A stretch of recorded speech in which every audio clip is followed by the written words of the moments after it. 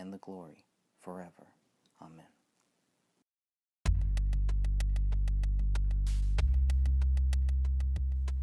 What is truth?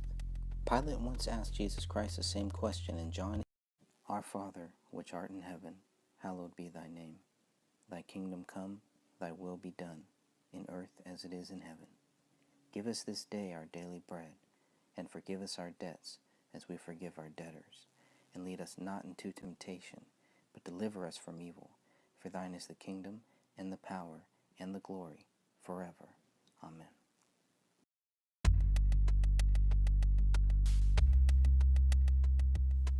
What is truth?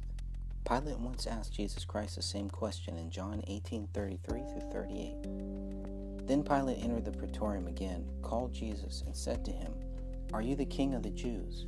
Jesus answered him, Are you speaking for yourself about this, or did others tell you this concerning me? Pilate answered, Am I a Jew? Your own nation and the chief priests have delivered you to me. What have you done? Jesus answered, My kingdom is not of this world. If my kingdom were of this world, my servants would fight so that I should not be delivered to the Jews. But now my kingdom is not from here. Pilate therefore said to him, Are you a king then? Jesus answered, You say rightly that I am a king. For this cause I was born, and for this cause I have come into the world, that I should bear witness to the truth. Everyone who is of the truth hears my voice. Pilate said to him, What is truth? And when he had said this, he went out again to the Jews and said to them, I find no fault in him at all. Jesus Christ is truth. In this world, God is always teaching us, guiding us to him. We go where he wants us to go and see what he wants us to see. Our goal is to be disciples of Jesus Christ, knowing the Bible is the only book that matters. God gives us everything we need, and what we need is the Bible, the living Word of God. You can tell people about Jesus Christ, and you should as much as possible, but you cannot make someone believe in Jesus. For those who do believe, the gift of eternal life is given to them. Jesus Christ was born to die on the cross for our sins. Our sins are forgiven. Thank you, Jesus Christ. Lord, bless us all. In your name we pray. Amen.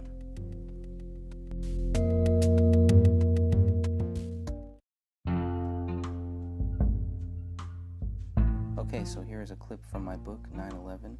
This is Witnesses to Explosions.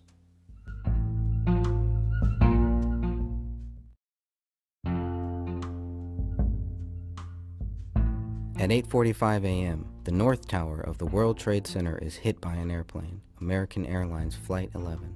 Firefighters rush to the scene just as they have been trained to do.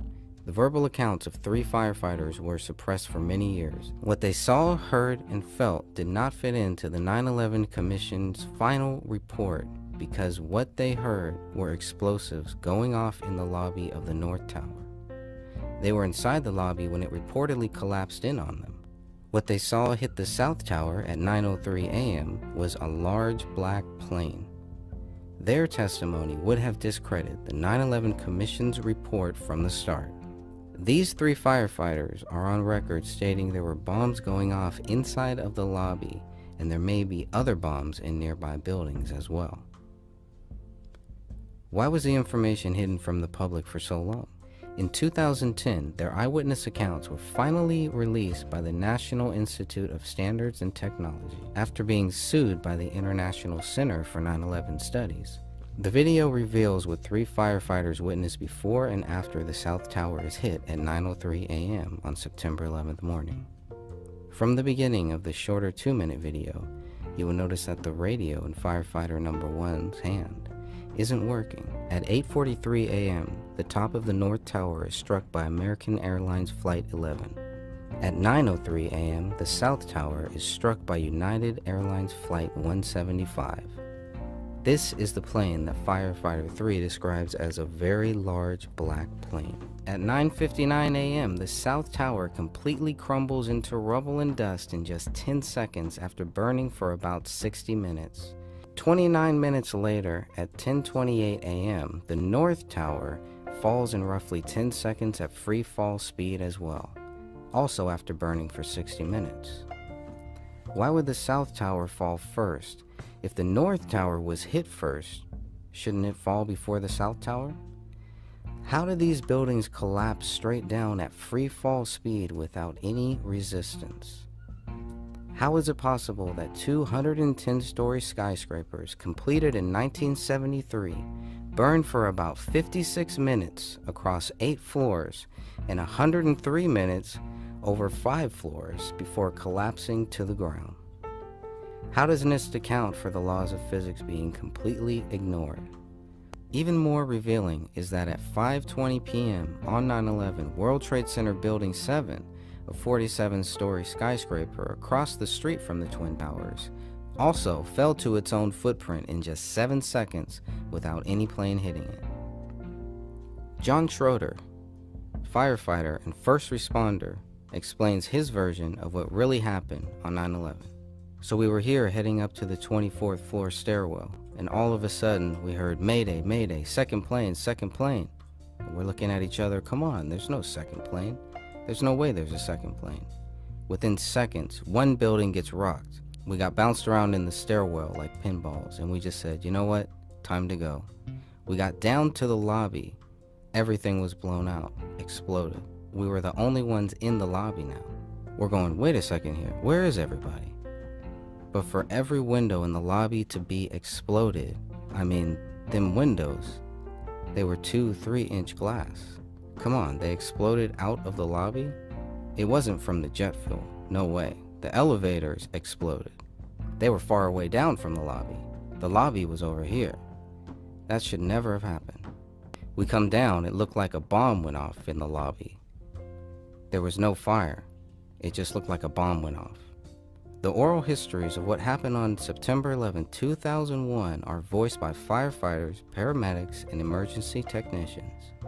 There are many people who heard or thought they heard explosions going off inside the World Trade Center towers on September 11.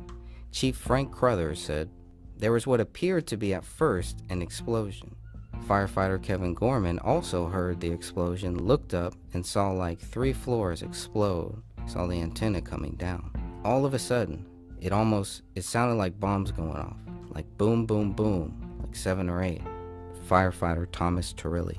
"As we are looking up at the building," said firefighter Joseph Miola, "it looked like the building was blowing out on all 4 sides. We actually heard the pops. Didn't realize it was the falling. You heard the pops of the building." Fire Marshal John Murray's testimony explains that the building didn't come down, it shot straight out over our heads, like straight across West Street. The pops heard in the towers were most likely explosions, not a result of the pancake theory as the government has told us. Firefighter William Reynolds was distracted by a large explosion from the South Tower, and it seemed like fire was shooting out a couple of 100 feet in each direction, maybe 20 floors below the impact area of the plane. Bradley Mann, EMS lieutenant, said that shortly before the first tower came down, I remember feeling the ground shaking. I heard a terrible noise. Captain Karen DeShore, EMS, described the popping sounds being accompanied by orange and red flashes, providing more evidence of explosives inside the towers. With each popping sound, it was initially an orange and then a red flash came out of the building. And then it would just go all around the building on both sides as far as I could see. These popping sounds and the explosions were getting bigger, going both up and down and then all around the building.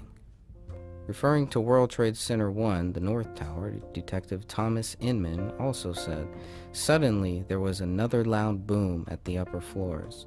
Then there was a series of smaller explosions which appeared to go completely around the building at the upper floors, and another loud earth-shattering blast with a large fireball which blew out more debris."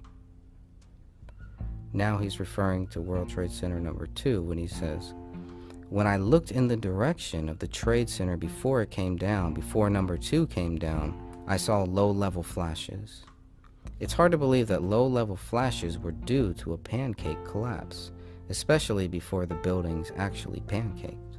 Firefighter Kenneth Rogers describes hearing explosions in the South Tower.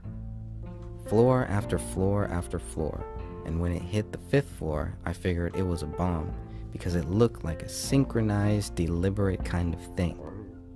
Firefighter Timothy Julian testified that he heard like an explosion and then crackling type noises. And then it sounded like a freight train, rumbling and picking up speed. And I remember I looked up and I saw it coming down. Captain Dennis Tardio also heard explosions. It is as if the building is being imploded from the top floors down, one after another. Boom, boom, boom. I stand there in amazement. I can't believe what I'm seeing. This building is coming down. Fire Marshal John Coyle recanted this first statement when he said, I finally got through on my phone to my father and said, I'm alive. I just so narrowly escaped this thing. He said, where were you? You were there? I said, yeah, I was right there when it blew up. He said, you were there when the planes hit? I said, no, I was there when it exploded. The building exploded. He said, you mean when it fell down? And I said, no, when it exploded. Here's the retraction Fire Marshal Coyle reportedly made later. The tower was, it looked to me, I thought it was exploding actually. That's what I thought for hours afterwards, that it had exploded, or there had been some device on the plane that had exploded, because the debris from the tower had shot out far over our heads. Deputy Commissioner Thomas Fitzpatrick's testimony adds more proof leaning towards an explosion. A puff of smoke coming from about 2/3 of the way up. Some people thought it was an explosion. It looked like sparkling around one specific layer of the building. Then the building started to come down. My initial reaction was, this is exactly the way it looks when they show you implosions on TV. Firefighter Craig Carlson claimed he heard about 10 explosions before World Trade Center 2 collapsed perfectly straight down. You just heard explosions coming from Building 2, the South Tower. It seemed like it took forever, but there were about 10 explosions. We then realized the building started to come down. New York firefighter John Schroeder knew that something's wrong here when the elevators exploded in the lobby of one of the towers. He says, a plane just hit the Trade Center. There was a lady on fire right outside of the door. My buddy Teddy had a can. He was putting her out. That might have saved his life. By the time we got around to the corner, to the west side, there was 30 floors on fire. So we're standing there in the lobby. We're getting it together. I look down to my right, and the elevators exploded. Some kind of like a Bruce Willis Die Hard movie. People just coming running out of the elevators on fire. We're in there for maybe 5 minutes. 5 minutes and the elevators exploded on us. Yeah, we said something's wrong here. The plane hit up on the 80th floor. I mean, in 5 minutes, and all of a sudden, the elevators are exploding on the first level of the lobby?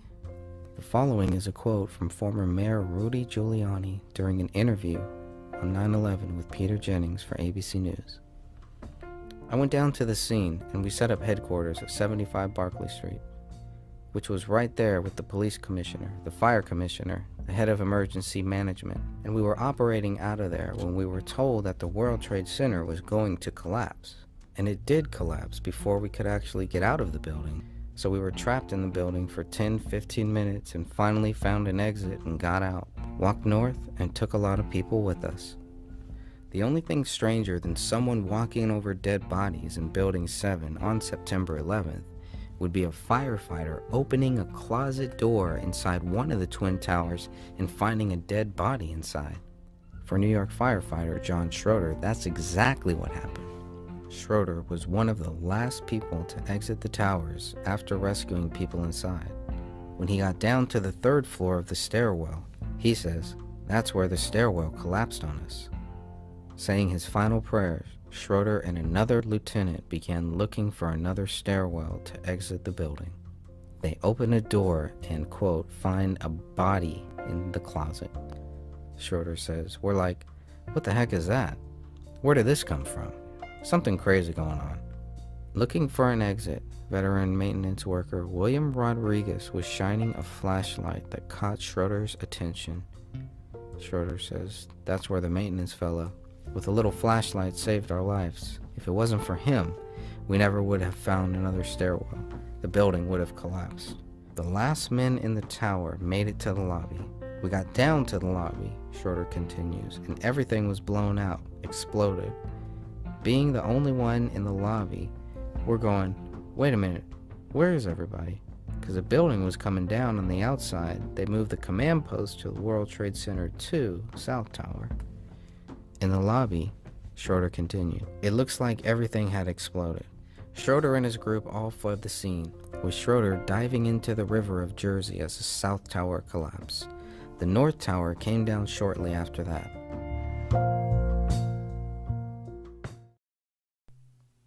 What is truth? Thank you for listening to What is Truth. I just want to take a few seconds here to encourage you to check out Anchor. Now, if you haven't heard about Anchor, it's the easiest way to make a podcast. Let me explain. Now, first of all, it's free. Second, there's creation tools that allow you to record and edit your podcast right from your phone or computer, which is what I'm doing right now. Now, Anchor will distribute your podcast for you so it can be heard on Spotify, Apple Podcasts, and many more. You can make money from your podcast with no minimum listenership. It's everything you need to make a podcast in one place. So make sure that you download the free Anchor app or go to anchor.fm to get started right now. And now let's go into this podcast, this episode. Thank you all for listening. Let's talk about what is truth. Jesus Christ is truth. And now we're going to read a little clip from the introduction of my newest book that should be out here in a couple months, New World Order. And this is the introduction, which is just a bunch of quotes from a bunch of interesting characters. I'll let you be the judge of that.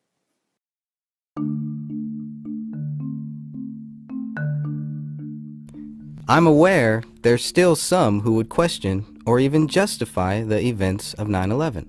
But let us be clear. Al-Qaeda killed nearly 3,000 people on that day. The victims were innocent men, women, and children from America and many other nations who had done nothing to harm anybody.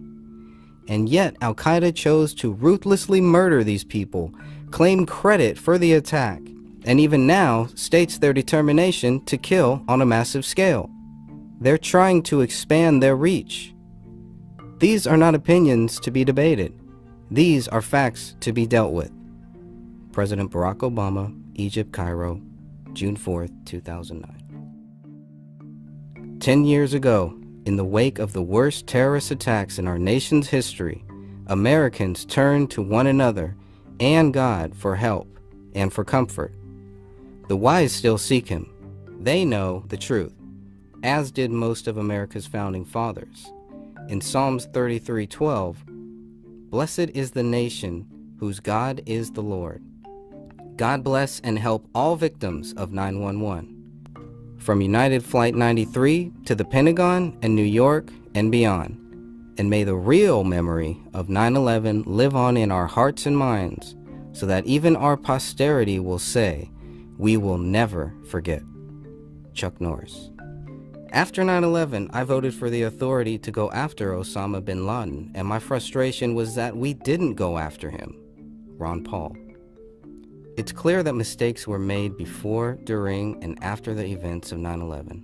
I'm not saying that Bush is the mastermind behind the events of 9/11, but Bush is definitely part of that master plan.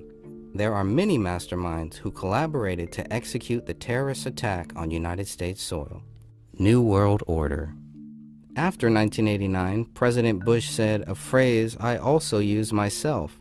We need a new world order, and instead it looks like we have a lot of disorder. Bill Clinton. Kennedy Center, Washington, D.C., 2009. In 1976, Congressman Larry P. McDonald wrote, "The drive of the Rockefellers and their allies is to create a one-world government combining supercapitalism and communism under the same tent, all under their control. Do I mean conspiracy? Yes, I do. I am convinced there is such a plot, international in scope, generations old in planning, and incredibly evil in intent." In 1979, the congressman also supported H.R. 555, a bill to require the Comptroller General of the United States to audit annually the gold held by the United States on the first day of each fiscal year and to report his findings to Congress. McDonald brought forth the same House resolution to the floor in 1980, but was unable to get any co-sponsors for it. On September 1st, 1983, he was aboard Korean Airlines Flight 007, which was allegedly shot down by Soviets during the Cold War. In 1922, Winston Churchill told the London press, "From the days of Spartacus, Karl Marx, Trotsky, and Emma Goldman, this world conspiracy has been steadily growing.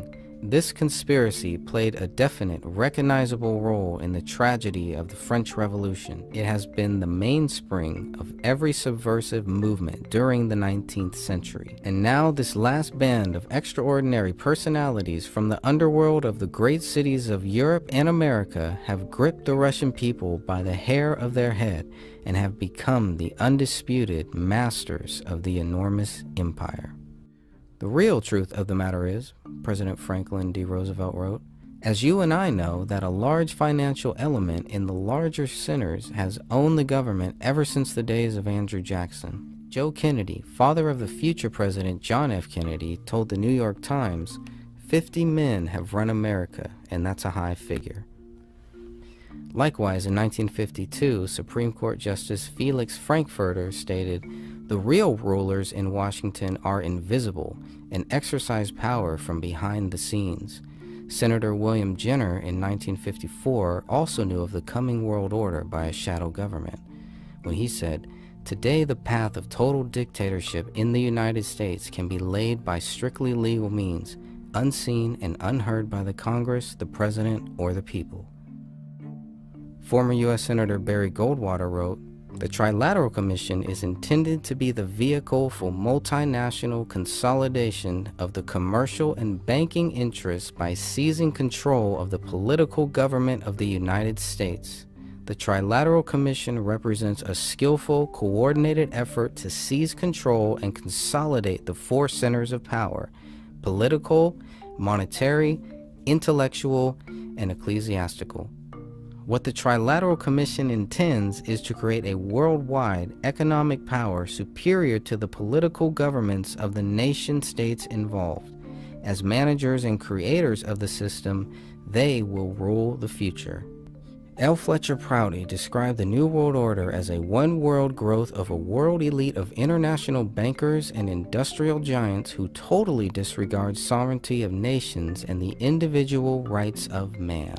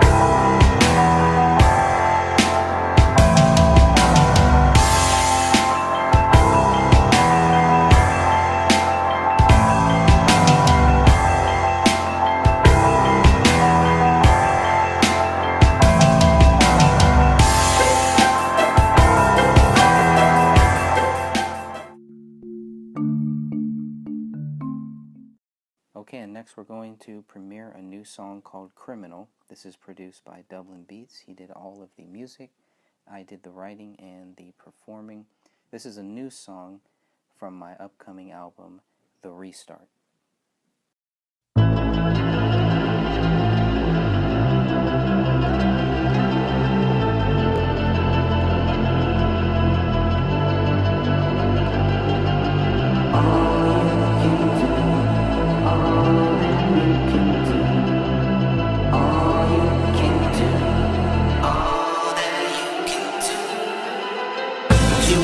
Be a criminal, you're meant to be original, you're meant to be a thinking individual. You were meant to be a criminal, you're meant to be original and not to be a crooked individual. You were meant to be a criminal, you're meant to be original, you're meant to be a thinking individual. You were meant to be a criminal, you're meant to be original and not to be a crooked individual. What is the price of fake love? What is the cost of fake hugs? What is the goal of fake news? Who will decide the real truth? Who will decide how we live? And who will decide what we give? Where would you work without skills? And who would you pay without bills? Tell me, where is the money that we made? And show me, where are the people that we've saved? How many wars without end? They sit on the top and trade men. We sit on the bottom and go broke. Some people live in a world with no hope, and so they roll in a hole and find friends until the criminal's taking them in again. But you were meant to be a criminal, you're meant to be original, you're meant to be a thinking individual. You were meant to be a criminal, you're meant to be original and not to be a crooked individual. You were meant to be a criminal, you're meant to be original, you're meant to be a thinking individual. You were meant to be a criminal, you're meant to be original and not to be a crooked individual. How many times have we lost? How many rhymes have we tossed? How do we live for each day? If someone forgot to say grace, where is the food that we ate? We're spending money on credits and co-pays. You can look at the wars that we claim, and you can measure the debt that we gain. You can look at the people that we hate, and you will live in the world that we make. Or you can run for your life and lose time. Don't try to hide in a hole and stay blind, cause you can dream of a world with no race. And I can tell you we're from the same place, but they use you to do the real crime. So it's you that will do the real time. You were made to be a criminal, you're made to be original, you're made to be a thinking individual. You were made to be a criminal, you're made to be original and not to be a crooked individual. You were made to be a criminal, you're made to be original, you're made to be a thinking individual. You were made to be a criminal, you're made to be original and not to be a crooked individual. But you were made to be a criminal, you're made to be original, you're made to be a thinking individual. You were made to be a criminal, you're made to be original and not to be a crooked individual. You were made to be a criminal, you're made to be original, you're made to be a thinking individual. You were made to be a criminal, you're made to be original and not to be a crooked individual.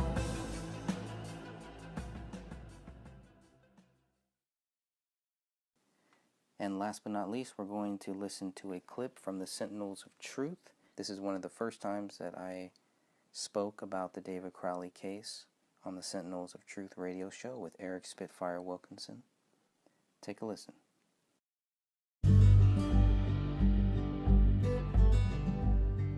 I'll let you tell the story about David Crowley, what his situation is, the film Gray State, which we're still waiting to finally see, which we probably will never see. Anyway, take it away. Nope, you never will.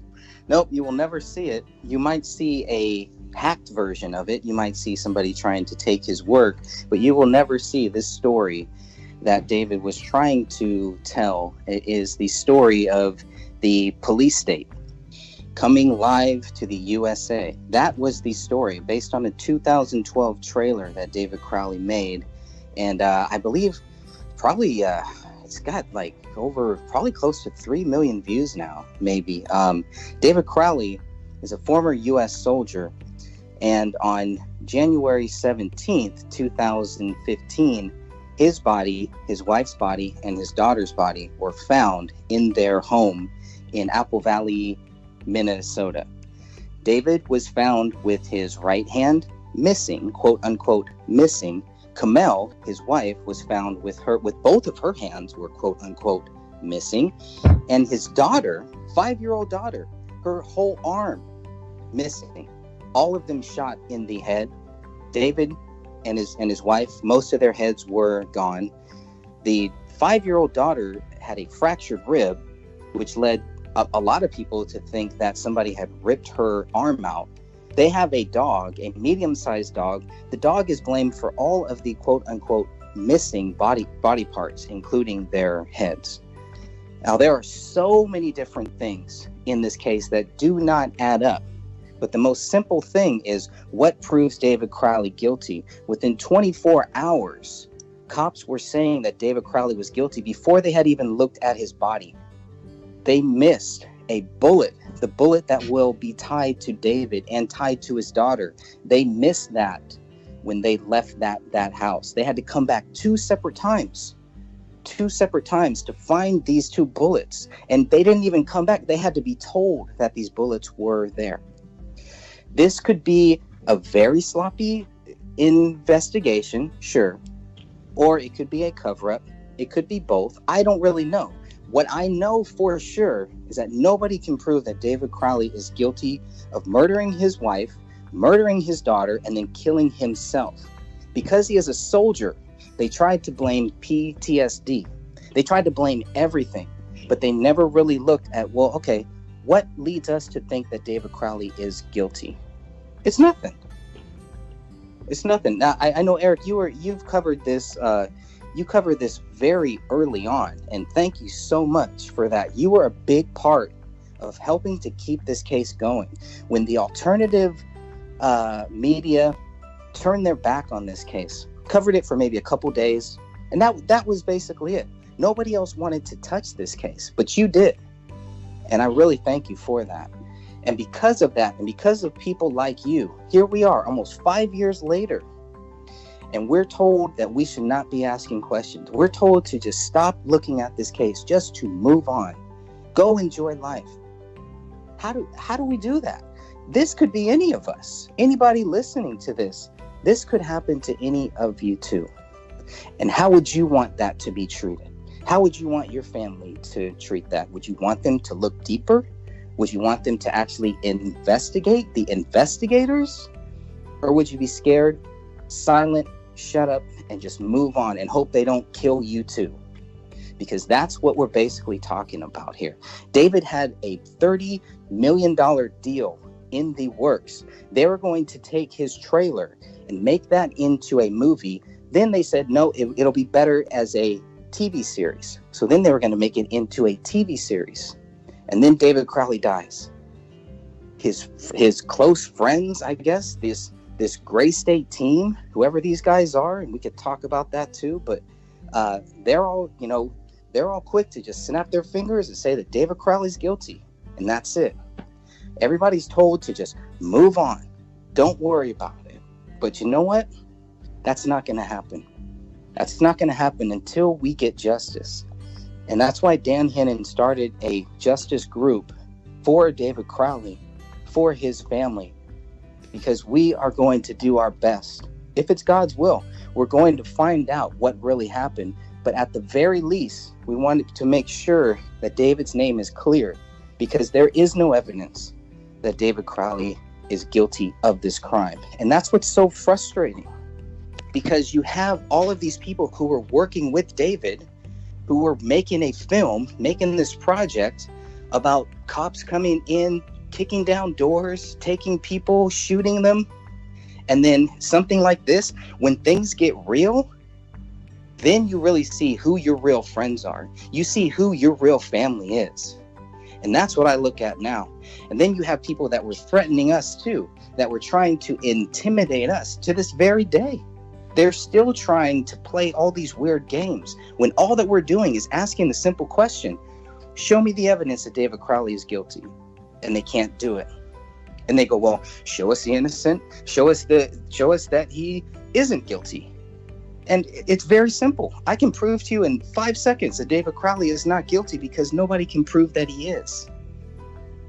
And yeah, I hope that kind of sums it up there. I might have jumped the gun on a few things, but to me, it's very, very clear here what we are talking about.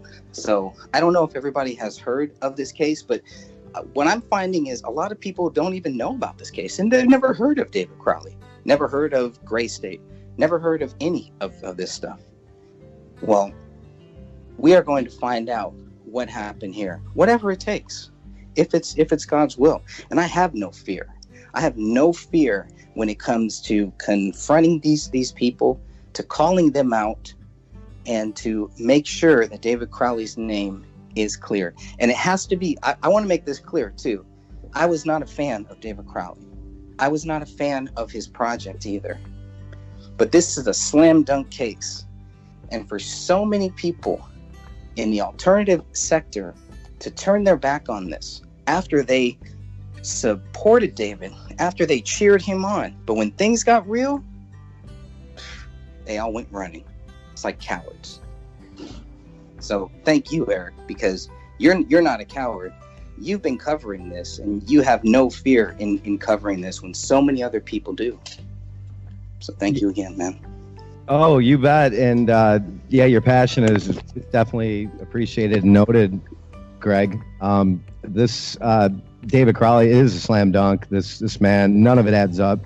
But there were all kinds of anomalies, right down to the dog having a bag of dog food. I know when I've left my dogs home before, and it gets a little after supper time, and the bag, if we accidentally leave it on the ground, they're tearing into that sucker. Now, I was a fan of this movie because of what it was. People have said that movies like this have come out, but they haven't put the whole picture together, right down to shipping people, forcefully shipping people, and how the spying is so overwhelmingly in your face that they're literally able to look at you while you're sitting in your living room watching a movie.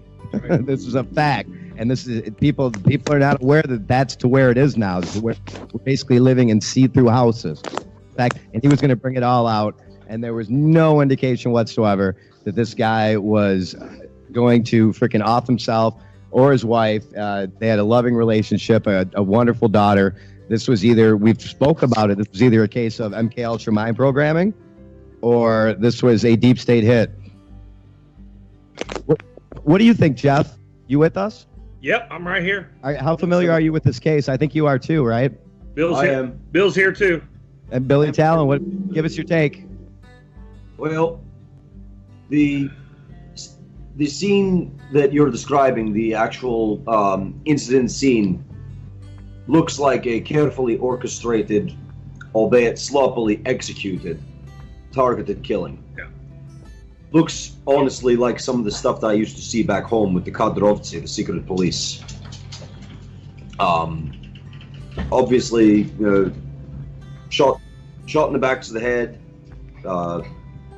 nice and clean, supposedly missing hands to prevent fingerprint identification, prevent gunshot residue testing, because if his hand had been intact, if his weapon hand had been intact, the coroners, the pathologists would have tested it. They would have swabbed it for gunshot residue, gunpowder residue, and they would have seen, oh, wait, there's no gunshot residue on his hand.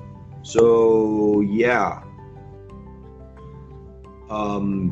But I've seen the trailers for Gray State. I've seen clips from Gray State. What the concept film that Crowley was attempting to make. Honestly, that one, like few other things, scared me. That kind of techno-surveillance super state that has just that absolute stranglehold over the lives, everyday lives of the citizenry. Somehow, if that was a completed movie, I can imagine Ramzan Kadyrov buying a copy, watching it in his presidential palace in Grozny, and furiously jacking his fat little cock off to the thought of having that level of control of the lives of the citizens. Oh, I'm sorry, not citizens. Citizens are free men. Subjects. Well, It was definitely a professional hit, but I think everybody's looking in the wrong direction. I think the movie studio and the people that he was involved with were setting him up and were keeping an eye on him. So he was under CIA deep state surveillance, and they were just in control of the situation. And finally, he caught on and was going to blow the whistle or something. Something came up. Order came through. I mean, they did it quickly, and they had no idea it was coming. So, he knew he was pushing a whole lot of buttons, and he had said that he had death threats and all kinds of stuff. But I don't know. It was a pretty nasty hit, and to me, it looks more of the direction of the release of it and the thing that was going on with the movie, the people that were producing it with him. I think they got scared, and they had to shut him down right away. Yeah, I see Bobby Vicarious. This man's name is Crowley, really? Yeah, isn't that interesting? I mean, just to add to the mysteriousness of the possibility of a complete psyop here, too. Are we seeing, gentlemen, some fortune-telling here of, say, what's going to happen in the 2020 elections with Trump and the libtard left, and what could happen to this country because of it? What do you think, Greg? I think you might be on to something there. Definitely. I think that if David Crowley was here, I think he would be pointing out a lot of those things that we're talking about here. A lot of the libtard stuff, basically. So I think he would have been a big threat to what we are going to see here in the next year, probably in the next couple years, because I do think Trump will win. And I think that is really going to, I think it's, we've seen a lot of drama. We've seen a lot of problems. We see a lot of this weird stuff happening. I think it's just they're going to turn that volume up. And people better be ready, man. You better be ready, however you can. The pressure cooker is definitely boiling, guys. I mean, my hometown is Dayton, Ohio. I grew up not far, about 10 miles from where the shit happened. And I'm telling you right now, the Oregon District, my dad helped produce the Oregon District to what it was because they had started out, it was a rundown neighborhood. And my dad got on council down there and used to do the fish fries for the church. And he was the head custodian for one of the major Catholic churches down there for 38 years. So he got in with all the townspeople, and they Jim Lehman. They said, would you help us redo the Renew District? And so they started doing it down there. They redid that whole area and made it look like you were in New Orleans kind of stuff. And it looked beautiful, came out great. So they hit my hometown in a district my dad helped build, Wow. And look, I think Dayton was real. I don't think El Paso was. I think El Paso was completely. But see, the thing about Dayton is we have footage too of stuff that was posted in the paper for the next day and the day after. So it's hard to tell, man. But it looks like Dayton is more sporadically. It was more randomly done. But El Paso just looks like it might as well say SH and Hook and any other kind of Sandy anything, and there's 5 other things I can think of, not to mention San Bernardino. San Bernardino. Oh, really? Remember when we did the big? You just cut off last 10 seconds. You were just cut off last 10 seconds, Jeff. The San Bernardino. Yeah. The SH Hook. Yep. See, you're getting trained to do it too now. Yeah, I don't want to do it. See, me, Eric, because Eric, we don't. If we continue to use the words, then the word never gets out. So we can still beat the algorithms. It still hasn't come to that point where we have been censored to the point where, well, maybe we are. Yeah, because Eric, me, I don't inches on this stuff. I will talk about it. I'm doing that because I don't want to get us kicked off the channel. But I'm telling you right now, we can say whatever we want on here on Revolution Radio, uncensored, and listeners. You're the one that keeps throwing out the codes. You're the one that keeps throwing out the codes. So if Sandy Hook, listen to me. This stuff all has the same exact look as Sandy Hook and all the other stuff. So when you go down the run, there are too many things that just don't add up. What about Ohio also? Well, Ohio And Gilroy. Don't forget Like- about the Gilroy. Well, like I said, Dayton, Beaver Creek, my dad engineered that district. I grew up in Beaver Creek.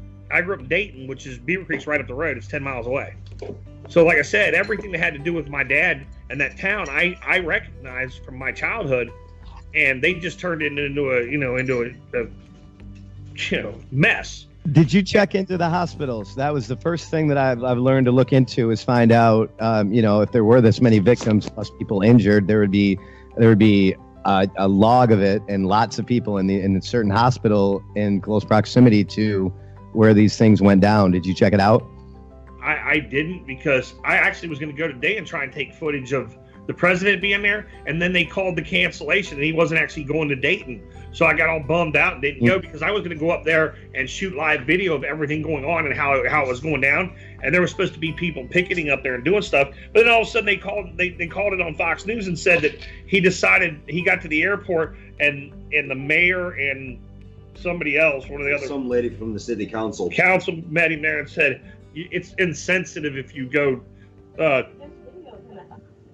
he went to the hospital, but he didn't go down to the Oregon district where you can actually see anything. So I had to work today anyhow. So between working and trying to make that happen didn't work. But Right. Are you familiar with these two newest shootings? Yes. yeah, we are, both of us. What about you, Greg? Oh yeah, definitely. What's your three. take Don't on it? forget, there's three. There are three. Yeah, three. Yeah, the whole Gilroy one, that happened close here.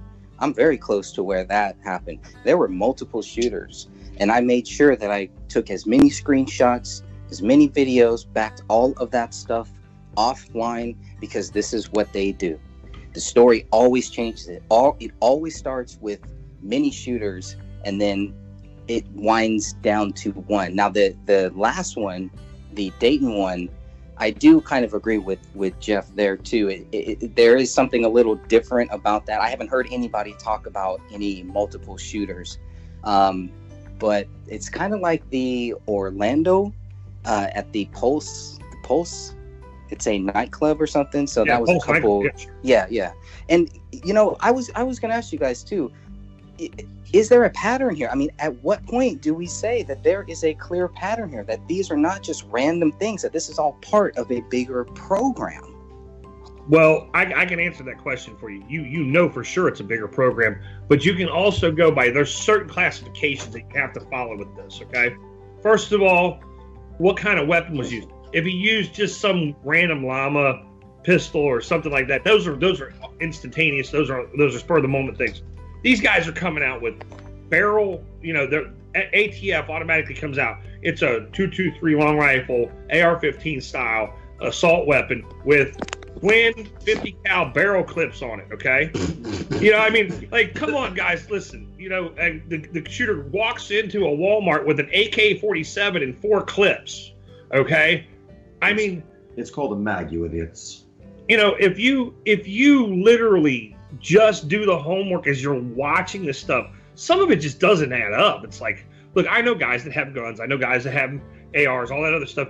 It's just the fact that every one of these nut jobs that wears, Coke bottle glasses and looks like Adam Lanza just happens to own an AR-15 with barrel clips. It's always got to be an upgrade from the last one. It always has to be, well, then he had that, and he has body armor. Oh, and he was, if you remember, Adam Lanza was 100 pounds soaking wet, and he had 130 pounds of gear on, was carrying, 2 9mm, a 45, a 357, 2 AR-15s, shotgun. They had so much stuff that they said he was on him, and then it comes down We would have weighed Rambo down. It's Right. impossible. Rambo would have It's moved slower. impossible. totally impossible.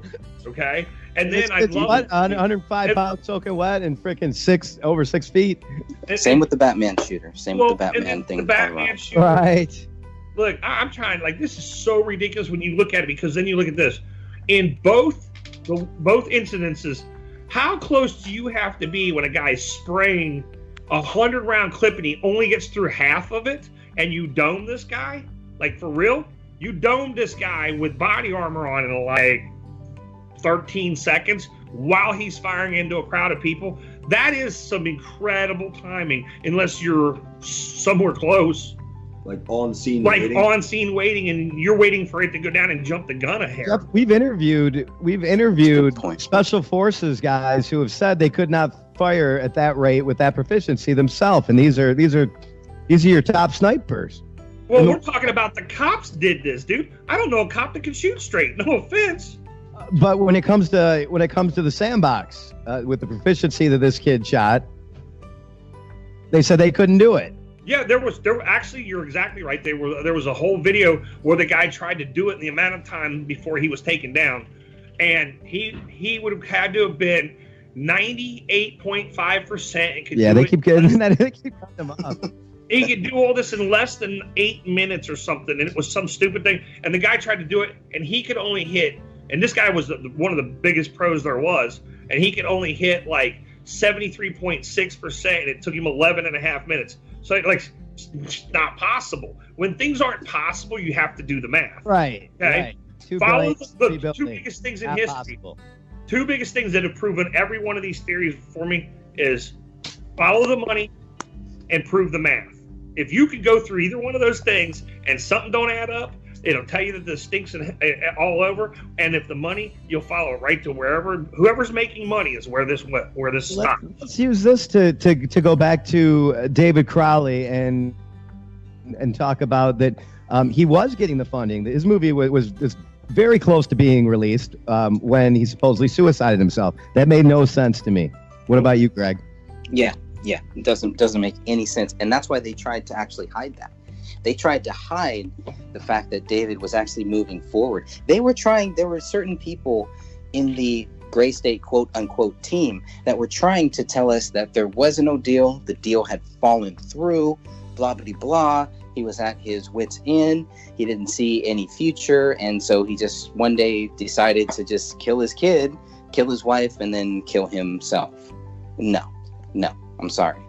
Not going to happen. We have over 1,000 pages of documents, hundreds of photos. Let me ask you guys, and I'll answer this question. How many of those documents, how many of those pages, how many of those photos prove that David Crowley is guilty? I'll answer, it's zero. Zero. Yeah, I know that. Yeah, and I mean, I'm telling you, if you follow the money on this case, it'll lead back to the movie studios. And the whole deal where it fell through and it didn't fall through and all that, that was all propaganda pushed to try and create the narrative that he committed suicide, right? But I'm telling you, they're the ones that are responsible. They're the ones that were behind his death. They were shutting him up because he was getting to the right thing. And when he finally got his launch date, knew it was going through, the people that were behind on the money probably got threatened.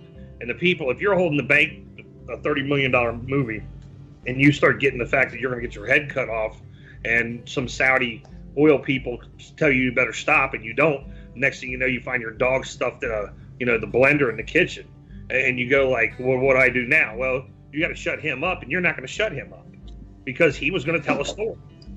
We did I think three-part series on this a while back. Were you there too, Yes. Jeff? I think you were. They got thousands of hits. People were interested in it. People are interested in movies like this. And let's talk about the anomaly or the fact that Greg and Dan Hennon and others who have freaking two brain cells to run together are questioning why the people who were supposedly his brothers, people that he served in the military with, people that he was making this movie with, are sticking to the narrative that they're going to remember his buddy as somebody who flipped out, killed himself, killed his wife, and killed his young daughter. That's the way they want to remember him, and they're not pushing this movie forward. These are questions that I believe Greg and Dan have tried to get answered, and they won't show up to even talk to him. Now, isn't that interesting? Well, Eric, do you want them to come and execute your whole family and everybody? These guys aren't stupid. They see what just happened. Do you think that they want the same thing? They're running. Right. I mean, that's what I was pretty much getting at. It's interesting that it tells its own story.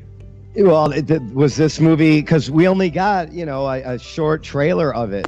That's all we got for this movie. How deep did he go? Did he go deep into geoengineering? Was this included?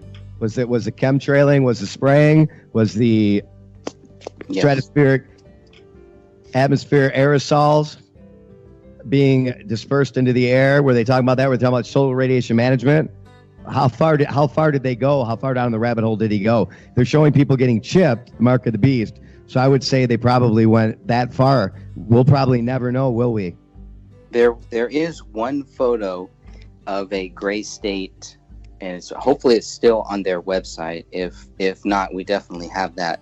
But it does show a bunch of people looking up, and in the sky you can clearly see trails. They are chemtrails there. So I do believe David was going to talk about that. I think he was on to a lot of the stuff that you guys are covering, and I try to follow your guys' shows constantly as much as I possibly can, but I do believe he was going to be right in line with that stuff. And he had a good opportunity because he was a soldier, and during that time, there was a lot of soldier worship that was going on because of the wars and all of that stuff. So I do believe David was a big threat because he was not falling in line. He was not staying silent. And so when they came out and said that David Crowley had PTSD, and I'm like, you guys worked with him for 4 years, and all of a sudden you're going to tell us he had PTSD? Why would you work with somebody like that? No, they're making it up. These guys are shameful. These are shameful people. And the problem is they're still out there with the whole Gray State project. They tried to move forward with it. And thankfully, thank God that it failed. Thank God that it failed, because it wouldn't have been David's vision. No, absolutely not. And I pray tell, ask anyone out there to show me. There's not even conspiracy movies about spraying going on in the sky. This is a subject that just is not freaking broached in any movie capacity whatsoever, other than independent films that have come out by heroes like Hank Wigington. But other than that, there really is, and there's nothing. Show me a movie out there in Hollywood, anywhere, that deals with this. And that's just one aspect of what David Crowley was showing people: the chipping, the vaccinations, the Civil War, the freaking armed forces being turned against their own people, the people being snatched out of houses. And this was just in the trailer, being lined up and shot in the head. And this is somebody who was in the military, who did go over and serve. I believe he was in Afghanistan, correct, Greg? He was in Afghanistan and Iraq. So he served in both. Right. So and he was right there in the heart of it. I think most of us agree that the people who come back from the military, they're the most awake you can find, because they've been right there and seen what's going on. The workings of the machine. Right. Bingo. Well, And what I notice is, what's strange about this is how after his death they all come out and say, oh, he had PTSD, he had PTSD, he had PTSD. Well, here's my thing. Sometimes it can develop later on, sometimes years, even decades after a traumatic experience, but the warning signs are there. And for 4 years, nobody noticed anything. The guys that he had served with, the guys that he had been closest to while he was over there, the guys who, look, I'm a vet. When you serve with somebody in the trenches, ducking bullets together, side by side, you know that guy better than you know your own siblings in some cases. You know how he thinks, you know what he ate for lunch, you know what he worries about at night, you know the name of his wife or his girlfriend, who he writes his letters to. You know all these little things, all these little telling things about this person. And all of these people who were his brothers in battle, closer to him in some ways than his own family, and nobody noticed a freaking thing. Sorry, I am trying to control my language here. We have to keep some standard of decency. Somebody asked you. Yeah. You know what I just noticed? And there's no way this is right. There's no way this is right. This cannot be right. Because are you guys seeing this? Can you see the screen share? yeah. So if I'm on the right one, there's no way it only has 58,000 No, that's a different one. No, that's So it's a different one. Yeah. Many people have taken that and all that, and Either a hack drop or a mirror.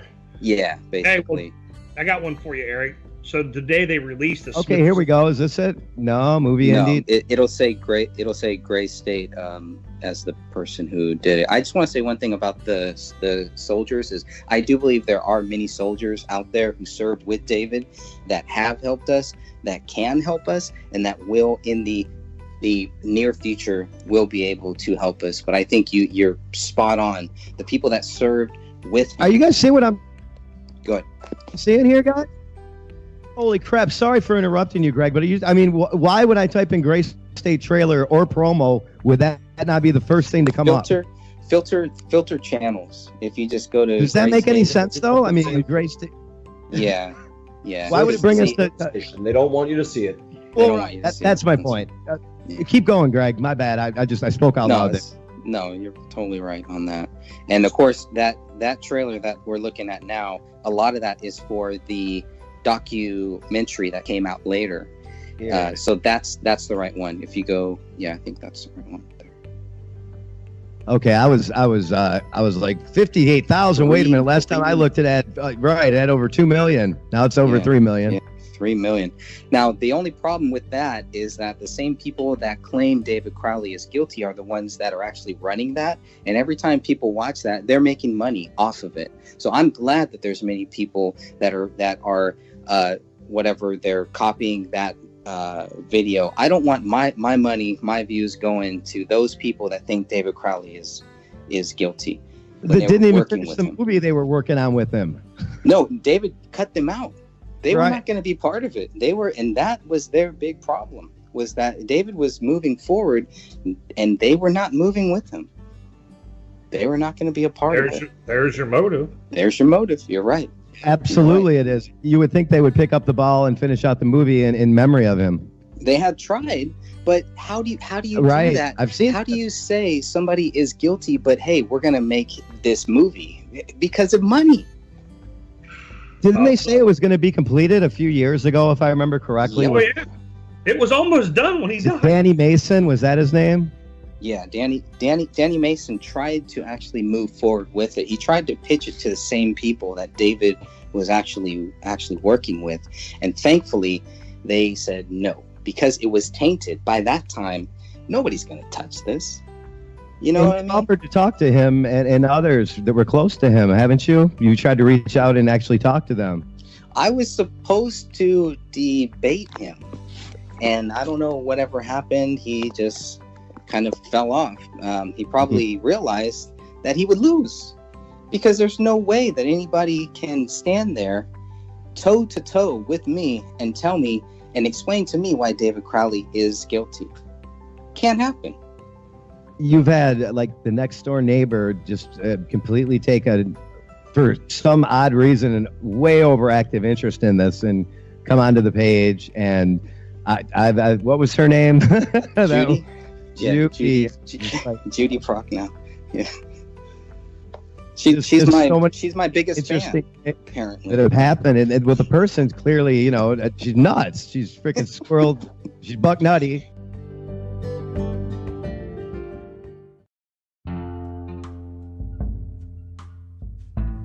Dear Lord Jesus, we thank you for everything that you have given us. We thank you for keeping us blessed, for giving us eyes that can see, ears that can hear, for leading us to you, Lord. I want to pray for all of the people that are looking for you, Lord. All of the people that want to come before you but haven't yet. All of the people that are questioning you, Lord. I want to pray that you be with us all, that you be with those people, that you help lead us so that we know what is truth. We know you are truth, Lord. Many people in this world do not know that, and we need your help, we need your guidance, Lord, so that we can help show them what is truth, where they can find truth. We all have something in our life that is missing.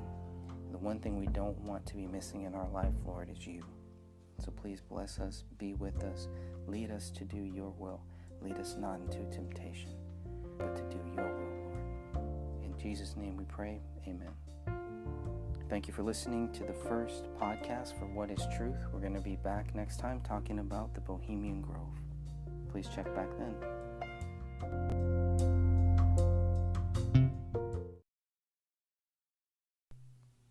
What is truth? Thank you for listening to What is Truth. I just want to take a few seconds here to encourage you to check out Anchor.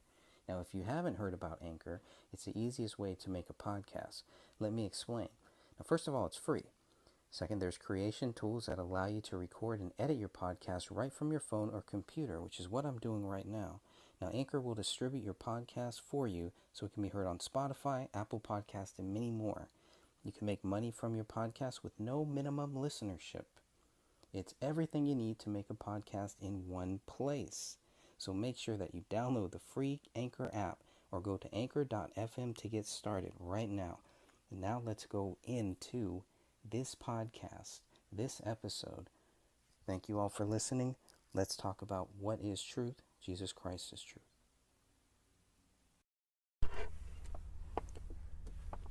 Good afternoon. We are going to talk about the Jennifer Janes case here. We have 10 pages from the Smith County Sheriff's Office. Report for 19-28456. Nature is a suicide. How it was received was a 911 line. Address 1327 Bridle Path Lane in Lindale, Texas, 75771.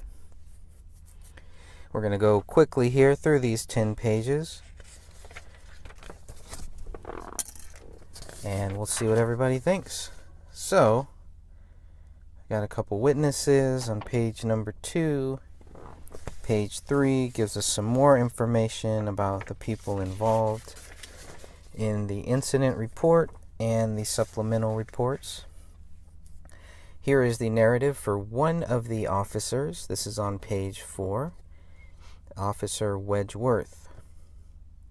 Looks like his number is 993. Here's what he says. While on patrol, I heard the SO dispatch give out a suicide call on 1327 Bridle Path in Hideaway Lake. I was close to the location, so I checked en route to the location. A short time later, I arrived along with EMS. When I made entry, I saw a young white female laying on the floor and an older white female doing CPR on her. When I first looked at the subject, I could tell that she had been deceased for some time. Myself and the EMS crew took the older female outside, and I secured the scene and waited on other units to arrive. SCSO Deputy Unit Number 32 was the first to arrive. I stood by to keep the scene secure. No further action was taken by me. It's page 4. Go to page 5. This is another officer, Officer McClanahan, number 579. Page 1 of the supplemental report. This is dated 11/25/2019 at 16:41 military time. Watch guard video? No. Body camera? Yes. Audio? Yes. Photos? No. Vehicle seized? No. Vehicle location? No. And here is what Officer McClanahan writes. On Monday, November 25th, 2019, I, Detective Sean McClanahan, along with Detective Drew Shepard and Detective Josh DeCur, were called to a suicide at 1327 Bridle Path Lane in Lindale, Smith County, Texas. Upon arrival to the Hideaway Lake subdivision where the residence sits to the north side of Bridle Path Lane, facing to the southwest. The residence, a single-family brick home, tan in color. We were advised by Deputy Wedgeworth that the deceased was in a backroom building unattached to the residence. I walked into the room and observed a white female lying on her back. I observed a large wound to the left temple of her head. I observed the chair where the deceased was sitting had a large pool of blood on the floor. To the left side. I noticed a firearm sitting under the deceased's right hand. I later found out that EMS had turned the body around on her back and that she was sitting in the chair when she was found. The firearm was a FN 5.7. The family did not know where she got the gun. Justice of the Peace Dunklin arrived on scene and advised we could examine the deceased. I checked the right side of her temple to see if there was an exit wound. As I felt the side of her head, I found a single bullet just under her hairline. I then spoke with the deceased mother, who confirmed she was left-handed, consistent with the wound and scene. It's page 5. Go to page 6. Officer Wedgeworth, 993. Dated 11/26/2019, 7:54 military time. Watchguard video, yes.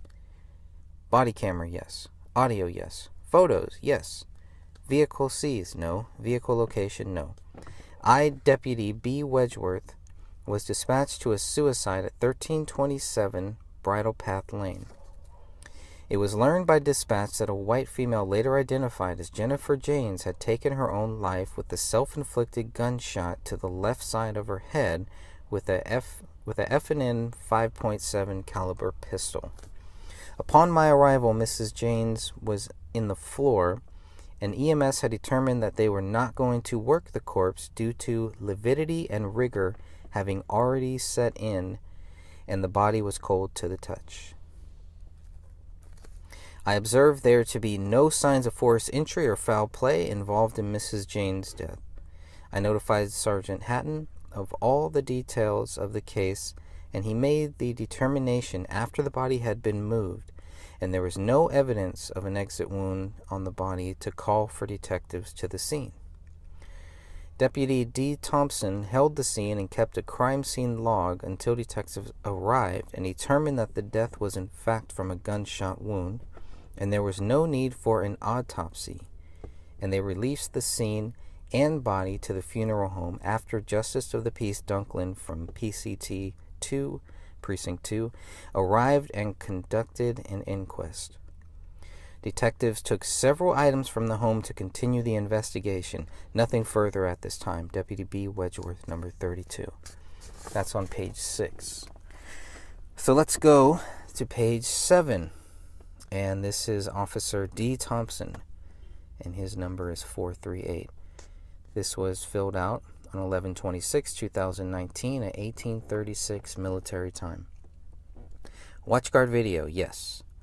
Body camera, yes. Audio, yes. Photos, blank. Vehicle seized, blank. Vehicle location, blank. On 11/25/2019, I, Deputy D. Thompson, was dispatched to 1327 Bridle Path Lane in reference to a suicide. I arrived and assisted Deputy B. Wedgeworth in gathering information and starting the crime scene log. D. Thompson, number 49. Very short.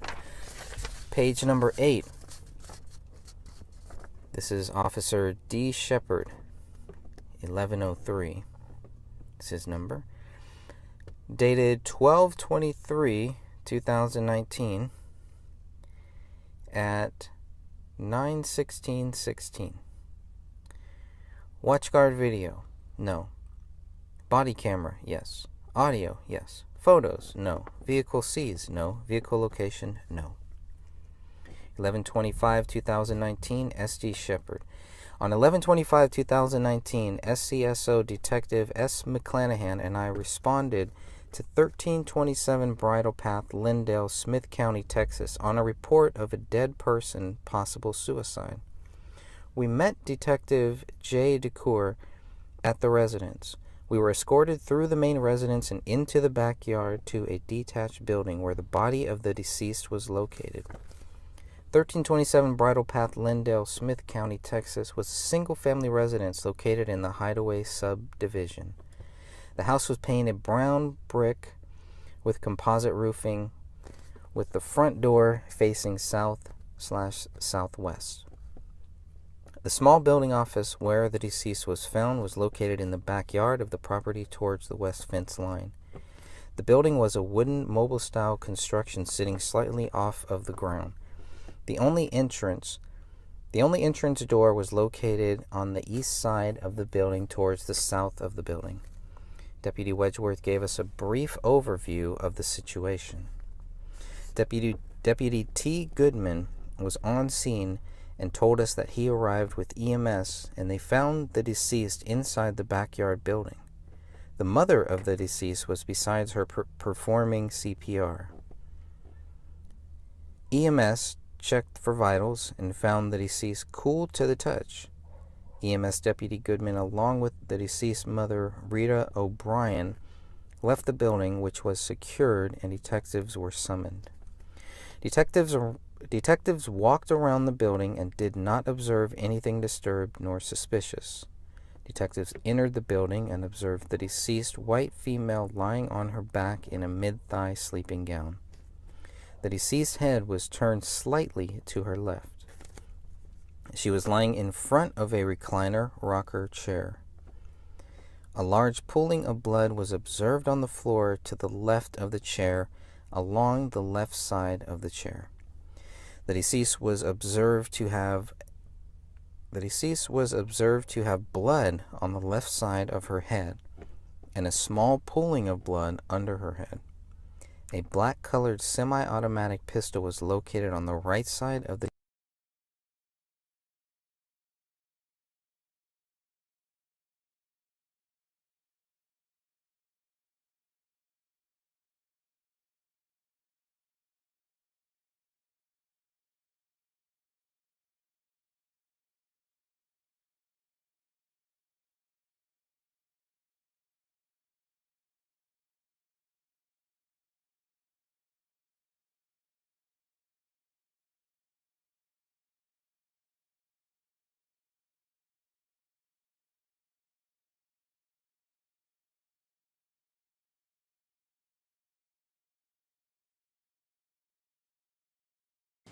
Hello, everyone. There has been no greater chance.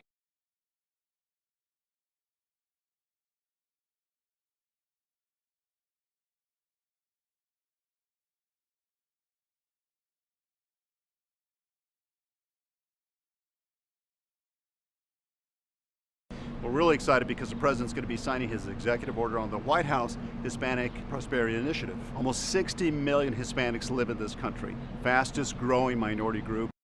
Well, hello, Philadelphia.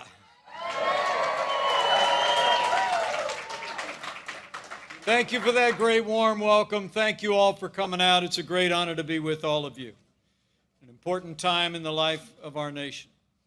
To Deputy Attorney General Jeffrey Rosen, to your National President Pat Yost, President John McNesby, it is great to be back in the Keystone State, but it is particularly great to be here with members of an organization that for 105 years has been the voice of our nation's law enforcement officers, the Fraternal Order of Police.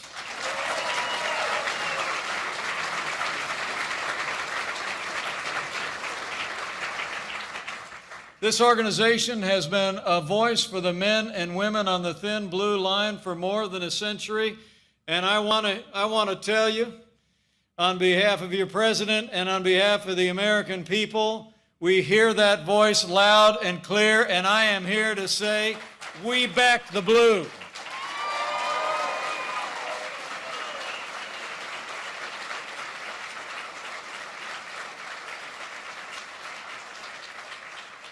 And speaking of which, allow me to bring greetings from a friend of mine who loves the Keystone State, and he's been standing with the men and women of law enforcement from the first day of this administration. He stands for law and order and the safety of every American, regardless of race or creed or color. I bring gratitude and greetings from the 45th President of the United States of America, President Donald Trump.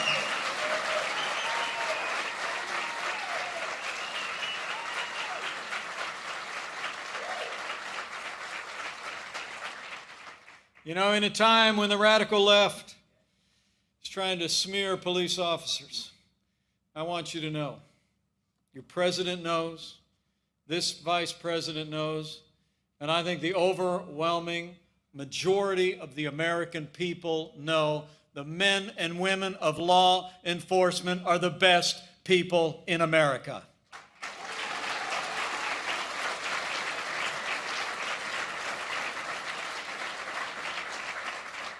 I think the president spoke for most Americans when he said not long ago, and I quote, "The vast majority of police officers are selfless and courageous public servants." And so you are. He went on to say, "Great men and women, when others run away from danger, police run straight into harm's way, putting their lives at stake to protect someone who they don't know or never met." And nowhere has that been more true than in the last 4 months. Here in Philadelphia, across Pennsylvania, and across America. It's been our law enforcement officers, along with our heroic healthcare workers, who have stepped into the gap and saved lives in the midst of this pandemic. And you have our thanks and our admiration for your selflessness and your service. The truth is, all of you who wear the uniform and those of you who've worn the uniform in the past, you answered a call in your life. As the good book says, you knew every day you go out that you don't bear the sword in vain. The truth is, the day you decided to put on that uniform, you decided to count our lives as more important than your own. And for that, I promise you, we will always honor the service of the men and women of law enforcement, and we will always honor your dedicated families who support you as you serve.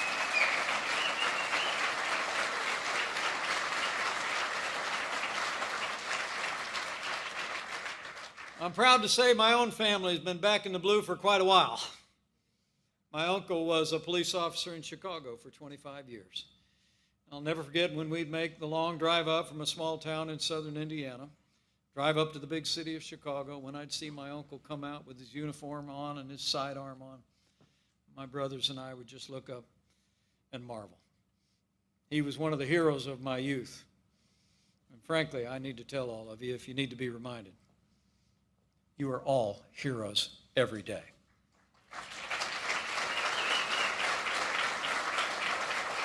And that really is why President Trump and I and our entire administration back the blue. We stand with the men and women serving on the thin blue line every day. You literally are what separates order from chaos. You make it possible for the greatest nation in the history of the world to thrive and to prosper every day, and for every American to be able to live in peace and security. But we live in a time when the radical left is presenting the American people with one false choice after another. Like lately, we've been hearing people say that we've got to choose between funding our police and funding our communities. The urging of the radical left, you've seen it. Some cities around the country are already starting to make that wrong choice. Minneapolis, it was just reported, has begun dismantling their police department. New York City's Mayor de Blasio has actually cut the NYPD's budget by about $1 billion. And I heard that just yesterday Joe Biden said that well-armed police, in his words, become the enemy. And he said that he would, quote, absolutely cut funding for law enforcement. So I want you to hear this directly from me. Under this president and this administration, we're not going to defund the police. Not now, not ever.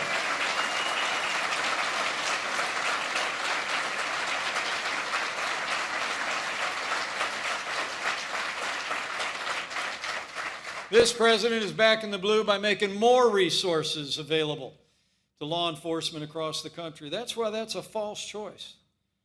The American people understand we can support law enforcement and support our communities. And from day one, our administration has been working to do just that.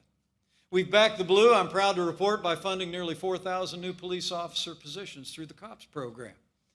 And as the Deputy Attorney General just said, we've backed the blue by prosecuting violent crimes more than ever before, resulting in a historic decrease in crime to show for it. You've done the work on the thin blue line, and we're putting them away.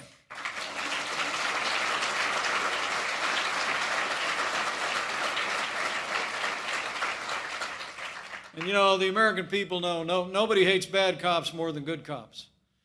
And that's why this president's also backed the blue by signing an executive order that immediately provides law enforcement across the country with the resources that you need to improve training and accountability and to prevent bad cops from moving from one department to another. The truth is, we don't need to choose between supporting our police and supporting our communities. And we also don't need to choose between supporting our police and supporting African American families here in Philadelphia or anywhere in America. We can do both, we have done both, and we will keep doing both every day.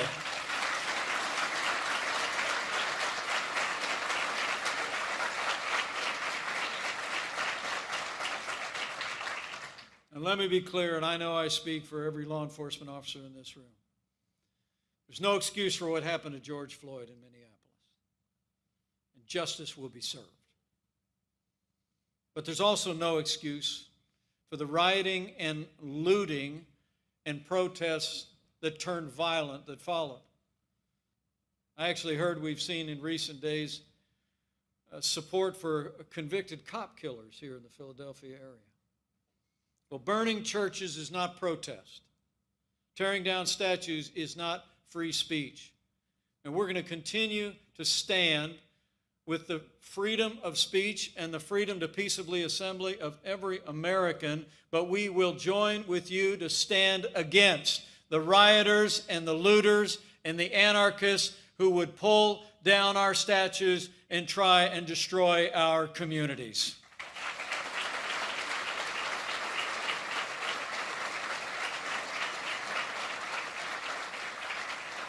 We're going to support law enforcement as you keep the peace, and we're going to prosecute those who vandalize our cities to the fullest extent of the law.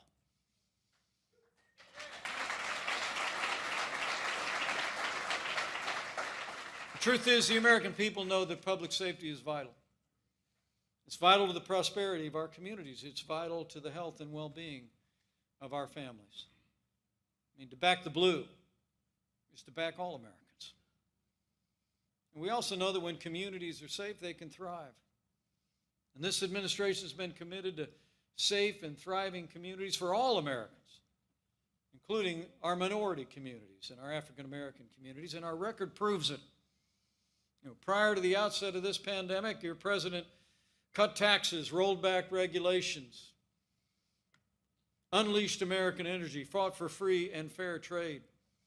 We saw 7 million jobs created, and we saw the lowest unemployment ever recorded for African Americans and Hispanic Americans.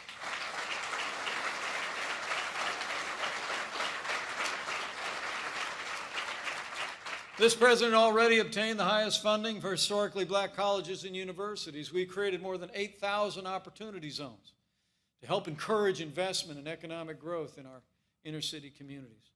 We've expanded health care options so our least fortunate citizens can access the health care they need. And in the midst of this coronavirus pandemic, we've surged testing and surged resources, recognizing the unique challenges that members of our minority community have faced in the midst of the coronavirus pandemic. We also enacted criminal justice reform, provided thousands of our fellow citizens a second chance and a shot at redemption. And on behalf of all of the families, especially our minority families, we've stood strong for school choice. We stood for the principle that every parent ought to be able to choose where their children go to school, regardless of their income or their area code. That's how we empower families.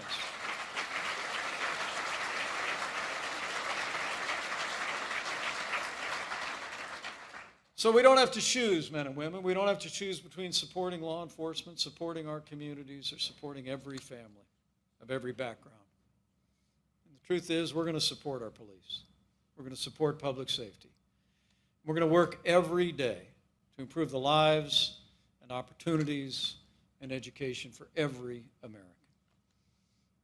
I mean, we cannot allow those who would foster an atmosphere of division or contempt for law enforcement to present themselves as friends of our inner cities communities.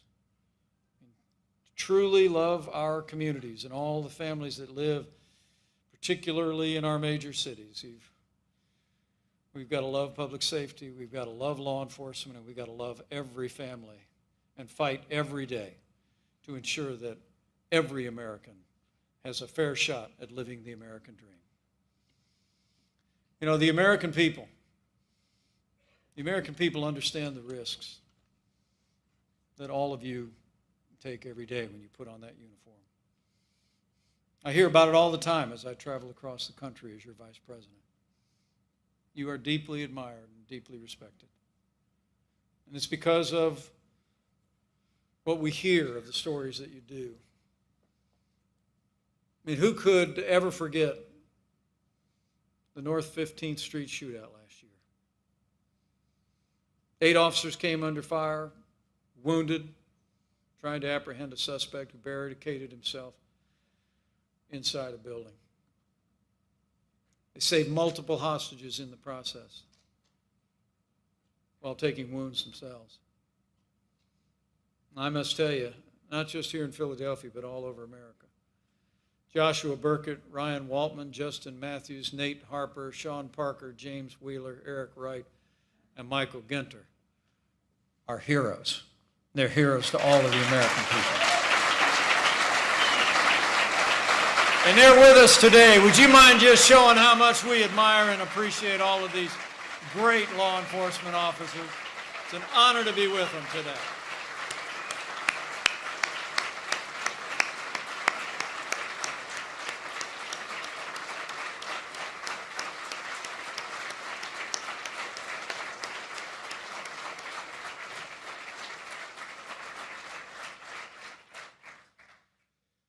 Just had a chance to visit with some of those heroes, and we were talking about that day, their heroism and their selflessness, and we all agreed it was God's grace and their guts that got them through that day. And it's among the stories that tell us why we so admire all of you who wear the uniform. But the other reason is because we also understand the dangers that you face every day. I said earlier that when you put on that uniform, the first day, you decided to count our lives more important than yours. Like a police officer who began his career in his early 20s, serving with distinction for nearly 23 years in this department. And over 14 years ago, I just heard about it, he landed his dream job, the SWAT unit. And it was there not long ago that he paid the ultimate sacrifice to protect and serve the people of this community, serving an arrest warrant on a murder suspect. I had the great privilege just a few moments ago to meet his incredible wife, Terry, who's worked in public safety, his son Jimmy, daughter-in-law Nicole, who are both in law enforcement. And I said to them what I'll say to you. Pennsylvania and America will never forget or fail to honor the service and sacrifice of Corporal Jimmy O'Connor.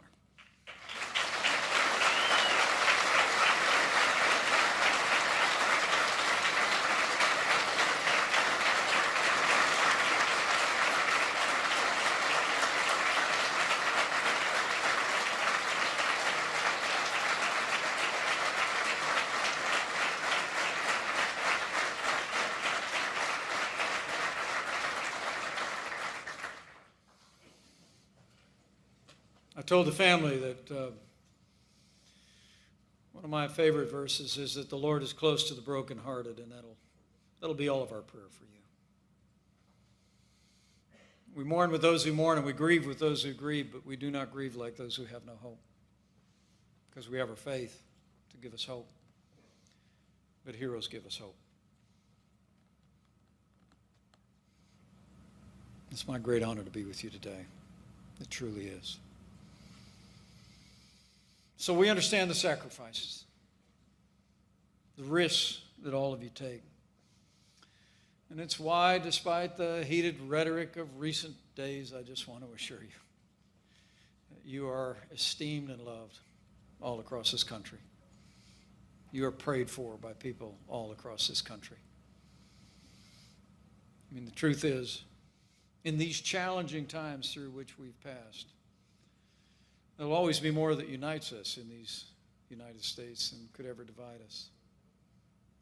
As President Trump said not long ago, we may all come from different places and different backgrounds, but we're all united by a desire to ensure peace and dignity and equality for all Americans. And you're the agents of all those ideals every day. And I just had to come by today to make sure that you knew that your president, this vice president, and our administration, and people all across the country know that. We know that you're the best of us. We know that you literally put your lives on the line every day because you love this community. You love all the families of this community. You bear the burden of our safety so that we can go about our lives. And the American people will always be grateful. You all prove the lengths to which law enforcement is willing to go to protect others. And on behalf of President Trump and our entire administration, I'll make you a promise. We will always have your back.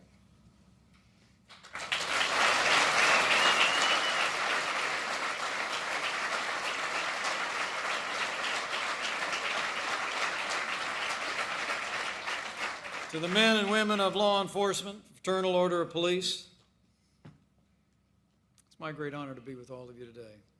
It's humbling to stand in front of so many heroes and heroic families. And I just want you to know we love you. We support you. We pray for you.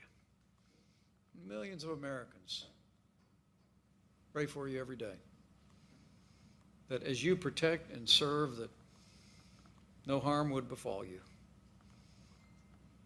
And you return home to your families each and every night. So let me just say to each and every one of you, on behalf of a grateful nation and your president and his vice president, thank you for your service. We will always back the blue. Okay, thank you very much. We wanted to watch Kaylee finish up her news conference, which I think she did. I assume she did a great job. She's always doing a good job. We appreciate you being here. We're with our great Hispanic leaders from all over the country, and we've done really well with Hispanics. We like them, they like me, and we've helped them a lot with jobs, whether it's jobs, education, or so many other things. It's been really good, and I think what I might do is I might ask our Lieutenant Governor from Florida to start just for a short period and just say what we're looking for and how we've done and how we can improve would be great. So, Jeanette, please go ahead. Thank you, Mr. President. It's truly an honor to be here with you and this illustrious group. And what I want to say is that from the perspective as the first female Hispanic Lieutenant Governor in the history of the state of Florida, I'm honored to be here. All of the things that you've stood for and championed, faith, freedom, future, those are things that are critically important to Florida, the economy. We don't need to reiterate all the numbers and the lowest unemployment, home ownership on the rise, and nothing reverberates the American dream louder than owning your own home. Right. And choice in education. As a mother, my youngest attends True North Classical Academy, an excellent charter school in Miami. I can tell you that those policies make a difference. They make a difference to a young man, Orlando Rivera, that had to put his dream on hold, and yet he was able to avail himself of a scholarship and make that dream a reality. And those are stories, Mr. President, of people not only that support you, that are going to continue to support you, and I stand ready to support you as well. Thank you, Jeanette, very much. Thank you. Thank you. Please. Mr. President, Lourdes Aguirre, founder of Eres America and Jamaica Enterprise. Not only are we thankful for your leadership with the Hispanic community that you impacted in such an amazing way the last few years, but the Hispanic faith leadership also surrounds you and not only believes in you, but will deliver for you your re-election, because we understand that you are the beacon of hope for the Hispanic community. We will rebuild America with you, and we will make America great again. As you did for our community, we will be there at your side to do the same for you. That's very nice. Thank you very much. We're very proud of the Hispanic community. Steve, please. Mr. President, I'm Steve Cortez, and I am your cable news TV warrior. And my father immigrated to this country legally from Colombia, and I hope that he's looking down from heaven and very proud that I'm sitting at the table with the President of the United States. Regarding Hispanics, I think school choice is a critical issue. You've spoken a lot about it lately, that it's the civil rights issue of our time. I think that's particularly true for the Hispanic community. Too many Hispanic children today are trapped in substandard or failing government schools. We need to empower their families, empower those parents with educational choice so they can go to the schools that will serve them well, many of them Catholic and evangelical schools. I think this is a winning issue for the country, a winning issue for you politically as well with the Hispanic community. Thank you very much, Steve. Great job you're doing, too. Dan, please. Well, Mr. President, thank you so much for this opportunity to dialogue with you on the priority issues for Latinos. Daniel Garza, president of the Libre Initiative, son of migrant farm workers who came from a small township called Garza Gonzalez, Nuevo León, Mexico. My parents came to America because they saw it as the promised land, and it was here where they achieved the American dream. We were very motivated when you set the tone early in your administration, when you lessened the tax burden on Latino individuals and businesses. It's so important for Latinos to prosper in America, to have a prosperous America. And it's important to have a prosperous America, to have a prosperous Latino community. We're interdependent. And we want to see a continued activity of deregulation that we've seen, especially in the area of healthcare through telemedicine, where a doctor doesn't have to be in the same room with the patient. We've seen that during the COVID era, and we want to continue that down the road. Also, Mr. President, I want to remind you of a phone call that we had not that long ago, about a month ago, on the state bailouts. Those debts that preceded the COVID era should not be considered. We have to consider our financial health, fiscal health in America, and make sure that we lessen the debt that we have that are passed on to the next generation. So I want to thank you for your commitment to that, and again, for, I think, setting a table where we were able to unleash an economic bonanza for the Latino community. Again, low unemployment, high labor participation rates, high wage increases, home ownership. Again, we benefited from that. Thank you. Thank you, Dan. And we're setting records on jobs. You see that? And for the Hispanic community, 2.1 million people back to work already. So we're very proud of that. Thank you very much, Dan. John, please. Thank you, Mr. President, for allowing us to be here today. What an honor to be here, not only as an American, but a Hispanic American. I can trace my family roots to this country decades before the Pilgrims landed on Plymouth Rock. Yeah, that's pretty good. Yeah, and yet hardworking Americans growing up in poverty, youngest of 8 kids, no dad. It was through those conservative American ideals, those that you are fighting for every single day. I was raised by this great woman who had the responsibility of raising 8 kids by herself. Great. No running water. But through hard work, staying in school, getting a good education, and taking advantage of the American dream, I'm here sitting across the table from the President of the United States. What an honor. That's the American dream. Thank you, sir.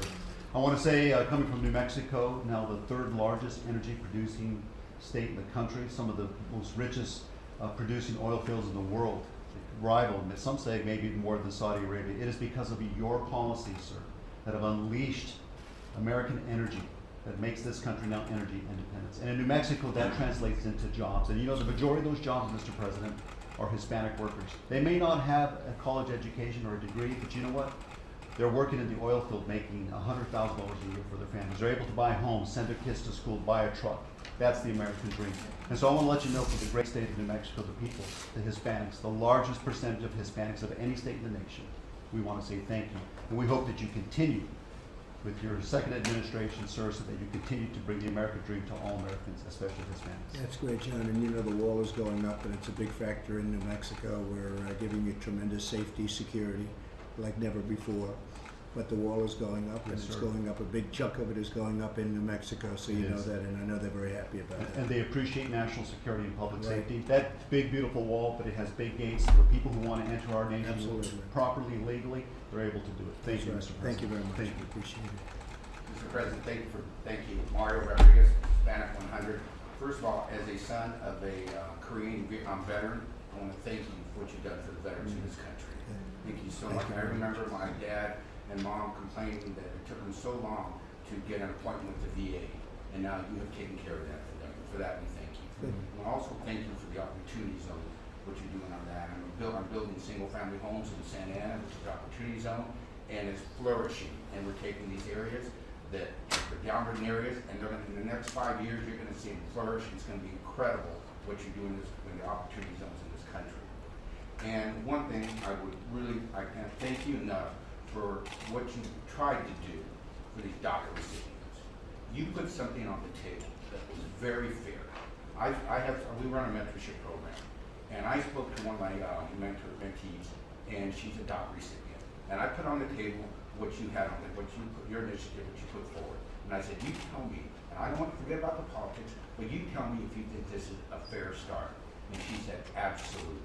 And what was really disappointing is the Democrats are using these young adults as political pawns, and that's just totally unacceptable. Well, we had a deal on DACA, and the Democrats broke it. But we had a deal; it was a done deal, and then they broke it. And now, as you know, we start the process all over again. But we're going to take care of DACA. They're not going to have anything to worry about. But we did have a deal on DACA, and the Democrats decided not to make the deal. So it was a very, very fair deal. It was a great deal. It really was. Really was very disheartening. We'll take care of it.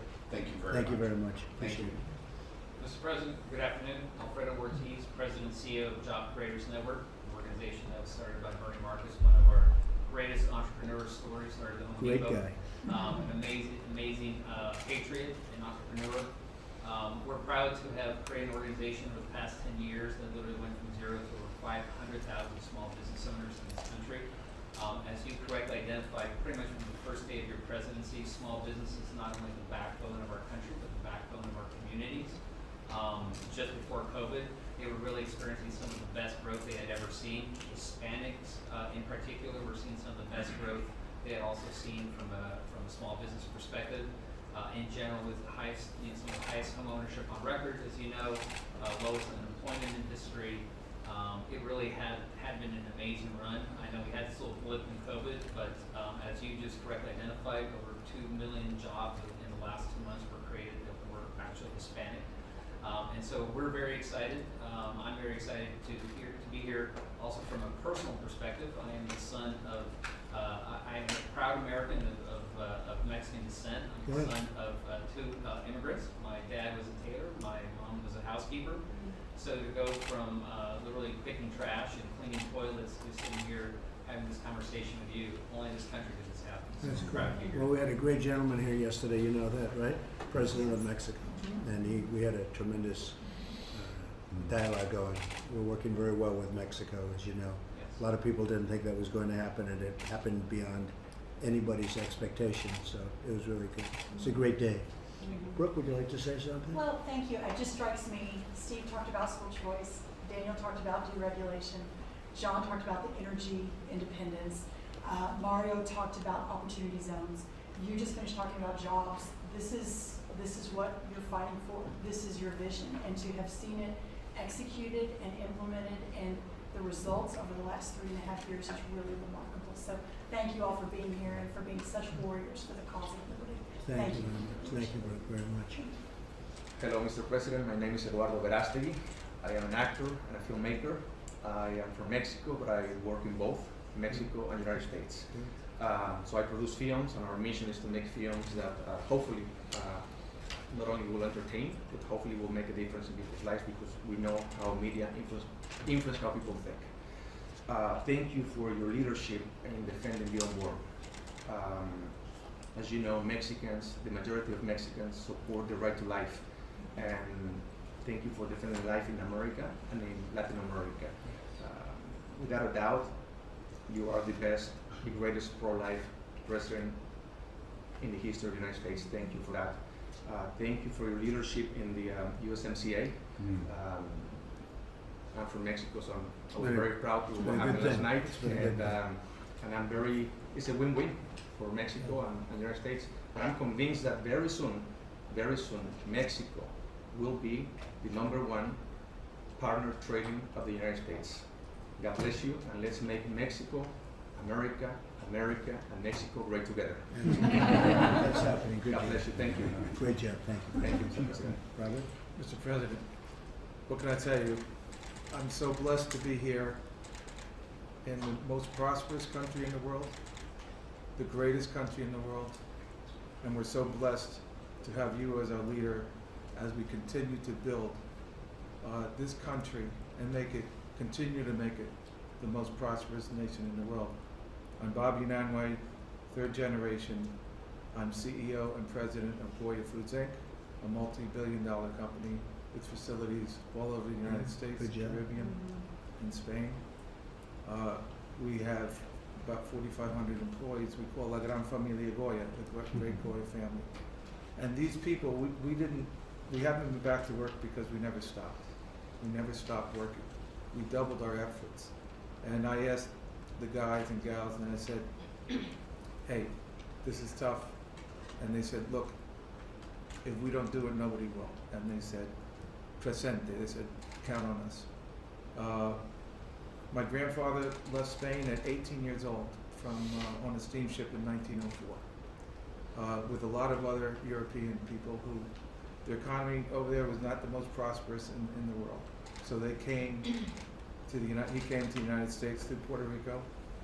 In 1936, he was importing products from Spain. That was the Spanish Civil War. That dried up. He established Goya Foods on Duane Street in Manhattan.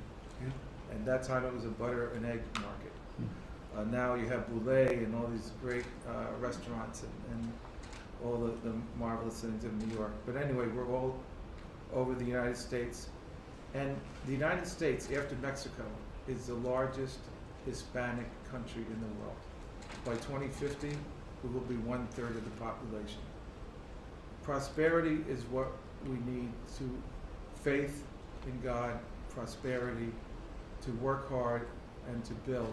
You are an incredible builder, and that I tell our people, our family, look, we're just beginning, because as the country grows, as the Hispanic community grows, we continue to grow, and that is the American dream.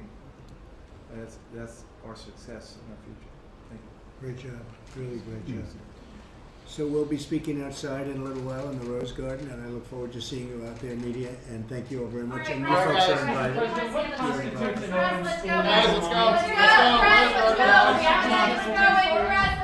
go. Reaction to the Supreme Court rulings today, Mr. President? Well, the rulings were basically starting all over again, sending everything back down to the lower courts, and you start all over again. And so from a certain point, I'm satisfied. From another point, I'm not satisfied, because frankly, this is a political witch hunt, the likes of which nobody's ever seen before. It's a pure witch hunt. It's a hoax, just like the Mueller investigation was a hoax that I won, and this is another hoax. This is purely political. I win at the federal level, and we won very decisively, and so they send it into New York, and you know what's going on in New York. Everyone's leaving. It's turned out to be a hellhole, and they better do something about it, because people are leaving New York. But this is a political witch hunt. It just continues. It's been from before I got here, when Obama and Biden and everybody else was spying on my campaign illegally. They were illegally spying on my campaign. And that's a very grave crime. It's the biggest political crime in the history of our country. And I want to thank the Hispanic Americans for being with me. You're great people. Thank you very much. All right,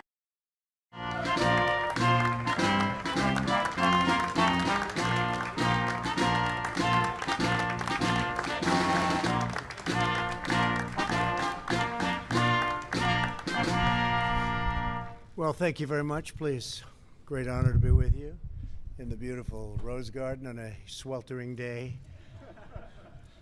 But I do want to thank you all for being here as we proudly launch the White House Hispanic Prosperity Initiative. Very exciting. Very exciting.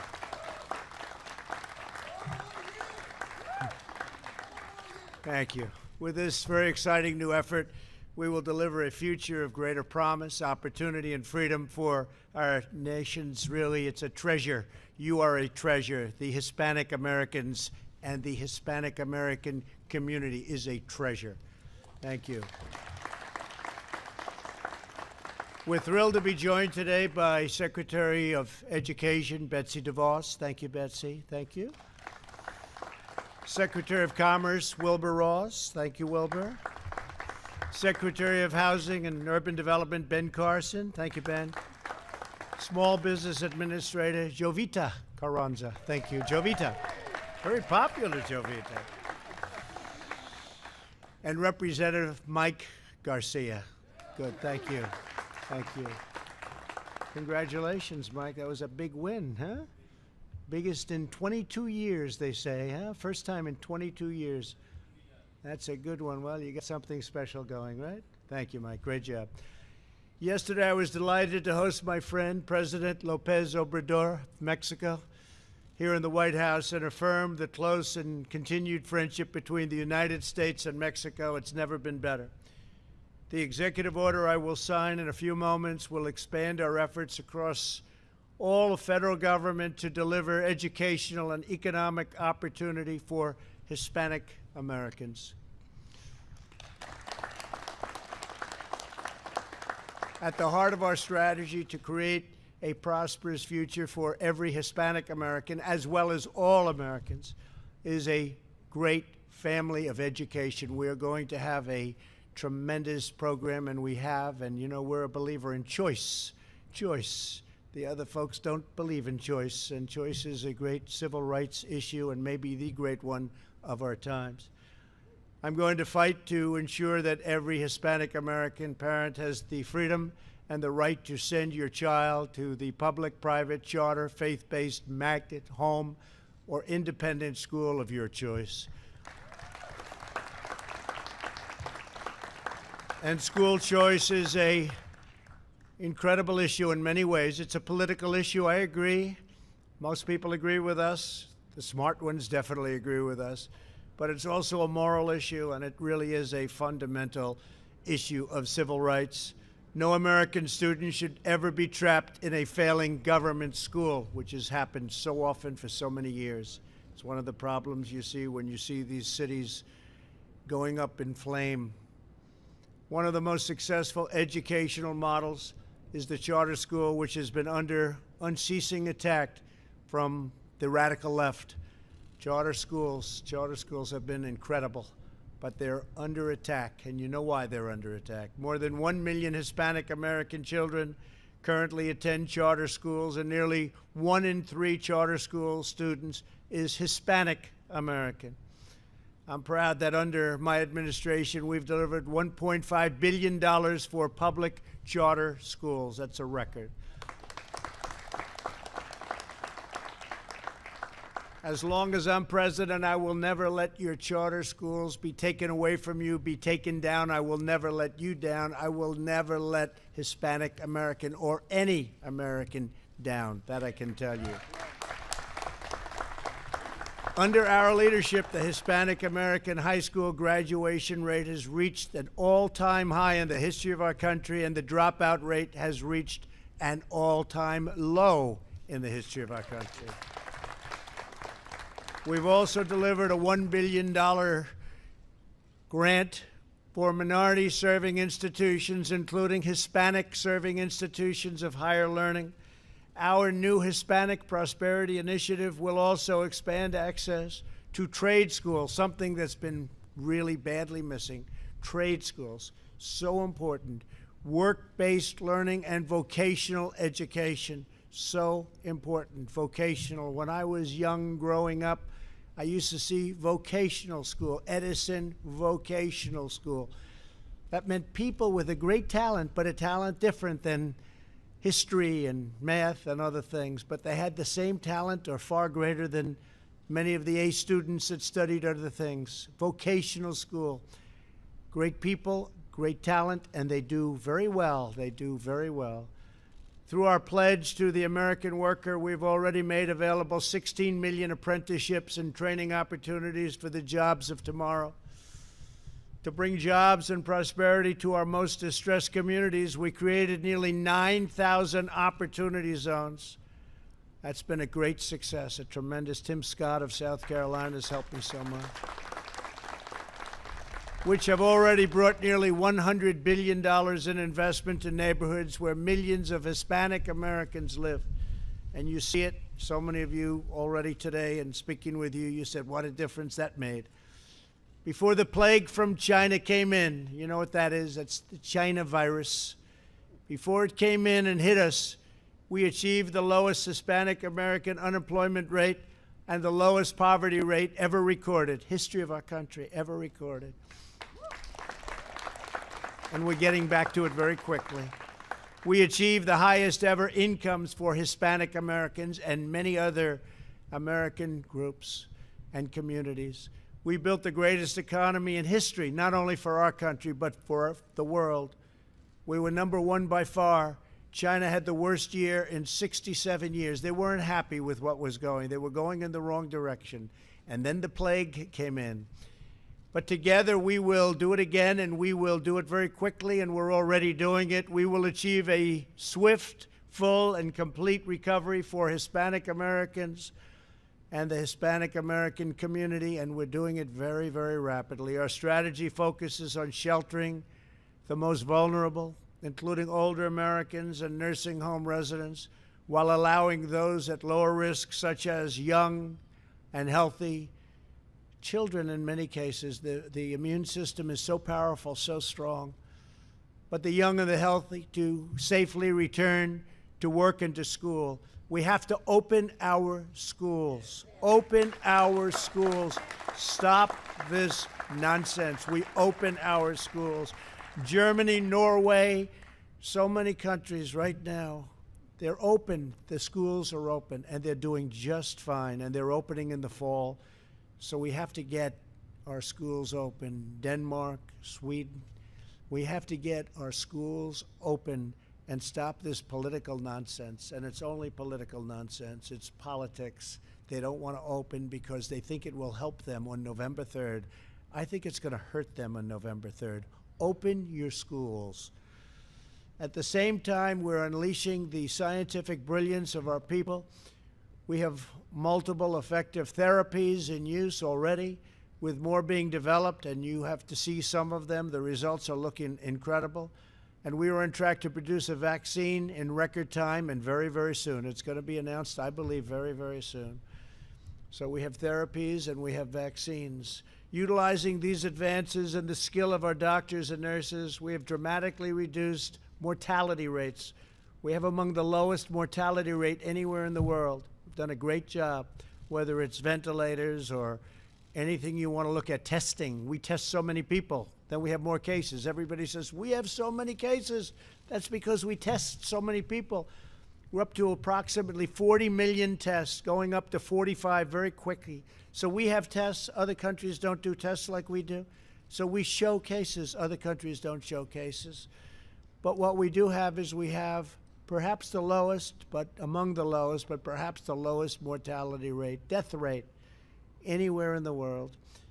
And that's a tremendous sign as to what we're doing and what our doctors have learned and the kind of things that we're using. It's an incredible number, statistically an incredible number. A policy of never-ending lockdowns, month after month, would ultimately do more harm than good to public health, and so bad for our children. As a result, it really is more loss of life. We can't do that. We have to get back now. We did it right. We saved millions of lives by what we did. We shut it down. We saved millions of lives. I put a ban on China, heavily infected. I put a ban on Europe very early, both of them very early. We saved millions of lives. Now it's time to get back to work. A lot of people were against those bans, and now they admit, most of those same people admit that ban was the greatest thing. It saved so many lives. Crucially, we realize that the health of a nation's economy is fundamental to the health of its people. In the last 2 months, we have begun the fastest economic comeback in history, including an increase in Hispanic American employment of more than 2.1 million jobs. It's a record. The Hispanic Prosperity Initiative will help build on this program.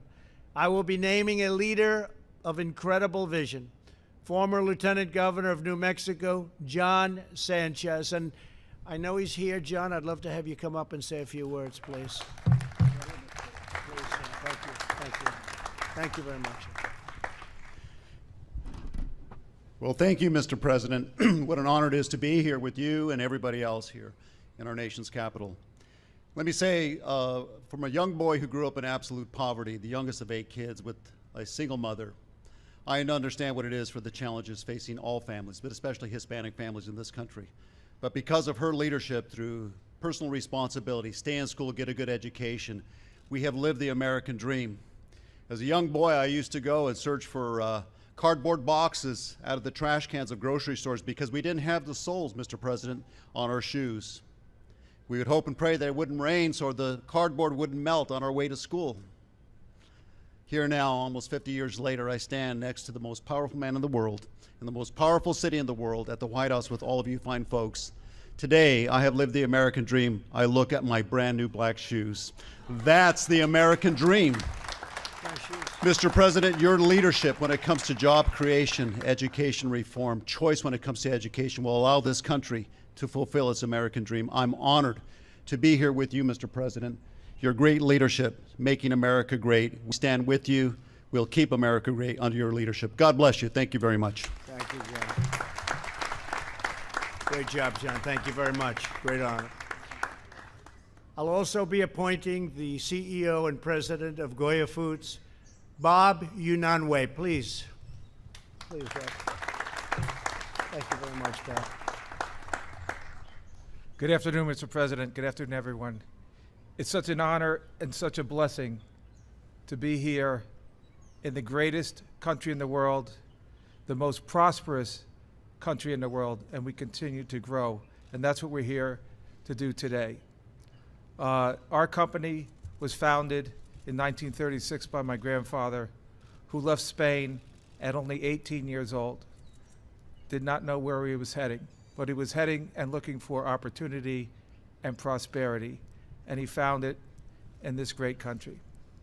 Today, our company is a multi-billion-dollar company with thousands of employees and with facilities all around the globe. We have a tremendous group of what we call La Gran Familia Goya, the Goya family, the great Goya family. And these are people, I told the president earlier, we haven't gone back to work, we never stopped working. Because when I asked our group, our family, this is going to be a tough thing, they said, look, Bob, if we don't do it, nobody will. And they stood up and they worked, and we continue to work day and night to provide much needed food and nutrition to this country. Today, it gives me great honor. And by the way, we're all truly blessed at the same time to have a leader like President Trump, who is a builder. And that's what my grandfather did. He came to this country to build, to grow, to prosper. And so we have an incredible builder, and we pray.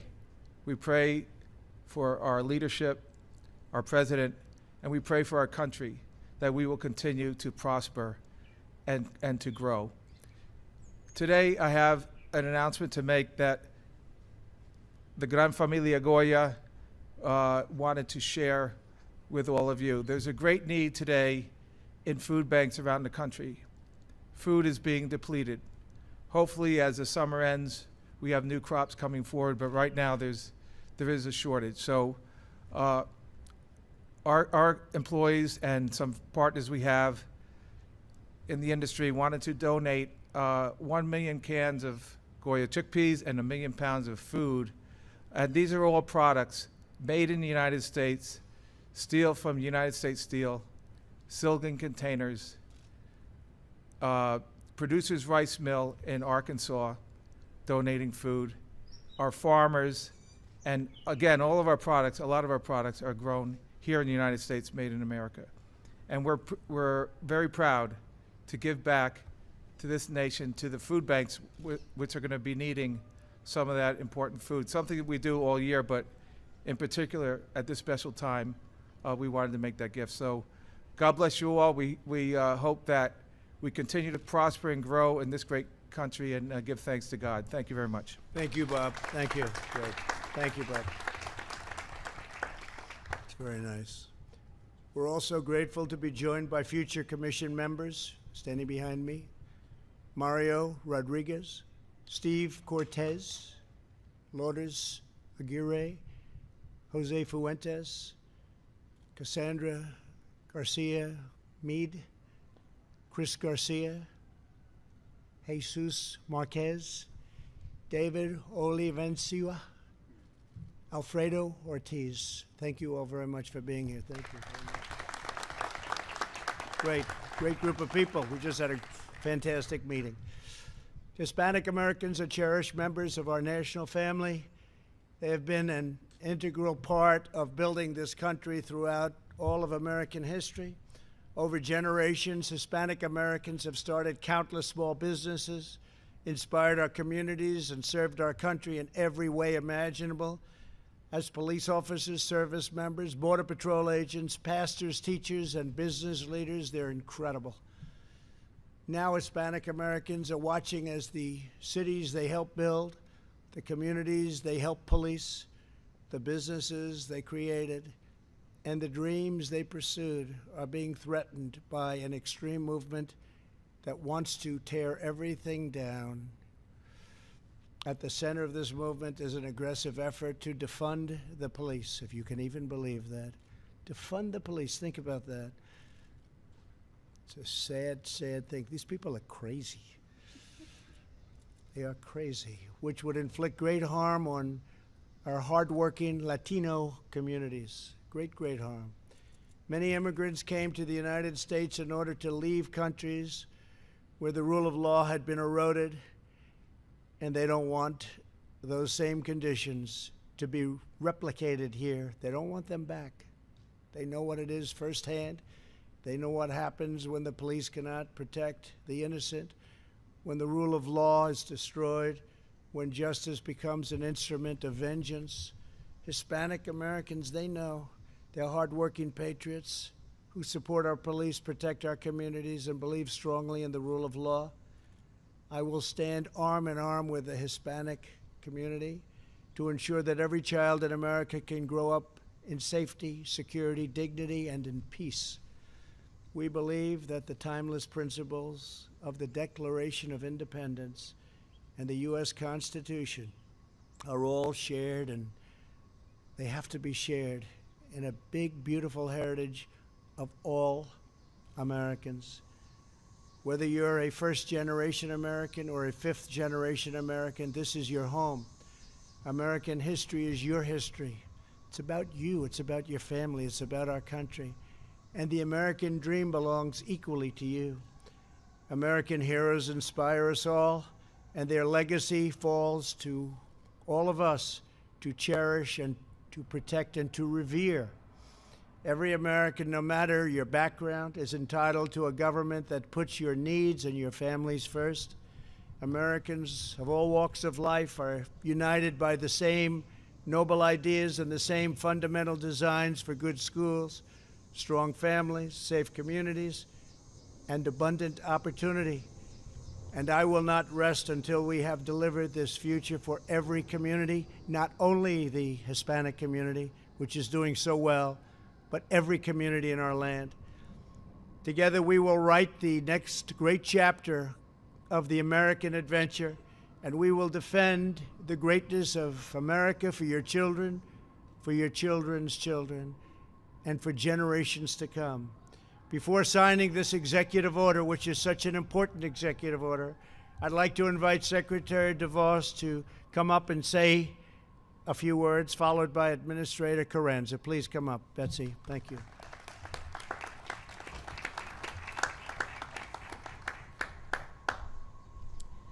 Well, thank you so much, Mr. President, for your leadership on this initiative. As you have noted, education opens the door to prosperity and opportunity.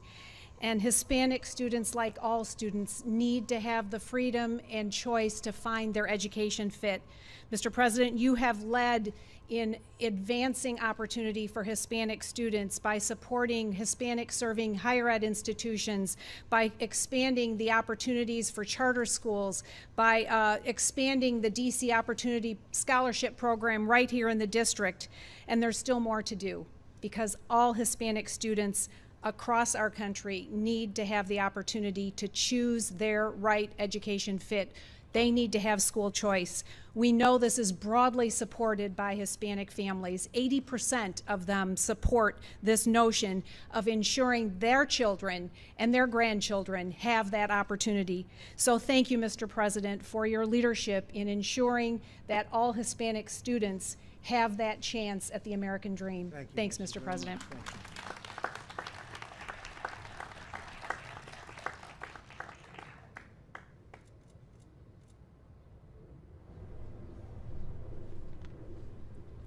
can't believe I blinked at you, President. Thank you, Mr. President. It's a tremendous honor to be part of an administration so dedicated to helping Latino entrepreneurs during this extraordinary time in our country. As the daughter of first-generation Mexican Americans, I know firsthand how important opportunity is toward promoting upward mobility and enabling the American dream. Creating opportunities is the central goal behind the President's new executive order establishing the White House Hispanic Prosperity Initiative, designed to help Hispanic Americans reach their dreams through innovative education and career pathways. Under your leadership, Mr. President, Latinos have been the fastest growing group of entrepreneurs in the country, and we want to see that continue. Hola, soy Jovita Carranza, administradora de la SBA. Es un honor ser parte del gabinete de la administración Trump, que está dedicada a ayudar a los empresarios latinos durante estos tiempos difíciles. Como hija de padres mexicanos, americanos, sé lo importante que es tener oportunidades para alcanzar el sueño americano. La meta del presidente Trump es ayudar a los latinos a alcanzar sus sueños a través de la educación innovadora y carreras.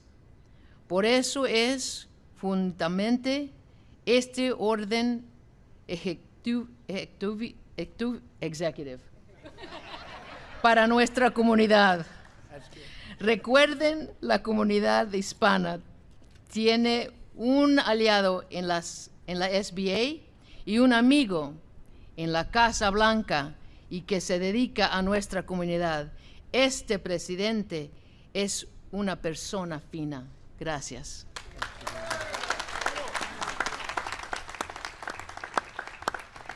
Hey, Mike, maybe you'd come up just and say a real quick word, because it's about, like setting records out here. But come on up. This man is such a big star now. California, you win in California. You got to be good. A Republican. We're going to have a lot of Republicans winning in California, Mike, I think. Please. I hope so. I think it's the beginning of something great in California, personally, Mr. President. Thank you for the honor of being here today. It's a huge honor to be here with my Hispanic brothers and sisters, leaders in your communities, leaders in your respective businesses. I am the American dream. I am a first-generation American. My dad immigrated here from Mexico when he was 9 years old. I had the opportunity to serve my country in the U.S. Navy, flying the most powerful strike fighter jets in the world, the F-18 off aircraft carriers in combat operations. And now I'm sitting here as a member of Congress on the lawn of the White House. So I'd like to just echo the President's comments that now is the time where we need to unite as Americans and really realize what this fight is all about. It's about freedom. It's about liberties. It's about fighting like it's 1776 all over again. That's how real this fight is. So I'm proud to be here. I'm proud to be serving my country again at this most critical time.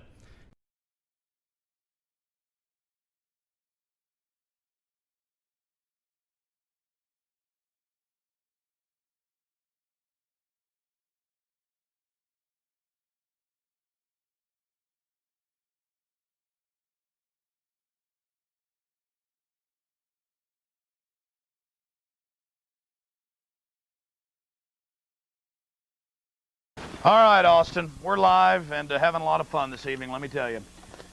Coming up in about 9 minutes, we're going to air a 15-minute piece on Bohemian Grove. First, some of the actual rituals. Then we're going to get into some of the... And I want to bring in, Father, bless your word in this reading.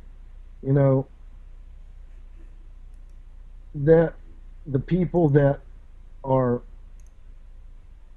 secretly meeting in all of these places, frankly, wherever they meet, whether it's Bilderberger or whether there's any in secret meetings apart from that, leading up to these bigger meetings, because there's lots of talk before they get to the big meetings. because you know when you're going to a big meeting, guess what you set up? You set up your agenda, what you're going to talk about, what the focus is going to be, and what you wish the outcome to turn out for. That's what they do with Bohemian Grove. The Bohemian Grove is no accident, as we all know. There's a purpose for it. And what's the purpose? One, bringing everybody of power in the whole world together. And guess what? They get that done. Not everybody shows up, though. They have remote. They remote in different ways. Of course, with today's technology, and even 20 or 30 years ago, it was easy to satellite in your person and be there though you weren't there. That way you have anonymity. You didn't get seen driving in or out of it, and there's a lot that do it that way. You know why? Because they can get there and be in denial, plausible deniability. Well, I've never been to the Grove, and they're not lying. But have you ever been part of anything regarding the Grove?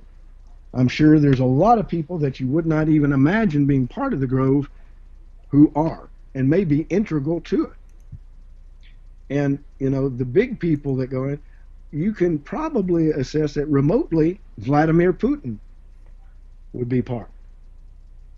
Maybe Netanyahu would be part. Who, you know, at this point, all the world leaders are tied somewhere to Bohemian Grove. You know, there's several levels of people. There's the ones that go to the Grove, and then there are the levels that are outside that remotely come in. And they may do it in teleconferencing, or they may do it, who knows, maybe they use free conference call. Who knows? Hey, for people who don't know about the Grove, we got the YouTube stream going back up, and Shannon's VIP wants to know. You know, she said this person says they know nothing about the Grove, and this is a big thing because even the people that work at the Grove know nothing. They know nothing about what's going on in there. They are so compartmentalized that there's so many different things that are going on there. Let me ask you this, Walter: if you had to explain Bohemian Grove in one sentence, maybe two, what would you say? First of all, I would say it is an exclusive club. You do not go there unless you're invited, and you're not a member unless you're invited by one who is a member to be a member. And you have to be a person of note, most likely, or an influencer within your industry or wherever you are known, whether it be a movie star, a singer, or an industry person, or a politician. And as I recall, and I'm not sure, you can check me on this, Greg, I think it costs $25,000 a year. That's kind of cheap, actually, to be a member. That's the dues. Oh, you know what I heard? I heard we were there when we were there Saturday. I had at least 2 people, maybe 3 people, tell me that it was closer to 100, but they weren't 100% sure. But yeah, even 25,000. I would agree. That might have been way back. I would tend to agree with probably the 100,000. And to VIP, I say this: Bohemian Grove is one of the most exclusive, proprietary clubs in the world. It's centered in the most opulent city on the West Coast, San Francisco. It is a place where you can blend in quite easily, and I'm sure that the door to the Grove, nobody notices who's going in or out of there, and I am assuming that you don't have to show up to the Grove, meaning actually going to Bohemian Club, the Bohemian Club in San Francisco to become a member. You can do it remotely apart and never show up in San Francisco. But that club is a set club for those who are the movers, as they say, and shakers of their industry. It can be anywhere. It could be people like Silicon Valley. It could be Hollywood. It could be government associations. It could be world politics and politicians of great note and influence. And What do they do there? What is the purpose of the club? Well, anytime you have a club, you have individuals that have come together for a purpose. A club is a purposeful thing. It's to get like-minded people together to work on what they see is an important part of the world that they want to make happen or make a difference in. You know, you have the Peace Corps. They want to make a good impression and a good work in the world. They go out and they take college students that join in the Peace Corps, and then you go out from representing the United States, and you join the Peace Corps to go and help nations in need or localities around the world in need. It's a good organization. But let's compare that to the Bohemian Club, which you have to be wealthy to be part of it. Bottom line. Fortune 500. There's no way, and I'm sorry, go ahead, Greg. Do you have to be part of a Fortune 500 company, something like that? I mean, you have to be invited, right? You have to be invited by a member. Well, exactly. It is only by invitation of a vetted member of the Bohemian Club. But those are the best you don't parties. Get there by putting in an application. What's that? Those are the best parties. That's how you make sure only people that you want to show up actually show up. Exactly, and the thing about this for VIP is it is so exclusive that if anybody disagrees, I think within the club, if somebody does not want somebody in there, guess what? They don't get in. If there's a viable reason, somebody invites and goes, oh no, we don't want them because blah, blah. They have ties to Greg Fernandez Jr. and Walter Bradley. We don't want them in here. Can't have that. But it's the most exclusive club in the world. But there are many members. Why? Because they want the most powerful people in there. And you know what? It is the most powerful, influential club in all the world. That's what it is. And they meet once a year for 2 to 3 weeks, and no press, except members. And it is, as Greg will tell you, it is highly guarded, highly kept from public view. Nobody, no cameras, except Alex Jones did that one time. Have to say he got through. I don't know how he got through. I don't know what his connections were, but because he's a Texan. He had to have. Well, he's a Texan, yes. Yeah. I don't know how much that would help me. But well, we can always tell try. You, well, possibilities are there. No. I'm game. I know you are, but we're not doing. We're not. I'm not going to do that. No, of course. Really, I won't. But it's interesting to note that this club slowly climbed into power and became what it is today. And I want to look at its evolution and growth, because it did not start out like it is today. And I don't know if the original members who formed the Bohemian Club ever envisioned that it would be infiltrated to the point that it became the most powerful and earth-altering club in all the world, that all the other clubs come under, in my opinion. And that's just my opinion, but I think it is the lead, and that all the other clubs, whether it be Masonics, and you ought to come to Waco, Greg, and see the Masonic temple here. For a small town, you ought to see it. Really? It is glorious. I'm going to take pictures and send it to you. You should see it. It is magnanimous. Tell me why. I need to know more about because Waco it's for got so many reasons. the almost like sphinx-like creatures sitting on the outside of it, made in white. It's a white building, tall, big, and for a small town like Waco, and it's been here for a long time. That's why I thought, oh my gosh, Texas is the Masonic center of the world, maybe. I looked at that and went, whoa, there's a lot in here. And who did, we had Lyndon B. Johnson, the Bushes. Where did they come from? Texas. A lot of presidents. Eisenhower, guess where he was from? Texas. Texas. Where was Kennedy killed again? Texas. Wow. Do you see the pattern I see? George Bush, George W. Bush. Yeah, there you go. And I go, wow. And I wonder how many from Texas go to Bohemian Grove. Well, I'm sure there's quite a few, and maybe a few mayors. You never think that the mayor of your city may be dropping off at Bohemian Grove. I'm sure the mayor of San Francisco goes there. Gavin Newsom, where do you think he goes? I bet he goes to the Grove.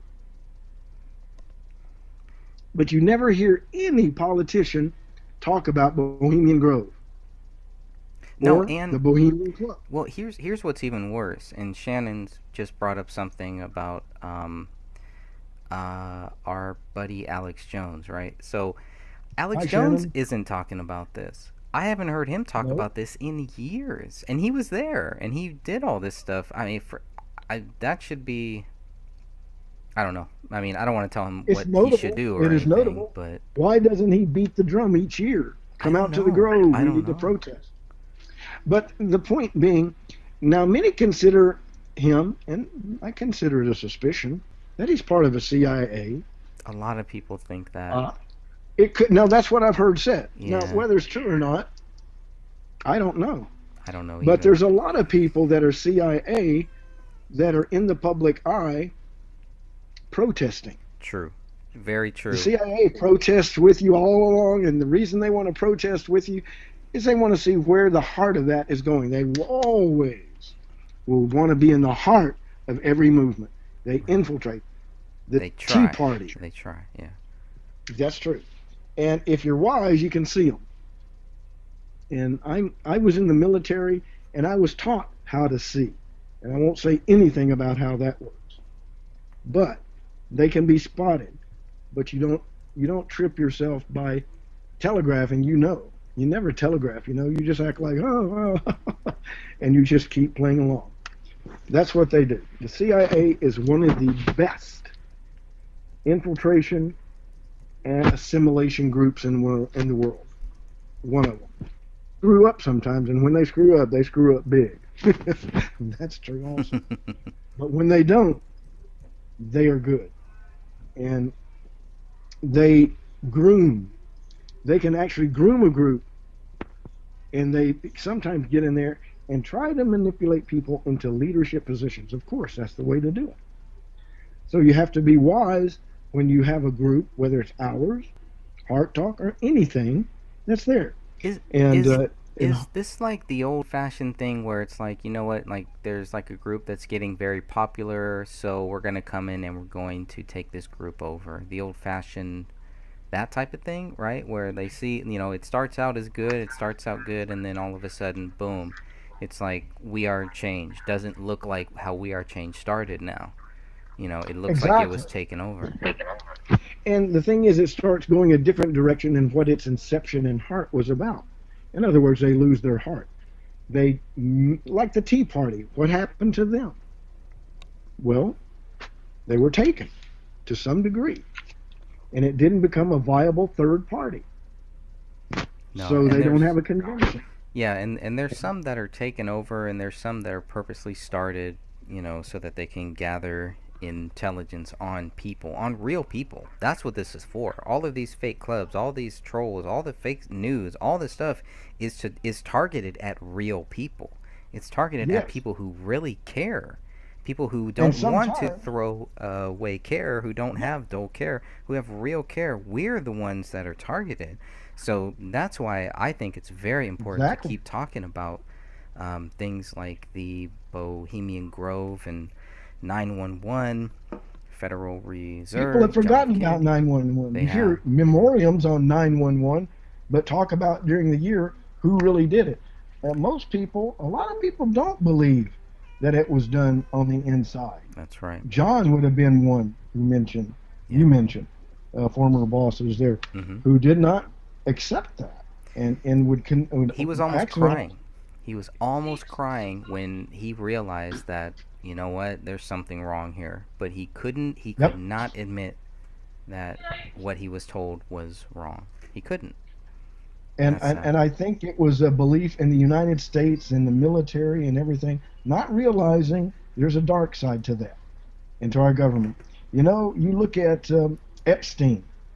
Okay, I don't want to bring current news into this right now with that direction, but and the pedophilia, and who had ties with that? 2 presidents. And that kind of shows you the state of the government right now.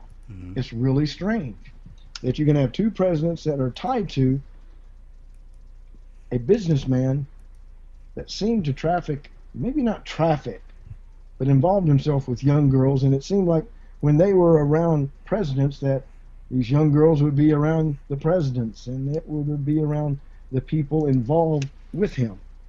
Like there was a kind of a known factor that Epstein could give you a good time. And I don't know anything about that, although I've seen the photos and the contrivances of the media and people saying it's true, which, frankly, it could all be contrived and all be a lie. Right. Because the media is hawking this, and they say he's been arrested, but frankly, just because someone's arrested doesn't mean that they're actually guilty, because they have to prove they're guilty. And they say certain things and paint him a certain way in the media. He had 14-year-old girls over. Okay, guess what? I've had 14-year-old girls over. I've had children over. Guilty. I'm a father. I've had children. Nope. You know, guilty. you could say that. Like, I saw Brad with 2 6-packs and 2 women running down the road just driving free. You know, that could, 2 6-packs of beer. Well, He's we know running that. down with some wild women instead of his wife. That's and I have 2 6-packs of Coke, and I'm with my wife and maybe my daughter. He was with a young girl and an older one. And however you say it paints a picture to the people who are hearing it. Correct. And they just let their imagination take it to where it should not go, but that's where they want it to go, so that they can get a media reaction. People say, oh my gosh. And that's people who are uneducated, who are not thinking. It's called the sleeping sheeple. They hear the media, they believe the media, they react to the media. We've got to help them. We've got to help them because Some people are beyond help. No, never, never. Some people are. Never. But you can shake them up with the realities. People, you know, let me put it like this. Sheeple are sheeple until the wolf appears in their midst. Then they're running. And if you point out the wolf in the sheep's clothing, they then get nervous and begin going, wait a minute. If you make them doubt the lie, they're closer to the truth. Right. And so what they've And that's been what doing. I want to get. Yeah, what they've I been want to doing. get people to doubt what people tell them. I got you. What I tell them. I don't want you to believe me. I want you to find the facts. My idea is to point to them, talk about what I know, Bohemian Grove, which some people go, what are you talking about? and they don't know. Bohemian Grove, is that a place in Germany that grows trees? Well, no, maybe. But the Bohemian Grove is the Bohemian Club, and the Grove in Monterey where they meet. That is the real Bohemian Grove I'm speaking of. And why do I say it? Well, I've read the books that Nixon was there, and the Manhattan Project, which was about the atomic bomb and nuclear weapons, was developed right there in Bohemian Grove. That is where it was. Oppenheimer, heard the name? Was at the Grove. Yeah, that's a big All point. the people, think about this. Major scientists, you know, come and go there too. Look at what happens after July. Look in the fall. What major things in government? And if you see things change in the media, and big media moguls go to where? Bohemian Grove. And they have one mantra. If you want the sheep to follow you, you gotta give them the food and the water and the pasture to dwell in. Think about that.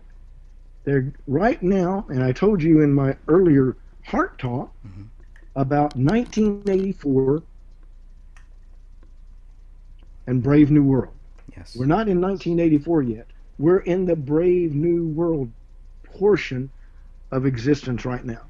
It's not draconian government dictating how we're going to be, although in the future that will be under the New World Order. Right now, we're in the brave new world where everything is happy, and let's everybody be happy.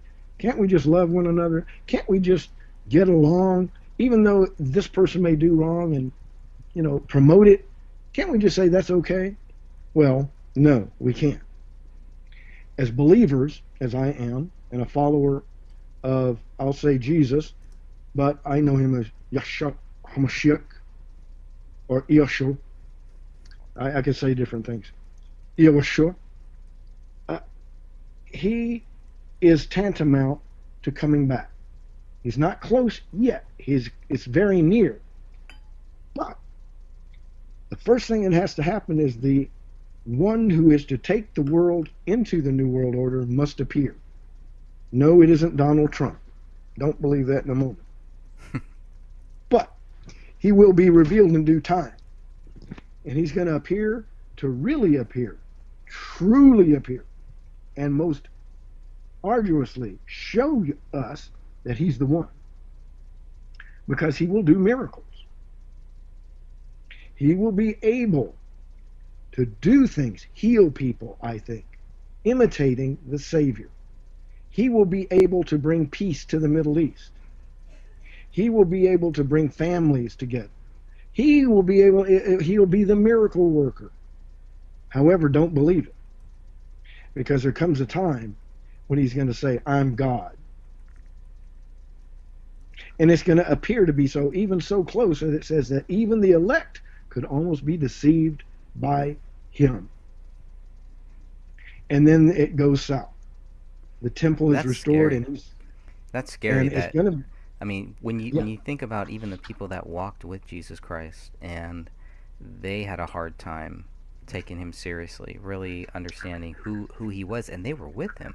That's just a fascinating point for me. It's a constant reminder that I should never, think bad about anybody else or get mad or get frustrated, I should say, get frustrated with people who don't Yes. understand who Jesus Christ is. The people that walked with him didn't either. and Some of them. The reality is, they really noted who he was when they were crossing the lake that time. They were leaving.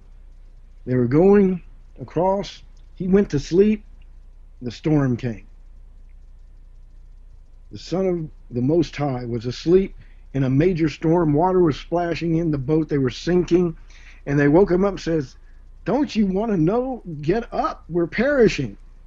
And he woke up, kind of probably shrugged a little bit and goes, what? Oh, you have little faith. What? And then he says, peace, be still. And the storm stopped immediately. And then they were stunned, because in the scriptures it says he commands, meaning Yahweh commands the seas, the wind, the storm, and he can quiet them. And what happened? They said, who is this? They began to realize that they were sitting in a boat with the creator of the universe. They began to say, wait, this is the one that spoke to Moses then. And I bet you they couldn't say it. This is Yahweh, this is him. This is the one who chose Israel, the one who, they were in stunned shock when he quieted the storm, because they knew the only one who could do that. And all he said is, peace, be still. Imagine if you're with a man, you're in a tornado's coming around you, the storm, the hail is pounding, and he stands up and says, peace, be still, and then it just stopped immediately. What would you feel about that at that moment? If you would have been in that boat with him, I would have been the same way. I'd be going, what? I'd say, he's a man, a prophet, but he can't be. But no man commands the storm unless he's, wow.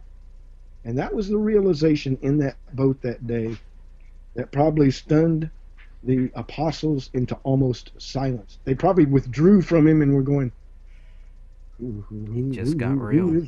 Things just got real It stunned at them. that point. And guess what? You know, in the beginning it says Adam and Eve were cast out of the garden because they were once righteous and they turned from the word.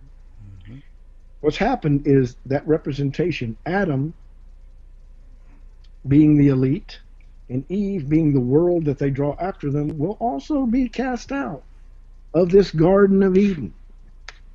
They're creating their Garden of Eden, the New World Order, and they shall be cast out from it by the same one who cast out Adam and Eve. And they don't want to deal with that. Some know the reality of the Creator and that the Son came. And they've rejected him and chosen darkness over light. Why? It isn't because Satan led them. It is because their hearts are evil, desperately evil. They don't even know how evil. And yet they hunger to do the bidding of the dark one. Why? Adam and Eve did it. They did his bidding. But he fooled Eve. He didn't fool Adam. Adam just followed after Eve. And if you got a righteous guy, the way to get to him is get to him through his woman. Always remember that. That's always true. If evil wants to get to you and you're doing the right thing, and you got a woman in your life, Satan will try to use her. Guaranteed. May not be major, may be subtle. May be, you might not even be aware, hardly. But always be on guard. It's not that your loved one is trying to ditch you or lead you astray, but sometimes, even unaware, they can do that.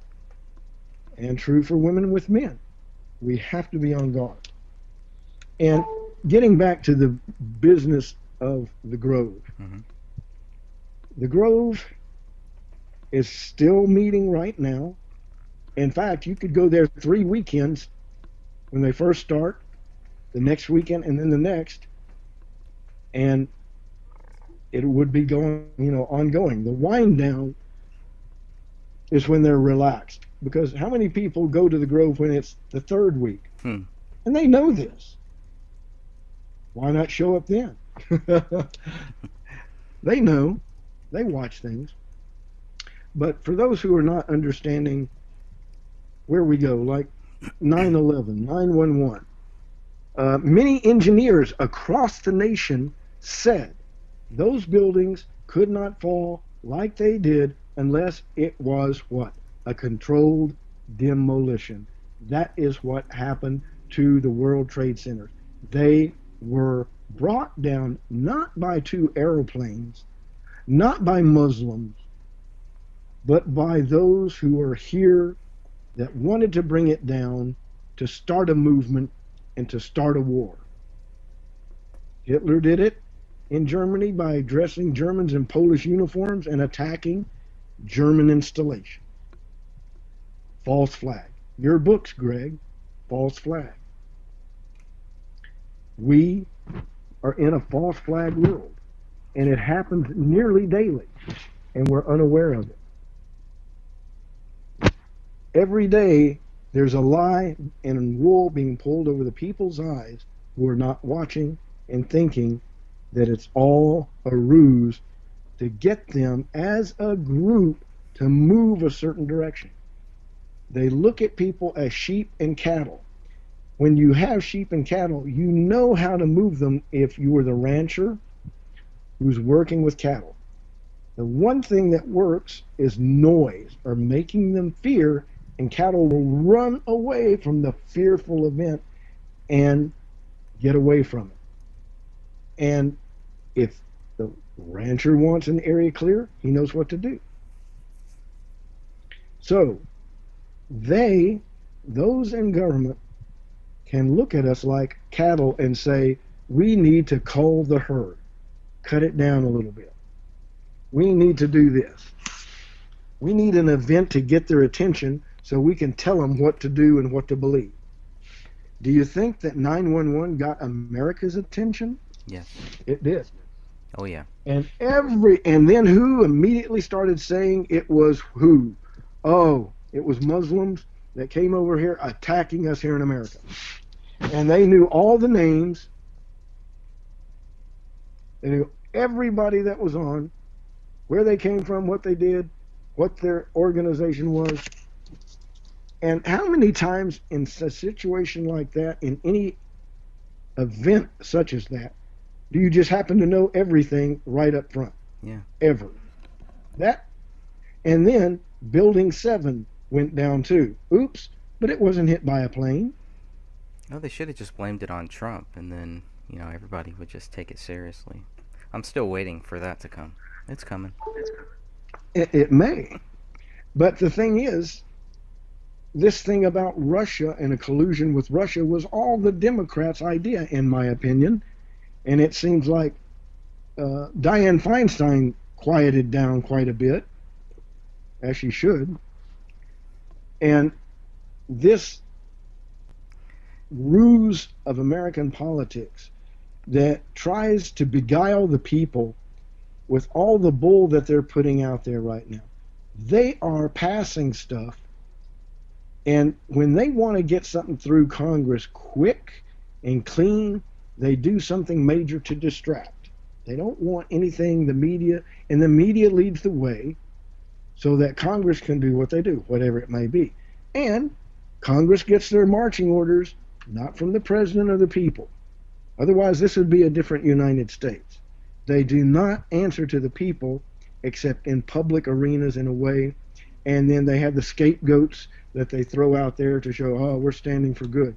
But a lot of times, it's not really the way it is in Washington, the way they portray themselves and show themselves, in my opinion, because of the biggest example I can say is, what changes after the election year?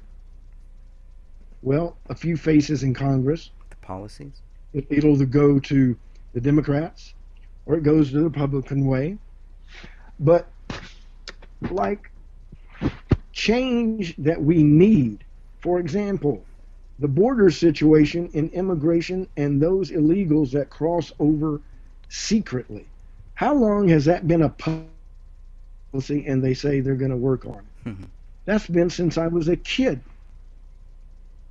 And my nephew was on the border as a Border Patrol agent. It's not a pretty place. That's tough. Because a lot of times it's not just immigrants and people poor trying to just get in here and make a good living. There are mules that are packing, individuals over here that have paid their life savings to come to America. And they come through cartels, drug cartels, and they're packing drugs to help pay their freight to come in here and get in this country. And a lot of them die. And the wagon train of people that have been coming up here from Nicaragua and then southern central and Mexico, and they've been, here at the border, you hear all this stuff that look at how Trump's treating them and things like this. This started back when Bill Clinton was in office. He signed that bill. And no, it wasn't Clinton that decided to do that. Clinton Guess fooled who was me. Who? Well, no. Guess who the bad guy really is in all this? It always gets away with it, and the president takes the lightning rod. You're right. Congress. The reality is Congress. And where do congressmen go each summer in July? A lot of them. Bohemian Grove. Therein, people. You think so? Is our problem. Of course. I mean, but active people in government aren't supposed to go there, right? Why not? Why should they stop going to Bohemian Grove in their opinion? As long as that's where all the power is. That's where all the money is. That's where they can find out how to get reelected. If you're an up and comer, I wouldn't be surprised if Beto O'Rourke showed up. Don't say that. Now, here's that brings up a big thing is, we've been told for so many years that it's just a bunch of rich Republican white men, That's old not men. a Republican. It's not a Republican thing, Democrat, though, right? It's Republican, it's Tea Party, whomever. Right. Those are just I'll labels tell you this. for us. I'll tell you what this. Yeah. I'll tell you, let me say something. Remember Prohibition? Mm-hmm. Guess who was involved in it? Congress, police officers, and the police would tell the people who were running the speakeasies, the mob or whoever, we're going to raid you in 2 days. Get all your people and all the ones you don't want hit out of there. And they would raid it, and the mob would pay them generously for keeping things on the level. Our government is corrupt. There are some good people in there that are pushed to the side because they don't follow the agenda leading up to the event, which was being planned for probably centuries. I don't know. But there are those within our government that have been there forever that are corrupted to the core. You can't always find them. You can point to a Democrat, but it might be a Republican. You could point to anybody, and it could be an aide. It could be that is coming from the Pentagon. Because guess what? Guess what the most powerful military, one of them is in the world, is the United States military. If they told the president and Congress, if you don't shut up, we're gonna take some actions y'all are going to regret. And all they'd have to say is something just like that. And believe me, that would get some attention. The government could be run by the military behind the scenes, including Congress. Have you noticed that the budget of the military never really ever gets cut? They get what they want. I remember that. I was on board a submarine. I told the captain I need this. But they say we don't have it in the budget. He said, we'll have the money. We don't need a budget. We just get it. So the military truly doesn't have a budget. Now that came from me. That's in my honest opinion. They don't have a budget. They get what they need because they have the power. They have you talk about secret societies, they've got secret assassins that come from the military that are so good that you would never know it was an assassination because they make it look like something else. So, that being said, the Bohemian Grove has military folk that show up there from around the world that talk with each other. In public, oh, Russia is out to get us, we got to build up. And in Russia they say, oh, Americans, we got to watch out, they're coming after us.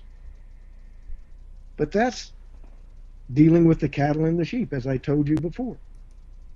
As you've seen a picture of Putin and George W. Bush, the younger, they're in Masonic robes, chit-chatting and laughing.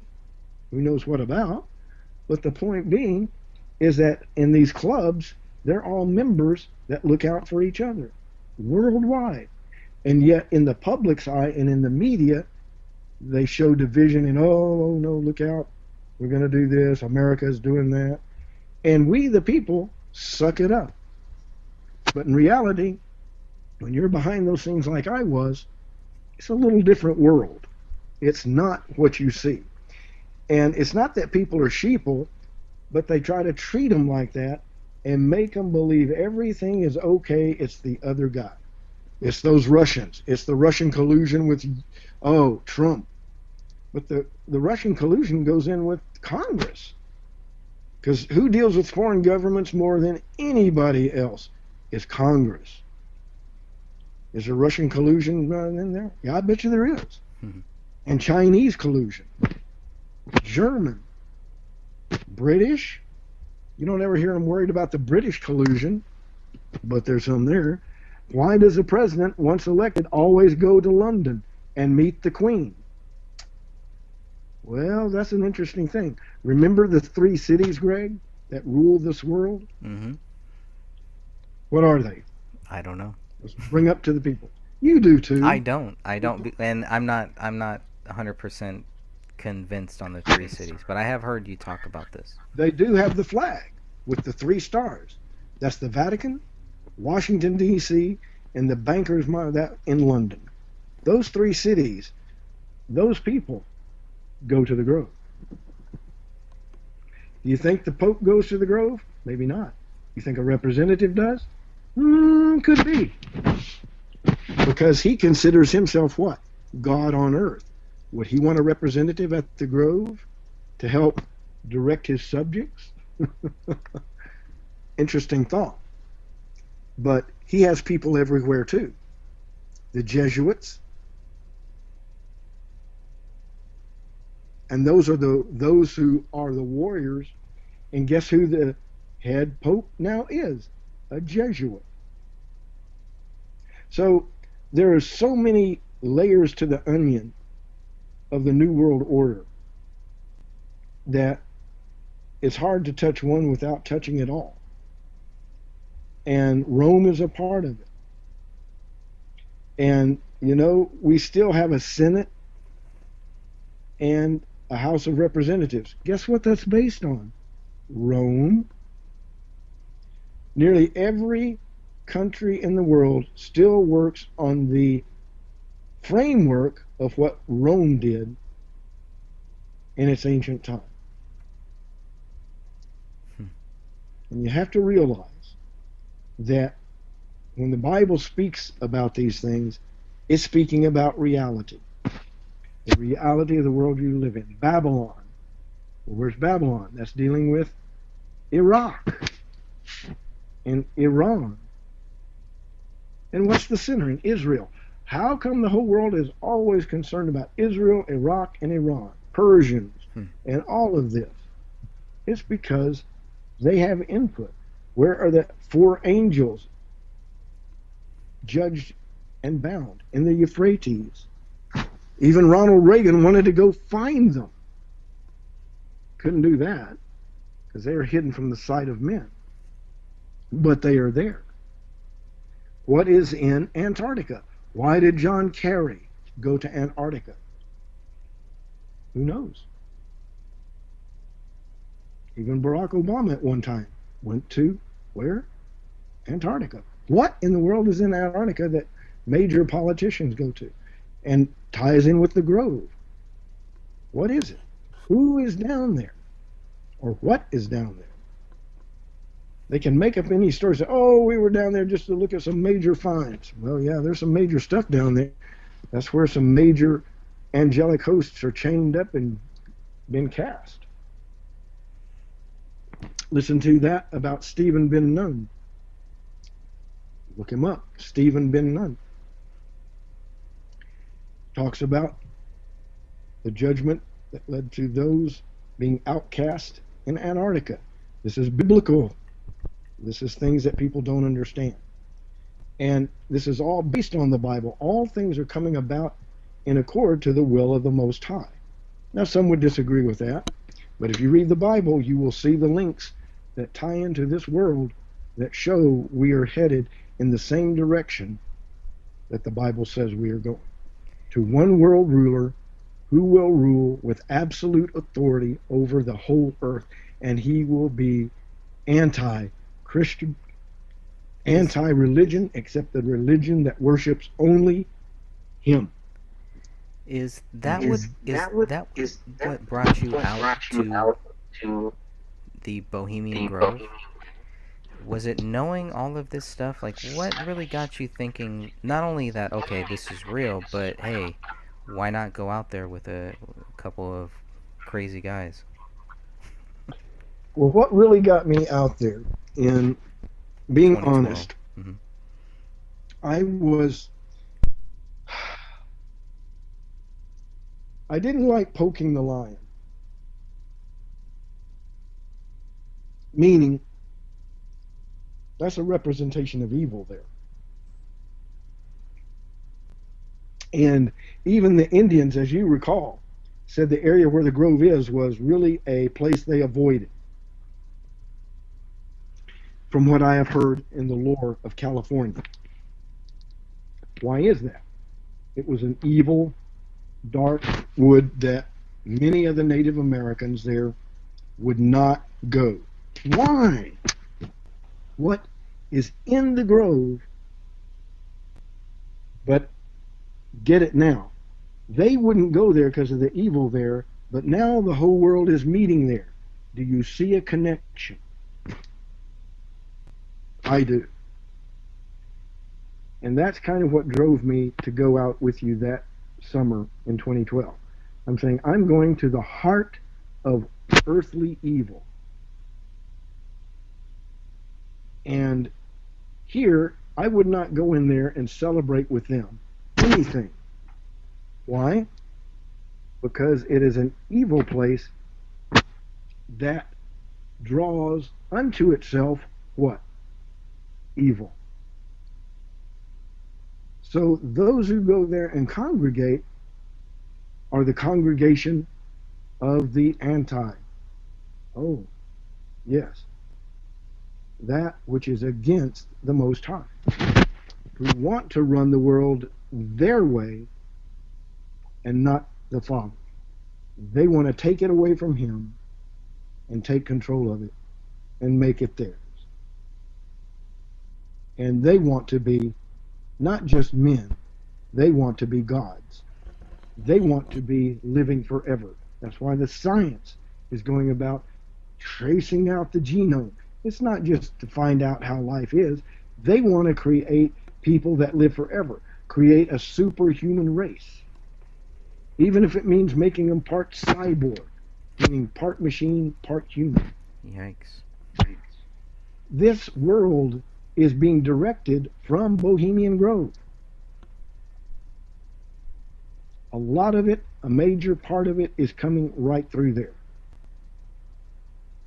When you talk from China, how they act, Russia, how they act, it's all, to some degree, either minorly or majorly, orchestrated to reach a certain end. And the public at large, who is not part of the inner circle of rulership, cannot see what they're doing and how they are being played. Have you ever been in a group of people where you have a few of the people that think they're part of this group, but there's this inner circle of group that are just making them think they're part of the group? Have you ever heard of that? Yes. And they manipulate them to get whatever they want out of them, and then it's over, and then boof. You know, well, whatever, man. Nothing's wrong, man. We're just not hanging today. You know, we'll see you later. And all of a sudden, you're out. Once you've met the quota of what they want, then you're gone. And there are some girls and some guys who know exactly what I'm talking about. Mm-hmm. You thought you were part of the, quote, in-group, and then they played you for a reason that they wanted to get out of you, maybe to get somebody else in the group or something, and they do that, and then you're out. Gone. So that's the New World Order. And several people who are forming it don't know, but soon they will be out. They won't be in like they thought they were, whether it be the bankers of London, Rome, or Washington, D.C. The three city-states, Washington, D.C., Rome, or the Vatican, and London. They have a flag, flies in Washington, D.C., flies in Rome at the Vatican, and flies in London. The 3-star, yellow star, red flag. Look it up, people. Look it up. It's real. I met a man in the clinic in Waco here. He started talking to me. It made me very, very wary, because he started talking about stuff like we talk about, but he was leading me with his blah, blah, and he was saying, and he said, we think like, and blah, blah, you know this and that. And I would mention something, he says, yes. And I thought, there's a plant if I ever saw one. He's trying to get you on record to say something. And I thought, wow, I didn't think, you know, I'd be meeting somebody that would start talking my talk like I do on Heart Talk. Everything, every note. I talked about, well, you know about the 3 cities? Yes, yes, and the 3, I went, whoa. He knows everything I know. You know, at least 4 of these, oh, pardon me. It's okay.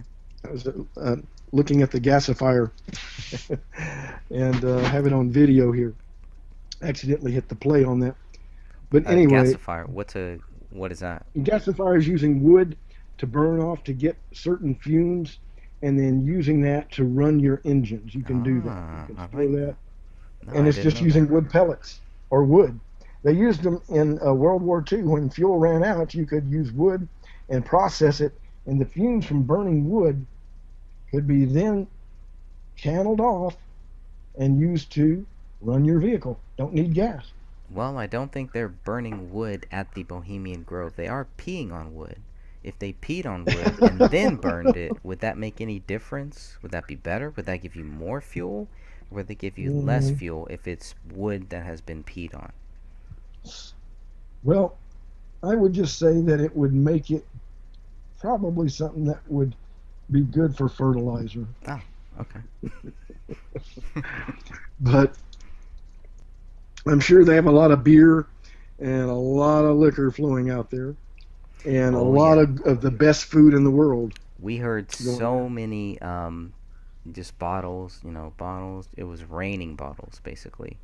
And as far as food, we heard that there's a lot of waste, that they're wasting a lot of food. They're wasting a lot of, just not only food, but plates, the silverware, dishes, blah, blah, blah, all that stuff. There's just a massive waste. And it was, we were told by one person that it's just a bunch of really old men, pretty much almost like zombies, just walking in lines and just going from here to there. And there's like empty plates. There's people that aren't at tables. There's like empty tables. From what they were saying, yes, it's dying down, and these old white men are dying down with them. Now, I don't believe that, and I don't believe that it's about old people. I don't believe that it's about white people. I don't believe that it's about anything like that. I think it is a power structure. There is some type of a power structure that maybe even the club members don't even know about. It's so multi-layered. It is a spider's web. And if you look at the spider's web, you gotta find who the spider is. That's why they don't want weaving spiders to come to the grove, because no spider wants to see another spider in its web. That's it. You have to do their thing. You have thing here. And the spider weaving its web. Now, I'm going to share something that I told you about. I've met a black-eyed person before. I've told you this. Yes. A real one. And it's not a pleasant experience. But it was in broad daylight. It wasn't a child either. It was a type of entity. Why I was shown this of the Father, I don't know.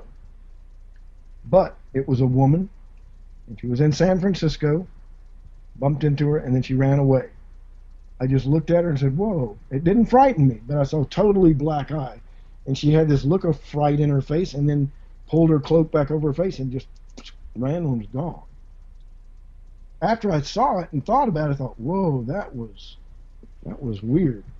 So the thing about the Grove and about the old men, that might be something they're saying to throw people off the Grove. Because if you don't want anybody bugging you, and you're a powerful group, what do you say? Oh, it's on the wane, it's all going down. Oh, they may make a big leadership change and say it's all going to pot, make up a big brouhaha that looks like something that's collapsing, when in fact they're just putting the wool out to make you think that it's something that is going wrong and it's over. How do you get ultimate power is make people think you've lost it when you still have it. Think about that. Right. That's right. They say America is waning, and you hear them showing all this stuff about America losing power and that Russia and China are about to take over. I think Americans like to lie to make them think that, and then show them something that they didn't think was coming. I think that's true about Russia. Yeah. I think that Russia, the United States, and China all work together in some form to bring about the ultimate end game, as they talk. You've heard the end game, or the event. I've seen that on the internet. The event. The event. What are they talking about? Well, that's the change from freedom to the one religion, the one new world order, and everybody submitting. And those who don't submit, they quit. They make it where they go away.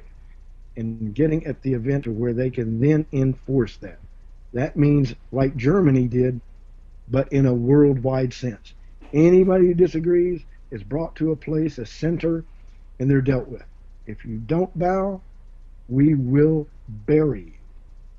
And that will come to that point where believers and followers, whether they be Muslim or Christian or any religion or any faith or any belief system, if you don't believe this way, our way, well, we have a means of dealing with that. We want you to become right with us. It's going to sound very plausible. We just want everybody to get along together. We want everybody to be at peace. Don't you want peace? Of course you do. See, we are of one mind. You need to join us because we're here to make it good for who? Not just you, but for everybody. But if you disagree with us and turn away, or if you believe that Bible stuff, well, we're going to have to deal with that. And they will. Because the Father will be taking his Spirit away, and he will use the world to take us away. We'll be beaten, we'll be hated, we'll be killed. And we'll be marginalized to nothing. As you see in the media today, every body who is envisioned as a Christian in the media is denigrated and made fun of as though they're a dope. Look at how they view us. And that's how the world is going to go. And where does it begin? In a lot of these meetings, Bohemian Grove. In a very evil place that Native Americans would avoid because of the evil that was there. The evil that was there draws the evil there to work out evil means. Bohemian Grove, the reason I went to Bohemian Grove is because what dwells there needs to be faced and confronted. Because it is the face and confrontation to Satan. Because Satan goes to Bohemian Grove. Evil shows up at Bohemian Grove to subdue, suborn, and destroy mankind and lead them to the new world order and where Satan will come, dispense with all the ones he used to get it and replace it with his demonic horde, who then will turn it into 1984, and then it will be run his way. So that was why I went to the Grove in the final thing. But people must realize this is a spiritual battle in every sense of the word. Okay, you cannot. Yes. So after going there, did it change how you felt about it? Did it change how you felt about the people that were also looking into this stuff? I was disappointed some in the people that were there. Why? Not you. Because of their actions. Here's the backside to this. I also pray for those people in the Grove to come to their heart and senses, the true heart of the Father. We are to love those who hate us and spitefully abuse us and do all manner of evil against us. The Son said, you are to love them.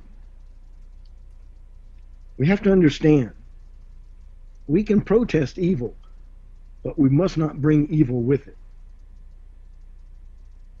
Because when you're mocking them, or when you're actually denigrating them, you're denigrating yourself.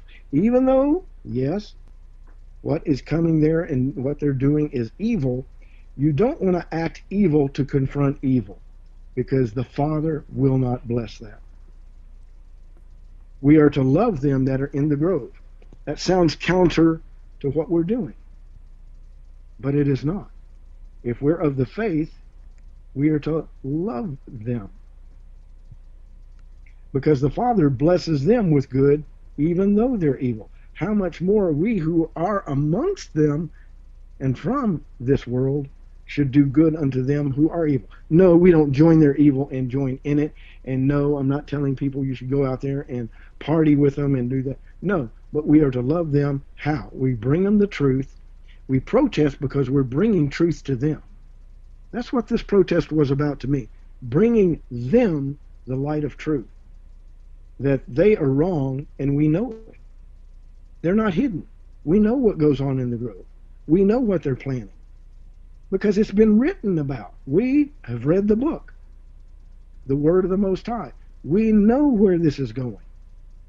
They think they have the inside track.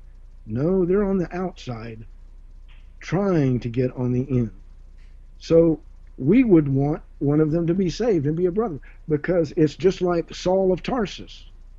He was out there killing the believers and those who followed the master. But the Son saved him as an example to us today of how to look at people. The very worst person in the world who hates you and wants to kill you and abuse you and thinks you're nothing but, excuse the expression, you're just a sack of crap to me. I'd rather throw you out than take you out as a friend. I'd just rather just kill you. And the Father tells us to love them. So we must also remember when we're protesting that we are not to lower ourselves to a point of mocking, of hatred, or making crass statements about them as people. Because on the other side of the coin, there's a lot of us that have benefited, believe it or not, from what some of those people have done. And that's true. Although they do evil, by the fact that they're in the public, they will do good. They will do some things that help the common man. And we can't forget that with evil there is good, and with the good there is evil. I have met some people sometimes who are the most vile people in the world, but treat their children and friends and family and those on the street and those they meet like gold. Never abusive, never negative, and the Father would commend them against some believers and Christians and those who follow the Word based on the behavior he sees in that wicked one, and then the behavior of those who claim to know him and those who even do know him. I've had to face this in myself. So that was what I was describing as the disappointment. Seeing people go not with the heart of truth, despising, bringing the fact of they're doing evil like we're all so great. We all fail, and we all have to face our things. And I'm not saying that we should not protest evil, because John the Baptist was going around preaching, and when he saw the tetrarch, he said, hey, you're with your brother's wife. That's unlawful. You should not be. And many people, oh, it's none of your business to be talking about stuff about people's. John the Baptist preached the truth and told it the way it was. It was not faulted by the Son, saying, oh, he shouldn't have preached that. He preached the gospel and the way to live. And that's what I like to do. That's the way it should be. We should not denigrate, even though I don't like what maybe the Rockefellers do. But the Rockefellers have done a lot of good for the nation and for the people at large. Yes, they have an agenda, and behind that they're working on other things. And they started the Trilateral Commission and all of these things, which are working to chipping people and making the New World Order a reality. They don't realize they are owned and that the believers understand them and know them. So that was my disappointment, and why I was disappointed, to answer your question, is because many people need to reflect the love of God and the Father, because he could have reflected his judgment, and he did contend with the Pharisees, but he didn't bring judgment. He just told them their ways were evil, your ways are wrong, you're going the wrong way, and well did the prophet speak of you. You draw near with me with your lips, but your hearts are far from me. So we cannot reflect that. And that's why I say that. The Bohemian Grove has a lot of people who are evil, and I do dare say there might be some that will be saved, and there are some that may be believers who are on that inside, and they're praying and reaching out to them. I don't know that, but the Father goes where most do not. And if I was invited to the Grove, I would go. by a member. Why? Because I wanted to be part of the growth and everything? No. But to say, why do you do these things? You know that some of this is not good. Some of it, some people may be doing not an innocent, evil thing here, and may be innocent of evil. But within it, there's also a lot of evil. So we have to look at things in a balanced way, and I hope that many of you who may disagree with me on how I'm saying this will understand that I'm not speaking from a perspective of wrong and right, we've got to stand against the wrong, but to realize that we're also dealing with people that are made in the image of the Most High, and that they have been deceived and need to see a light that can get them out of darkness. Wouldn't you agree with that, Greg? Yes, I would. I would. And that is a continual test. It is. Until the end. It is. Yeah. And that is our daily test. Yes, it is. It's to react to people that treat us badly, and there's a lot of people that will. Because you look different, because you're Hispanic, because I'm a white, privileged male that's rich. And you get all that thing, and you know how the immigrants look at it. America's the land of the rich, who everybody has money and a car. And they don't realize, no, it isn't. It's a land of great poverty and depression and sorrow. And a lot of people are medicated due to the great distress. And some of it's brought on by, guess what? The media. Look at how much media stress comes out.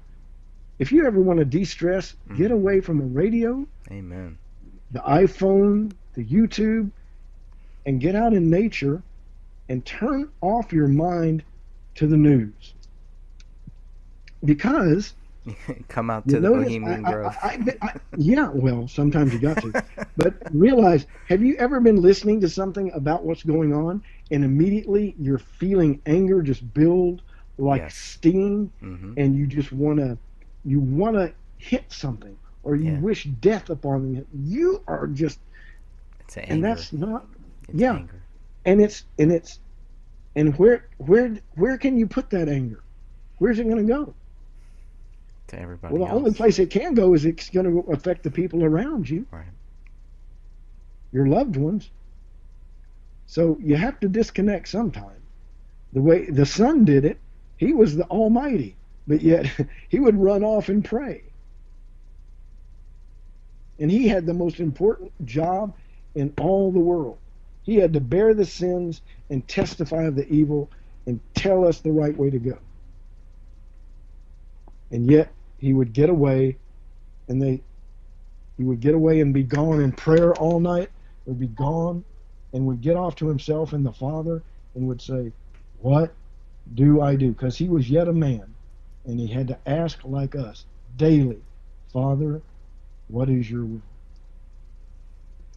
So people out there, you may not believe in the Savior, but you do believe in right, and that's good. And I'm thankful for VIP and all of those out there who know good and question these things, question more. Do not believe me or Greg. It is not what we teach to believe, and follow us in this program and our thoughts and ways. The thing we want you to do is go and look for yourself and tell others about what you find that is the truth. I know the truth. Greg knows the truth. It is a man who was a creator, who came and walked among us to bring us together, not divide us, but not bring us together with evil, but with good and righteousness and peace and respect and honor for that which is good and true, while pushing away that which is evil. That is the right way to unify. And many out there are going, oh, listen to this guy talk. Well, I don't talk this way because I thought these words up and thought this is what I've got to say, and I planned it. It came from the Bible. It came from seeking to do what is right. And it's not because I'm right.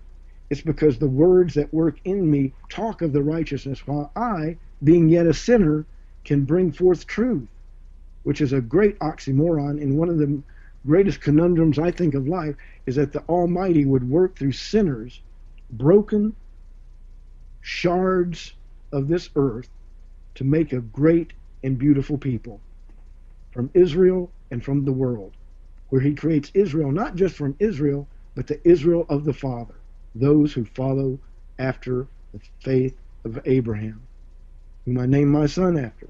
And I named him Orion after the constellation, to say, just like Abraham, he looked at the stars and the Father promised him, your seed, your people will be as the sands of the sea. And look at him today. He honored that promise. Look at it.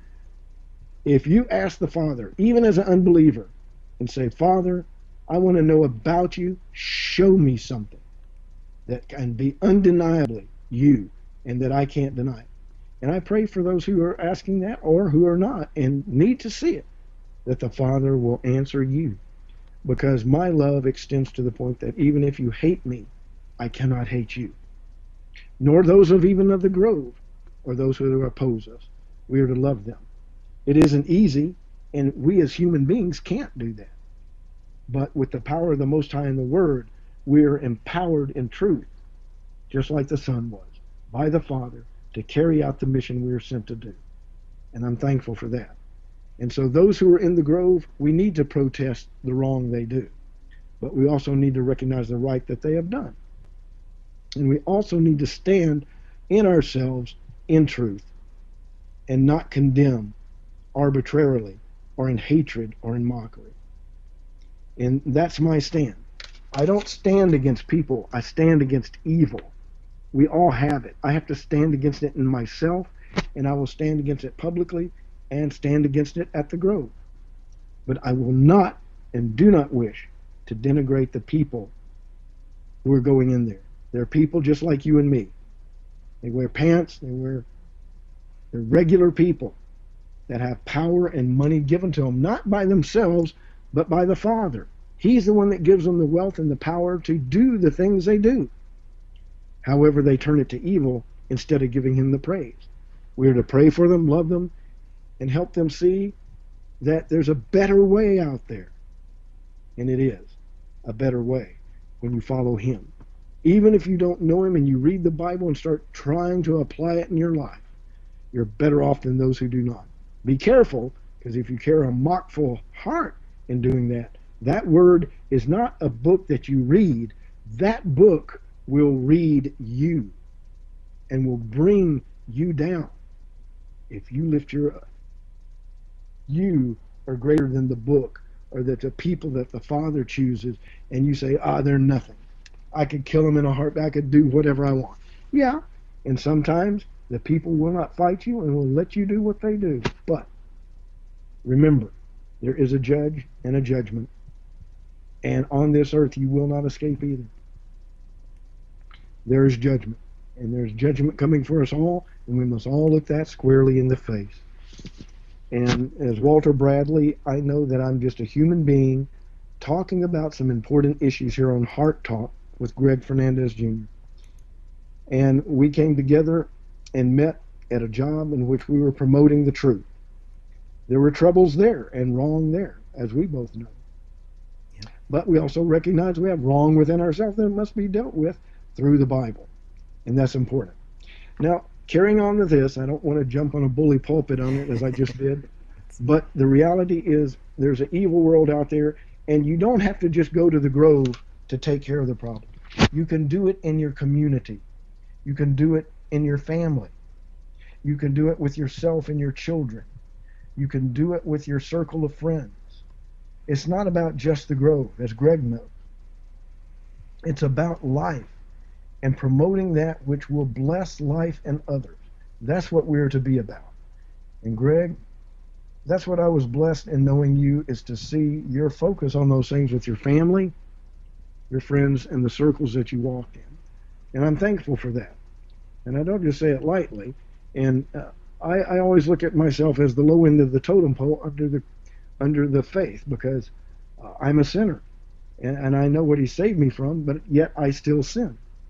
And as Paul said, who shall save me from this body of death? Thanks be unto who? The Savior, who is sitting on the throne right now. He hears our conversation. He knows where we are. He knows our thoughts. He knows our end, and he knows the end of the New World Order. It will not prevail.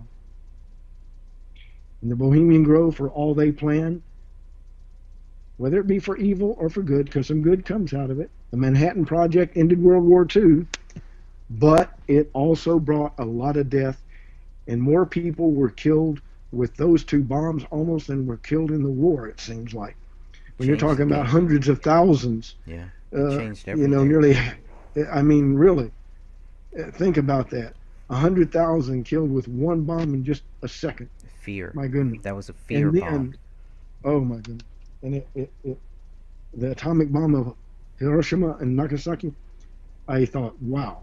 When I looked at that and I saw the pictures of it, and I saw the hit, and they showed the explosion in Nagasaki, and I thought, oh my goodness, I am watching death in action right now.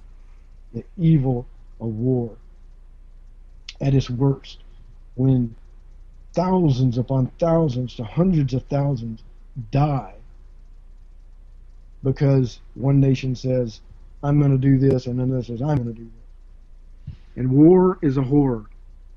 It is. As Greg said. It really is. It panders itself to whoever will take up its cause. And it's, the nations think they'll get some pleasure and good out of it. Well, no, war brings no good to either side. And I say that to Washington, D.C., China, Russia, Putin, Trump, Bush, whomever. And I live out close to Crawford, where the Bush ranch is. I would never protest Bush, never harm him. I'm a former military person. I would be more inapt to protect him from anybody that would.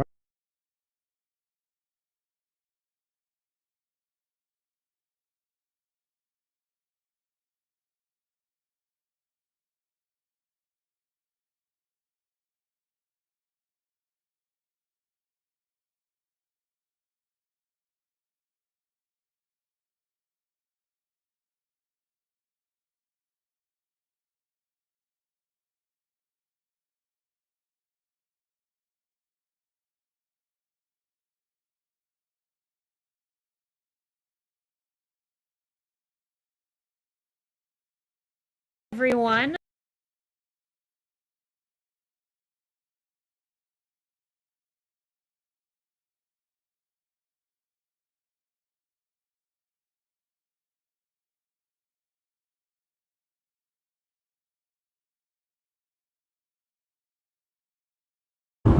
And we are on our way once again to Bohemian Grove.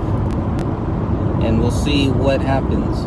But what we expect to find, what I expect to find is gates closed, nobody there, shut down. That's what we expect to find at Bohemian Grove. We'll see once we get there.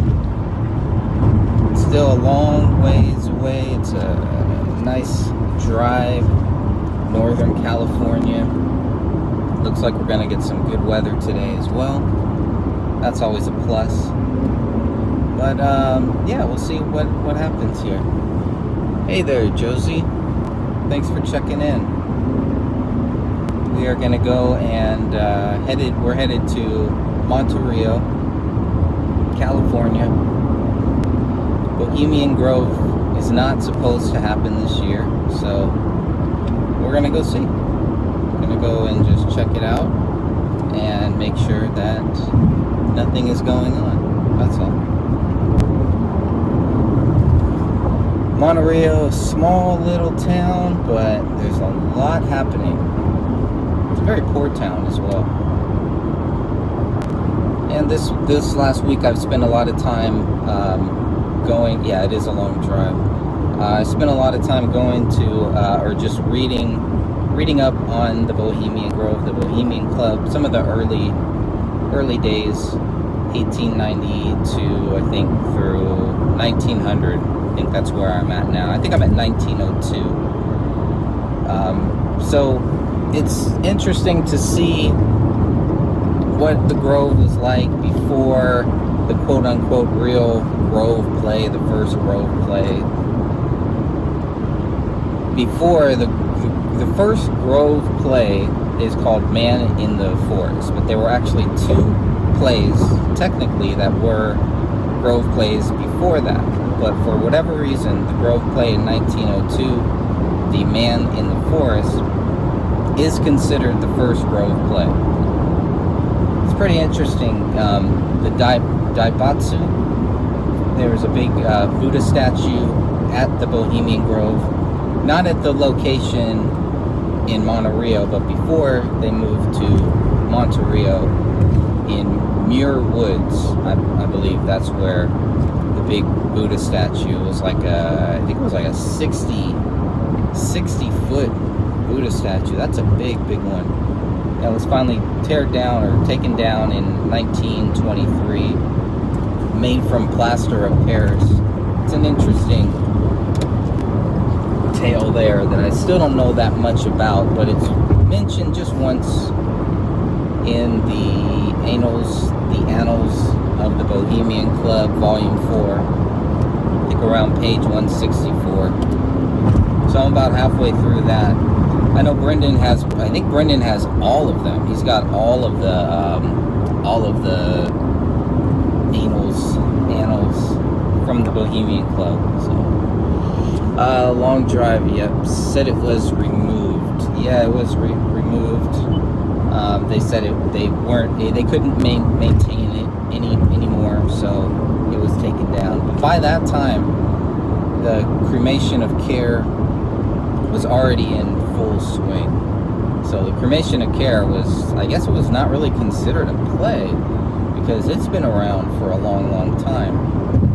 And the play itself, the cremation of care play, whatever you want to call it, has really, from what they say, it really has not changed. It's pretty much stayed the same. But the more I read about the Bohemian Club, the more I'm just like, what are these guys? Who are these guys? What are they doing out here? It's such a weird scenario. I don't know if it's just rich people being bored. Maybe they really enjoyed the arts. It sounds like a lot of it, especially the early days, was really focused on art. It's focused on plays, focused on drama, paintings, things like that. Very artistic stuff. So that, I think it's still there today. We can still see some of that. Maybe not as much as we did in the past, but so I just figured I'd check in here for a couple minutes. Don't want to stay on too long because I need to preserve my battery. I am not wearing a suit this time. There will be no suit because we're not formal. And like I said, we're expecting to get to Bohemian Grove. Gates closed. Nobody there. No police. No barricades. No long drives. No blocking street corners. We'll see what happens.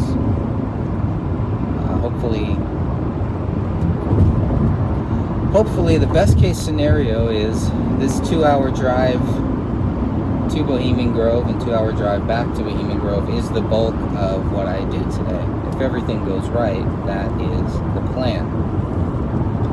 We will see. Traffic is pretty light here in Oakland, California. That's always nice. That's a rare occasion, especially even on a weekend too. But usually it takes me about 2.5 to 3 hours to get to Bohemian Grove. Thanks, Josie. Yeah, we'll see. I'm very curious just to see what the vibe is like, what is going on.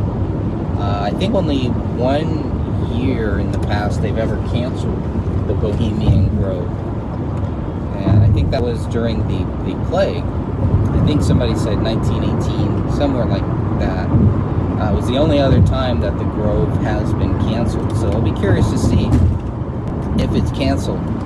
I'm not going to snitch on the Grove if they are not social distancing or having a big party. It's not my place. The Sonoma County Sheriff's Office they know what's going on. So they're always there. This was supposed to be the first year that the Sonoma County Sheriff's Office did not protect the Grove. So we'll see if that's true too. Hey there, Ellie. How are you? Thanks for checking in. Yes, today is supposed to be the kickoff day. Tonight is supposed to be the big cremation of care. So we'll see. We'll see if there's anybody there. If it really is truly shut down like they told us that it was. So Bohemian Grove is supposed to be canceled, but why would we let that stop us from making sure, from checking it out?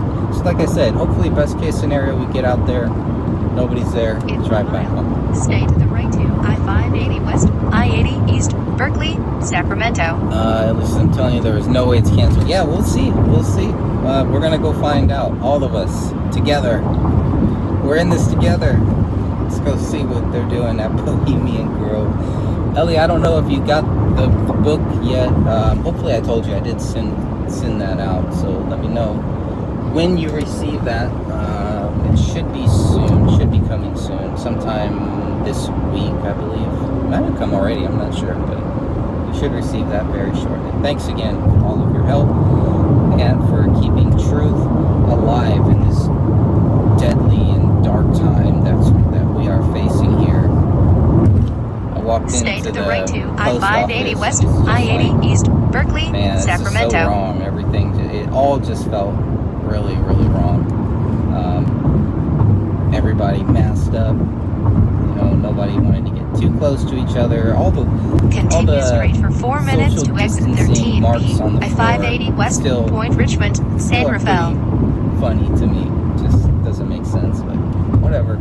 That's a whole nother issue, so we'll see if COVID will stop Bohemian Grove or not. But like I said, regardless, I will not be the snitch. I will not be calling the police or the mask patrol to tattle on the Bohemian Grove. Sorry. Not gonna happen. Nice try though. So anyways, I hope everybody's doing good, having a good Saturday. In California, we just got some beautiful weather today. So the Grove knows how to pick the right day. They pick the right day if they're still active, but yeah, I've never seen the gates closed. Maybe once. I think I went there on an off-season time, but that was it. Usually, we get there, the gates are open, people are walking back and forth, employees coming in, being bussed in, being bussed out. Those big black taxi cab looking things going in and going out. We'll see. See what happens here. So, God bless you all. Keep us in your prayers, and I will check back in here later. I'm gonna let my battery kind of recharge a little bit. I'm not a morning person. I don't like being up this early, but it's once a year. Once a year. All right, good people. Thank you all again. We will be back.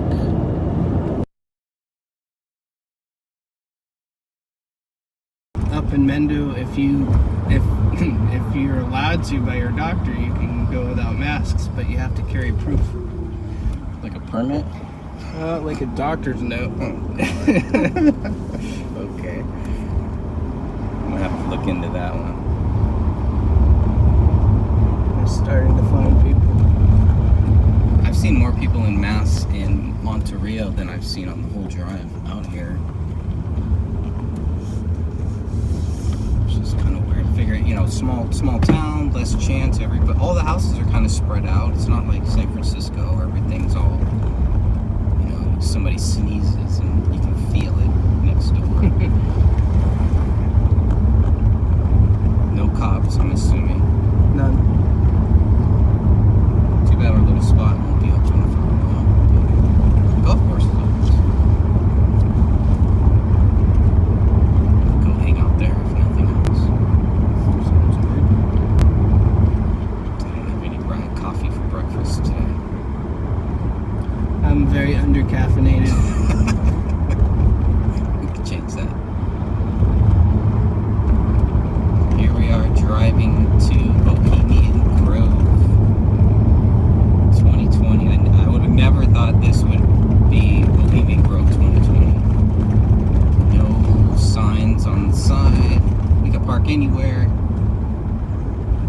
I was expecting the gate to be closed, though. I gotta be honest about that.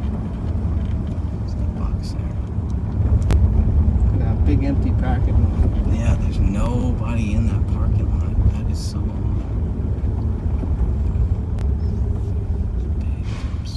Yeah, it even looks different, though. There's nobody at the gate, nobody guarding the gate. You could probably go walk right in. Some, literally nothing going on.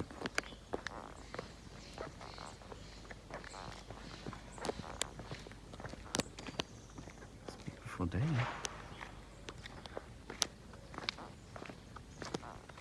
Must be doing some construction or something.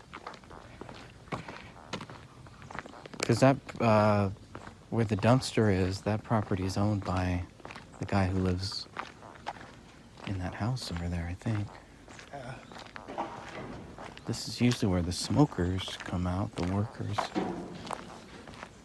But maybe they leave the gates open all year round? Yeah, they got caretakers. They're always going in and out. And even if the camp's closed, the members can reserve time there. For like weddings and funerals and spirit cooking. Yep. People in cages. People in cages. Yeah, that parking lot is pretty interesting. You get some good shots of that.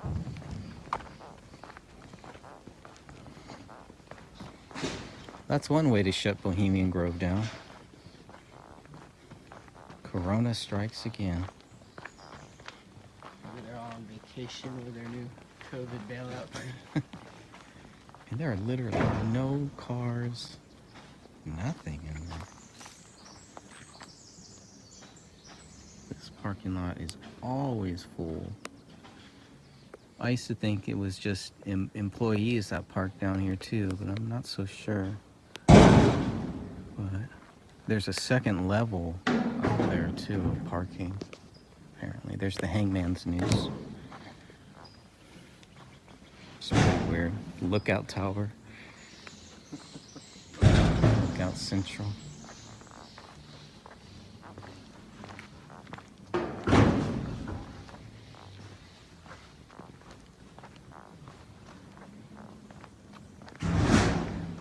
They've added a couple rocks here. It's a new addition. Be careful. Those are beautiful rocks they've added. Just for us. Those are for looters. Are you sure it's not like some type of spell or something being cast?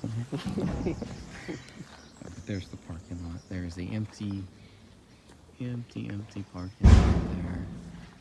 And there is the entrance to Bohemian Grove. So couldn't get the live stream going, but like Brendan said, this is a ghost town. There's just nothing going on here. Absolutely nothing. Bohemian Grove shut down.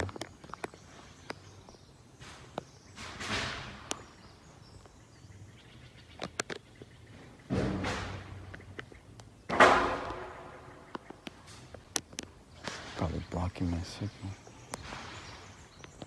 It's on Hangman's News. It's pretty weird.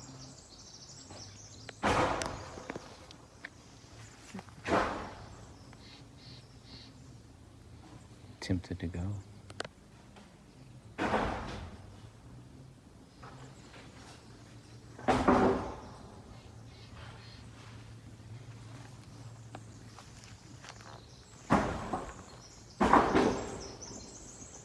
Well, what do you think? 2020. Are you surprised? Yeah. Yeah. Yeah and no. Expected to see something? Somebody? I expected something. No guards, no workers. Is it officially canceled, or are they just... Yep. Maybe they have a portal and they're just portal themselves in. But yeah, there's a sight you won't see every day, every year.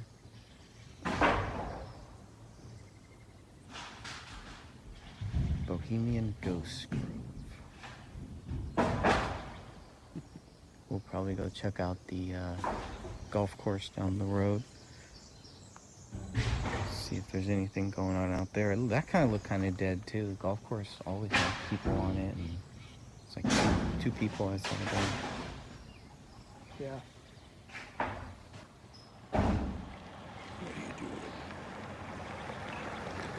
Where's your mask?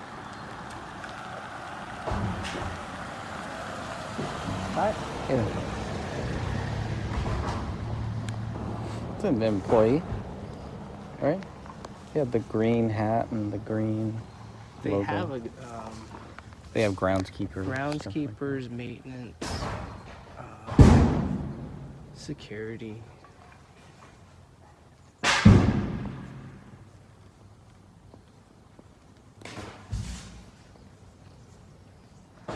That might be the highlight.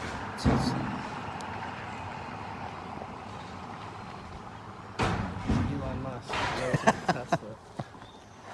Like I was a little old to be Elon Musk. You never know. Sounded like I'm not seeing anybody. There'll be one person. Construction. 2 constructions. That's all we've seen is three cars. 1 going out, 2 coming in. This looks like they're doing some construction work or something in there.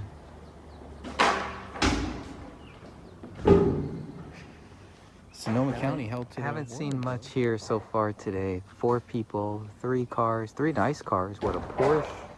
One was a Porsche, one was a Tesla. I forget what the third, and a Benz. Wow, Mercedes. But that's it. Only 3 cars. We don't know if a tire popped or if they tried to throw a firecracker at us or something. Something happened. But the highlight of the day would be this, I guess. The empty parking lot. Back there in the trees is where the second level is. Hard to see it from this angle. Some stairs too. Shut down. Bohemian Grove 2020.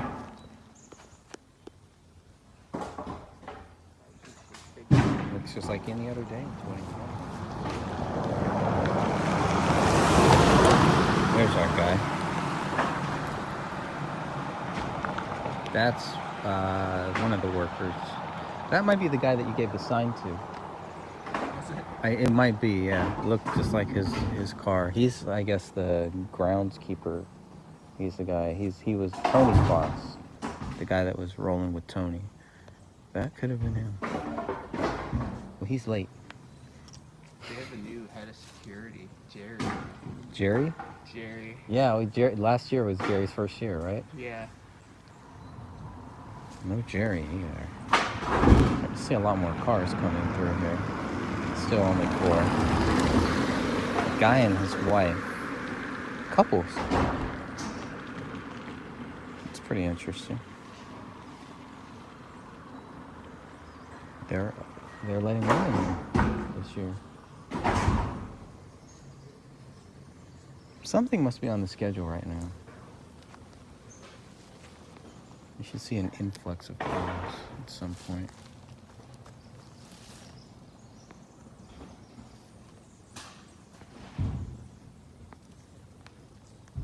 And you can do a lot of social distancing in there. Yeah. 2,700 acres. A lot of trails. A lot of trails. So. A lot of nooks and crannies. Whoa. Big hawk. It's a drone. That's our guy. Must be something going on. Another couple. A guy and a girl. Jungle.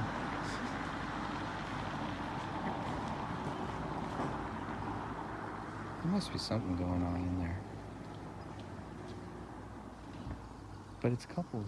Is it couples day at the Bohemian Grove? Is that what we're seeing here? Was that new one?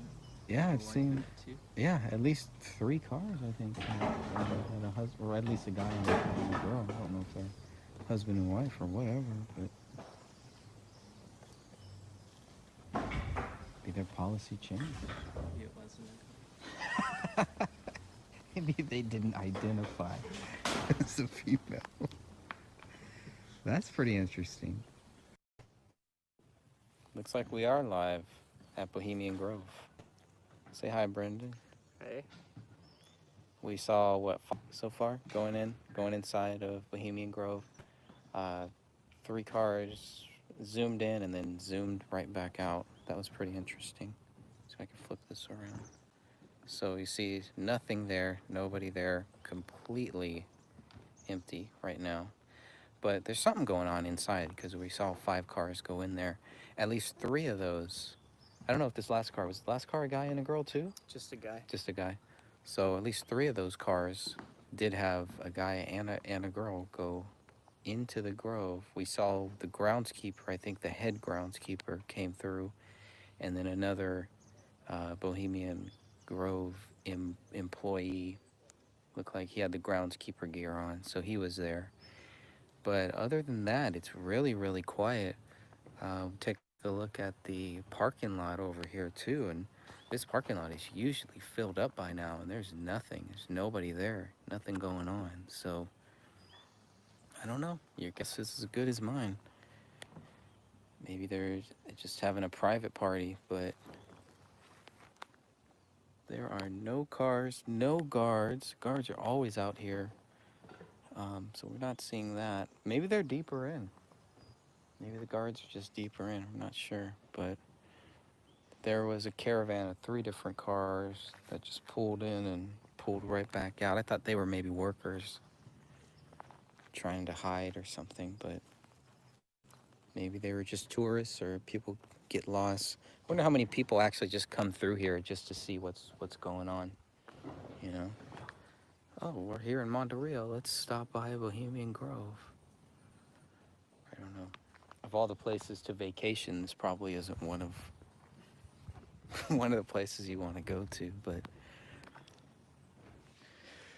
yeah, it's actually a little cold. This would have been a perfect day for a suit, I think. If I was going to wear my suit any day, today would have been that day, but didn't work out like that. So the gates are open. It looks like the gates have probably been open for years because you can tell by the trees they're not moving or anything, but trees are covering the gate on this side. There is that famous little glove that's been there for what, 3 years now? Man, that glove is hardcore. Easily. There's like nails or something in the road right there. Is that what those are? Like boulders. Maybe that's where the old gate was. Actually, you can see the little bolts, yeah, all the way along there. Maybe 2 gates. They've got some maintenance work to be done. Got the nice fence here and some wires in between the fence. Brendan thought they were trying to electrocute us or something. You never know. That's a noisemaker thrown at us, possibly. That could be. Comes another car, looks like a Jeep. Let's see if this one has any people in it.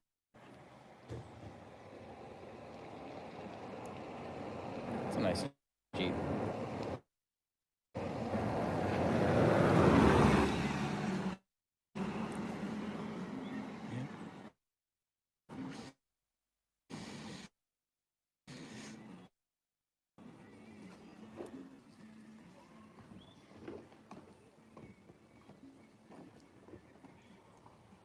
See, we should have done that. People drive in, just drive through, drive out, like there's no one on here. I wonder how many people do that too. Just let's just go see what's going on.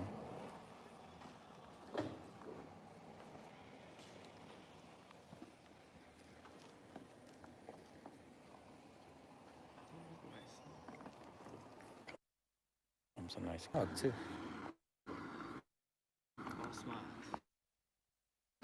I think it's ladies' night at the Bohemian Grove. That's what I think.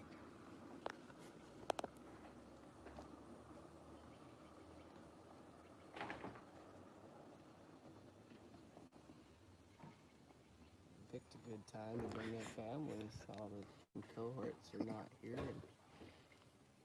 All the creepos were staying home.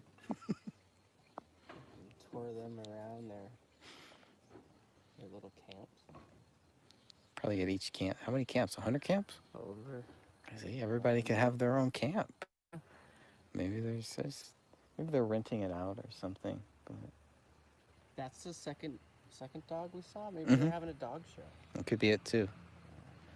As long as they're not eating him. Be all right. That's a beautiful truck. I want a truck like that. My next car is going to definitely be big truck. Then my 5'4" self is out of the truck. I would try that, but that wouldn't be very honest. But we are definitely live here outside Bohemian Grove. Another dog in that car too. Okay, in here with 2 people and left with 3. They picked up a young Asian person, it looked like, and a dog, possibly. What's going on? I'm getting suspicious. Getting very suspicious.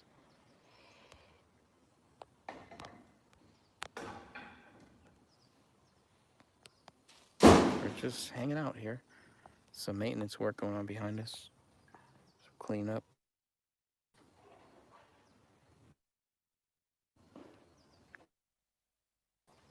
You know? I don't think so.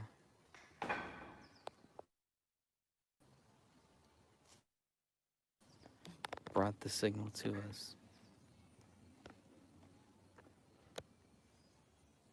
So we're just hanging.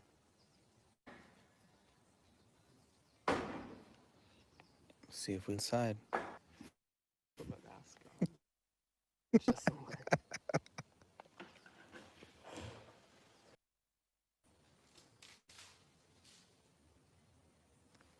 Generally, this would be any of that today. Members. Yeah. Making fun of us.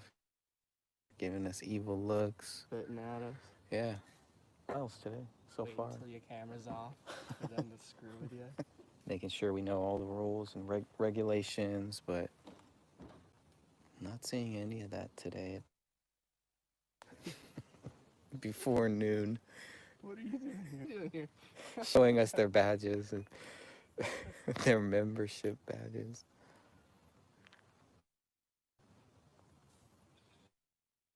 But yeah, it's cold. So we're here. I don't know. If you had to judge it right now, would you say that they're open or they're closed? The circus isn't in town, but some freaks are coming in and out. Hey there, Ruby. Yes, we are live right now, standing in, and the parking lot that is usually full over here is completely empty. I tried to go live a few minutes ago. It didn't work, but I've seen a few cars roll through. This is the day would be the day for the cremation of care. Yes, this would be the big kickoff day. Generally, with the second got canceled off, and so we don't see the regular workers, the chefs. That's about it. We're seeing couples go in, which I think is interesting. Yeah, so they'll be here all through this week, all through next week, and then, yeah, we're not seeing any of that. It is just, I don't know, either the guards are further deep in, maybe, trying to hide, or maybe there really is nothing going on. But we have verified there are people inside of there, at least 3. So take that for what it's worth. That's Lost Dream gets you a little more ghostier, if that's a word, than normal. But cafe wasn't open. It looks like it's closed down. Doesn't look like it's even there anymore. So the beach area was open. Thankfully the park was open, so the bathroom was open. The Bohemian Grove 2020. All the protesters are probably happy. All the people who've been out here, you know, for years, for decades, protesting Grove, they got their wish today. So whether they're doing it, it's shut down. I mean, unless they're doing it in secret, and, you know, at a very social distancing level. This is it. First time since the Owl Shrine's been built, they haven't had a cremation occur. Yeah. That's it. That's history. What was Ruby was asking, is there a road that goes around it? There is a side road somewhere. Yeah, there's a side road somewhere, and of course they can always fly in or parachute down if they want. Teleport. But this is supposed to be the only way in here, and that's, hey, Virginia, thank you for that. God bless you too. Second gate is kind of, if we're looking at the road right now, second gate is over to the left, so it would be stage right. I don't know. Don't ask me. These guys know about theater. I'll ask one of them. But if we can get one of the guards or one of the employees to stop, maybe we can ask what's going on. Probably should have when we first saw him. I should have asked the guy, but I was trying to get this live stream up and running. I'm surprised that it's even working. So, but this is supposed to be the one way in and the one way out for the most part. So it was interesting. We saw a car go in with 2 people and it leaves with 3 and a dog. So, but there's definitely people in there. The third was a young child. Third was a young child, that's right. Everything. Usually we would hear bottles being dropped into large dumpsters by now. Not hearing things like that are circling. So I guess that's another indication that there's not too much partying going on. Not too much going on inside there. I don't know. We'll keep watch. There's a look at the road. Bohemian Avenue and Railroad Avenue, where the two meet. So I think if you go up Railroad, there's supposed to be another road up here, or some little gate, some side gate that you, a lot of traffic or a lot of people or anything like that coming inside here. At least dog to Monterrey Day is what it looks like.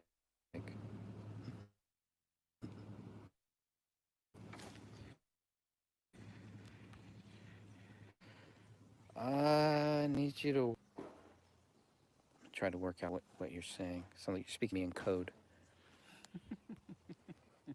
And I have not had my coffee yet. What do you think you would need to accommodate it? I don't know. I want to get inside. I want somebody to let us inside at some point. But that might not happen. This is one of the first cars that came in. This is a construction worker of some sort. So they brought some stuff in on the top. That's another indication of what's going on. Something's going on, you know. They're doing something.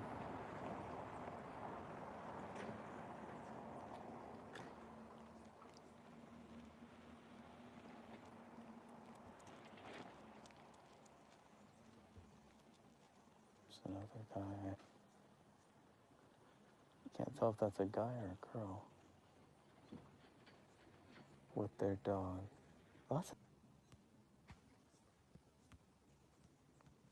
You gotta breathe. Breathing Corona. It's cold.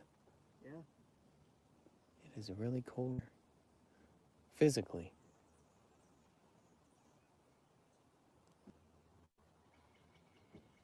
It's an interesting day.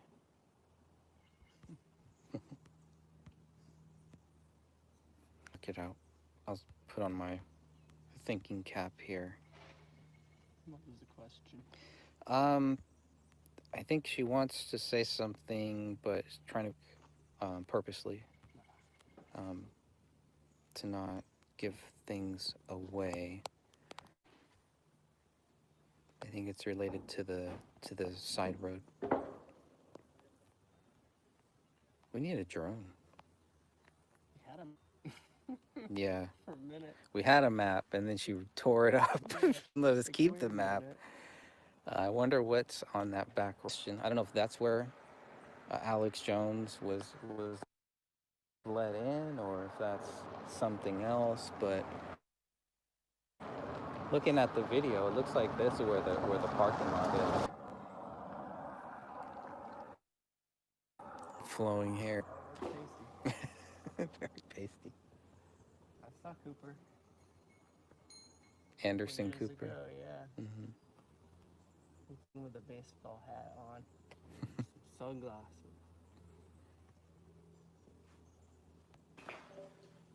Yeah, I wonder what's on that back road too.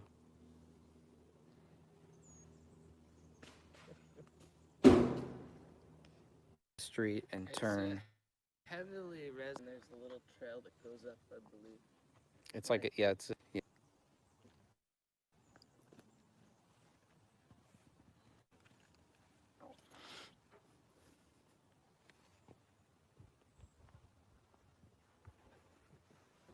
Yeah, they have their mess. Gets pretty stuffy in the car without. Virginia's saying, write down the license plate numbers and see if you can get DMV information on the people going in.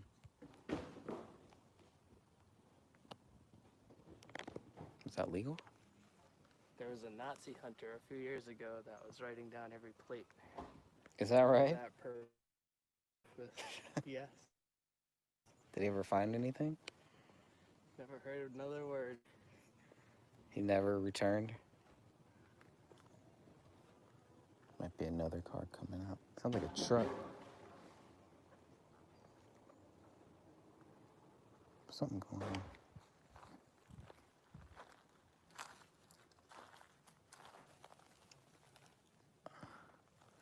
I can hear something in there. Little Georgia Guidestone looking rock monument thing here.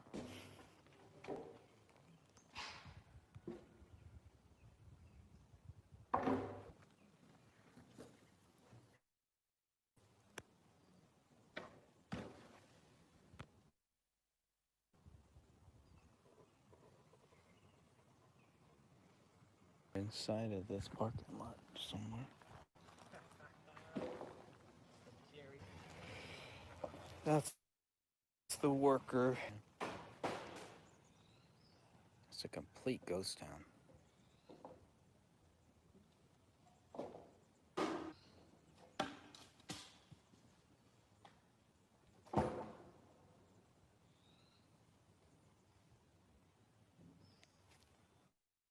Probably nothing to do, nothing to clean up.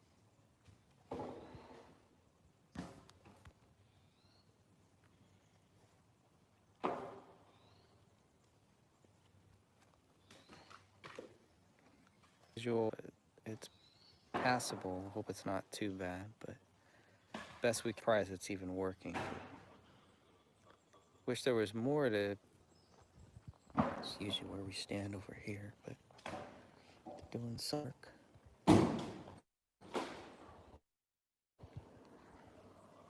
Comes another car.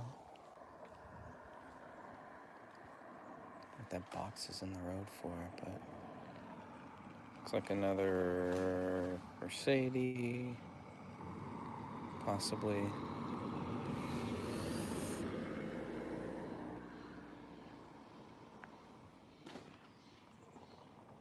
Guy didn't look too happy. Didn't have a mask on.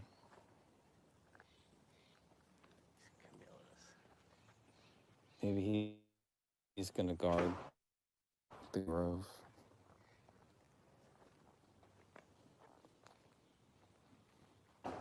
First car that's stopped here.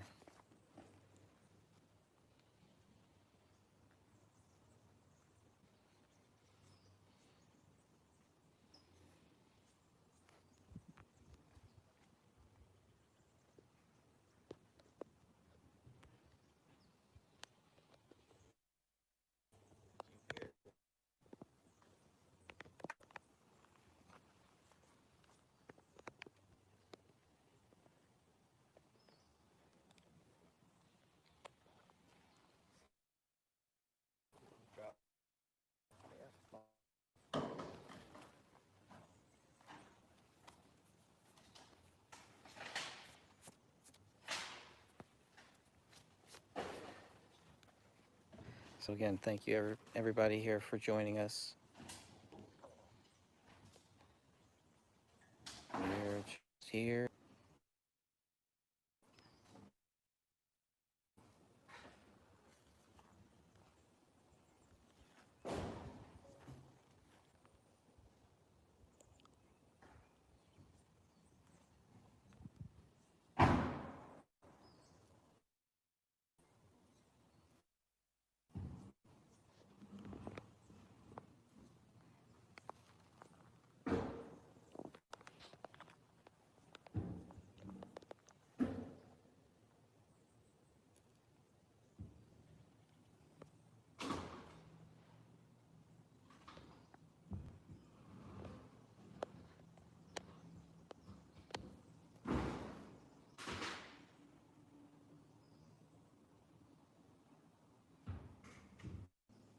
These.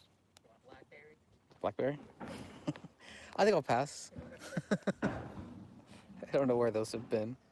It's a nice offer though. Any cars that are high end? Yeah, I think the 3 or 4 cars that we did see come in were all high end cars. There was a Tesla, and then there was a Benz, a Porsche. Yeah. The loud noises, there's a big dumpster right behind us, right behind where Brent.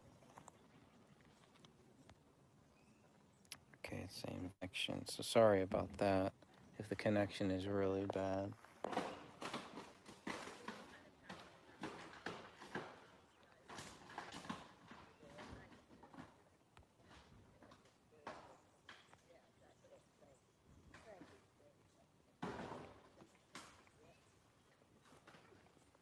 At least the sun's starting to come out now, though.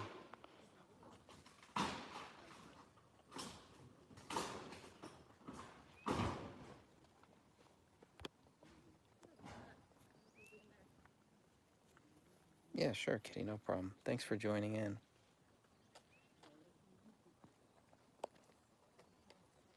I wasn't expecting too much. It's more than I was expecting, for sure, but...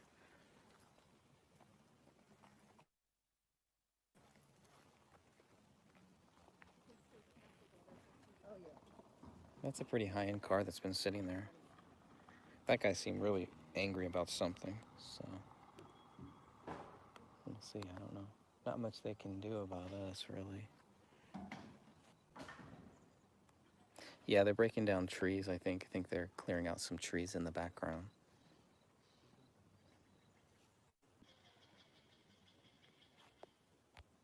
Hey, on the 15th.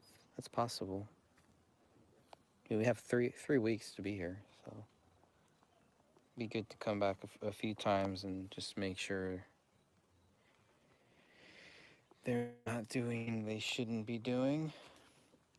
Not that I would ever tell anybody. Curious though.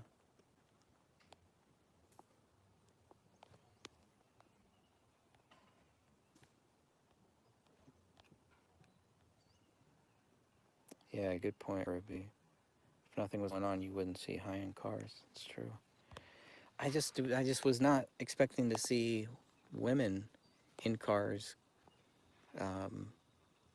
going past this road here. That just seems different. I don't remember that any other year. It's not like this, at least.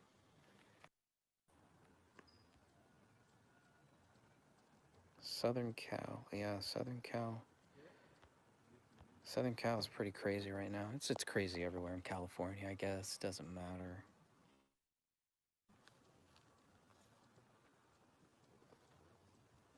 Let's try to stay with cities as much as possible. So I wouldn't think they're too worried, aside from my shaky hand, but to make sure it's not too bad. Women allowed. Yeah, that's what they say, but they went in. At least 4 of them, 3 or 4.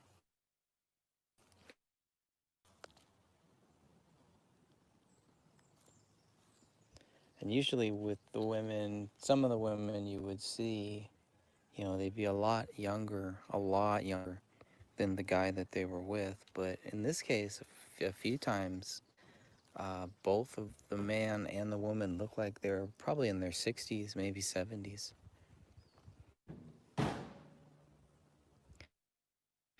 Something going on in there. There's no doubt. I mean, I think we've shown that. We've proven that they're doing something here. Doesn't mean that they're gonna do everything, but it's a good chance nation of care or a version of that will happen. I don't know. Guess we'll see.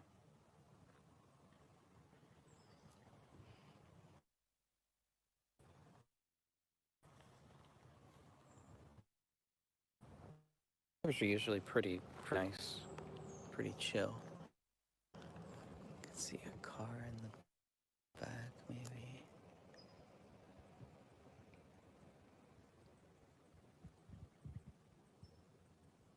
It's impossible to see from this, guys, with this camera, but beyond those trees there is a second level for cars. It's, yeah.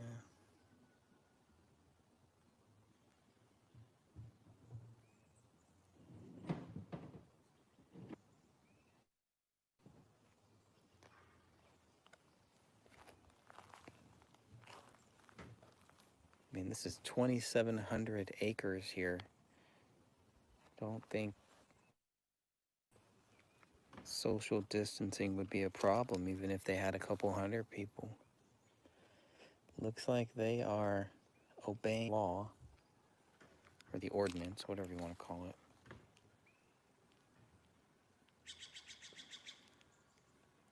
Going for broke. We're about 35 minutes into. At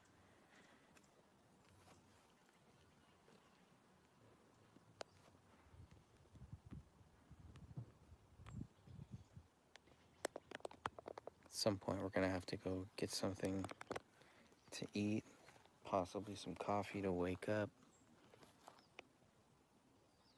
Like 20 times.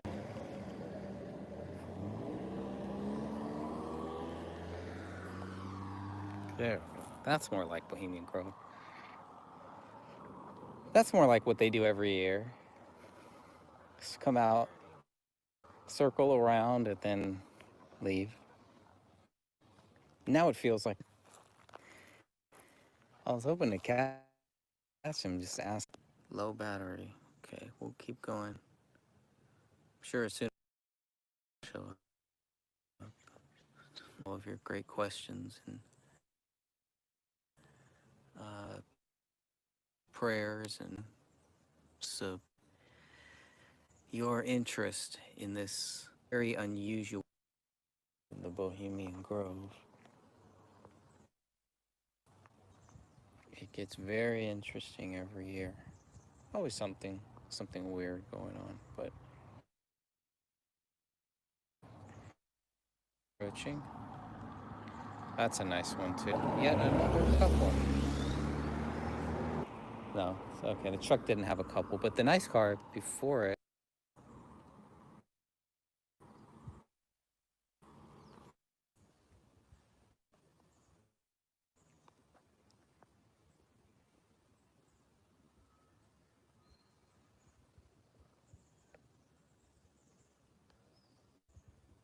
Mode this year.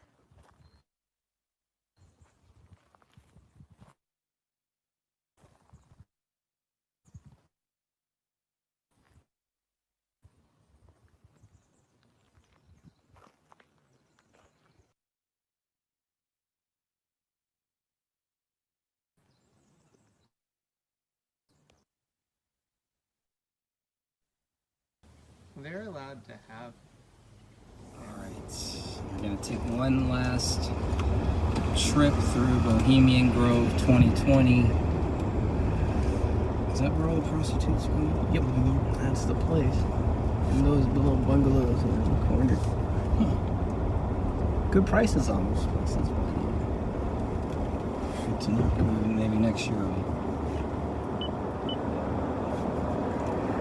take that under consideration. Not the easiest to get during July, but then earlier in the year they were all open this July. Consequences. No cars on the road though. Monterrey. Well, they're not prostitutes. They're way too young. Who knows? Yeah. Forgot where I was. Remember that male prosy we saw? Yeah. That was something. Yeah. The dude in the little flip flops. Yeah. Those short shorts. Short shorts. And like didn't want to film him. I thought, oh, okay, I'll be respectful. And then a car full of boy toys pull up. That convertible. Remember that? That was like out of a movie. I do remember. You saved me. Hops in. He was so nervous we were gonna film him. I wonder why. He looked young.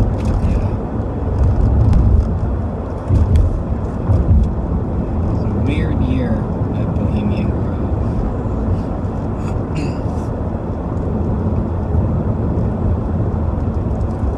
Any final words here? I have this recording. Do you have any final words on the Bohemian Grove or your experience this year? Well, this year has been unusual. See if this is the new normal. It got canceled. Everybody's protesting like crazy this year. Yeah, we're the only ones there to celebrate that it's canceled. Should we celebrate that it's canceled? Should we be hiding? Should we be hiding under a rock right now? Is it canceled? Is it canceled? Is everybody just having picnics in there today? Because we've seen them going in and out. They're doing some in there. Just hanging out. It's Monterrey. Vacation Wonderland, really. I would not have labeled it as such. They have shave ice. There's something in it. Oh, over there. Wow, look at that ice cream truck. That is like the most pedophilic truck. You see that truck on the road, stay away. But the beach is full here in Monterrey. Here's the bridge they found the bomb under a few years ago and never mentioned in the media. That's right, that never gets talked about. What year? 2017? 2018? Yeah. I wonder if that was the same year that they thought that Antifa was coming Yeah, out. it was the year they blamed us for being Antifa. We're so Antifa-like. Generally, I would say I've been called worse, but in that case, not too much worse. No. So, we're just gonna take one last drive through Monterrey, through the Bohemian Highway. Bohemian Avenue. We're on Bohemian Highway. We're now turning on to Bohemian Avenue. I wonder if that is where that one video took place of those guys that like go up into the mountain going through Bohemian Grove. They turn off of one of these streets and it's so narrow that it was just like, I don't know how their truck could even stay up there. I think it was gonna fall. I will never roll my truck for the Bohemian Grove. I don't blame you.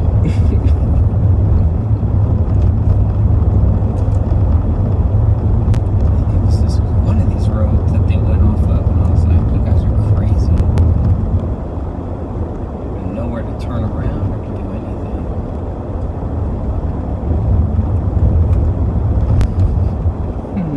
Come a long way from having all of this blocked off, cars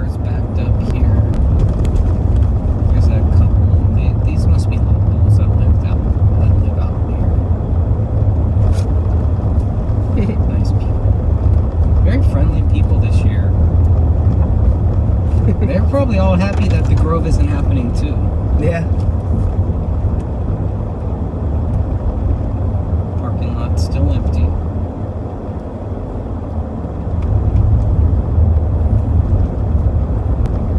Garbage dumpster guys are going. Turn around on the gravel.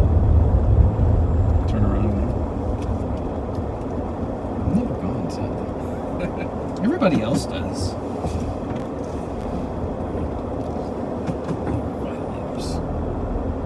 One time. Get a run time. Come on. We're just turning around here. There's no good place to turn around. Private road, no through trafficking, blah blah blah. And there's the gate. There's the gate, and definitely no one here. We see people parking right here all the time. Let's see, they got cameras. I got my license plate. That's fine. I got theirs too. Bye bye, Bohemian Grove.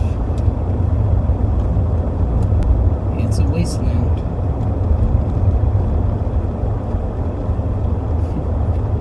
It was supposed to be the cremation of care at the Bohemian Grove. It's actually tonight. So there's still a possibility that might happen. But the Bohemian Grove that we saw today look nothing like the past years. From 2012 on, 2012 was the first year that I was standing outside of the Grove. Nothing compared to what we saw this time. Maybe about 5-6 cars total within a couple hours. That was kind of odd. The people in the cars, it was couples in a couple cases. A couple children, I think, too. Dogs. A lot of people had dogs out going into the Grove. Out of all the people we saw go into the Grove, I believe we only saw maybe 1 or 2 cars go out. But literally just a handful of cars went into the Grove, and only 2 employees that we saw. The one guy in the red truck just going back and forth, kind of. He was going in, he was going out. There was another car, truck, whatever, that kind of stopped, came out of the Grove, did a U-turn right at that intersection for Railroad and Bohemian Avenue, and just went right back into the Grove. So just went outside of Bohemian Grove, did a U-turn, went right back in. That was kind of weird. But aside from that, I mean, that was the only thing that really looked like every other year that we've seen. They always do that. So that was odd. Couldn't get the live stream to work for a long time, so I don't know how well it actually worked out there. But I mean, we did see people going in there. Bohemian Grove is not closed. It is open. People are in there. Couples are in there. Men and women are in there. What they're doing in there, I don't know. I mean, you have 100 camps, so in theory you could have 100 different little groups. I don't know if that would be considered a violation of the social distancing. There's only one car, like a white Benz, maybe an SUV, and it was the only one that, as soon as they saw us while they were trying to enter Bohemian Grove, they were driving, and it's 2 white males, 2 older white males. As soon as they saw us, Brendan and myself, they were driving, they put on both of their masks and went right into Bohemian Grove. So they look pretty scared, pretty freaked out to me. You know, sometimes you get a car that will kind of stop, or not stop, but kind of slow down, and then will just kind of drive slowly past us or do something. But this white car was the only car that really kind of seemed to be freaked out. Put on their masks and probably felt a lot safer. So that's all that I know so far.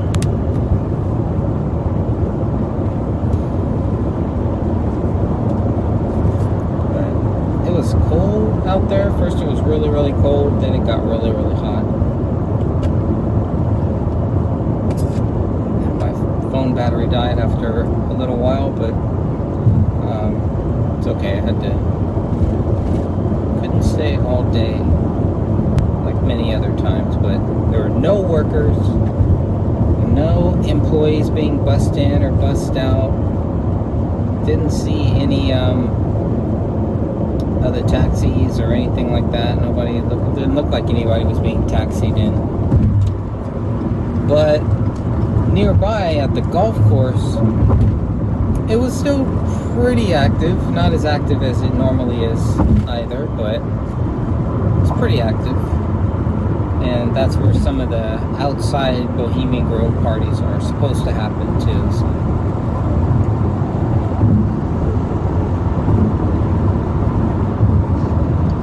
Overall, I was just a little surprised that to get over here.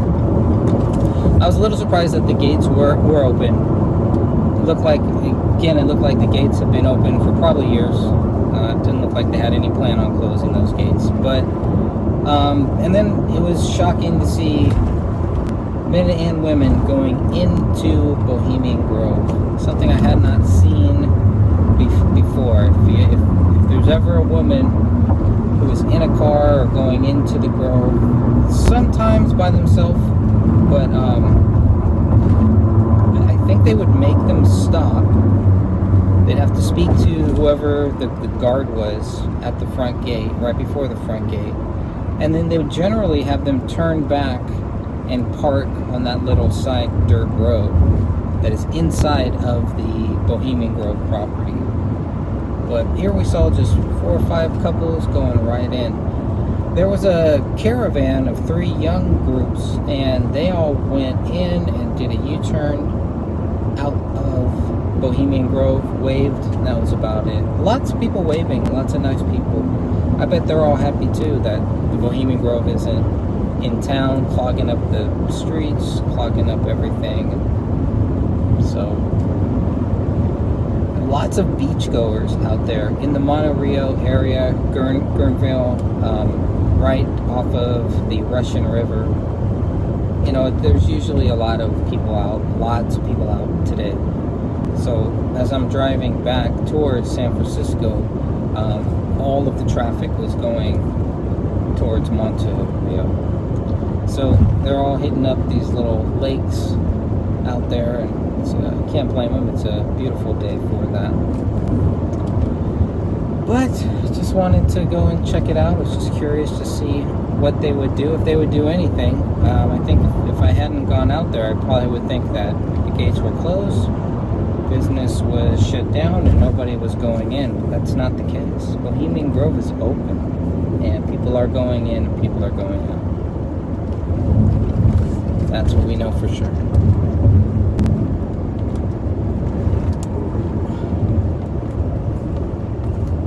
Let's see. The evil don't want us to see them. Yeah, I think you're right. And hey, Virginia, I think you're right on that. They don't want us to see what's going on. It's when they're quiet about these things. That's when we tend to focus more on it, because now they're not saying anything. They're just being very quiet about it. So. Thank you for just, you know, for your prayers, first of all. That is the main thing, and for the encouragement, for the support. You know,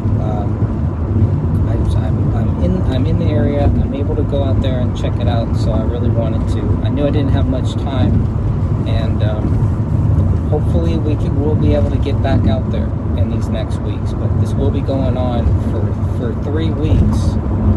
So the gates will probably be open.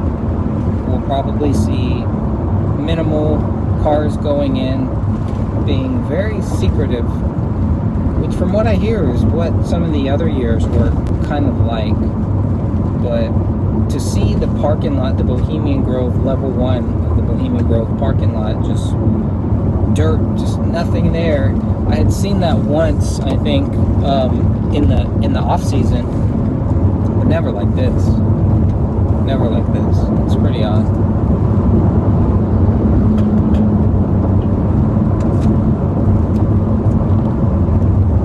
Other than that, it was pretty uneventful as far as all of what we usually see. We usually have the Bohemian Grove guards coming out there.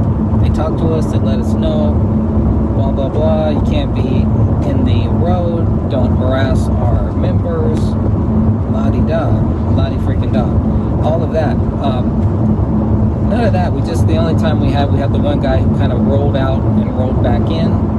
We had the guy who I believe is the head groundskeeper. He drove in, because I know this car, this is one of the cars that was kind of it's given us some trouble in the past of just being a weirdo. But so that car came out or went into the Grove and didn't see that one again. But not too much traffic going in. There was one car that actually came in, 2 older people, and then left with a younger, maybe 12 to 14-year-old Asian girl and a dog.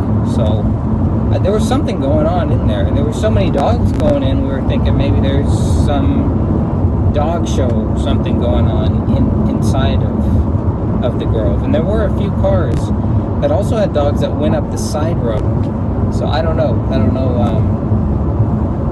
what that was about, but it was like Family Day at Bohemian Grove today. So maybe they're changing, maybe their rules are changing, they're changing things. I have no idea, but no cops. I did not see one cop in the whole city. It's a small city. It's a very small city, but usually you see 1 or 2 somewhere. I didn't see any of them. No streets blocked off, nothing like that. Where we normally stand, there was a big dumpster, and so the guy who owns the property next to the Grove was doing some type of tree work, or they were throwing stuff into the dumpster. So when you see the live footage, you'll hear that. You'll hear these bangs and booms and all that, and that's just the guys in the background working. Where we normally would have been, but not this time. So. But I think that is about all I would have to report on this. We'll do a little podcast version of this and put all of the different clips that we have together. But the main point was just to get out there and to see if Bohemian Grove was open or if it was closed. And it was open for business. This we know. And like I said in one of the early videos, no, I'm not going to snitch on the video. But we'll put the video out. Alright, God bless you all. Hope you have a great day. Keep truth alive, and remember, Jesus Christ loves you.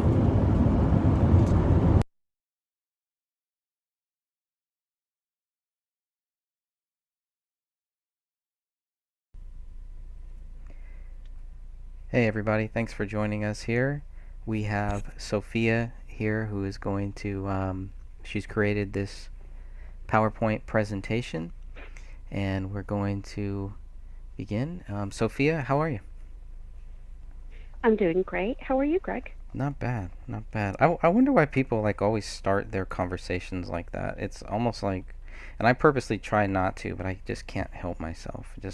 It's nice to know how people are, just to make sure you're in the right frame of mind to look into something like this, because this can be very subjective, right? I think so. Yeah. I think so too. I think that's why this is going to be a discussion, and I'm looking forward to this. Thank you for putting this whole thing up here. I really appreciate that. I know you put in a lot of work on this, and let's get right into it. We are looking at slide number 1, David's handwriting analysis. Okay. Alright, and I'm going to go to slide number 2. See if I can. Are we live right now? We are live right now. I'm trying to find the video. So you want to go to the gray stage, YouTube, here we go. and Yay. hopefully it should be. I tried to set it up so that it's the first one when you put in live. My cat's gonna come join us, I think. Come on. Gang's all here. All the troublemakers on one line. Okay, so let me know if you can see what's up on the screen now. Looks like slide number 2. We're looking at print writing. Mhm. Okay. David's handwriting, and we're looking at samples from the notebook that was taken by the DCA. It showed mostly print writing, which is generally people who print have put up barriers to keep the world from getting to know them. They do not easily express their innermost feelings. People who print take longer to experience intimacy and tend to have strong external protective mental shield that is often seen as confidence. Now it is estimated that over half the men in the United States prefer to print rather than write in cursive. And the next slide will show a sample of that. Okay. But you'll see that it's pretty consistent throughout the notebook and other samples that were photographed. And this is from David, the notebook, right? The 59-page notebook found in the office bedroom. Yes, and I think I might have cropped this particular page. Yeah, it's definitely worth looking at.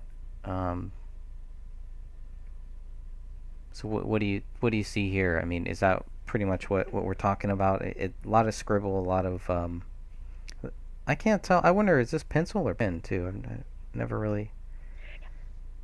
I think it's like a Bic pen.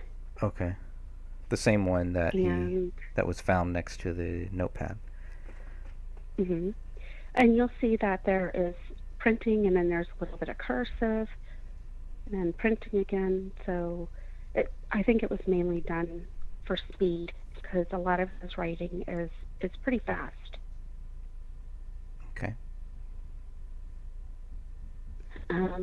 The normal upper zone, which is the realm of the mind and the guardian of the spiritual aspirations.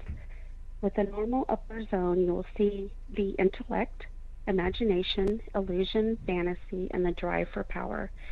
Well-proportioned loops, stems, and sensibly placed eye dots and T-bars reveal mental capacity and alertness. That's an important sentence right there. Because a lot of people were saying that he was either stoned or drunk all the time, an alcoholic, but you don't see well-proportioned T-zones or T-bars and eye dots if you are high or if you're an alcoholic. So at the end of the slide show, you'll see that I added samples from other people who are known alcoholics or drug users, and so you'll see a difference. In this slide right here, you'll see the normal upper zones. You'll also see the I dots and the T bars. So, okay. I'm going to move on move to the next one. Normal middle zone. This is the zone that shows what the writer thinks of himself and his role in life, and how he can be expected to project this image onto others, and it's expressed in the middle zone. This area reveals the quality and consistency of effort towards conscious pursuit of goals. The middle zone emphasis is upon social and work, and shows actual progression into the environment. Medium height and well balanced in other zones and well-formed letters indicate wholesome self-confidence and sensible adjustment to life. And it's just showing the middle zone, which is the A, the E's, lowercase e's, I-S, I-T. which is what we're looking at here. Is the H and the the is, that loop would be an upper zone. Which one? So for the loops on the H, that's an upper zone. The D loop is an upper zone. So a common middle zone would be the I's, the E, O, in video. Any lowercase letter that doesn't have an upper zone loop.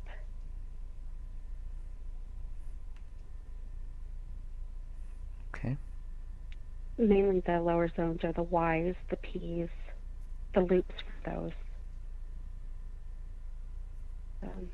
which we kind of cover in the next slide. Normal lower zone, the LZ, is below the level of consciousness. Inborn biological drives, instinctual urges for security and satisfaction, and material demands jostle here, with unacknowledged memories and experiences from the first hours of life. In our culture, this is a powerful realm of the drives and sensations and is private. Usually, if the Y's and the G's are really outrageous and have lots of loops and stuff like that, the more outrageous they are in the bedroom. Yeah. So if you see really wild Y's and G's, I gotta go check my Y's and G's now. Okay.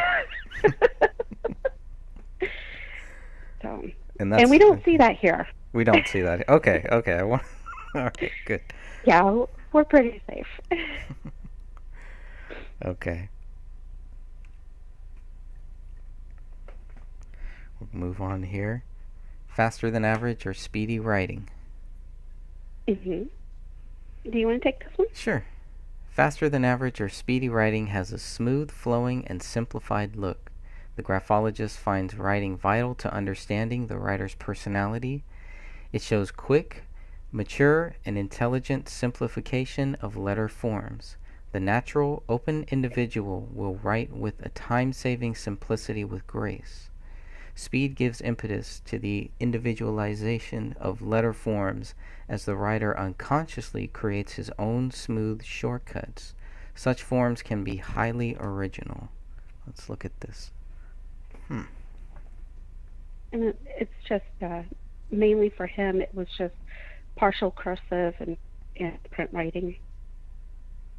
Okay. I don't think he created his own code at all with abbreviations. And looking at this writing here, do you think this is something that kind of that he scribbled down, or do you think that this is something that he took more time with? Is that something we can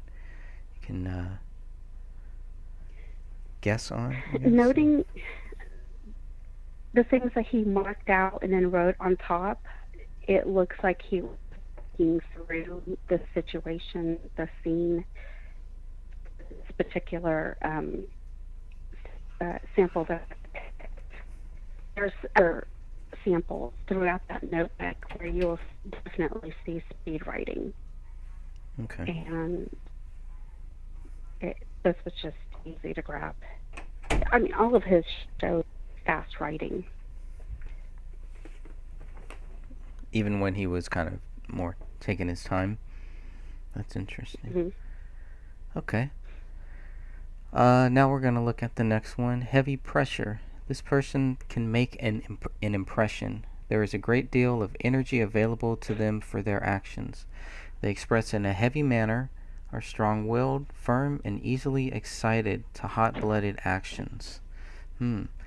Those with forceful pressure can inspire others. And negatively, they can be stern, stubborn, and have bouts with melancholy. You would definitely know when they are around you. Hot-blooded, yeah, strong-willed, heavy manner, stubborn,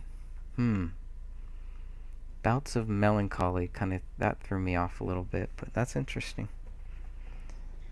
And Camille also had heavy pressure too. So that was an interesting thing. They both had normal upper, lower, and middle zones, and the heavy pressure. This is one of my And favorite these pages here. things don't. What's that?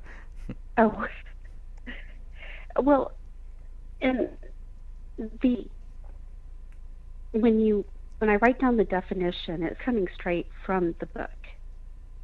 So this just covers the whole gambit for what they could be Right. having. It doesn't actually mean that this is them to a T. Gotcha. Yeah, that's important. That's important to note there.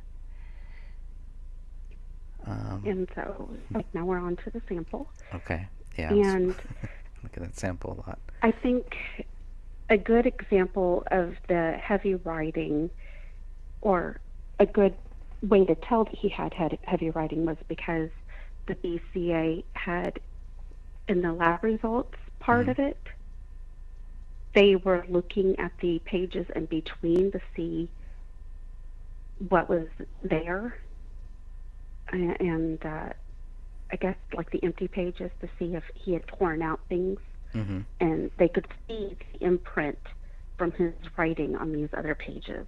That's weird. I'm glad that you brought that up because it was only found on 2 pages, which I thought was kind of strange. You would think that it would be on a lot of other pages too, right? I mean, That it would be consistent. yeah, I mean, or I would think that if it was on more than 2 pages, that it would have been noted that it was on more than 2 pages. But the fact that only 2 pages are noted to have heavy writing, I think it's called indented writing. There's a certain term for it, but at page 21 and page 22, I think they were found on. So this is well before David wrote whatever he wrote, but the way that those 2 pages were written and what they found from those was very interesting too. Anyways, getting a little off topic, but Give me 1 second, I'm letting my Sure. cat out. cats rule. Cats dominate. Yeah. Especially cats know when you are live, and for some reason, as soon as you go live, they need to let the world know and let everybody else know too who is really in charge. I want to say hi to everybody who is in our chat room too. I really appreciate everybody coming in, and we are live here. And right now we are going to move on to the next slide, vertical to incline slant. Yes.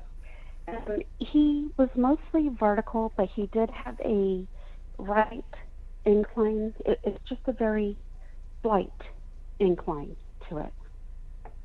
A normal incline. So, let's see here. Vertical, this type has a head over heart emotion attitude. He is open to experience of the moment, but his responses are cautious and, are cautious and considered. Here, emotional expression is under control if it is lost. It is quickly regained. The incline slant in his writing is considered a normal incline slant. The writer is normally sensitive and emotionally healthy, but modest responses. Judgment and logic rule, yet more sympathy and compassion are expressed here in the vertical slant. The range of expression is seldom over-demonstrated. Yeah, some of this is kind of how David comes off. I mean, just on the very little that I've seen him, how he responds in videos, how he responds when he's asked questions, and just listening to him, not knowing him personally. This is one of the areas that kind of it really struck a chord with me, as far as like, oh, okay, this really does sound like him. This really does sound more like his type of style. But let's and let's it's really continue on. interesting because you sit there and you compare the documentary to his live stream, and what they're saying in the documentary doesn't line up with how he's acting in his live streams. How do you think he's acting in his live streams? just more compassionate. And you think in the documentary Very- he comes off as more crazy? What they say about him, Mm. the friends and family, Oh, I see. compared to how he really was in the live streams, Gotcha. in the clips that, I guess, the certain clips that they used. Okay, so which slide are we on? Okay, so now we're gonna move to let's see, we're looking at the pitch video here, to angular strokes. Okay. Angular strokes. That are stick figure strokes. I choose both cursive printing and print writing styles as samples from the notebook that can David's handwriting. Here he eliminates the lead preference with simple downstrokes. This is unless it's a D and sometimes either an H or an L. Most of his other strokes are just loopless, but all his D's have loops, lowercase D's.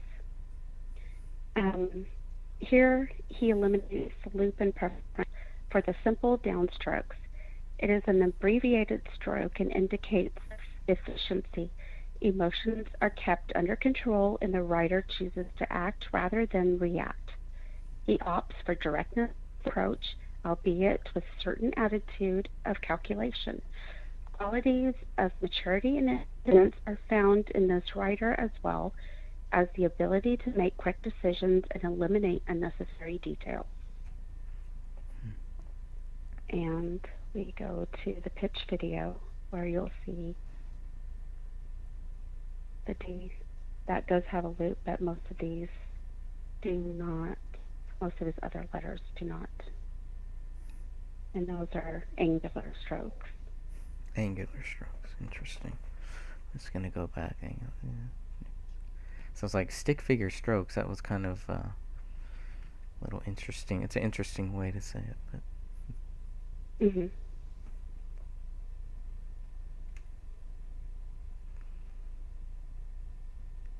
Okay, personal pronoun I means clear, constructive thinking, independent, and has a desire to stand out. Personal pronoun I. Can you explain that a little bit? Well, as he uses the personal pronoun, which the sample was the only one that I could find where he uses the personal pronoun. But there's no loops. He doesn't use it in a lowercase. And so, let's see here. For the I's here on this, Mhm. on the veterans? It's not used as a cursive I. It's just a six the crossbars, and so right there means clear, constructive thinking and a desire to stand out. That's the type of I that he used. If there was a loop, it would have had a different meaning. If it was lowercase, it would have had a different meaning. If it didn't have the crossbars, that would have been a different meaning altogether, too. Interesting. Yeah, it sounds very strong. It's very strong words for people here too. Very curious how other people who have served feel about this. I think you'll like the next slide. Okay. The majority of O's and A's open at the top. This indicates generosity, frankness, truthfulness, and sincerity, and talkative. Talkative. Is he talkative? I would say yeah. Mm-hmm. The interviews. Yeah, he had no trouble public speaking or anything like that. I have to admire that. I could not get on at a podium or get up there and talk. I'm really bad at debating too. I freeze up. Yeah. Yeah, it takes, it's I mean, it's definitely a challenge. I tried to do little highlights for all his open A's and O's. Mm-hmm. Let's And look at those. you can clearly see it throughout the rest of his samples.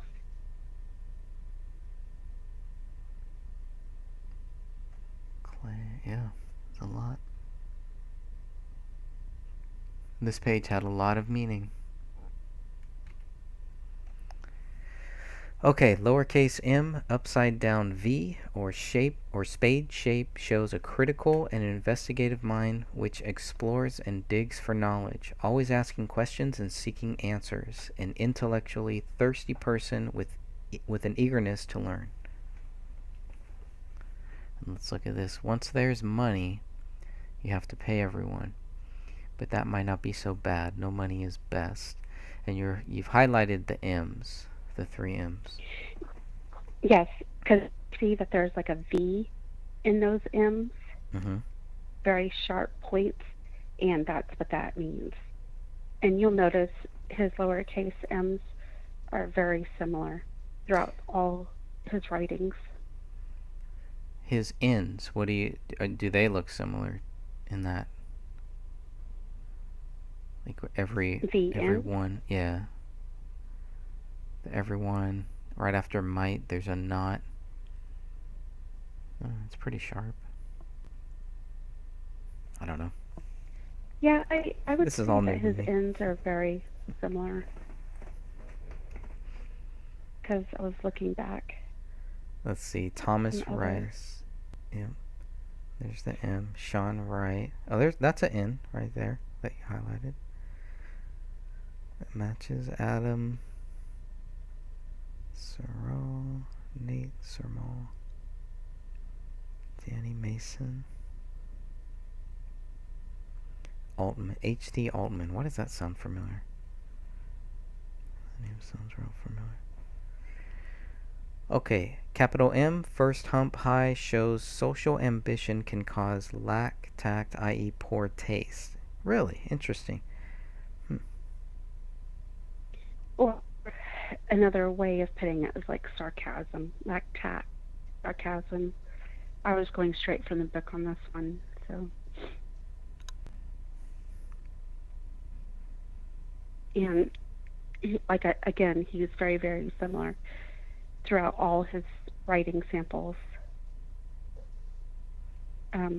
with the M's, the captions. Yep.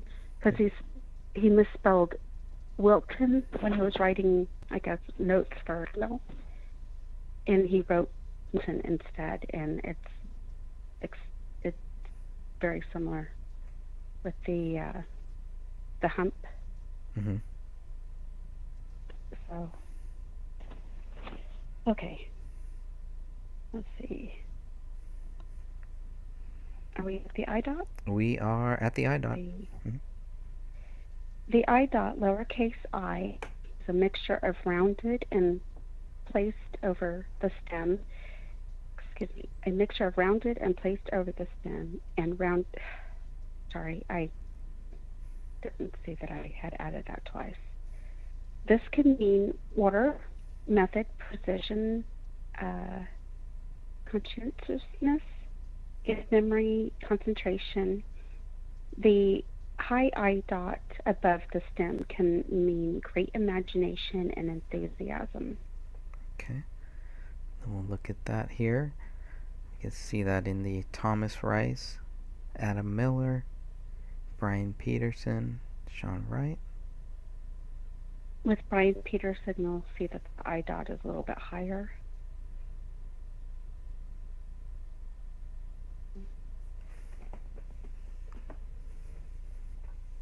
Even though I put a sample here, I look at all his writing overall. If something doesn't line up more than, if I don't see it more than once or twice, I don't add it. Because it could be just something that he was doing just today. And that's looking at all of his writings, as much writings as you have had access to, which is a lot, by the way. That is a lot. Yes. From the, just all the photos that captured his handwriting and the notebook that they took into evidence. It was just easier to add the the notebook part samples because they were the clearest pictures. The T-bar. T-bar is one of my favorite ones here. T-bar is the average T-bar. T-bar is an average T-bar with a crossing, which can mean that he is healthy, balanced, calmness, self-control in thought, and in action. Most of David's T-bars will have a slight incline to the right. This is a positive and uplifting trait with optimism, enthusiasm, and ambition. Refer to, quote-unquote, submit to Allah. This can also mean sarcasm mixed with humor. That's interesting that you would say that, or that you would see that, or discuss that, or think about Considering that. that this Yeah. was his supposed suicide note, you don't see any signs of depression. You don't see any signs of him in altered state. If anything, he seemed excited, I guess would be the right, I don't know. He seemed happy. If this was supposed to be the suicide note. But Open the Rise, the most recent version, it seemed like he was excited when he wrote this, only because of how his T-bars are and the way that they point up.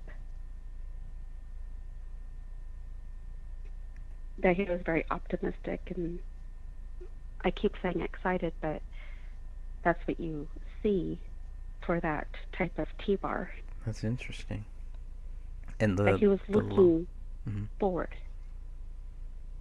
Okay, sorry, I didn't No, interrupt you. No, it's okay. Because the lower T-bar in the other part seems different, right?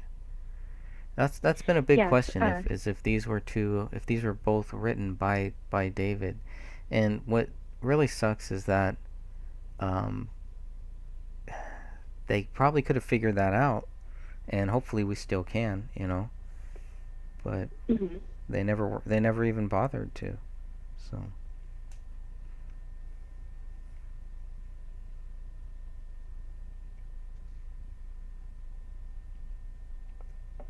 So what do you think? had Do you the do you opportunity. think? Yeah, they had the opportunity. Do you think David wrote this? Any of this, right here? I think he wrote the Open the Rise, the most recent version, submit to Alan or Ella, and I don't think that he wrote the now. I mean, when you look at everything that David wrote on this notepad, this just seems out of place. Both of them. Whether he wrote it or not, it's almost like because investigators didn't take the time to find that out, that it wasn't that relevant to their case. Yeah. Even though it was open, the page was open. I don't know. And then where the blood stains are, I'm going to kind of move my cursor because in the black and white it is hard to tell. But here's where some of the blood stains are. Here's where a few more are. So there's definitely fingerprints, and one of these whichever one they tested does turn out to be David's fingerprints. David's fingerprints are on this. That doesn't necessarily mean that he wrote this here. But it also doesn't mean that he didn't. So I'm trying to keep an open mind to whatever it is, but it just seems so out of place with everything else that he's writing.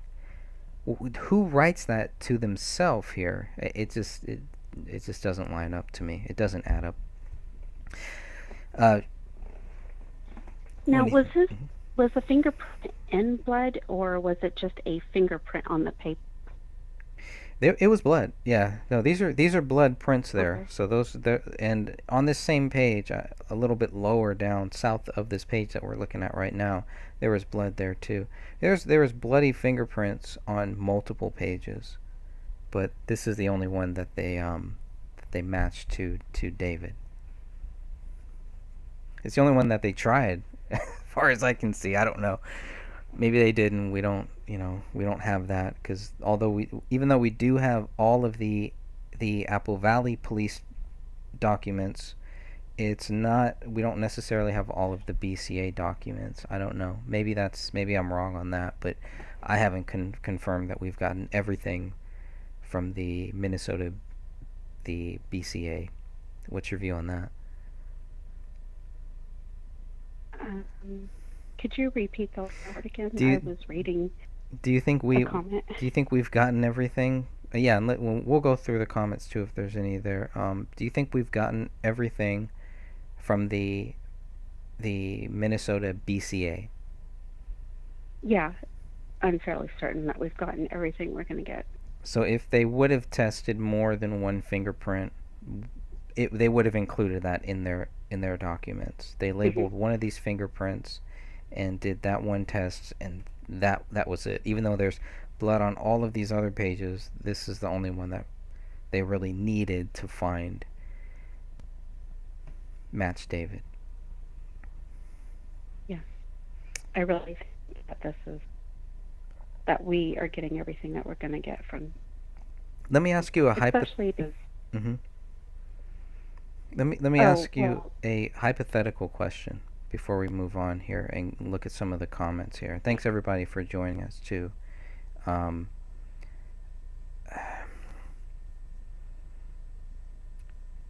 If the reason why, I'm just speculating here, and I'm open to this, if these fingerprints were put on, let's say after David died, after his hand was missing, you think they would try to put that on the pin too?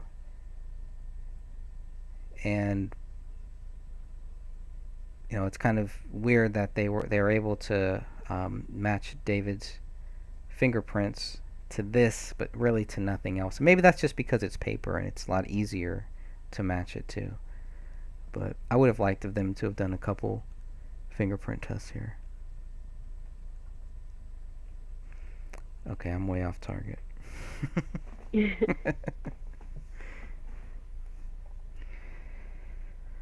Let's see. Let's go into the comments here for a second.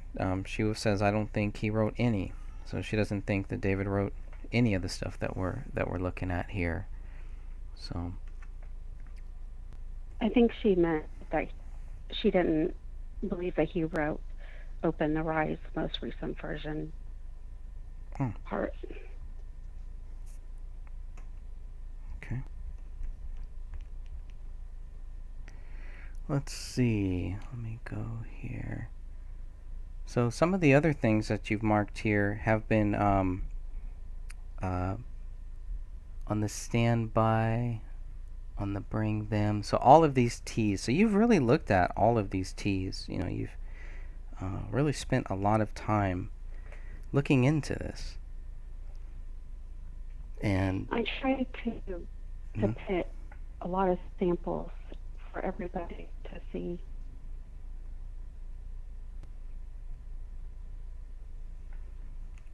I really wanted them to. Sorry, I think you cut out there a little bit. Sorry. It's okay.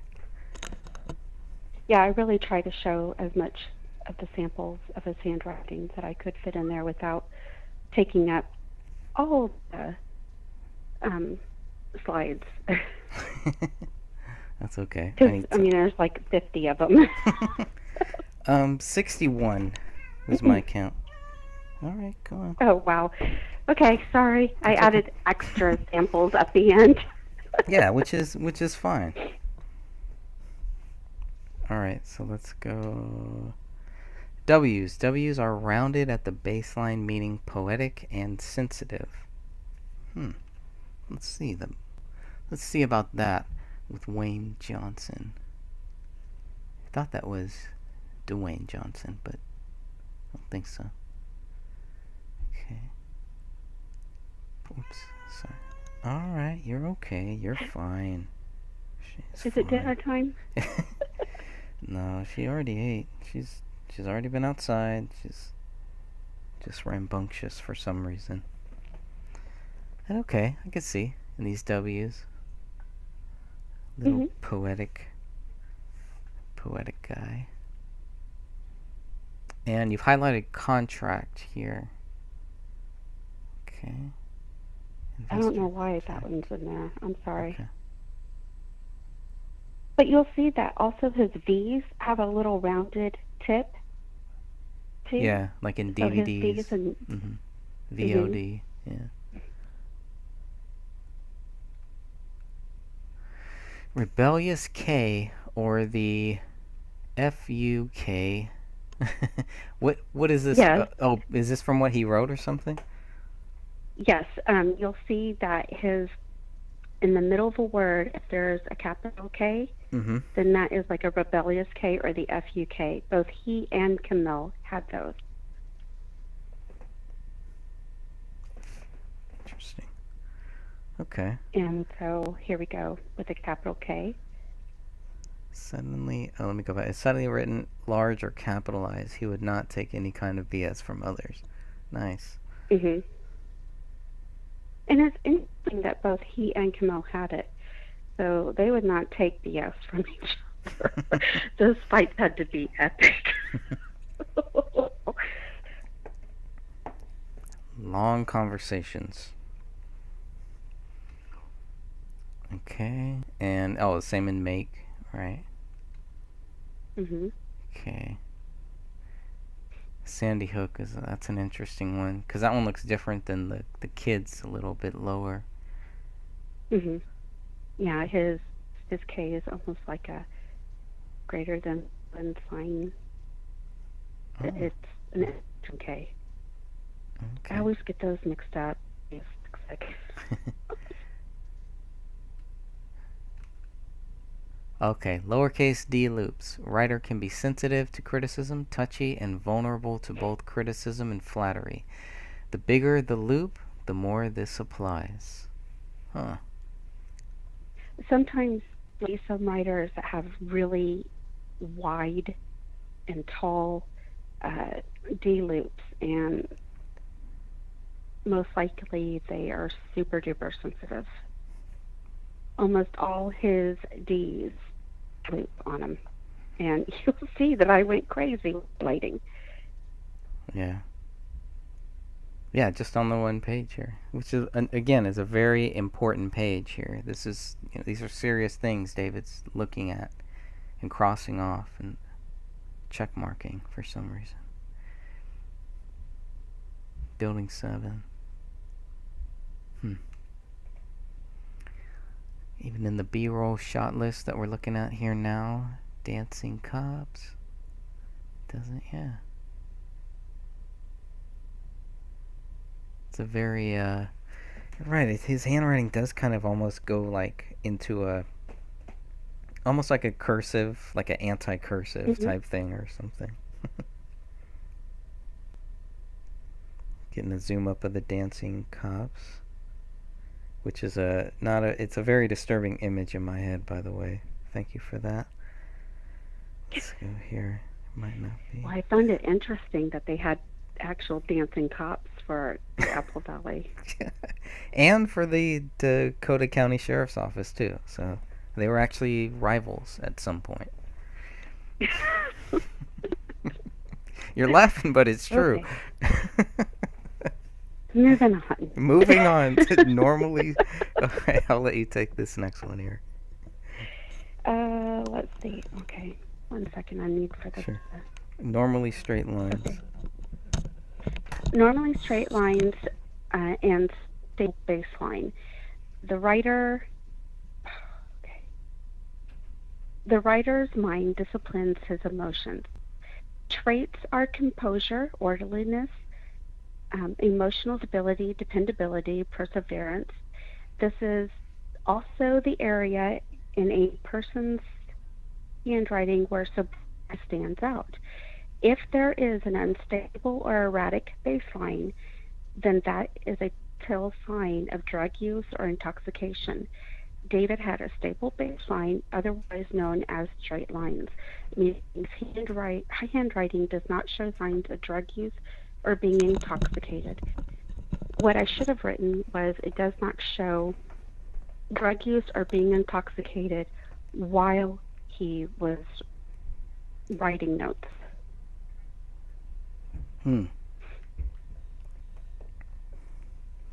that's important too, because we know how he's been accused of all of these different things, drug use, yeah, intoxication, but not, evidence is just not there, fellas.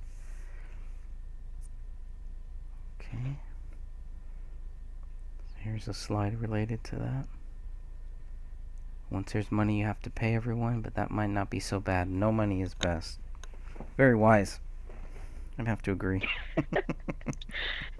Let me tell you, at the end of the month, when I have to pay all the bills, I feel the same way that he does. Maybe he Like wrote I'm that rich at the end for- of the month or something. Well, you know, it's like you have money and you're so excited. It's like, yay, I got paid. And then a couple hours later, after you do all the bills, you're just like so depressed. That was fast. It's all over. Sample of an unstable, erratic baseline. Okay, tell us more about this image, because this is not David. No, it's not. What I did was I took samples from the books that the books that I looked at, and I also took samples off of the internet. And this person was suffering from alcoholism, and we'll see the unstable baseline there, where it just kind of curves, and then it's in a different language. It's moving like down. It's moving like from left to right and north to south, kind of. Well, this person was not only suffering from alcoholism, but they were suffering from depression. Oh boy. And so when you give a plain piece of paper to somebody who suffers from these symptoms, you will notice that their handwriting goes at a downward slant. That's kind of weird that the my kind of starts, it's all capital, like my. It's like, it's me, you know, it's very self-centered, but I don't know anything about this stuff. But it's very, I don't know, I find handwriting and talks about this, which is just what we're doing. We're just talking about it. It's very fascinating to me.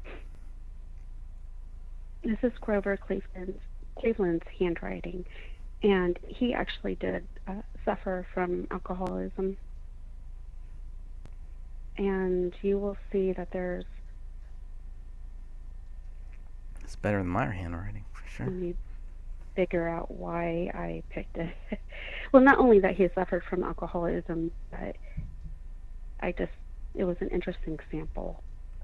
You'll see that I do not like this PowerPoint on my phone. Oh yeah, PowerPoint on the phone looks a lot different. Yeah, 'cause I have to Unfortunately. push it, and then my phone just freaks out. Yep, Grover Cleveland, the 22nd U.S. president, in case anybody didn't know there. I don't really know that much about him.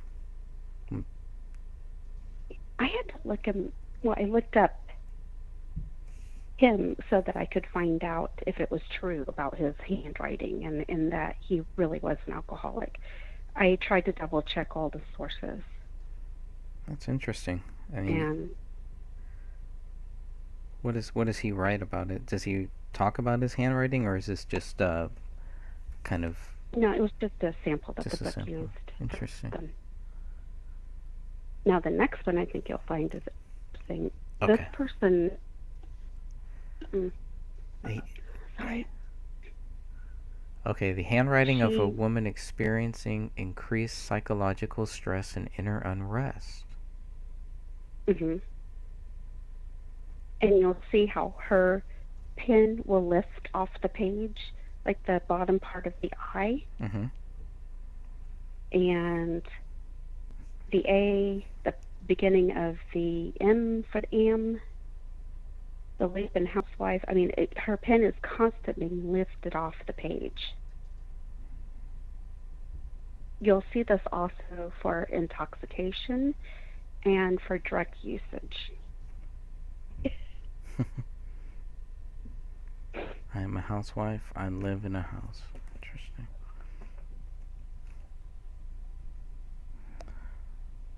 Okay, here is a sample handwriting from a woman suffering from depression.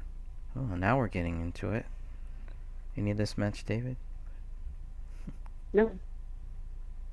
You'll also notice that this baseline slants downwards to the right. You don't see that in any of his handwriting samples. Even though he uses it on a lined paper, you still don't see it. You don't see that decrease in size of the letters. Nothing like that.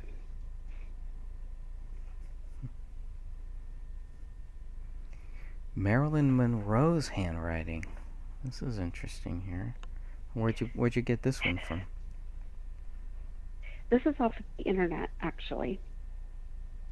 And I thought this would be a really good sample. It was her last letter that she wrote. So you're going to see smudges. You're going to see letters that are not consistent with the pressure. She was impaired while writing this. She was depressed. And it was just a really interesting sample to pay here. You'll see that the pressure varies as she's writing the letter. You'll see some letters are not as heavy written as others. Oh, yeah. And then you'll see the smudges. Yeah, I see what you're saying. Well, that's interesting. A lot of people, when they're impaired in their writing, you'll see that they have smudges in their handwriting. Yeah, this is an interesting one here. Who's Lee? Do you know do you know the context of this or anything? The person who is Her lawyer? for the next sample, or No, for the Maryland. Yeah, for Maryland. Just wondering who she's No, writing I- to somebody named Lee. I'm just curious who that is. there is an article that I'll send you that has the whole context for Okay. this letter. I'd like to check that out. Okay. All right, sample of a person's handwriting while on mild tranquilizers. Now we're getting interesting. Mild tranquilizers. Yes. And you're going to see the T-bars. That is a huge indicator right there. Let's look at those T-bars. Mhm. What's wrong with the T-bars? I do mine just like that. Maybe I'm on a mild tranquilizer right now, and I just don't know it.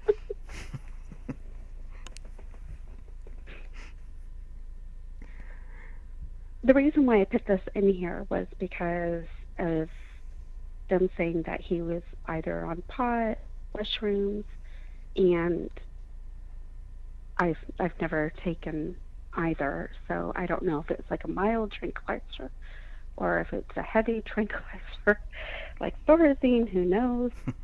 But I just was trying to cover all the bases here. Right.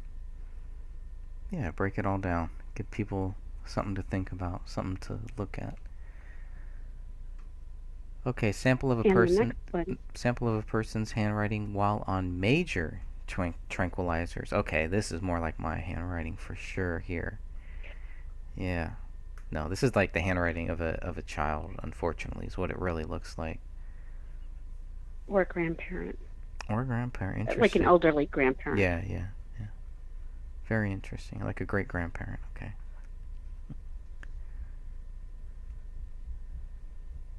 Yeah, that is disturbing. Hmm. It's amazing how much medication will affect, well, even your mood will affect your handwriting. All right, sample of an alcoholic's handwriting. Oh, this has got to be David. This has to match his. No. It's got to be just It's like not him. David's either. Oh, You're darn. going to see the unstable baseline, how it's wavy. Mhm. It goes in and, or up and down and up and down. Oh, yeah. This is taken straight from the book that I was using.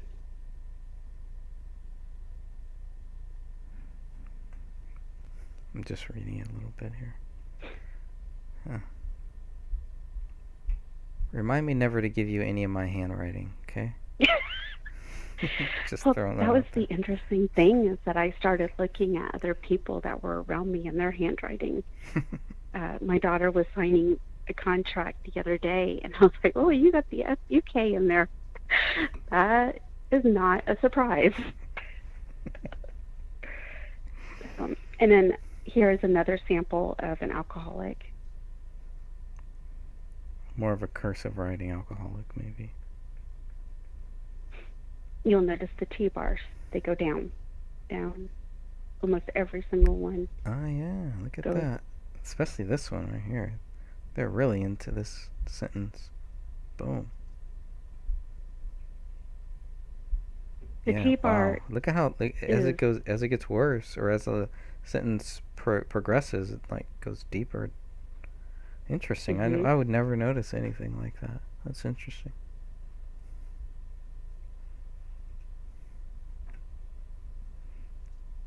And that the T-bar, when it goes down like that, that is low self-esteem, poor self-image, depression, all of that. Well, Pansy says hers goes up. So what does that mean? If the T-bars were going up here, what would that tell us? Any idea? Enthusiasm, looking forward to the future. Ah, okay. Something to look forward to. It's a good thing if your T-bar. I'm gonna make sure all of mine go up from now on. Just There you in go. case. This is Elvis Presley's handwriting, and this signature is from an earlier time compared to near the end, where you can see that he was. You can see that for the 1977 signature, Mm-hmm. the E is not complete at the top, where his pen keeps leaving the paper. The A's, I mean, you'll That's see sad. lots of breaking. Ugh. It really is. That's really sad. Yep. Knowing everything we know about that and what he was on at the end. Mhm. So you don't see any of that in David's handwriting. No, you know. No, Nothing. none at all.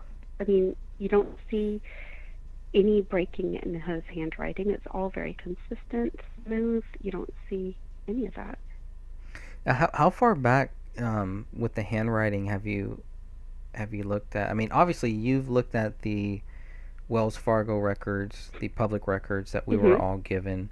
So his handwriting, from what you've looked at, can go all the way back to when he signed his first bank receipt thing, which I think he was probably maybe. He was a teenager. Was he at really? the time. I think he might have been younger, if I remember correctly. I could be wrong, but I have to go back pretty and young. look at the date. But the first one that he ever signed, I thought he was like younger, maybe 12 or so, but I don't know. Have to go back and check that out. He was pretty young at that time. Virginia And his- Woolf. Go ahead. Mhm. Finish that thought. Oh, his handwriting had matured drastically. Yeah, I would hope When he so. signed. Yeah. So there was some chicken scratch going on there, but you know, it's all different now too. Now that everybody's just typing, I wonder, you know, all these people that are growing up just typing away and never writing on paper, their handwriting must be horrible just based on that. Is there any way that you can enlarge for people to see? Let me see if I can make this one. There's bigger. a reason. I mean, it's a suicide note that was written, but there are certain things in here that I wanted the audience to see. Let me see. I might need to open this one up separately here. Let me see if I can enlarge this. Whoops, too big. Okay. Okay. Have it enlarged right now. I know That's they're awesome. Mhm. Thank you. Okay. If you scroll down to about half of the page or the middle, you're going to see the smudges. It's very, very clear in here. And For some reason it won't let me go. Let's see. Ah, that sucks. See if I can open this up. Well, you're right there. Is it? Okay. Let me see. Hmm. It's just weird that I can't go. How about there? Let me know if that's too far. That should be fine. Yeah, that's great. Okay. And see this. Say it again. Your phone cut out a little bit. You'll see the smudge Oh, the smudge. in there. Okay. Mhm. There's a couple of them. Yeah, Now, see I that couldn't get the actual story. All I know is that this was her suicide letter. I don't know if she was impaired or not when she wrote this, but I was including it as a sample for a suicide note. Sometimes there's smudges from tears and stuff. I'm not sure that this was the case, but Well, that's the other thing about these suicides is, you know, a lot of these cases that we're looking at is they don't really take their families with them, as far as what I've seen too. It's like there are some cases, but you know, it's kind of usually when somebody is leaving someone else or something. But it just seemed very different to me. Let me go back here. now this next one is kind of sad because it's a sample of a suicide note, but it's a teenager who wrote it. Okay. I picked this sample because it is a classic. It has classic signs of depression, with the slanting downwards. You'll notice the T-bars are super long. This person who wrote it, they were very drunk when they wrote it. I'm not saying that because that's what I assume. That is what the website told me. Okay. For the backstory.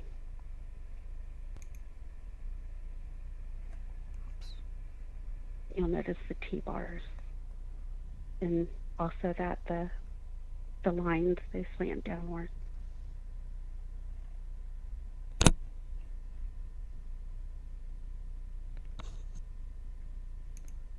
Trying to see if I can make this. There we go. Zoom doesn't work here. That's Firefox. Let's see. It's probably as big as I can make it there. Yeah, it just makes everything else bigger. Okay, and what is this one? This kind of the one we're looking at right now. This one is just another sample of a suicide note. I don't have the actual backstory for this one. It was from the book. Okay. ABB.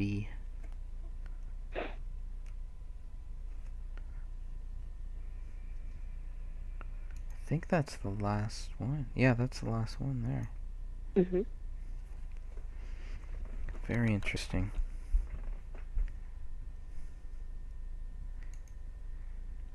Covered a lot of ground there.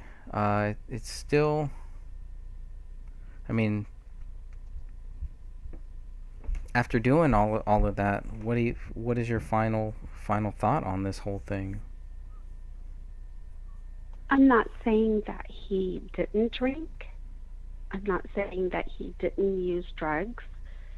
I just don't think that he ever was writing with a pen and paper when he deceased, because you don't see those signs in his handwriting. Yeah. I don't think that he was a habitual user, because it would definitely have shown up in his handwriting.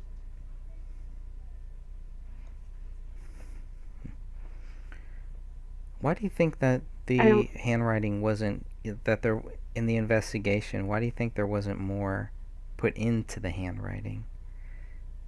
I mean, it kind of sounds like you've done more, you've looked at it more than the investigators have, which is kind of sad if that's true. I hope it's not true, but based on the documents that we've seen, not too many people looked at the handwriting. They didn't examine it, but yet it's still tied to David somehow. Magic fairy dust. My personal opinion, I think that they were looking for him planning the murder-suicides, or the suicide-murder thing. I think that they were looking for that. I think that they were looking for an actual suicide note. And that is why they were looking at other pages and imprints on the blank pages. But nothing showed him planning it, because he didn't do it. What other conclusion could you come to? It's been the big question here. You know, I honestly do not think that he wrote that Submit to Allah, if that's what it actually is saying. I don't think he wrote it when he was supposedly cracking up. It doesn't line up with a person who's cracking up. And that is why I included these other samples, to show that the different levels of people who were unstable or who were drunk or using drugs at the time, you'll see that their handwriting is significantly different. David's was pretty consistent throughout the notebook. The only thing that wasn't consistent was the now. And I don't know. I mean, I don't know why the police didn't look further into it. Yeah, because I would like some conclusion, some I guess closure, on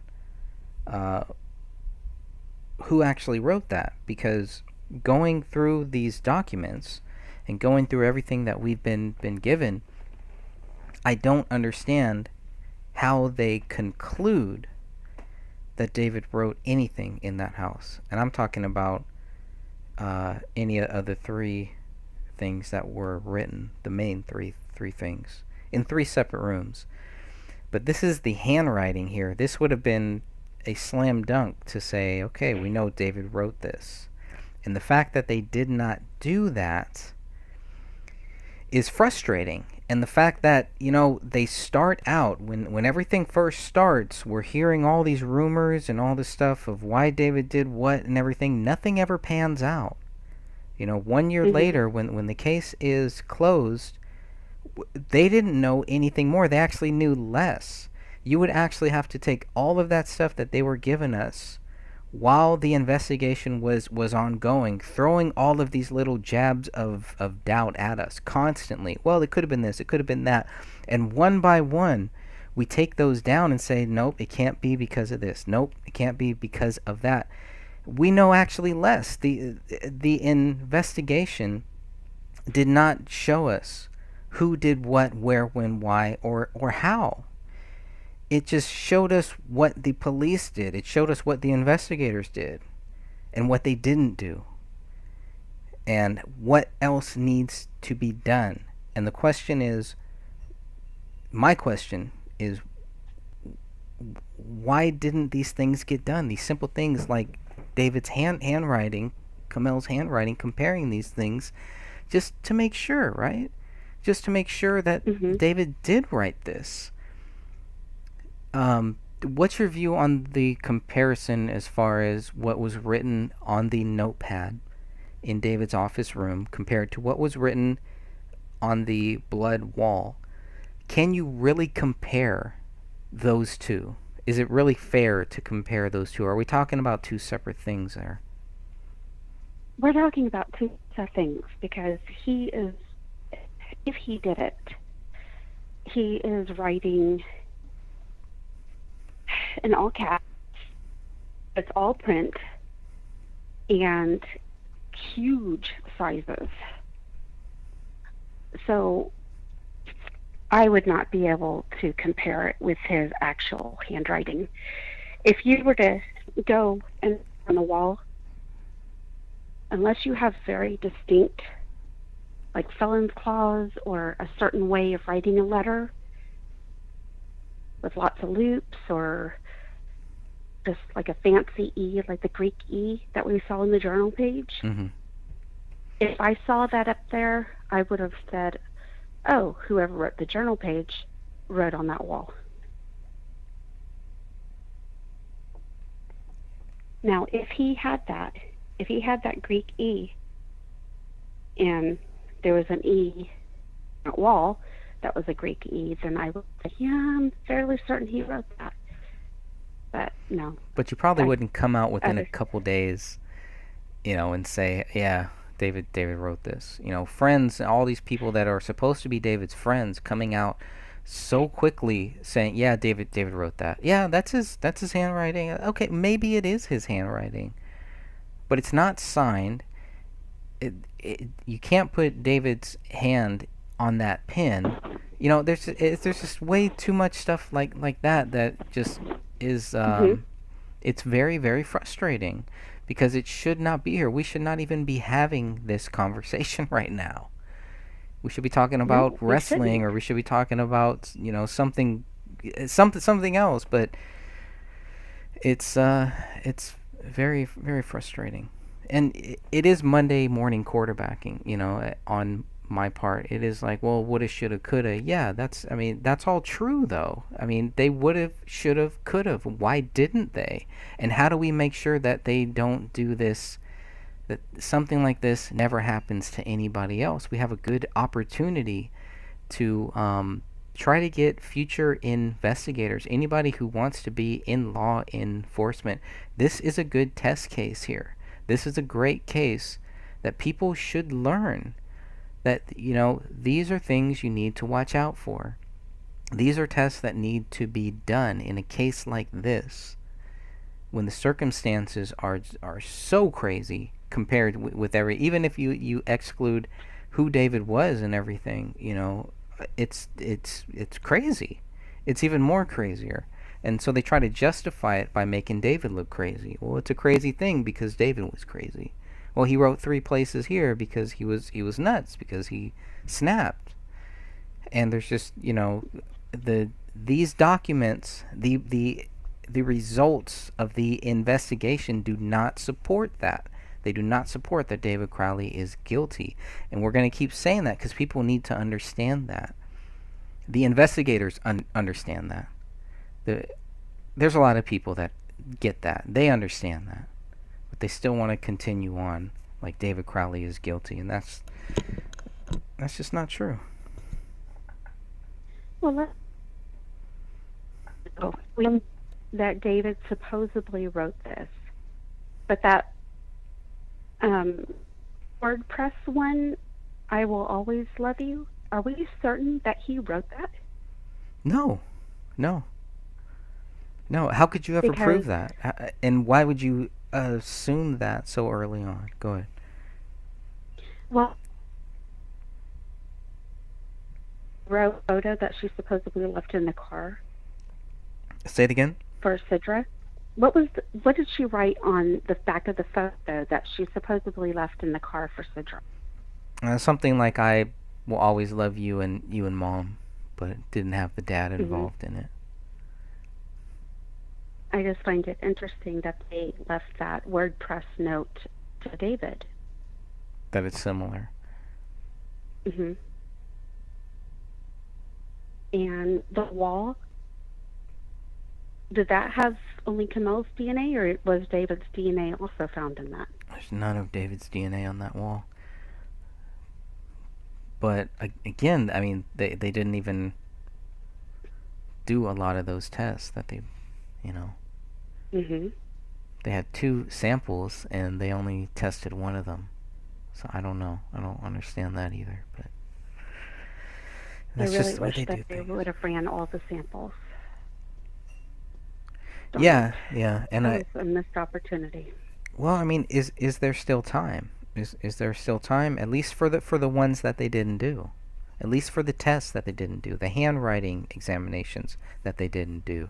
Is there still time to get the case reopened or open? Because it's exceptionally cleared. I don't believe it's closed, but I think there is a difference. So is there still time to do some of those tests, to re-examine some of these things, to really bring closure here? And I think They still have Mhm. they still have the untested sample. hmm They still have the handwriting. If we had an attorney, we probably could press to get this. We could test to get it reopened, or press it to get reopened. But we have to seriously think about getting an attorney so that we could make sure that we are being heard. Right. Make sure that these FOIAs are being filled.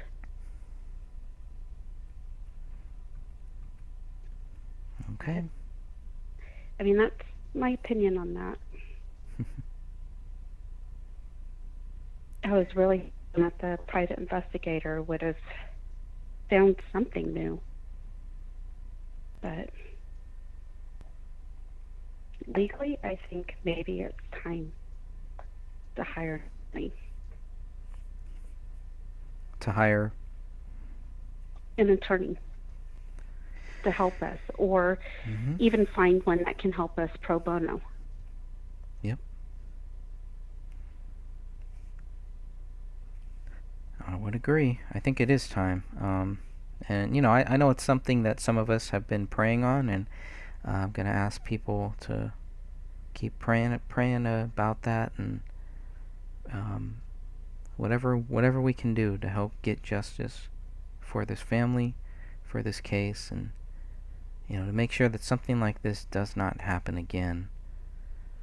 For whatever reason, there are thousands of people out there across this world, across the whole planet, not the country, but the whole world, that are invested in this case, that want to see justice, that are very concerned that something like this could happen to them, or someone that they love, someone that has served. And Yeah.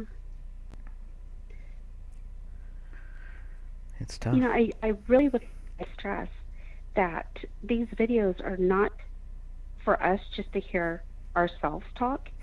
We're Right. here knocking out all the official narrative theories.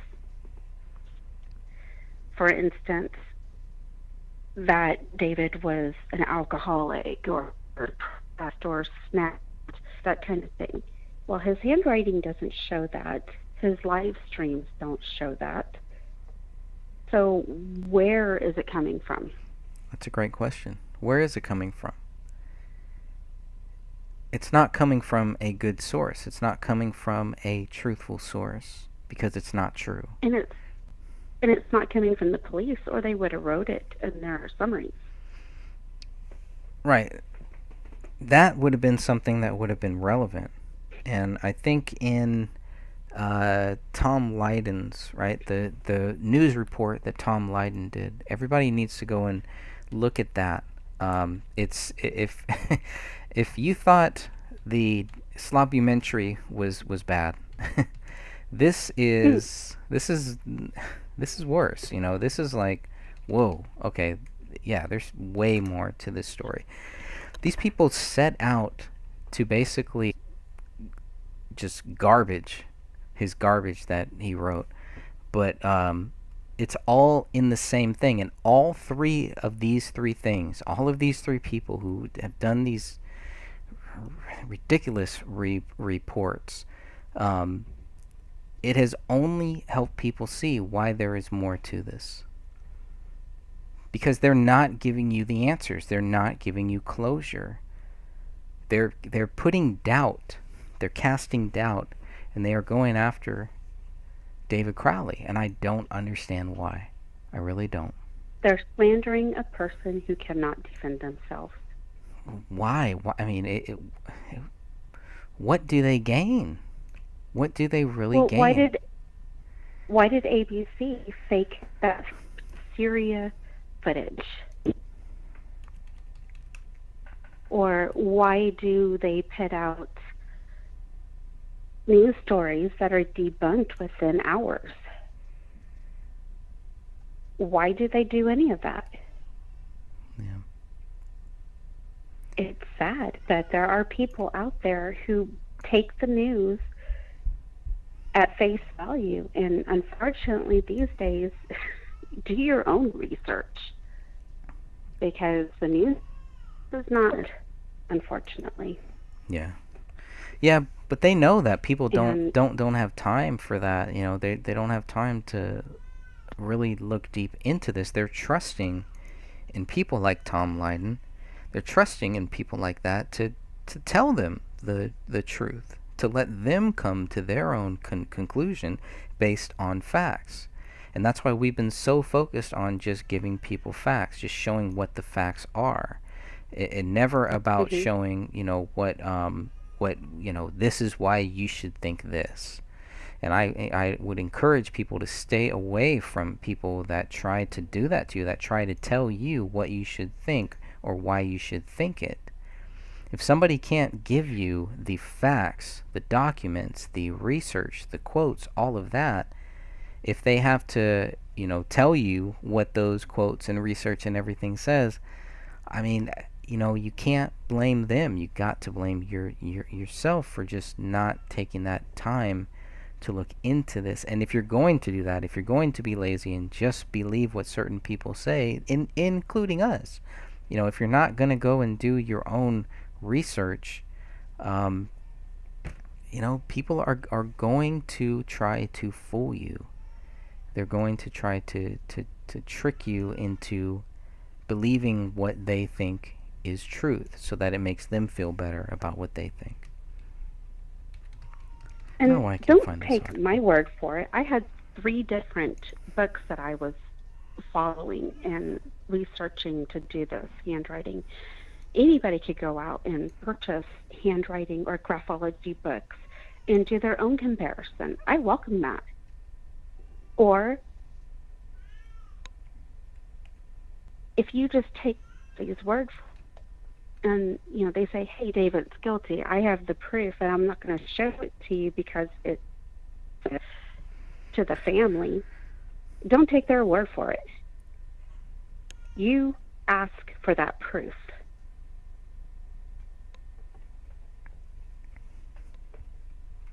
So I just needed to put that there. Yep. Because there's some people blindly following others because they think that they have the in on what happened. Right, and that's what I found very strange. Yeah. Yeah, but these people aren't proving what they're saying. They're not showing anything. There's nothing new. Now, if they actually showed stuff to back up what they were saying, then I would have to seriously take another look at this case. Sure. But that's why they try to hold on to that, because there is nothing there. There is no proof that David Crowley is guilty, so they have to hold on to like something that it's like secret knowledge. They have to hold on to it so that you don't have it. It's a control thing. And you know, that's a serious thing. When you trick other people, you know, there are consequences for that. You know, there is no reason not to be honest. There's no reason not to be transparent, to be truthful. And if you're going to willingly be untruthful and spread lies, there will be consequences for that. And God sees everything. And stuff like that does not go unpunished. So I just, you know, the greatest people that I've found involved in this, including people in our chat room right now, are people that are honestly looking at this. They might have their own views. They might have views that we don't agree with. You know what I mean? But it's how they look at this case. It's what you do that shows your sincerity, shows that you are a real human being that really wants to know what happened here. And there are hundreds, I think thousands, maybe even hundreds of thousands of people who feel like that, who are just like, no, of course not. Of course there's more to this. You know, there is no proof that David's guilty. And I just think it's just getting this case into as many hands as possible. You know, it's definitely, I mean, that's what I've been trying to do, and every person that I talk to about it, you know, and they understand my views on other issues, and they disagree with me on other cases and things like that. But with this one, it's like, yeah, I mean, how can you know, how would you ever say that David Crowley is guilty? So for like Eric Nelson, Alec Wilkinson, Tom Lydon, these three people that people trust, that they are looking to them to show them the truth, and when they didn't, that's gotta hurt them. It hurts who they are. You know, it might open up doors in certain circles for these guys. I definitely think that. Maybe those doors were there, and maybe they're part of those, you know, circles. But in the public eye, for the people that really count, for the real human beings, they have failed them. And their acts are very shameful, all three of them, and they know better. That's my biggest problem. These people, these three guys know better. They know better, and I don't know why they have sold out and have looked into this case, have acted like they've looked into this, and didn't know anything about this case, and probably still don't know anything about it. Don't want to look into anything other than the sexy story that they've dreamed up in their wet dreams. Not looking at the real case here. They have big wounds, they have big scars, and they're shameful. Their acts are very shameful. And I hope that one day they understand that, and one day they will see that. Alright, I'm off of my rant here. It's understandable. I really do thank the people in the group for looking into this case, and the people who PM me. I might be a little slow in responding, but I do appreciate honest answers and questions. People who are coming and want to bounce ideas off. I appreciate that. Thank you. Okay. Well, I think we've kind of wrapped this up. Unless you have anything else to add here, let's go ahead and shut this down. Okay. Thank you for joining us tonight. Alright, good peeps. Until we meet again, check back soon. There are some updates that I hope will be coming out soon. So we'll keep you posted with that. And I hope to come back here and do another live show, a live conference call very soon in the near future. Until then, thank you all for joining.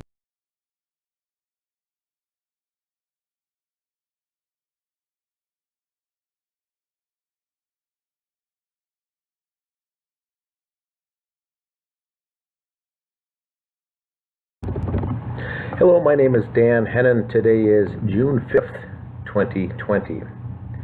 Today's episode is called the George Floyd Autopsy Review. After reviewing the case of George Floyd, it's very interesting looking at the autopsy review as far as the findings from that autopsy. Now, what we have is autopsy was done, Hennepin County Medical Chief Examiner Andrew Baker. Andrew Baker initially suggested possibly an underlying heart condition and potential intoxication, combined with being held down by three officers, was behind the death. Also, a final ruling this week of cardiopulmonary arrest complicating law enforcement subdural, restraint, and neck compression. So keep in mind with the George Floyd incident, the medical examiner ruled that this was the answer. This is what happened. Kind of, to put it simply, kind of an indirect result. The police officer put in the neck, the knee on the neck, an indirect result. Not direct, but more or less indirect, kind of sent him into pulmonary arrest, cardiac arrest, sorry. And And I think that's very interesting. That certainly could be the case, but it's very slanted as far as for a defense for the officer could more than likely get off on something like this. And that means as far as getting off of the crime, it's enough reasonable doubt, I think. So the family then hired their own medical examiner. They brought in Dr. Michael Baden. Now Michael Baden came in and did his own, and his result of the full autopsy, and he's a longtime pathologist, and said that it was due to asphyxiation, directly due to asphyxiation, meaning that he was killed because of the officer's knee on George Floyd's neck. Very different to some extent. So they hired their own, and the city did theirs. Very interesting in this case. Now, Dr. Michael Baden is very good. He is close personal friend of Dr. Cyril Wecht, who has ruled on the JFK assassination that he was murdered. JFK not from behind by a lone nut assassin back in '63, but from shots fired in the front of the vehicle and the side of the vehicle, and in fact had nothing to do with the shots coming from the back of the vehicle. Now, he recently also was hired, Dr. Baden was hired by the Epstein family to do a secondary autopsy on Jeffrey Epstein, to see what really happened. The first one that came out there was ruled a suicide. He hung himself in his jail cell, allegedly. Dr. Baden came in and said, no, that was no hanging at all. That was a murder. That was a strangulation. Bones were broken in the front of the neck here because of the pressure. It had nothing to do with the item around his neck, and he was actually killed. So personally, I'm a fan of Dr. Baden and Dr. Wecht, both of these guys. So very strange, the situation. Now, what came out of the autopsy is this. George Floyd, 6'4", 223 pounds, also had a small rib fracture. That was from CPR compressions after the fact. That's very common. He also had abrasions on his mouth, cheek, left eyebrow, and upper lip by being laid down on the asphalt there with his head crushed down there. He also had an alias of Floyd Perry. He went by the name Floyd Perry as well. That brought some suspicions into the mix. And so he was also positively identified, per the autopsy, by the FBI. So he had served some prison terms. He had some criminal background. That's neither here nor there, but he was positively identified by fingerprints that were on FBI file. Very interesting to note. In his stomach there was gray and white food particulates, looking like that he most recently had bread in his system. There was tattoos on his body, a couple of tats with the names Sissy, Brittany, Laura, the phrase R.I.P., rest in peace, the family name Floyd, and a pair of praying hands. So he did have some tattoos on his body. There was another tattoo, I think on his chest, of an eagle holding a rifle. He also had a left ear piercing. Looks like not in the right ear, but left only, and that had been done a long time ago, so those could hardly tell that ear was pierced. They also tested that he was tested positive for COVID-19, and this looks like it came back from the doctor reports. So back in April 3rd of 2020, he tested positive for COVID-19. Now, strange thing with this, state of Minnesota. Remember when the video came out of Dr. Steve Jensen, the senator in the state of Minnesota? And I'm in the state here as well. He blew the whistle on that 7-page report that was given to all the doctors in the state, saying if anyone dies and they tested positive for COVID-19, you've got to classify that officially on the death certificate as a COVID-19 death. And so he blew the whistle on that, said that's not the case, that's not what I do, that's not what I've been taught, and that's not what we do as doctors. We classify the reason of death as what really caused that person to die, not if there's underlying issues or whatnot. So according to the state of Minnesota, this is a COVID death, which makes things very strange as well. They do get extra. Hospitals do get the extra funding for the deaths. I think it's $39,000 each. It came up recently that George Floyd was an adult film star, and so that was some speculation. It does show that George Floyd was known as Floyd the Landlord in some adult films. He was based in, I think it was Houston, Texas. And so we've got some interesting scenarios here that came up in the aftermath of this particular George Floyd case. Now, this doesn't relate to the autopsy, but the other strange anomalies in this case. Was he a porn star? It certainly looks like him to me.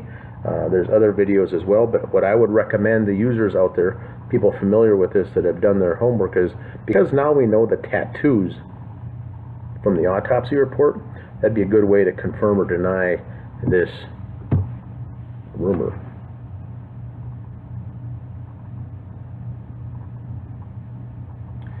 The other strange thing is the memorial service, I think, was just yesterday. I think it was June 4th or even possibly June 3rd. Many had wondered, why is it taking so long for this memorial service or a funeral, a wake, a viewing, whatnot. What happened in this case? Speculation, did he really die? Was this all a staged event that caused to strike up these riots and protests? And so the memorial service was a day or two ago. That was a closed casket, bringing more questions to all of this. The other scenario that came up was the owner of this bar in Minneapolis called the El Nuevo Rodeo Restaurant. Both worked security. Now that's very odd. Both Derek Chauvin on the right, George Floyd on the left. Floyd allegedly worked inside security at this bar. Chauvin was hired for up to 17 years working outside security, outside the building for security. It brings up the question, did they know each other? Did these two know each other? Or did they know of each other? And did that have any relationship with this case? Very strange. Now, I did a video earlier on this, on the second day of this, because I did go downtown. I am in the area. I did a video, if you happen to have seen it, back on May 26th. I drove down the day following, laid some flowers at the scene, and did an 18-minute video on my way downtown to talk about the case, saying that this is not neither black or white. It's not a racist thing. It's just simply someone killed unreasonably by a law enforcement officer, whether directly or not, or on purpose or not. The fact is, the result is a dead man who was in custody, who was restrained, and I went in and talked about whether he was high, drunk, on drugs, sober. Regardless, the man was handcuffed. He was already restrained. He was not causing any issue. Why was the officer's knee on the man's neck for over 8 minutes when bystanders were saying the body went limp? He wasn't responding. There was blood coming out of his nose. Why didn't he let up? And so I went down there that day, laid some flowers at the scene. Many others had also done the same thing. When I was there, it was very peaceful. Protests were just starting up. There was no violent protests, no riots, nothing like that. That all started that same night. I think it was the night of the 26th and the 27th is when Minneapolis really got into the thick of things. And then ever since, all the rest of the states and even other countries are involved, which means that this looks to be some kind of operation, some kind of planned event to spark all this, which is now turned into political. So the question is this: these two knew each other, maybe or maybe not. Very odd, highly irregular that they would have even worked at the same exact place. Now, the mugshot comes out a couple days later.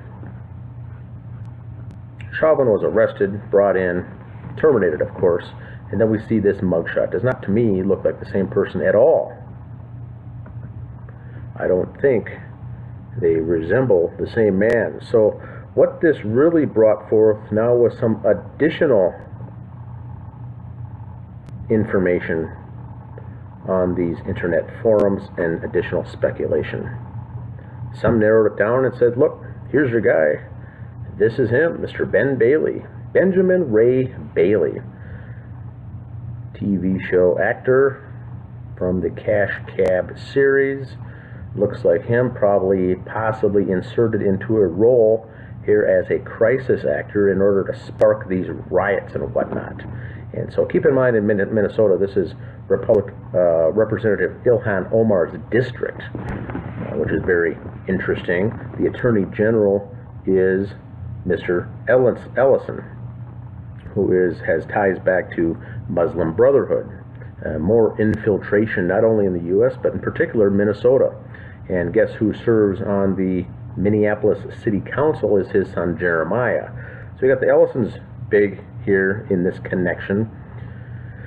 We've got Ilhan Omar, and we've got the strange Minneapolis mayor, which has caused some strange things going on. And with all the COVID-19, we had Governor Walz, also with some very strange behavior in all this. Was this a concocted scheme? Was this a staged event? Was it a false flag?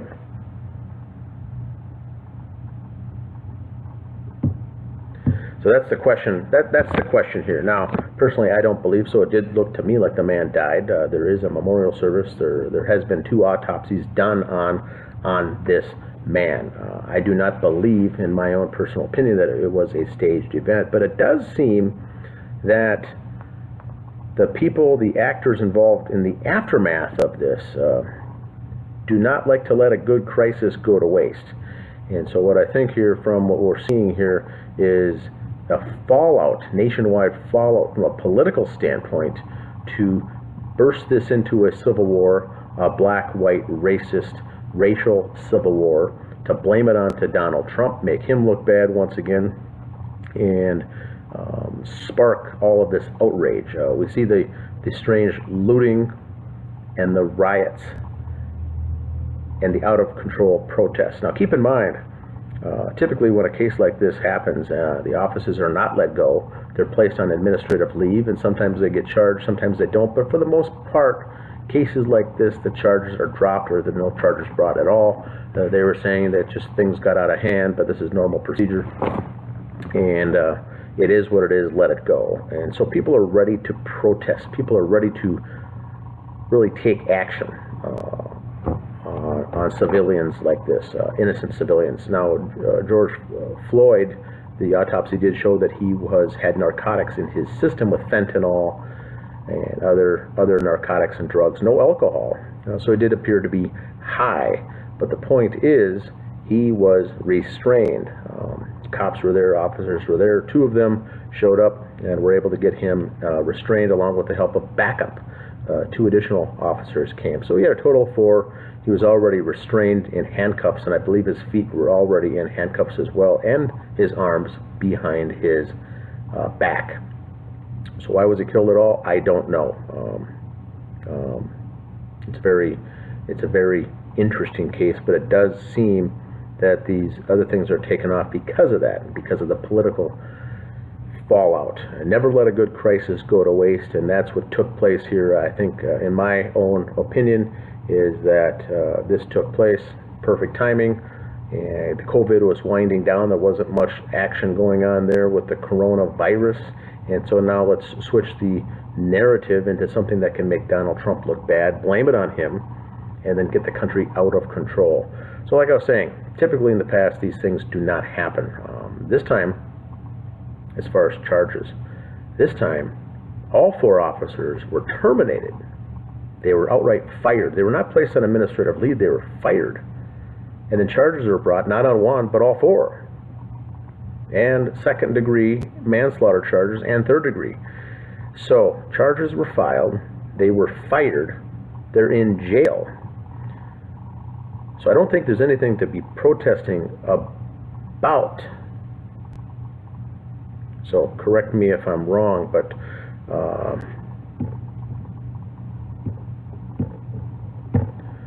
like I said earlier, I do feel sorry for the man. He did die. It was an unnecessary death, and I didn't like it. And yes, watching that video did bug me. Now the question is this. There's a lot of people making George Floyd out to be a hashtag as a martyr, as some sort of hero. But I would recommend the listeners following that to watch the recent Candace Owens monologue that she did. Very good. Candace Owens is very good. I like her. She went out of her way to say that no, George had problems. George Floyd was a criminal. He certainly wasn't a hero. He certainly wasn't a martyr. Her video is good to go. Did an innocent man die? Probably. And so that's the story here. So I think we've got two cases here. We've got the strange anomalies between the cop and the dead man. We have all the strange fallout with the Antifa rioting, the looters, and all the cities where these riots are taking place. We're seeing pallets of fresh bricks being dropped off the night before that just happened to be there, and all this other shenanigans going on. So that's my take. Please leave your comments down below. Once again, my name is Dan Hennon. Today is June 5th, 2020. Thanks for listening.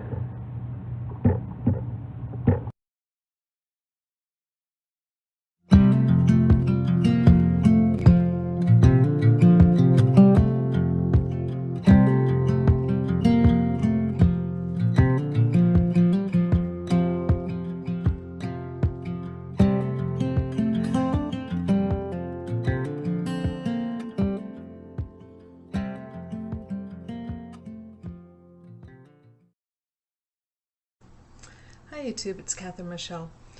We're gonna talk a little bit today about some inconsistencies. If you remember in some of my past videos, I had kind of this little series called Inconsistencies. Well, this is going to be a continuation of that. Today we are going to be talking about David, and in particular a few of his body positions. And as we go along, you'll see what I mean. This particular series, or whatever you want to talk about it, we're going to continue on with the inconsistency section. Today will be David's body. Then the next time we are working on a section about the ballistics. In my research, I found something fairly interesting.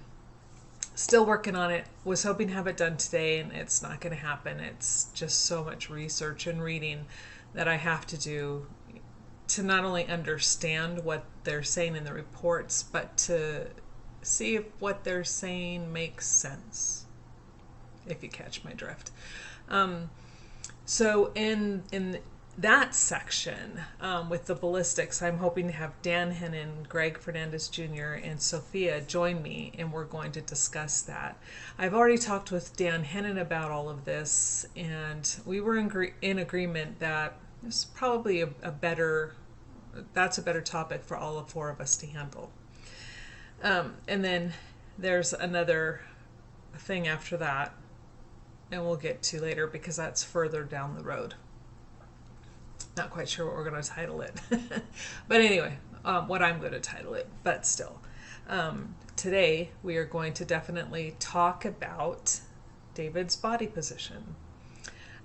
Keep in mind that the only people who were at the scene were the Apple Valley Police Department and the people from BCA, the Bureau of Criminal Apprehension. They're the ones who went and collected all the data, collected swabs and all that other stuff, did the measuring. They did all of that, and so those were the only people on scene. I can't wait to hear what you guys have to say about this. To begin with, we will see that in the photo, the one that we received, that it was stated that this was taken after they first walk in. And caveat here, I will be showing David today, and you will see his mummified hand, well, partially mummified hand, and some of his head area, which was blurred out. Still, you can still see some of his body. Just so you know, it might be a little too graphic for some. For others, you'll be fine. But still, I thought I'd let you know. In the first photo that you see when they walk in, David's body is like this. Sorry, my whole body doesn't fit in the screen, but you get the idea. Okay, his arms are out. They say almost straight out from his body. His arms are out. Then, after the sketch artist arrives, gets to the scene, what they sketch, then they sketch what they see, and what they see and what they sketch is this. Oh, wrong arm. Sorry about that. It was his left arm in the sketch that was bent. Here we go. There we go. Photo when they first get there. Sketch artist rendition. Take a look for yourself.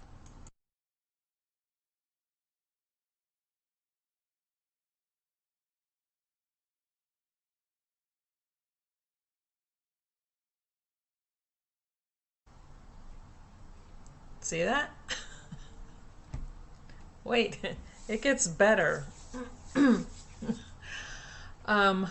What do you guys think about that? No, the sketch artist is supposed to get there and sketch and draw and depict the scene as it was originally in situ.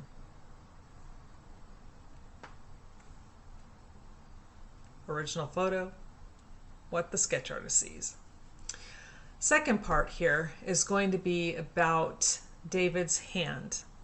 And again, this is, especially this photo, might be a little graphic for some people, but you will see his left hand in the photo when they first get there. Same photo where you see David lying like this.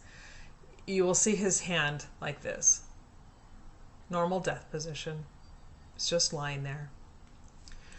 Then, in another photo that I'm not sure if this was BCA who took this photo or if it was the ABPD, but in this next photo, you will see David's hand position like this. Well, it's from that angle. You'll see it lying on the floor.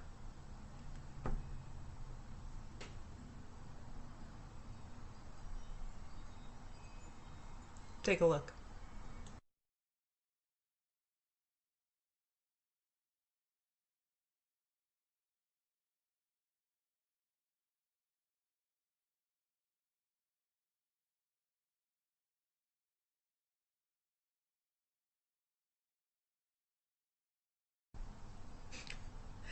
Okay, now what do you guys think about that?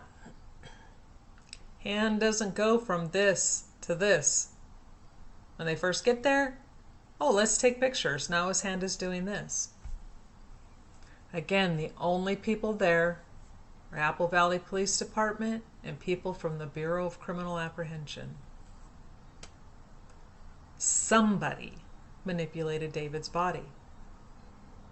From the original, where he's laying like this and his hand is like this, like this, to he's now lying like this and the hand is doing this. What was their reason for doing that? I don't have a clue. Okay, I could guess. I think we all could guess. You know, they needed a narrative. They needed some type of evidence to fit their narrative. I should say they already had a narrative. My opinion. This is my opinion only. However, there's not much that can help them explain away what happened and who did it and why they did it. And this is stuff that the Apple Valley Police Department has in their records. They have seen this. They supposedly drew their conclusion based on this evidence. And they can't see it went from this to this. Oh, look, the hand is like this. Oh, look, now it's like this. Oh, his arm is like this. Now you want to tell me it's like this? And then they're going with this and this to help, you know, oh, he was, you know. Wow. Wow. Okie dokie. And with the drawing where the sketch artist has him like this, they show the gun right next to his body at his waist. And in the written descriptions, it says that the gun is a few inches to a foot from his hand. Now, if his arm is clearly out here in the photo when they walk in, so if it's a few inches to a foot away, that's pretty far away from his body. And if they had seen it next to his waist, they would have stated that's where the weapon was found. But it doesn't say next to his waist. Yet the sketch artist has him like this, with the weapon next to his waist. They didn't sketch his hand, but here's how his body was when they got there. When it used to be like this and the weapon farther away. So if it's farther away, and he's right-handed, they can't explain that. But if it's conveniently next to the waist, they can go, oh, it kind of dropped, which doesn't happen. Guns don't drop and roll, especially these heavy pistols. They don't bounce, is what I'm trying to say, off a hardwood floor. That sucker would drop and, it would just drop. More than likely, if he had done this standing up, he probably would have landed on it. But we're not going to go. We've discussed that before ad nauseum, where you can't get him under a blanket from a standing position. Again, hello.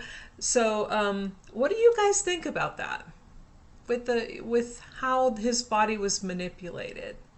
Normal death position. Again, I'm sorry. He's out here, normal death position, hand in a resting position, to this. And the only people there were AVPD and BCA. Leave your comments in the comment section. Hope you guys have a great day.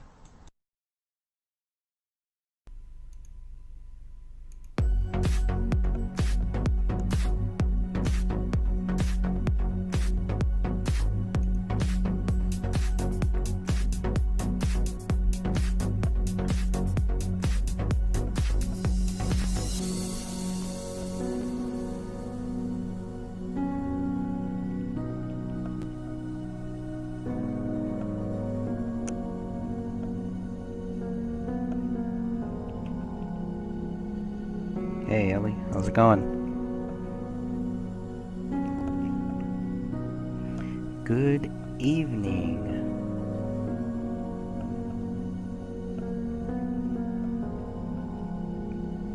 Yeah. Thanks, Sophia. Yeah, it's just some music from the YouTube, so it's their copyright-free music.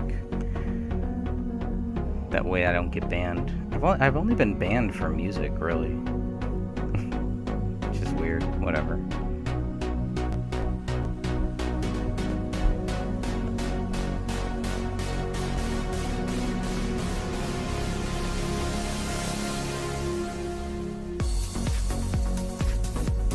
Changed a little bit. Changed all this.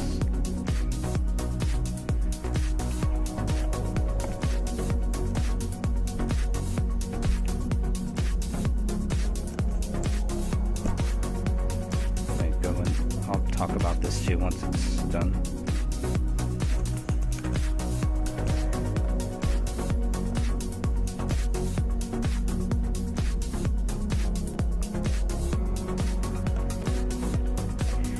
Whole year and longer. 5 years, basically.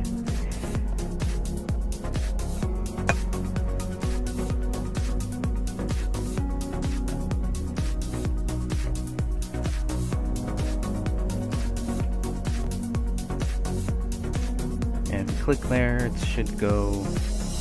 There you go.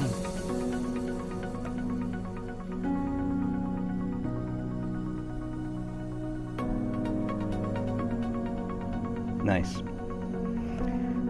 Thanks, Ellie. Appreciate that. I won't be on too long live. Just for a few minutes here.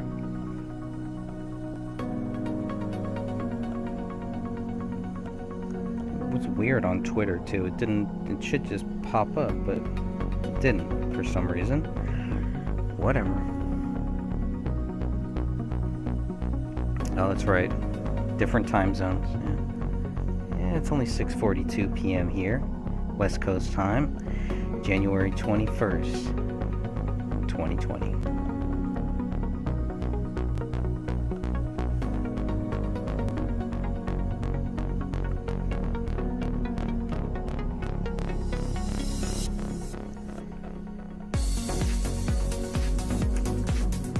Best place to get the book will still be lulu.com, but it'll be on Amazon, Barnes & Nobles, all those good places. But you can always get it free. Download that puppy right now. Read it. Everything is sourced. If there's anything I missed, if there's anything I got wrong, I want to be open to that. I want people to let me know that, because they're looking out for me. Which I do appreciate, always.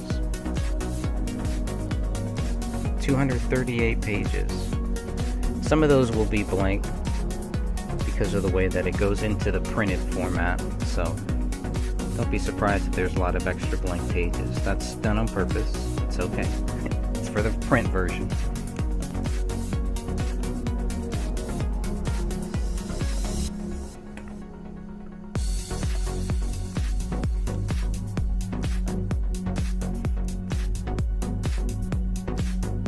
Yeah, it's cool. I mean,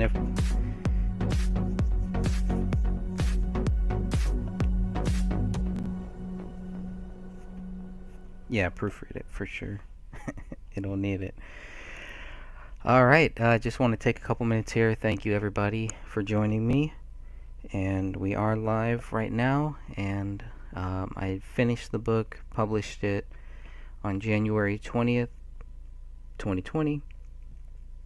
And put the link out there for everybody this morning, January 21st, 2020. So there is a free link, and let's just kind of go through that. Had some things, some issues with my website, I guess, or webpage, whatever you call this. So if you go to the graystage.wordpress.com, this should take you to the website. I need to get rid of this little picture here. I don't like that, because when you click on it, it just goes nowhere. It goes to the same thing. So I don't know how that got in there, but I'll be taking that out. There's a quick link directly right here. I think that will take you to the book, and then this one just takes you back. And then this is a blog feed. So I haven't used WordPress that much. I didn't get too far with it. It's kind of clunky, but it's free. It's easy. And so what I've done here is, you just go to the web page and you can just click on read the book. This should take you directly to the URL where you can find everything you need to know about this book. You can purchase it, or you can download it for free. These ads are WordPress, that's not me. So all you need to do is just scroll down here, and if you click on this image of the front, the spine, and the back of the book, that should take you directly to where you need to go, and you can download that directly. Shouldn't be any issue. There it is. There's a download. It's a little different on Firefox, but that's okay. 238 pages, front and back, is why you will see the, because this was for print. Front and back, so you'll see some blank pages, like the first 4 pages are blank because they need that, and there's pages at the end that have to be blank. That's for lulu.com. That's for so that everything turns out right. So there it is. And so if you're wondering why there's so many blank pages, that would be why. I want to say hi to Sophia and to Ellie and to Nova Coco. Thank you all for chiming in here. You started reading it. Nova Coco started reading it too. Yeah, I'm curious to hear what everybody thinks about the book. What they like, what you didn't like, what I could have done better. things that were left out. You know, if you thought that I missed something, or maybe even if there was stuff that didn't really need to be in there to tell this story. This story is just supposed to be focused on the public files that we got, the public crime scene photos, and then the quotes that various people have also made about this case too. So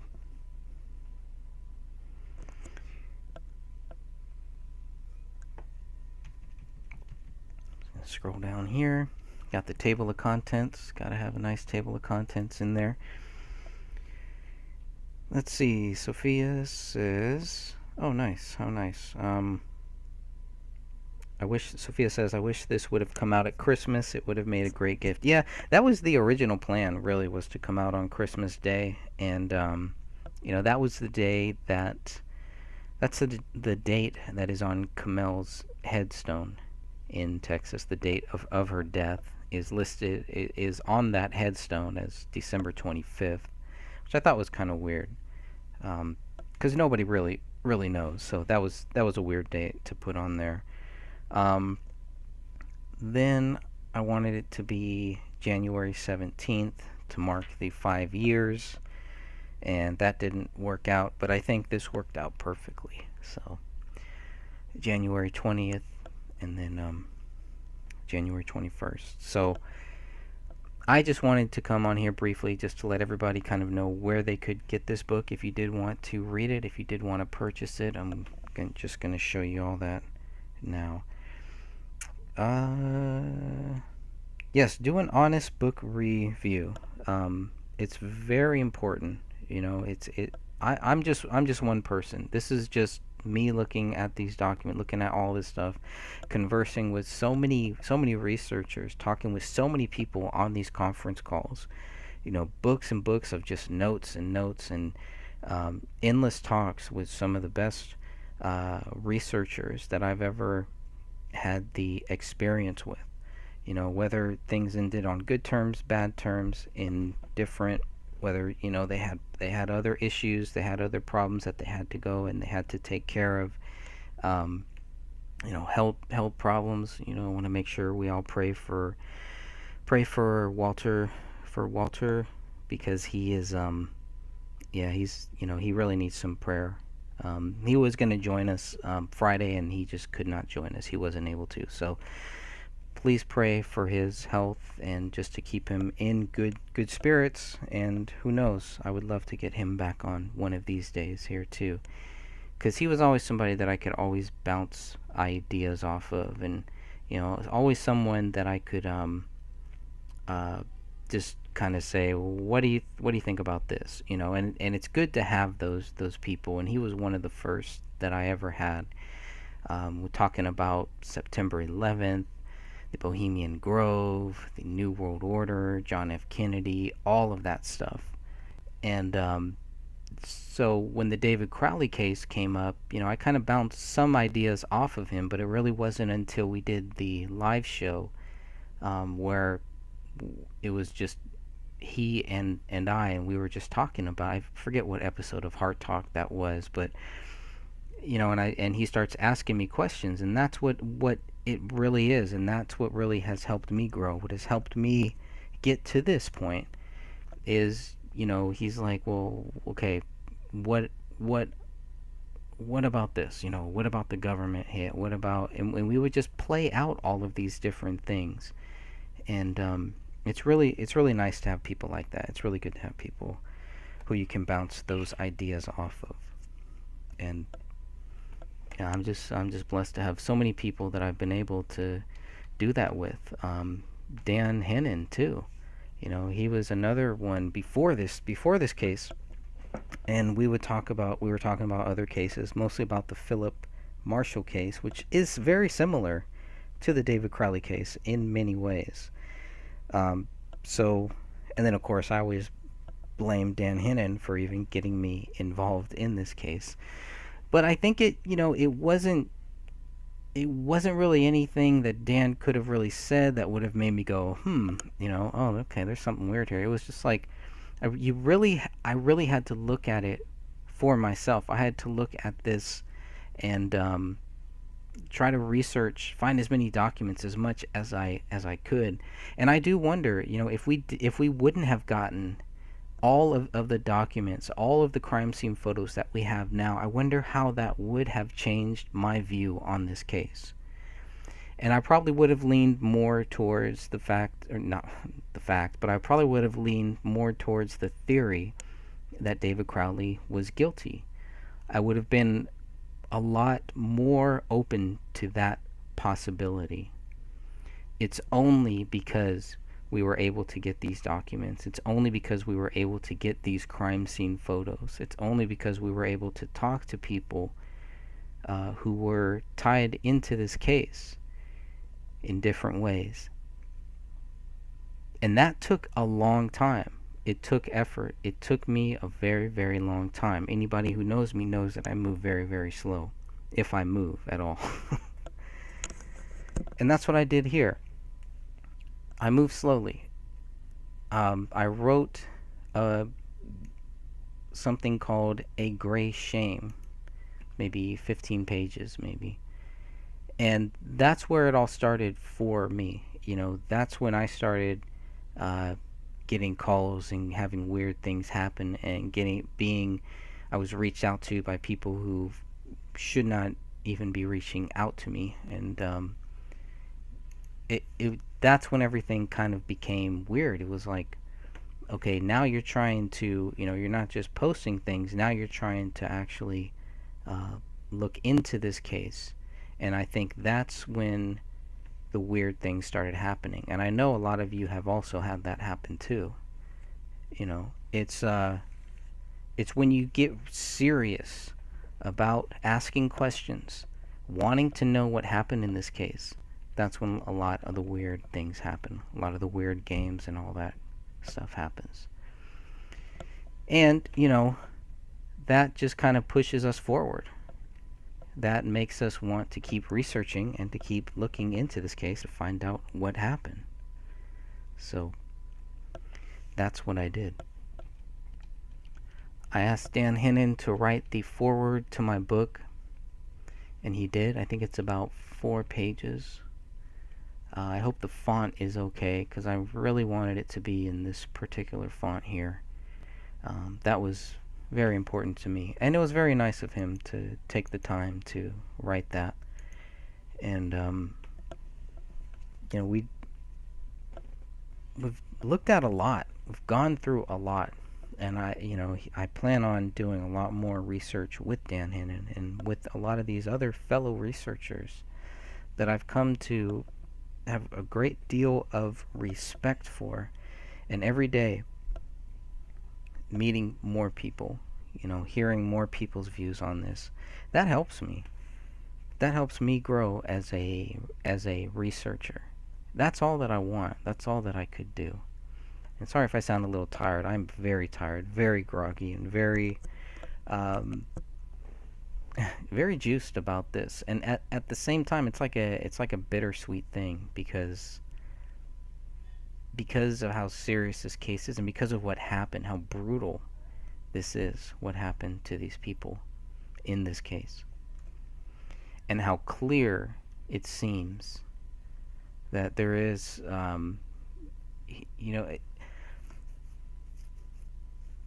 even if you didn't want to say that there was foul play involved in this, and even if you really wanted to keep an open mind and say, okay, David's guilty, let me go find out where that proof is, which that in and of itself is not keeping an open mind, obviously, because that's jumping to conclusions. And so the best researchers have been able to kind of, just keep at it, keep chipping away, and keep asking questions. The more data that people have, the more data that we can give them, I just think the more people are going to see what most of us here are seeing publicly, and what I think that family members and even friends, they understand this privately, whether they will go public with it or not. So this is not, this is not my view of what happened. That's not what this book is. It was never meant to be like that. It was never going to be like that. Anybody who's read anything that I've ever done should know that. It was very clear how I was going to write this, what I was going to do. This was never going to be a case of writing something to make money off of it. It was never going to be a case of tricking people and then one day turning and saying that I always knew that David Crowley was guilty or something like that, which has happened. I've had people question me about that, and there's nothing wrong with that. There's nothing wrong with asking me about that. I don't have any problem with that, but I can only be honest with you. I can only tell you that we're real researchers looking into this. And I hope that this book will help other researchers kind of get caught up on this. So I'm just kind of scrolling a little bit through here, through some of the forward from Dan. Yeah, it's about 4 pages. Thought it was good. Now there was things that I did take out, and I don't know, maybe in a future show, I'm thinking maybe we can just, those might make good subtopics that we can bring up later on. That's what I'm hoping. So let's see. Okay, Ellie says, at this point I think it's fair to say that they were slaughtered. Yeah, well, I mean I think that's where it comes into play, where it's like you look at all of the blood, all the stuff that is in the house. I know there's not blood where it should be, but I'm talking about where the blood is, and on that wall. There shouldn't be any blood on that wall. Why would anybody ever write anybody else's name in blood on that wall? And why is that just kind of glossed over? But so yeah, they were slaughtered. If you look at those bodies, look at what happened to those bodies. They were slaughtered. The only way that they can say that they weren't is to say that it was after their death, which is that's also weird too. There's something very weird about them just kind of jumping the gun on that. Nova Coco says, "Hey Greg, do you know if they will ship the book to New Zealand and how much for it in NZ dollars?" I'm not sure about that. I know we can go and take a look over there. It might be different because it will be on Amazon and Barnes & Noble probably in like another week. I think it takes a little time there, but I don't know if, let's see, if you guys have New Zealand. I don't know if they have, so if you go to lulu.com, I guess that would probably be the best way. If you can get there, then you would know that that you could make that purchase. So I'm not really sure, but I do know with your Amazon, yes, you can do that. So if you want to wait maybe another week or two, or else I would say just go here and see how far you can get. They should be able to send it to you. Maybe there's somewhere that I can check on that actually here while I'm here to see. But I do believe they are in Europe, so I do believe they are in the UK, New Zealand, Australia. I could be wrong, but yeah, I think they should too. So you can definitely check that one out. See if there's anything else. I think that really was about it. I just wanted to kind of jump on here and let everybody know where they can go, where they can get the book if you want to get that in a free download. And I also put it right here. I need to move this up. Actually, the Gray Stage book should be one up. But you can also just go to thegraystage.wordpress.com, scroll down to the bottom, and where all of the documents are, I've also added the book link there. So you can just, now that's for the free version. You can just download that free PDF right there.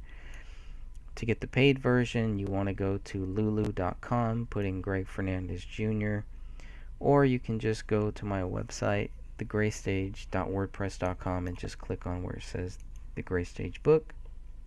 And from right there, you'll scroll down. I'll be adjusting some of this. There's way too much going on here, but and you go to available.now. Boom, that'll take you to the lulu.com link.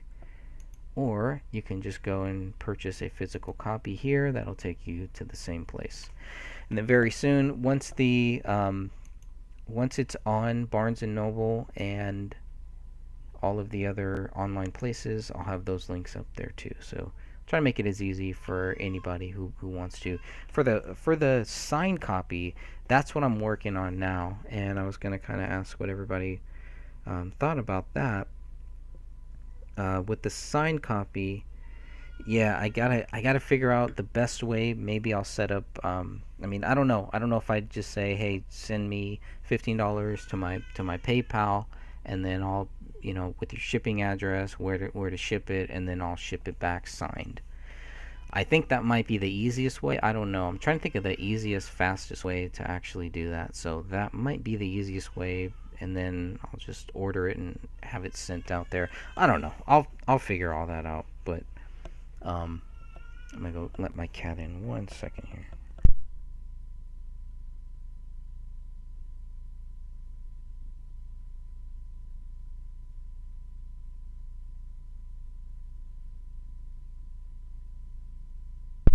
You're okay. Okay. Alright, I'm gonna go ahead and wrap this up here. I just wanted to kind of make it clear where everybody could get that if they wanted to. And, I did add, let me go back. Is this still the main page here? No, it's not the main page. I did add, finally, the phone records. So, David's old phone number, Kamel's old phone number, David's new phone number, and Kamel's new phone number. I've added those 4 in there. I also added the military record, David's military record, so if anybody wants to see that. I don't know if there's anything that I missed. I always feel like, oh, I should have added this, I should have added that. Maybe there's a few other documents that I missed, and there might be, so I'll have to go back and see if there's any ones that I missed. But hopefully I've added everything here. All of the public documents that we have so far. Hey Patty, how's it going? Thanks for joining in.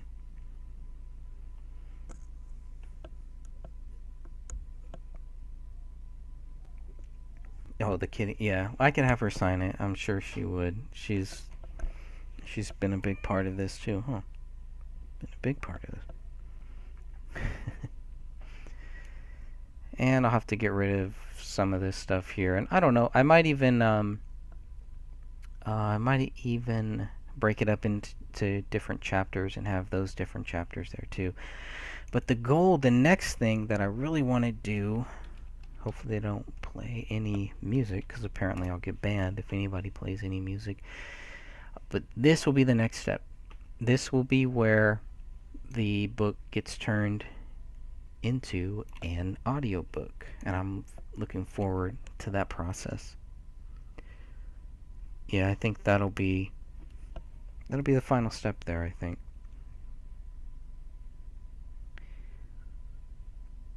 Blue poster paint, like so. Yeah, okay, Patty, yeah, we can do that. Definitely not red. Yeah, no red. No red paint, only the good paint.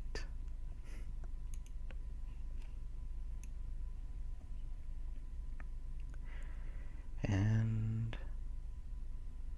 that's it. I don't know. Hopefully I didn't miss any documents. If I did, please let me know. There's the cell phone with the missing SIM card. And there's just so much that was not included into this book, and some of it was really hard to part with. It was hard to not include that in there, but it wasn't necessary. And Ellie's right. The more information, the better. So that's why the other information, we're not just gonna sleep on it. We're gonna do something with it. So we'll see. Sophia, regarding the footprints, the footprint video that she made. I was trying to be considerate to the family. That's why I chose blue. That makes sense. Sophia, I don't know if you heard, we had somebody on who was, they left a comment, and they said that maybe to use a more oil-based paint next time, I think it was. I'll have to go back and look at that comment, but to get closer to blood, to get closer to what it would look like in blood. So, and it might even be good, you know, if you're going to do some more of those tests, it might even be good to do some with a little bit of the blood, you know, a little bit of the paint, a lot of the paint, because it does kind of look like there's not that much on David's feet. It doesn't look like there's a whole lot of paint there, a whole lot of blood there. Or, let me go back here. See, where is that one? Just for fun. So I did thin the paint with water. Yeah, I remember you commented on that. I decided against oils only because of cleanup. Okay. I mean, it was always the first thing that we thought, I think, was it was tippy toes, because it was just very little. There was none on the heel or anything. It was just in that certain area. So I think that's why it was a tippy toe. But I don't think we got this photo first. I think the first one we got, the first one that I remember seeing, had one of these prints here, and it looked like a hand. I mean, there was no doubt. And I think that's what this other area is kind of here. It might be a handprint. I don't know. When they sprayed it, and that was the first thing. But okay, so all of this, I think you guys called it cast off blood. You know, a lot of that stuff. There's just so much that could be covered, so much that for whatever reason was left out. You know, a lot of the things like that, because it was really just, I mean, the book was really just to make sure that it just focused on the actual documents, so that when we have these talks, when we're talking about, you know, are these footprints or are these fingerprints, or hey, I think they're footprints, you think they're fingerprints, that's fine. You know, that's okay. There's nothing wrong with that.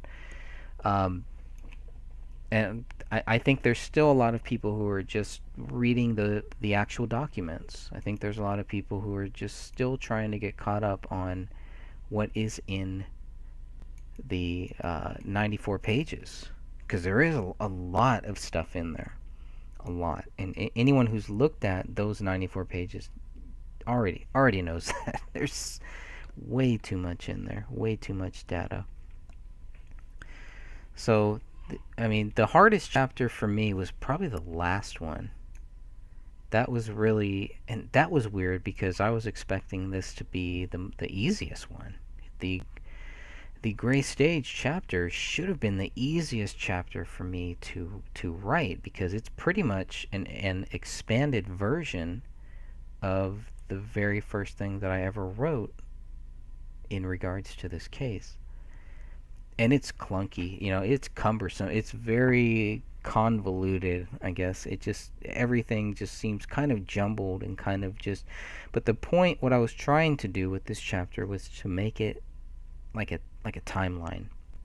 That needed to be, this needed to be told in order, because this is how I remember this story, in this order here. You know, looking at everything, and instead of having, you know, okay, we know David, okay, then we're going to go back, it needed to be as much of a timeline, as a linear timeline as possible, because I know that that is what's going to help people get caught up. It's what's going to be good for people like me who forget things, to go back and check these sources, to check these data, to check these facts. I'm hoping it's going to save us a lot of time, a lot of people a lot of time. And if it doesn't, that's fine too. You know, I have no problem going over these things as much as possible. But the purpose here was to kind of give a linear storyline, kind of what we knew, what I knew, based on the facts, based on these documents, based on what they've said, what they've done, who said what, but mostly just based on the Apple Valley documents and the BCA documents. That's all that you really need here. That, to me, is more than enough for people to realize that this case, at the very least, needs to be reopened to give the investigators a chance to clear their name. If they don't want to clear David's name, at this point, they've got to clear their own name. Because this just stinks. You know, this just does not constitute a double murder-suicide. It just really doesn't. So, let's see. No 4-hour chat. No, I was supposed to already be done here. Okay, so let's see here.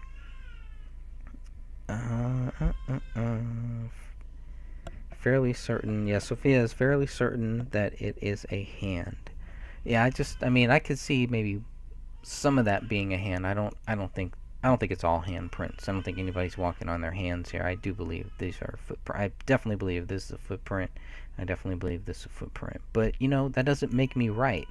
You know, and that doesn't make me scared to be wrong either, because it's not gonna do me any good to just think that I'm right. That's not gonna help. You know, if I end there, I can start there, because I'm definitely starting there, because I do think that I'm right. I do think that these are footprints here, and I do think that the investigators, they've all separately documented those as footprints.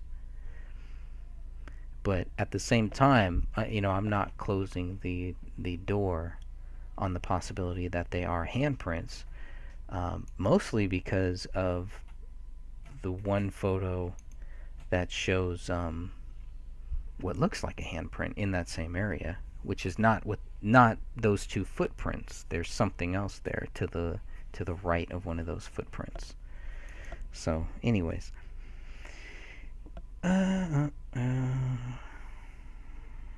yeah, a lot of things were never tested. Patty says, I do think she was hit over the head a few times, cast off in hair and brain matter on chair. She might have been in a fight or flight and reached the floor. I don't know. Yeah, it's not a bad thought there.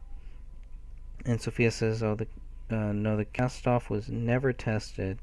Okay, yeah, it wasn't tested. Well, the footprints were really never either. So, whatever. Oh, boy. Just another thing. I'm trying to get to that photo where they paint... They paint them blue, pretty much. So, blue is definitely the right... I think blue is the right color for that, because of that reason here. Let's see. Okay, so those are the ones, but I want to get to where they're painted, where they're sprayed. Should be at the bottom here. Here we go. So, BCA 5013, you know, to me, this looks like a footprint here, to me. When I look at it there, it does. This looks like the Greek foot, David's foot. So, I don't know. I mean, they did all those tests. Where's the results on all of this stuff that they did here? I'd like to see that. Maybe we just don't have it, but I mean, this one here kind of looks like a fingerprint, so I don't know. You know, it looks like a whole hand went down, but again, I don't think somebody's walking around on their hands and not using their feet. But that's alright. I'll just zoom in on this one here as well.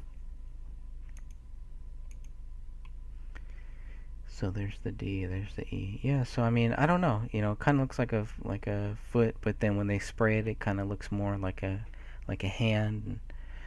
And that could be more. I mean, looking at it here, it looks like this looks like a foot, and then this one over here looks like a foot. I don't know what the heck this is over here. That looks like something else, but Then there were questions about it being smeared, and or about maybe it was wiped up, and when they sprayed the chemical on it, they were able to trace what was actually wiped up. So all that stuff is good to talk about. It's good to discuss with fellow researchers if they're open to it. But it's I don't know. It just, to me, it was not one of the things that made it into the book. Another thing that was very important that didn't make it into the book, I don't know. It might have. I might have snuck it in there at some point. I don't think so though. Was the headphones, and how the headphones didn't have any blood on them, but the phone did, and where these things were found. Yeah, it looks like an empty your pocket deal. Now look at this yellow marker here. Since we're here, I'm going to go through this yellow marker. Okay, keep an eye on that yellow marker there, because when you look at the glass table where the teapot is and where the ring is placed later on and photographed, one of those yellow markers is there, and I can never really figure out what that one was. Come on. Let me see if it's in this set of photos or if it's in the Apple Valley ones. But it's where you can clearly see there's that yellow marker, and there's like a yellow piece of paper or something next to it. And it's just the weirdest thing. It's one of the oddest photos that I still kind of am like, what the heck is that? So let me see if I can find it. I will do my best to look for it before I know it's here, and then I will have to jump off very soon, but I just want people to look at this, and I'd like to get some views on this one. It looks like a piece of like yellow construction paper. It's just odd. Of course, now I'm not going to be able to find it, I'm sure. It might be in the Apple Valley crime scene photos. Okay,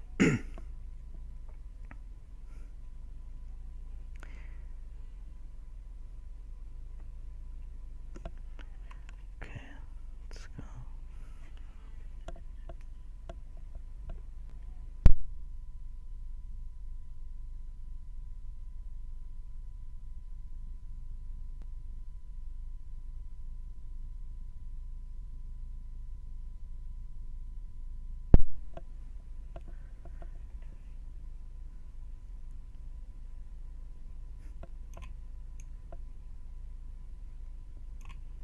This was the first one, DSC 0238. So this was the first image that I ever saw of this, and it's like, if you look at where the E is next to the 14, you know, that was like, okay, that looks like a hand to me. The others, I think, look like feet. This one definitely, this one even, I was kind of wondering, is that a dog paw? But look at all of this. Look at how all of this other stuff here. Does that show that something was actually wiped up? That's been a big question there. Okay, I'm gonna find, oh, maybe it's this one here. Yes, it is. Very quickly. So I'm so burnt out, I'm gonna crash pretty soon here. Okay, this yellow marker. Okay, what is the yellow marker for? The other one was for the cell phone. So, you know, there's orange markers and there's yellow markers, by the way. So, there you go. I don't know. What is this little piece of construction? I don't know, construction paper or something, but it's next to the weird photo of a pyramid, which looks like a black and white snake or something next to it. I don't know about that either. You can clearly see in here the ring is not there, so I don't know if the ring was already taken off or if it hadn't made its way onto this table yet. But what is this yellow marker here? So I'll leave you guys with that one for now. Yeah, and that should do it. So again, just, everybody knows where to go, where to get this book. If you have a website, and if you want to, host this, you want to download it, put it onto your own website, you're more than welcome to. I want to get this into the hands of as many researchers as possible. That is the goal. And the goal was not to get my view into the hands of as many people as possible. It's to get the documents, to get the information in these documents. So that is very important to me. That was one of the main things. I wanted to keep my personal views out of it as much as possible, as much as I could. I do have my own views on things, but I definitely wanted to stick to these documents as much as possible and just kind of be like a quick sheet for the thousands for the thousands of pages that we have, or hundreds of pages that we have of documents. A quick reference. When people say, oh, well, that sounds weird, then they can go and they can look it up. Source number this, source number that. I think 10 pages of sources, maybe even more, that just gives you where those sources are. So, and based on that, I think people will be able to understand that there's just nothing here to prove David Crowley guilty. All right, Ellie says, like you said, a trail of breadcrumbs. Yeah, it could be. I mean, they just leave us little crumbs here, and so let's find the meat in the breadcrumbs. How about that? Ellie says, a wise man knows he knows nothing at all, but I do know they were not killed there on that rug 100%. Yeah, I have a lot of people that say that and that think that, and when I listen to why they say that and why they think that, it's that helps me get a different view. It helps me get a different picture, and it helps me see maybe things that I'm not seeing here. So, I mean, I'm open to a lot of different things happening here. There are some things that I'm not open to. That I just am like, no, not even going to go down that rabbit hole, because it's not a rabbit hole. It's just a trail of crap. But, a trail of crap to somebody else might be a rabbit hole to another person. You just never know. But whatever road, whatever you want to look at, wherever you want to go, I hope that this book helps answer some of those basic facts. It helps answer some of the basic questions, giving you some of the basic facts that we have, that the public has. So when people try to tell you that these are not facts, I mean, you can just say, well, this is what the document says. This is what these people say. There's nothing in here in these 1,000 pages that show that David Crowley is guilty. And if there aren't any pages that show that he's guilty, then I think that's a good place to start. It's a good way to start, and for me, it's a good way to go back, to go forward, which I do many times in these cases. So, all right, everyone, thanks again. Really appreciate you all joining me here, and hope to be back. Probably won't be back this week with a live show, but hopefully next week. And I don't know if you have any topics that you would think that we might cover, let me know, and we will make sure to cover those hopefully next week. I think I'll grab some of the stuff that I did not put in the book, and we'll make that at least part of what we talk about. If we can get Christian back on, I want to hear, I want to hear from him about what our next step is for the documentary, for the real documentary. All right. Everybody have a great night. If you have any thoughts about this image, DSC0254, please let me know. I'm trying to figure out what this yellow marker is. Forever, apparently. All right, good peeps. God bless you all. Have a great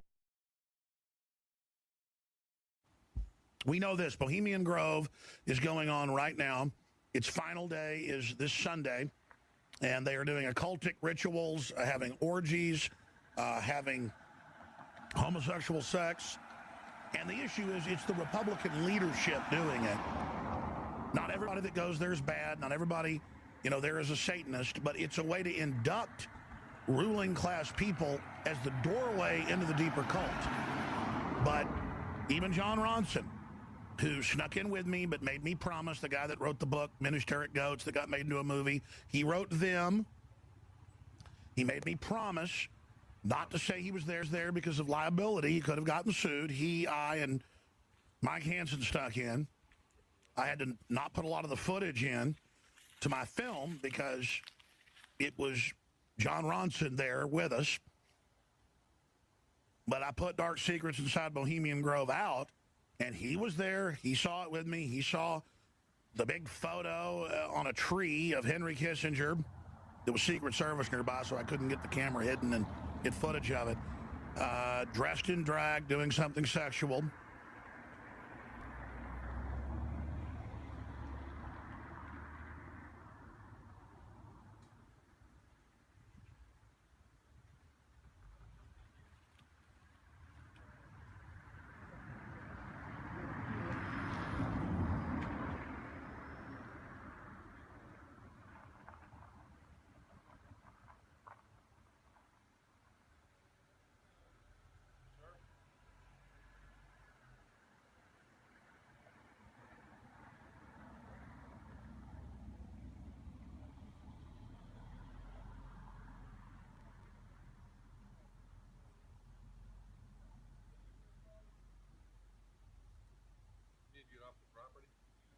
We're not on the property, sir. No, you are on the property. No, I'm not.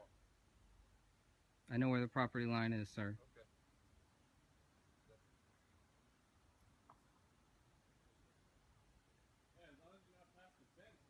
Yeah, we're not on the property line. We've been here 4 years. We make sure that we're very respectful, and we make sure we're not on the property line.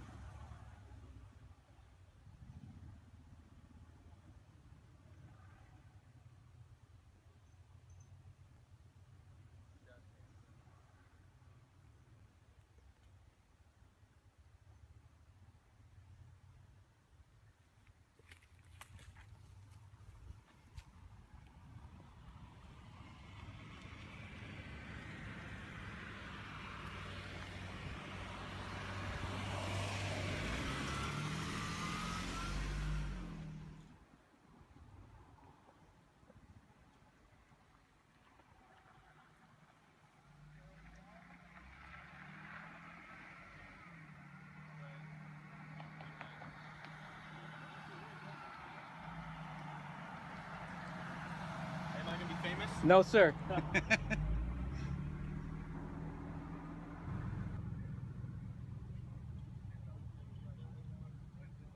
they are talking to the sheriff there, trying to kick us off the property line. We know exactly where the property line is. Sheriffs have already told us where the property line is, and we're going to respect that property line.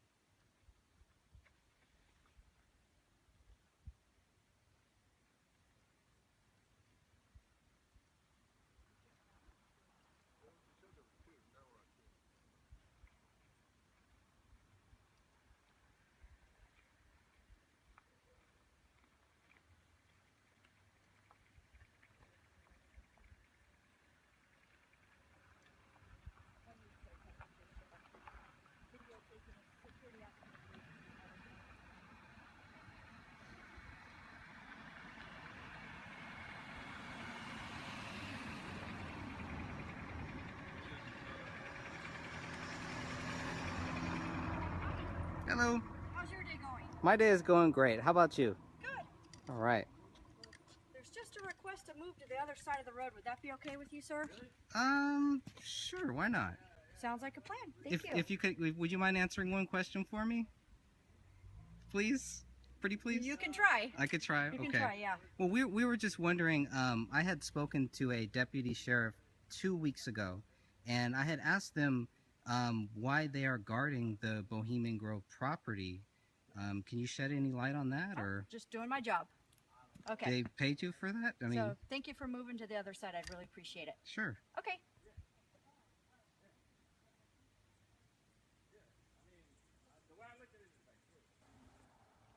Thank you. I've been told by many sheriff deputies that that this is the property line and we can stand here. So But he was saying where you're standing belongs to a different property owner. right. Right.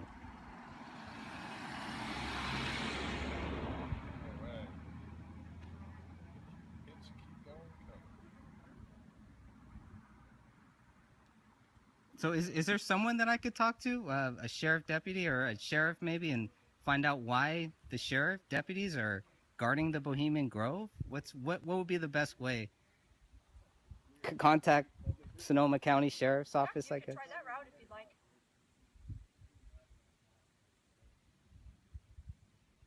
Oh, sheriff deputies are always nice to us every year. Well, we're humans too. And we do appreciate that. And we are too. We're not trying to be disrespectful or trying to, cause trouble or anything. So. What's your plan here today? I haven't met you before. No, and actually, I haven't seen you here before. I'm Caroline. Yeah. I'm Greg. Greg? Nice to meet you. Okay. Are you part of a group or? No. Just private citizen? Yeah, just citizens. Yeah. We're just trying to figure out what's going on here, and so far I haven't gotten too many answers, so we'll be here till we do. But it sounds like you're aware of the trespassing laws, correct? Well, I am aware of what the sheriff deputies have told us, where we can stand and where we can't stand. Okay. So. Just as long as the person who owns the private property where you're standing doesn't complain. If that person complains, then you might have to move to where your friend is. I would have no problem with that. No problem.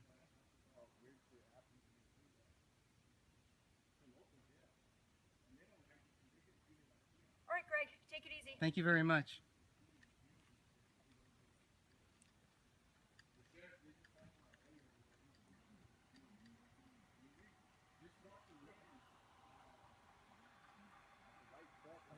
This is not some moral judgment of this, not because I don't make moral judgments, but because get past that and just look at it for what it is. Blackmail.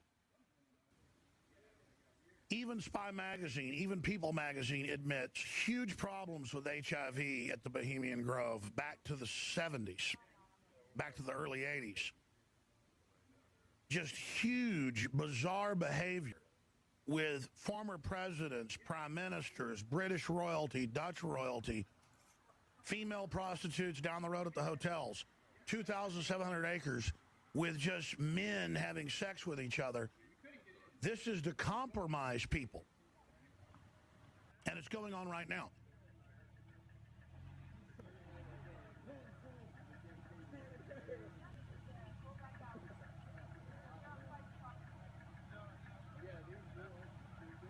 And they're still discussing how they can kick us off of this property here, but they can't. So we're good.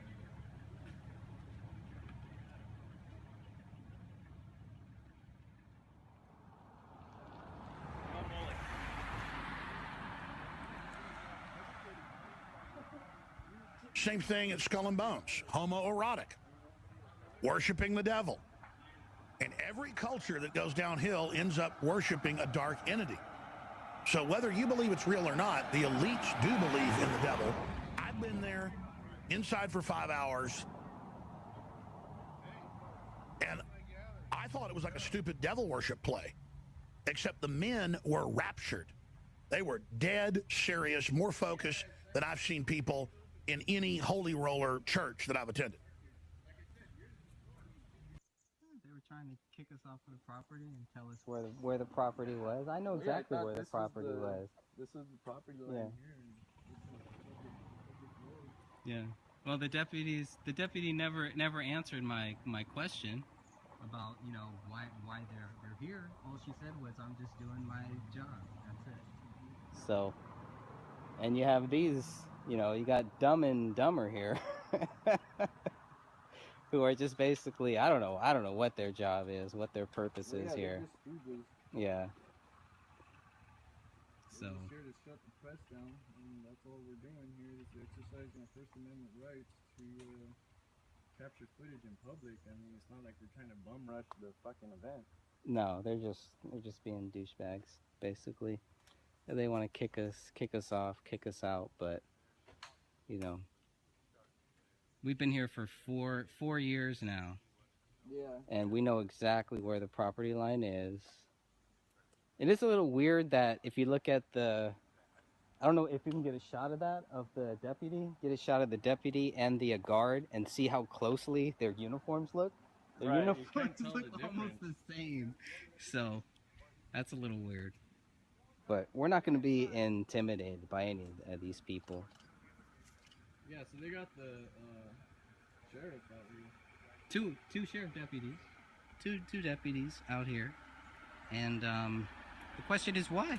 Well, I'm just doing my job. We're just doing our job. So, oh, you keep doing your job.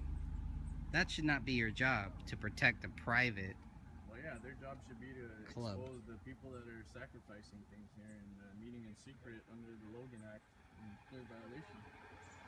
Yeah, and I do wonder who's paying for that. And if the county has a problem, if the citizens of this county have a problem with that, right? Why should they be paying for the sheriff deputies to, you know, guard the Bohemian Grove?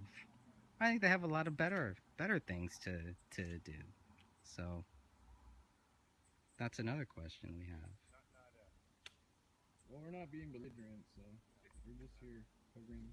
No, she was nice. The deputy was nice.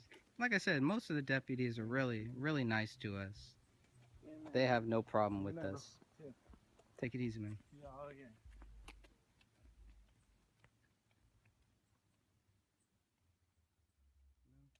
There's not.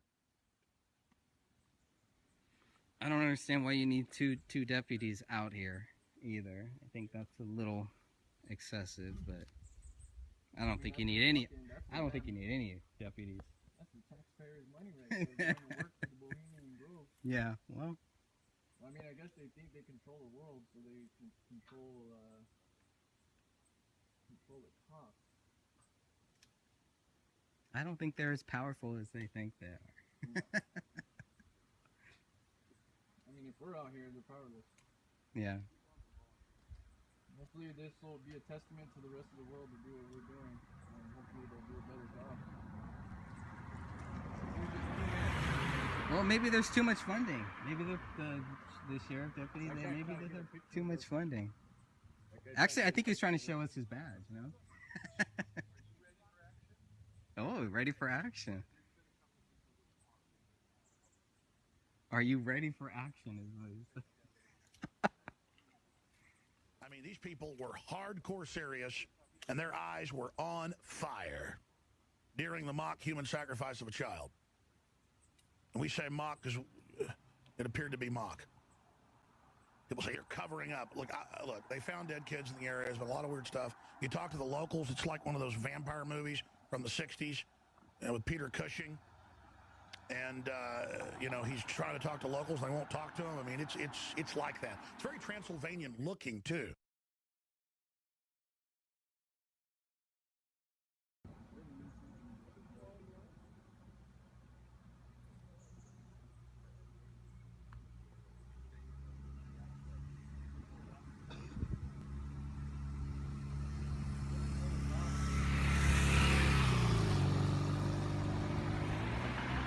Three.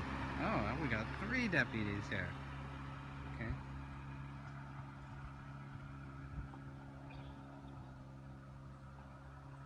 Wow. 3 deputies, 2 people. We are popular. That's tax money well spent. Your tax dollars hard at work.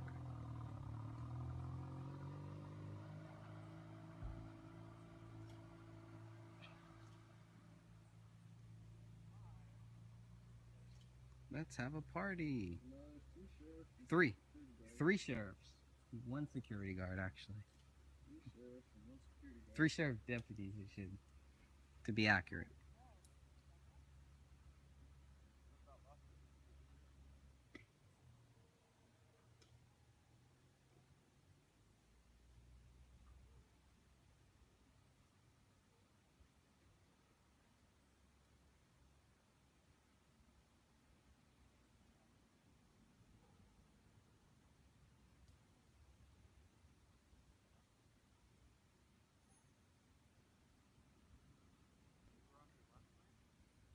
Dan picked someone up. Hey. Yeah, I saw that. It was a worker, one of the cooks, I think. Or no, servers. Servers wear red, cooks wear white, I think.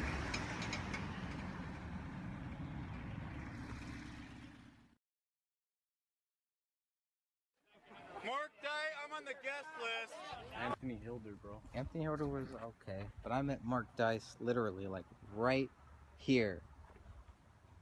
And he was just standing there, you know? And I got to talk with him, I got to chat with him. Oh, that was cool.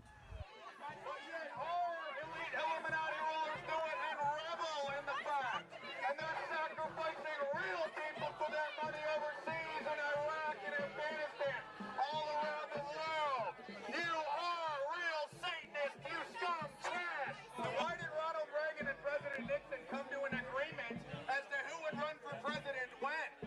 And why was the atomic bomb helped to launch in here? And why was the United Nations conceived at the Groves Clubhouse?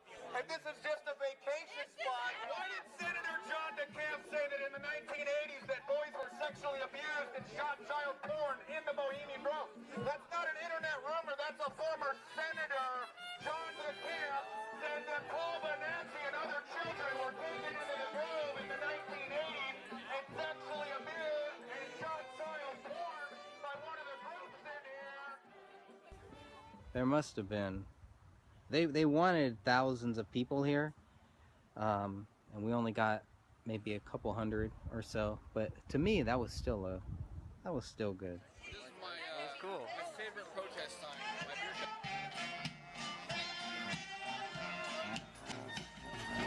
We're not gonna take it. No, we're not gonna take it. So this is where the 2012 Occupy movement had their little festival. That was actually my first time coming out to the Bohemian Grove. There's a bunch of people in the fucking trees right now. I think it's a guy and his dog or No, something. there's another guy over there. Oh yeah, two people. So it was a trip, dude. Like, everything was here. Left, right, center, whatever. Cindy Sheehan. That we couldn't go in the street because they don't want anybody to get hurt. My response was people get hurt every day because of those people up at the Bohemian Grove. Right! They should be protecting us from them, not them from us. Right! We don't have any riot gear. Right! We don't have any guns. We don't have any helmets. We come in peace, but they don't come in peace. Sorry. I was gonna go like, which side are you on, officer? Mark Dice. Cindy Sheehan was here. Mark Dice was here. Anthony J. Hilder was here.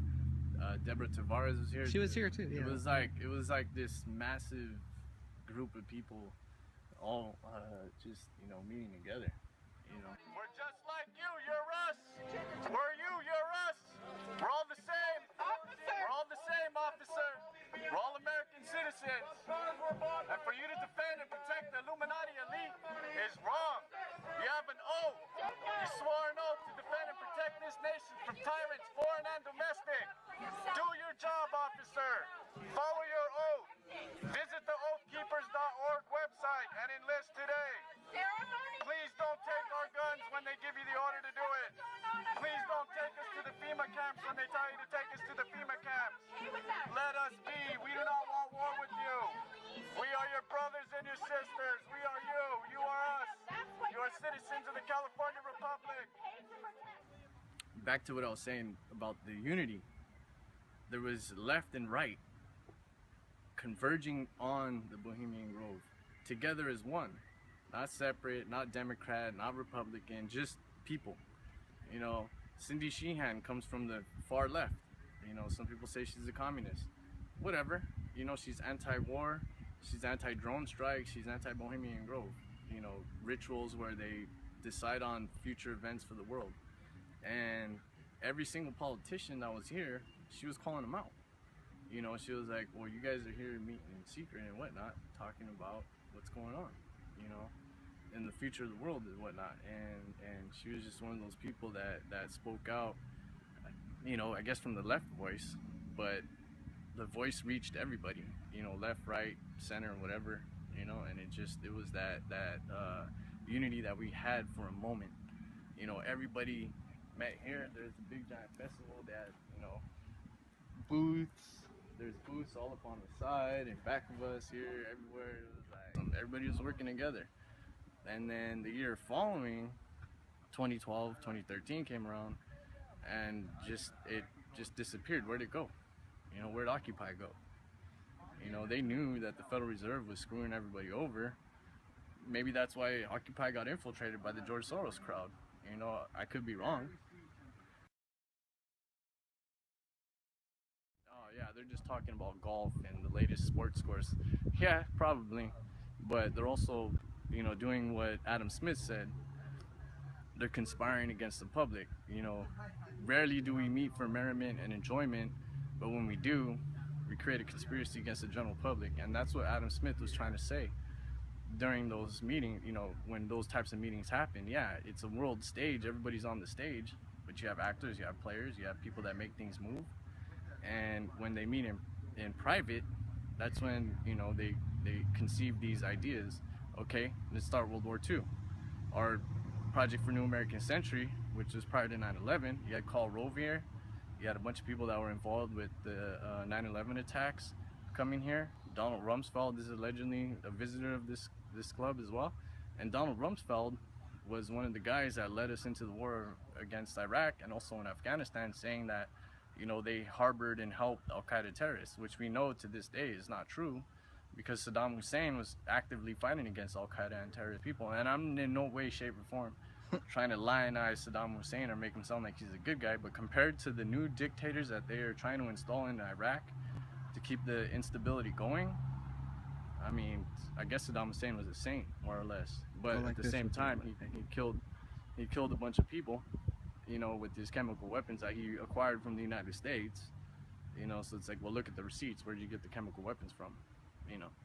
So again, it's just this cabal, I guess you can say, of elite people meeting together for 2 weeks throughout the year to basically decide what the next step for the New World Order is. And if you don't believe in the New World Order, well, that's you.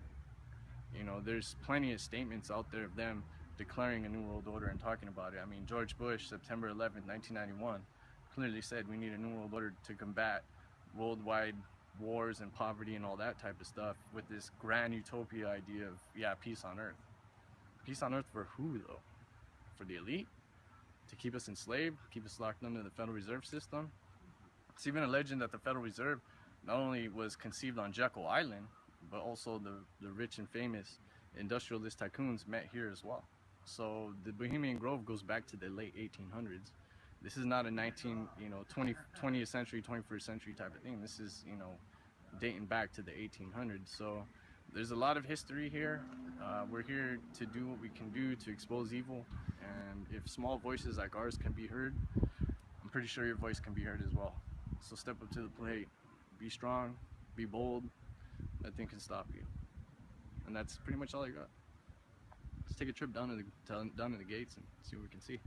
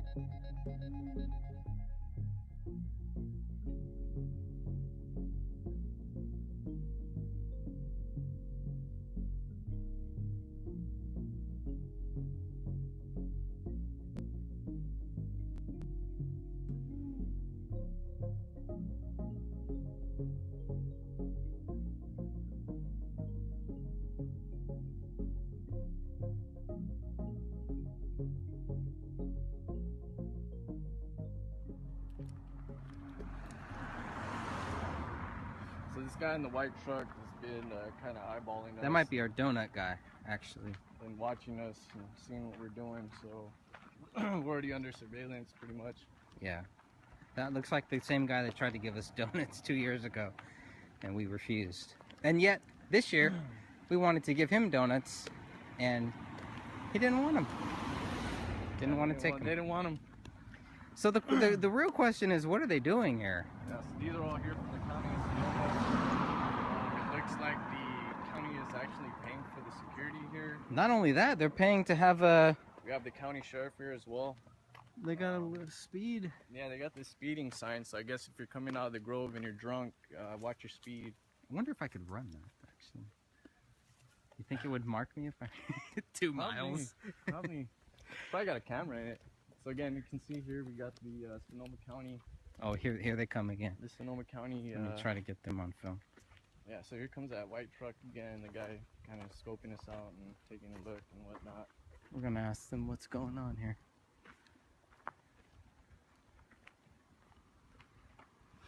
He may or may not say anything. He probably will. Looks like a nice guy. Yeah, he looks like a nice guy. He's creeping up and down the road. So. Yeah. He's probably got a good shot of us too. Hey guys. Wow, guys. Hey, how's it going? You don't want to talk with us? EG01219. No? Ah. So they're recording us as we walk up there. We got good footage of us. I'm sure they're going to use the NSA data bank to see who we are. I'm sure they're over there taking pictures of our car. So there they are. So yeah, we're being watched. They're gonna come back again. We barely even made it. Halfway there. So hopefully they don't do anything funky to our car. No one's at the car watching it. Again, countless no parking anytime signs. Yeah. Sonoma County. Yeah. County of Sonoma. Another guy.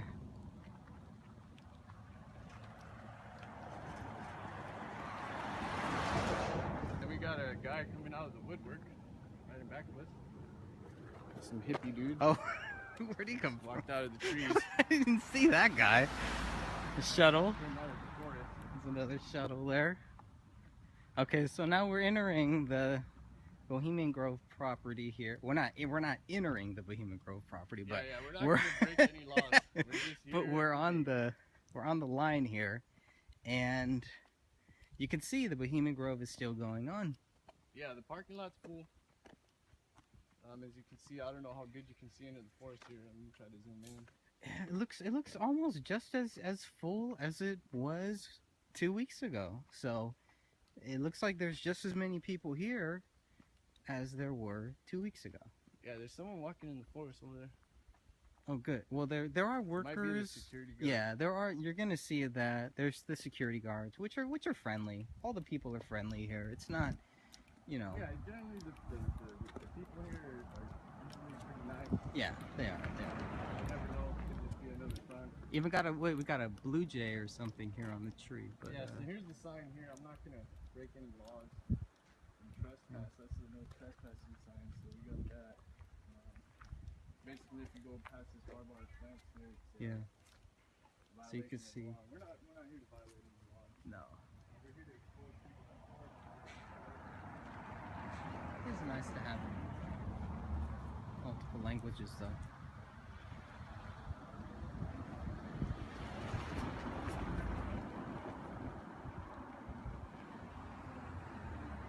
Somebody tore that down.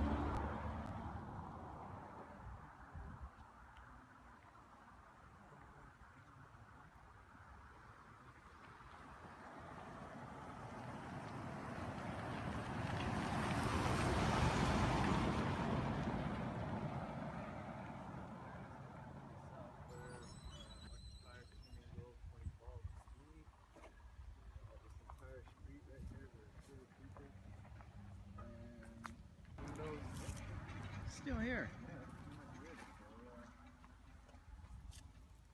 Pretty sad this year. No one else made it.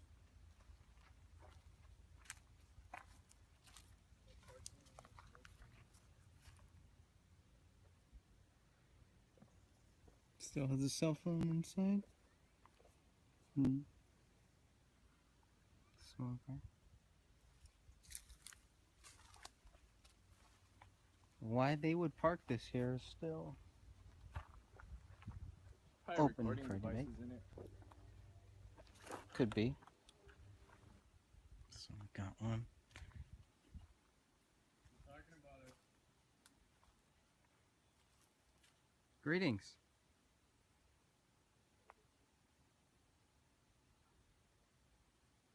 No, they said there's two guys out in front taking pictures. Is this the final day? No, tomorrow's the final day.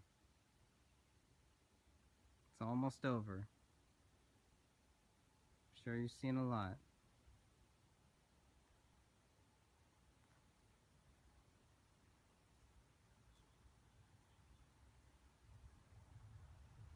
It's been a long 2 weeks, I'm sure.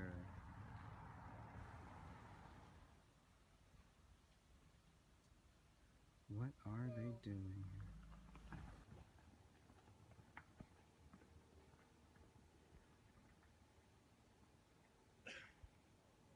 Hello. Ready for another round. Ding, ding, ding.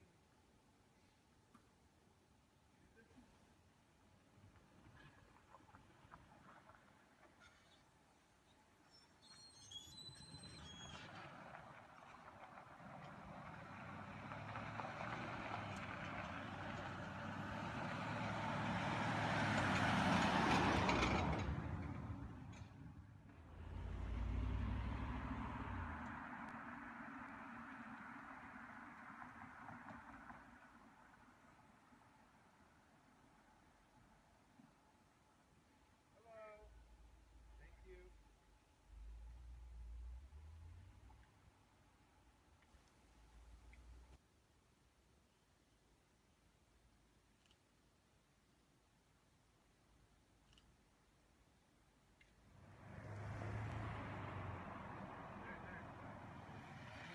Trying to record you guys?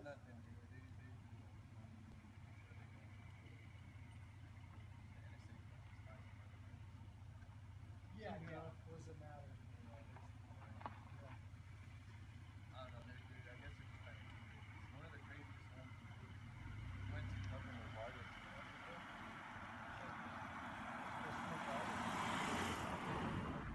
Oh, okay.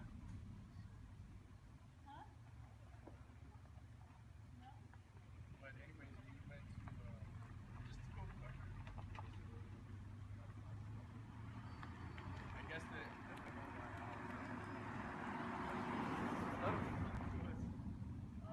they all just stayed quiet. Security was moving around. Video taking us. We're trying to find out. Yeah. Some bigwigs.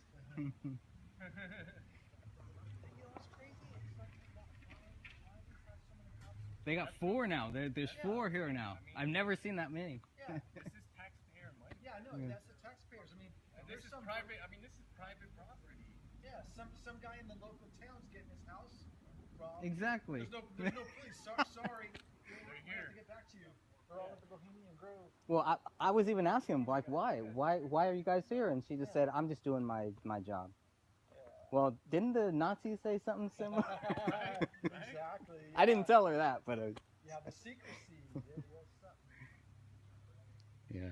I mean, you know, we do this every summer trying to get as much information. Yeah, we're just trying to figure out what's going Yeah, on. I mean, That's it. you know, That's if they're open about it, I wouldn't even be here. Yeah. You know, I just get all watching on fucking TV. You know, all it's on the news. New TV. You know. But since it is that, it's like, yeah, there's sometimes they come up in here. When we were here in 2012, there's security guards up in the trees, right here on the side and whatnot. You know, you got some big wigs here with atmosphere. Right, yeah. Right. Did you see the video of the ceremony? Yeah. That's what piqued our interest.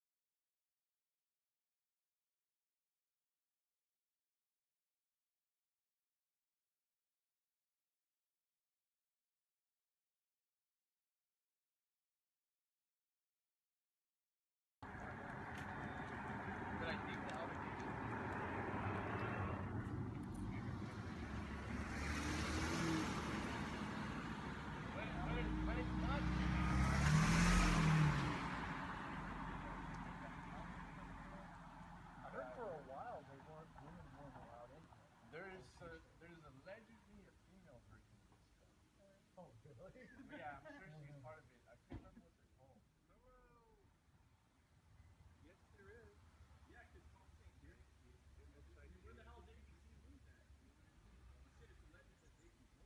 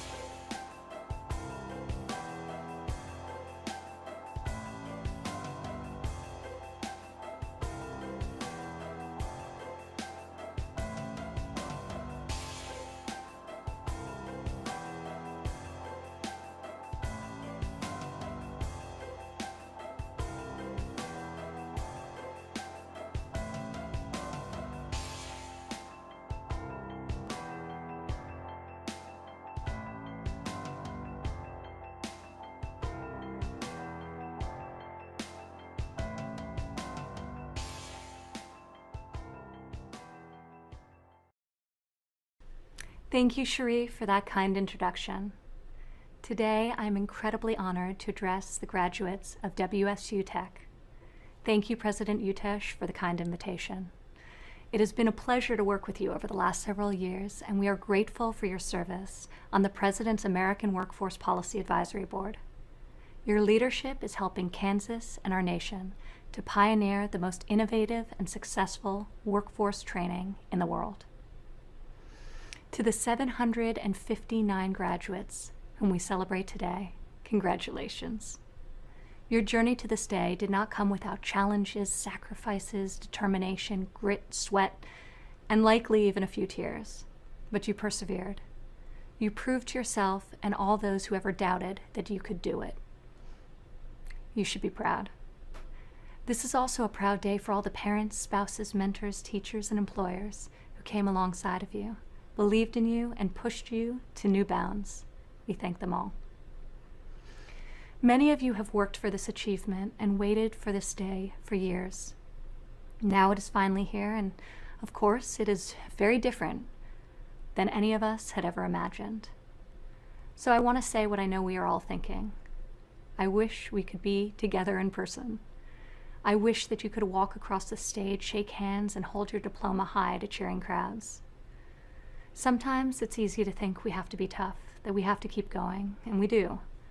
But that doesn't mean we can't stop to acknowledge the truth, the hardships, and the disappointments that come our way. My heart goes out to you on this day, and this time in our history, because they're very different from what you had envisioned or planned. Yet now more than ever, we remember that changes and hardships do not predict failure. In fact, they can be the greatest impetus for success. You commence at a moment unlike any other. America and the world are battling a terrible pandemic. Our entire society is engaged in a national endeavor to defeat the virus, protect our fellow citizens, and open up America again to rebuild our economy and take care of the safety and well-being of our people. you are a wartime graduate.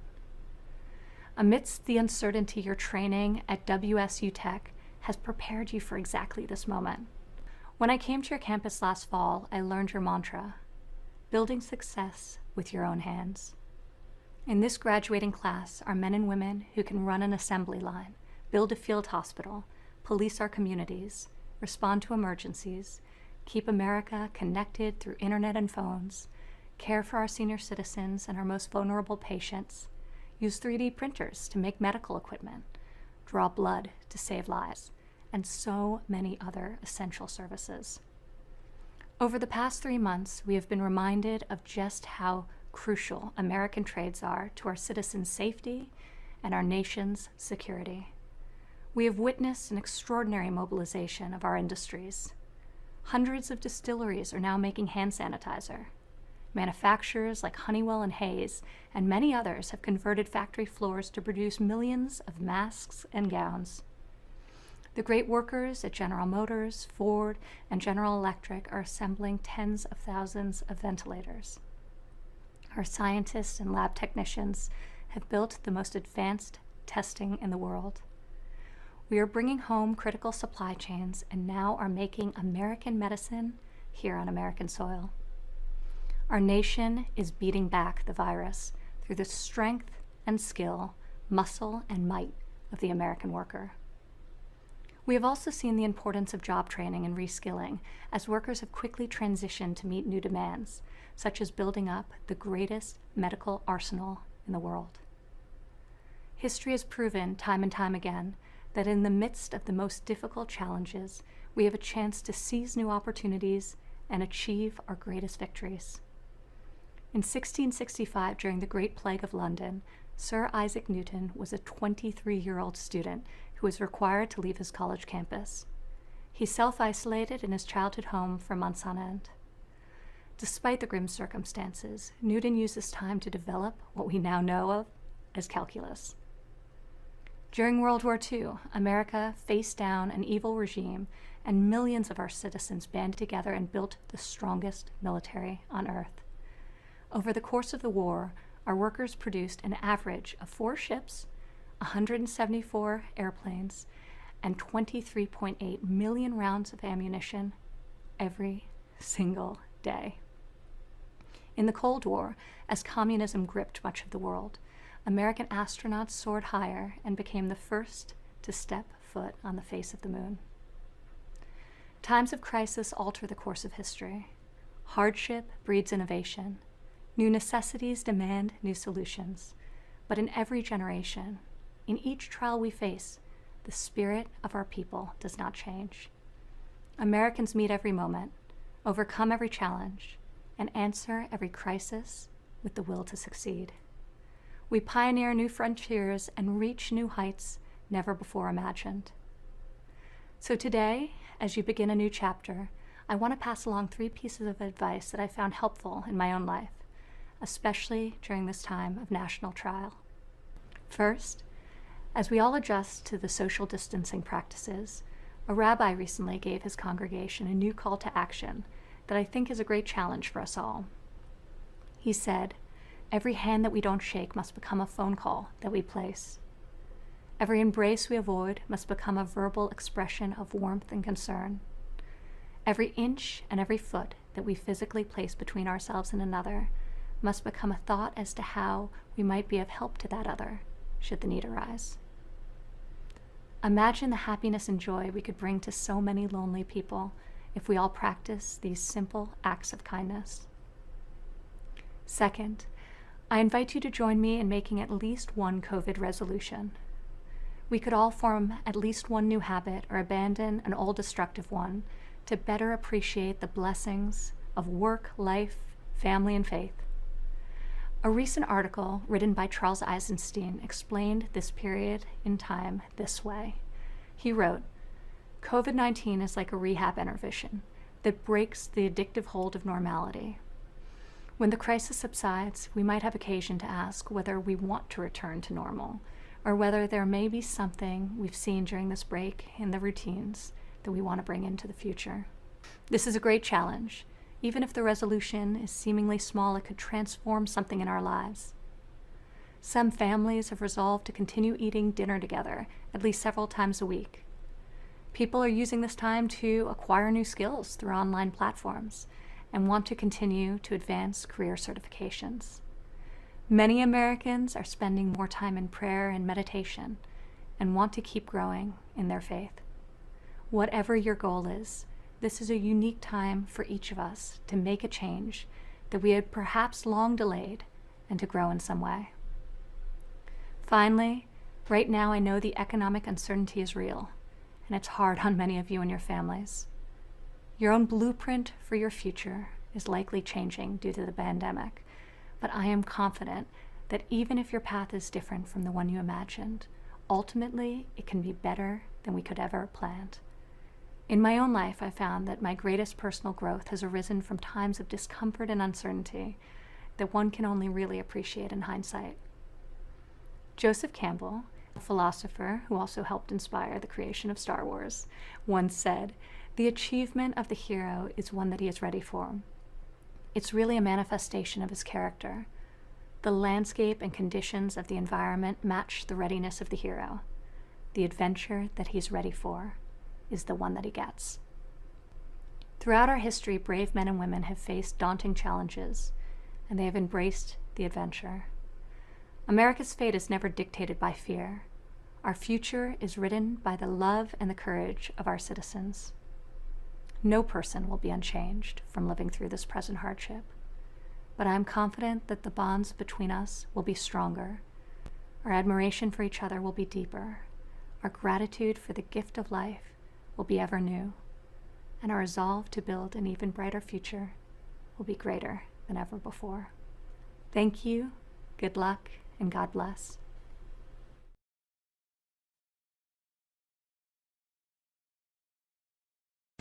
The only witness to the murder of Patrolman Tippit, who is able to identify Lee Harvey Oswald as the person who fired the shots, the only one who actually saw the shots fired and could say, "I saw Lee Harvey Oswald fire the shots," is a woman by the name of Helen Louise Markham.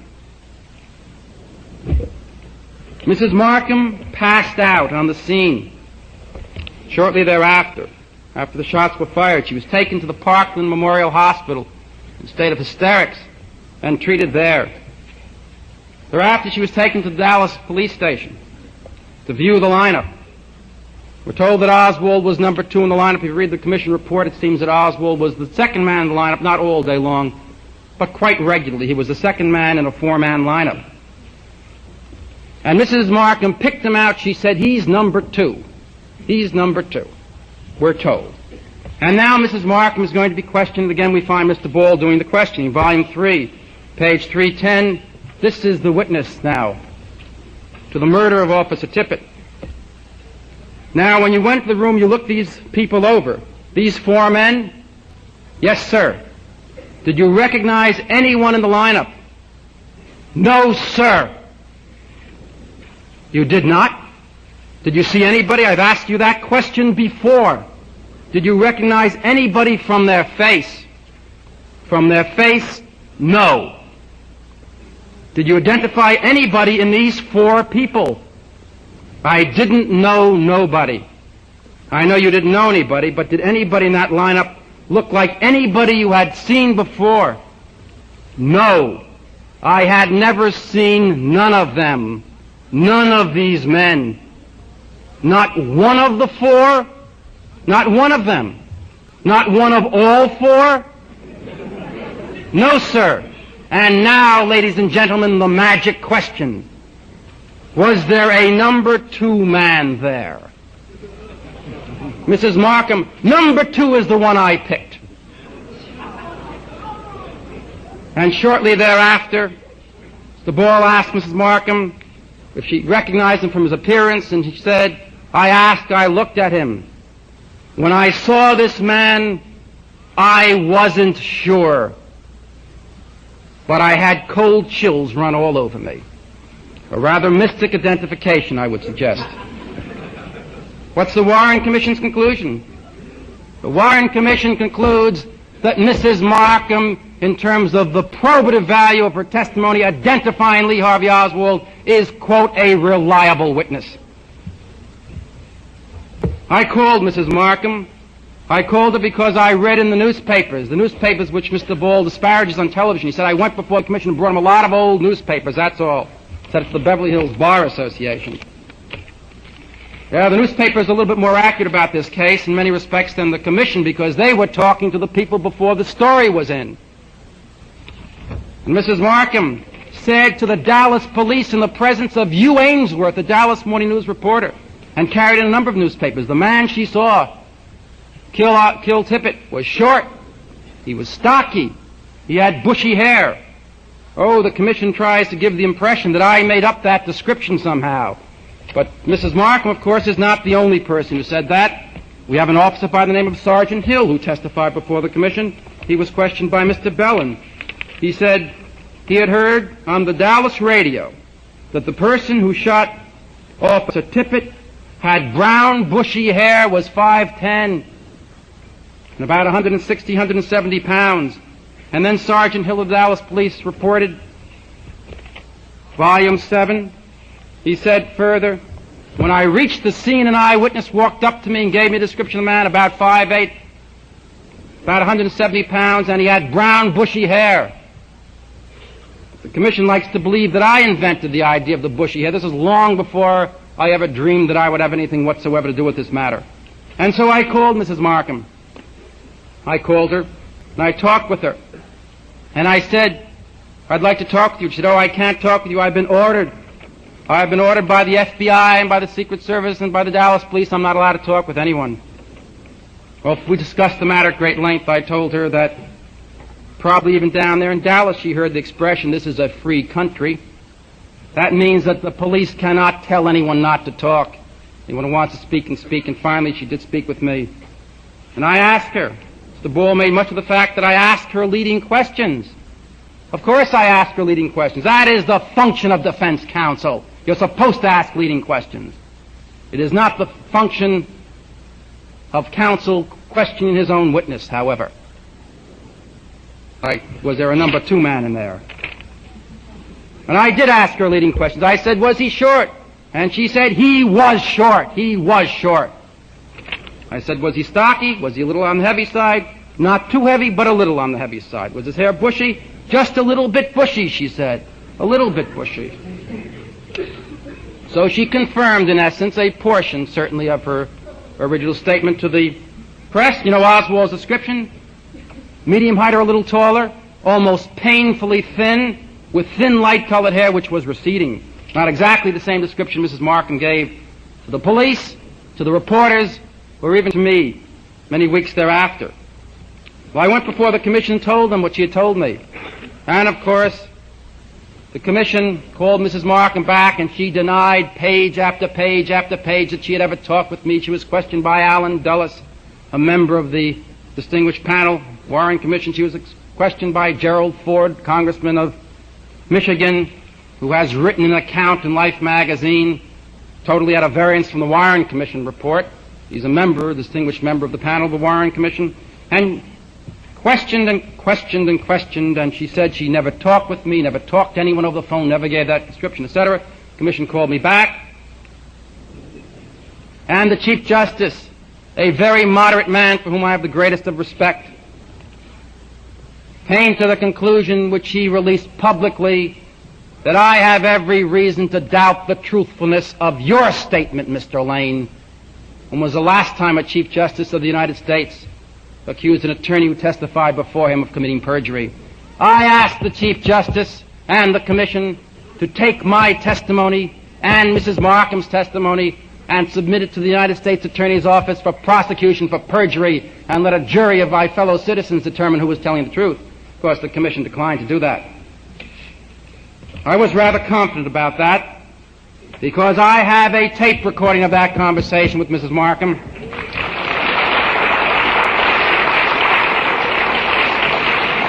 Do you think the Commission ever directed... I told the Commission I had the recording. Do you think the Commission ever directed me to give them the recording? There's a very serious question, since I did not have permission from Mrs. Markham to make the recording. Mr. Rankin asked me that. He said, did you have permission from Mrs. Markham to make the recording? Sounds like someone really dying to get his hands on the recording, doesn't it? I said, no, I did not have permission. If the commission directed me to give them the recording, then, if they had directed me, and I wrote to Mr. Rankin, counsel for the commission, I wrote to the Chief Justice and I said, will you direct me to give you the recording? Then, if I was so directed, the crime is to make it without permission and to release it, to divulge it without permission. If there's a crime at all, there's a close question as to whether or not it is a crime. But to make it is not a crime, to divulge it is not a crime. The combination, the commission ordered me to give it to him, directed me, and I gave it to him, there would have been no crime. The commission, of course, never directed me to give them the recording. Chief Justice merely said he didn't believe I had it. I went back to my office and I pondered this problem. I don't want to be prosecuted. I don't want to go to jail. But I thought that there were issues here which transcend the personal consideration of any single human being. And I voluntarily mailed that tape recording to the Chief Justice and to counsel for the commission with a letter saying to the Chief Justice, solely this, not asking for an apology, of course not, saying, Mr. Chief Justice, you now have the recording. I ask that you merely send me a letter saying that you no longer have any reason to doubt the truthfulness of my testimony. That was on July 7th. I have not yet received an answer from the Chief Justice. Well, they called Mrs. Markham back before the commission, this reliable witness, and they asked her the questions, 15 questions, I believe, all over again. Did you ever talk to him, et cetera, et cetera? No, no, no, never did. Then they said, Mr. Liebler, who was questioning Mrs. Markham, page 500, volume 7, Mr. Liebler, said, I have to tell you the truth. Frankly, he said, we have a tape recording that purports to be a conversation between yourself and Mr. Lane. Unfortunately, he was unable to play the recording for her at that time in the morning because he did not have a tape recorder. I think I am really responsible for that. I just sent them the tape. I did not send them a tape recorder.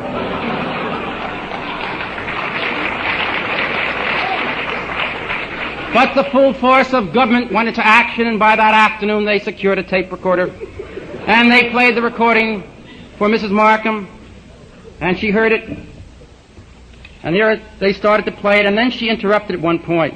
Page 501. The first time she interrupted, Mr. Liebler said, let's stop the recorder. What do you mean to indicate by that?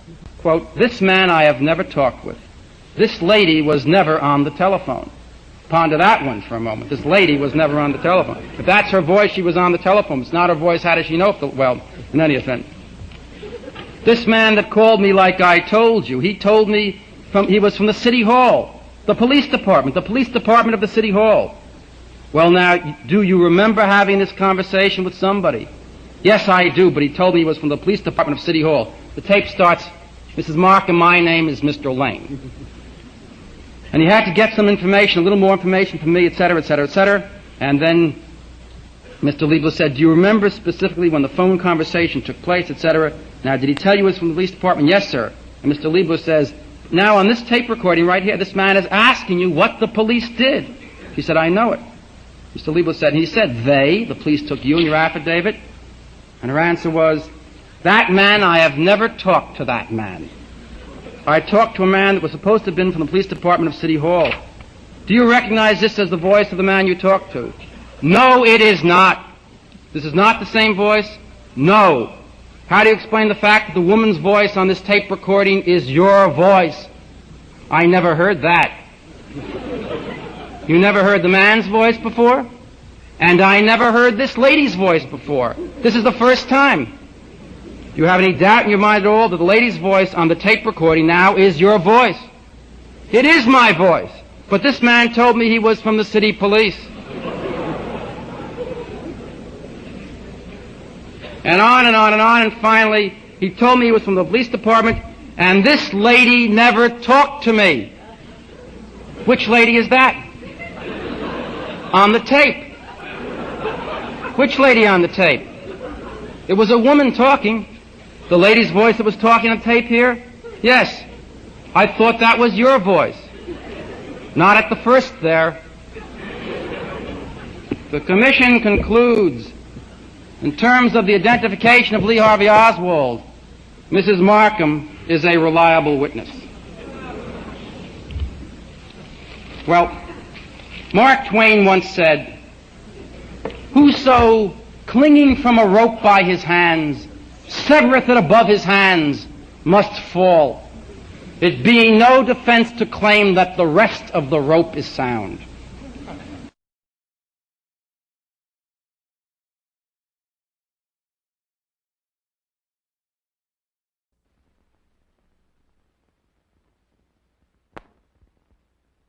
The following time period has been made available to District Attorney Jim Garrison of New Orleans to reply to an NBC News program broadcast on June 19th. In that program, NBC News examined some of the methods used by Mr. Garrison in his investigation of what he charges was a conspiracy to assassinate President Kennedy. Except for the opening and closing announcements, this program has been prepared under Mr. Garrison's sole supervision. Mr. Garrison. Tonight I'm going to talk to you about truth and about fairy tales, about justice and about injustice. In the months to follow, you're going to learn that many of the things which some of the major news agencies have been telling you are untrue. You're going to learn that although you are citizens of the United States, information concerning the cause of the death of your president has been withheld from you. In the months to come, you will learn to your own satisfaction that President Kennedy was not killed by a lone assassin. You will learn that there has been and continues to be a concerted effort to keep you from learning these facts. And you will learn, I assure you, that what I have been trying to tell you and what I'm telling you tonight is true. As children, we become accustomed to hearing fairy tales.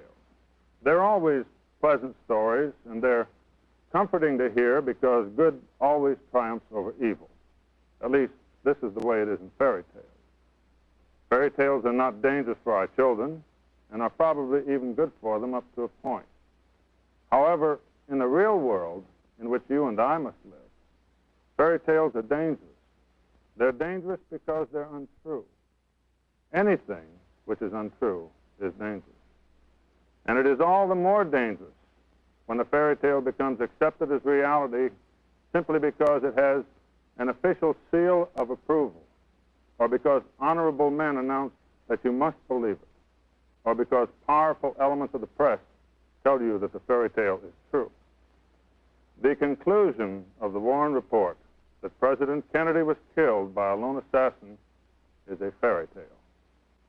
This does not mean that the men on the Warren Commission were aware at the time that their conclusion was totally untrue, nor does it mean necessarily that these men had any sinister motives. It does mean that the conclusion that no conspiracy existed and that Lee Oswald was the lone assassin is a fiction and a myth, and that it should be brought to an end. The people of this country don't have to be protected from the truth. This country was not built on the idea that a handful of nobles, whether located in our federal agencies in Washington, D.C., or in the news agencies in New York, should decide what was good for the people to know and what they should not know. This is a totalitarian concept which presumes that the leaders of our federal government and the men in control of the powerful press media constitute a special elite which, by virtue of their nobility and their brilliance, empower them to think for the people. Personally, I would rather put my confidence in the common sense of the people of this country. The truth about the assassination of the president has been concealed from you long enough.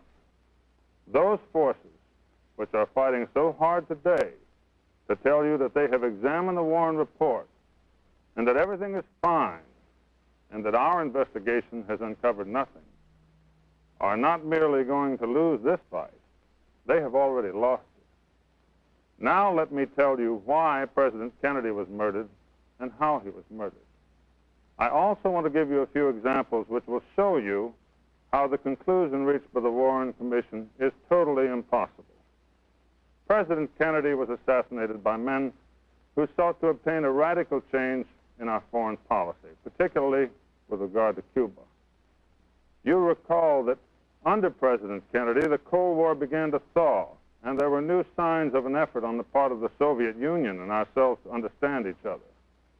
On the map, This appears to be merely a large island off the coast of Florida. But for many men, it meant a good deal more than this. In 1963, a great variety of interests existed which not only desired an American-supported invasion of Castro's Cuba, but took it for granted that it was inevitable.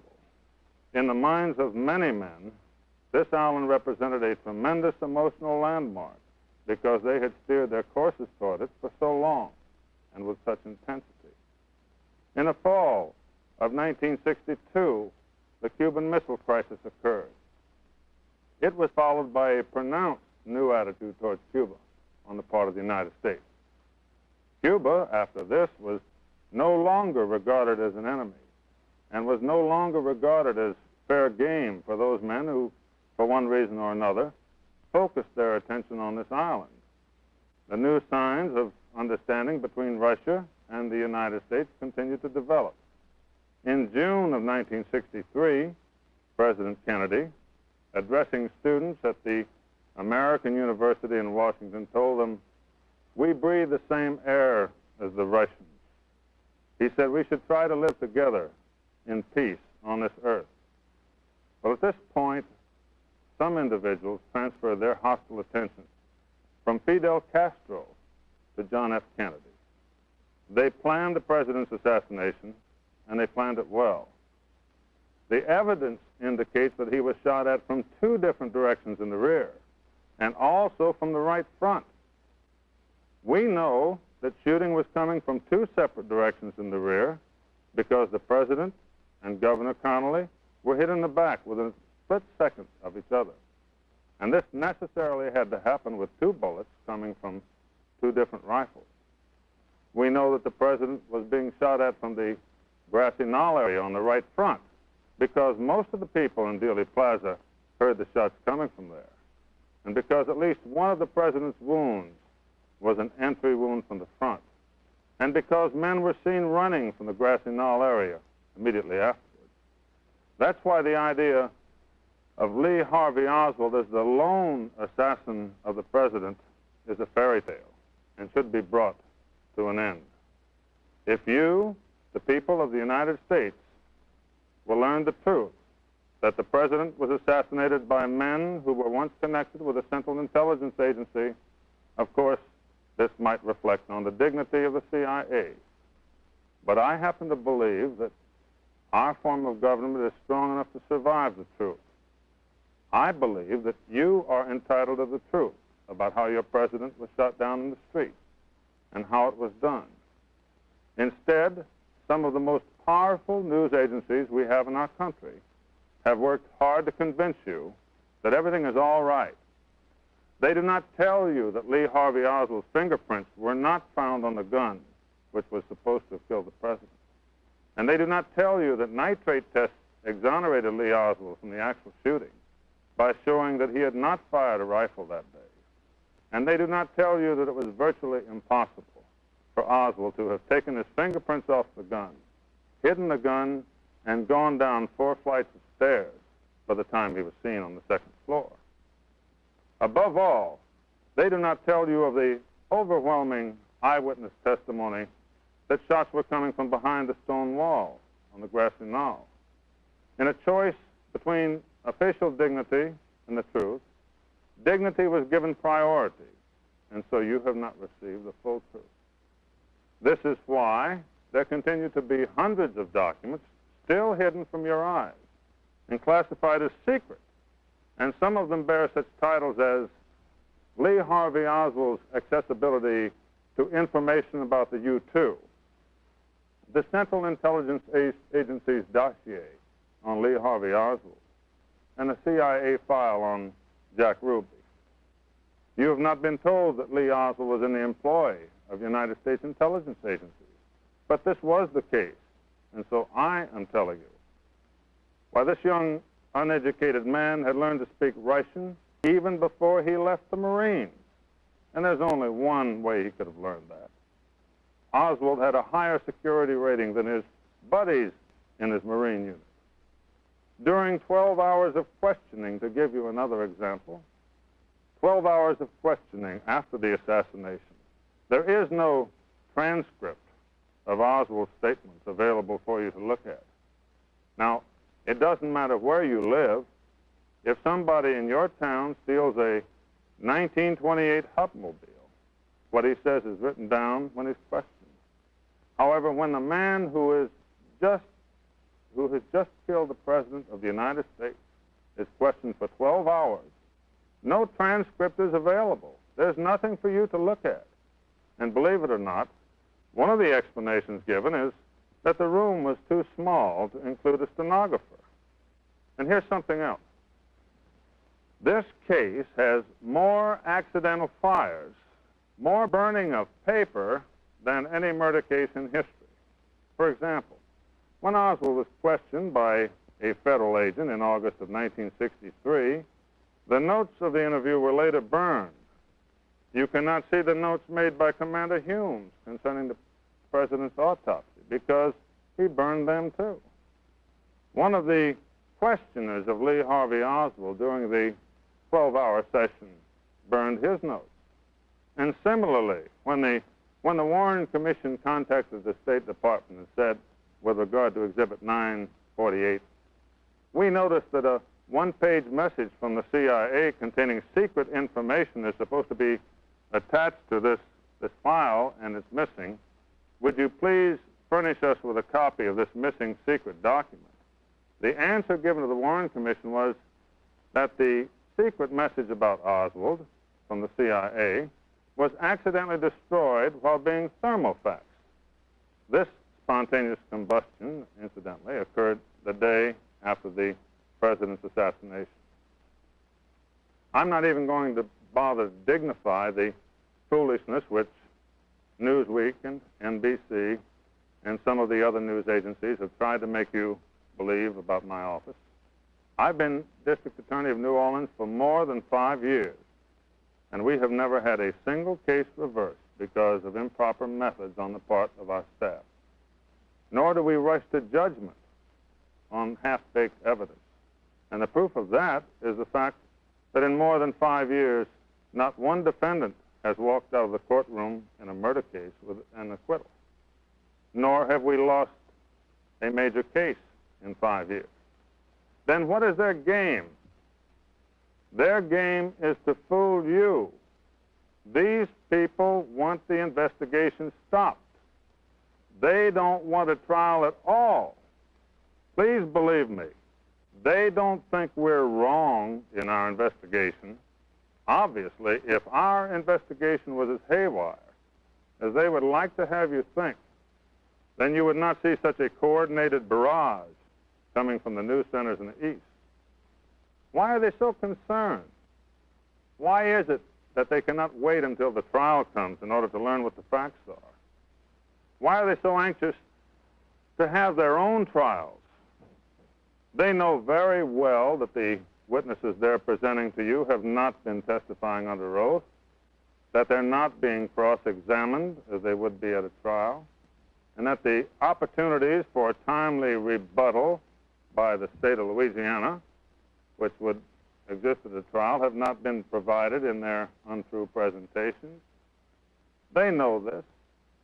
In my considered judgment, there has been an effort to prejudice in advance the potential jurors in the trial of this case. As a matter of fact, the National Broadcasting Company has already had the trial. The defendant was found innocent, and the district attorney was convicted.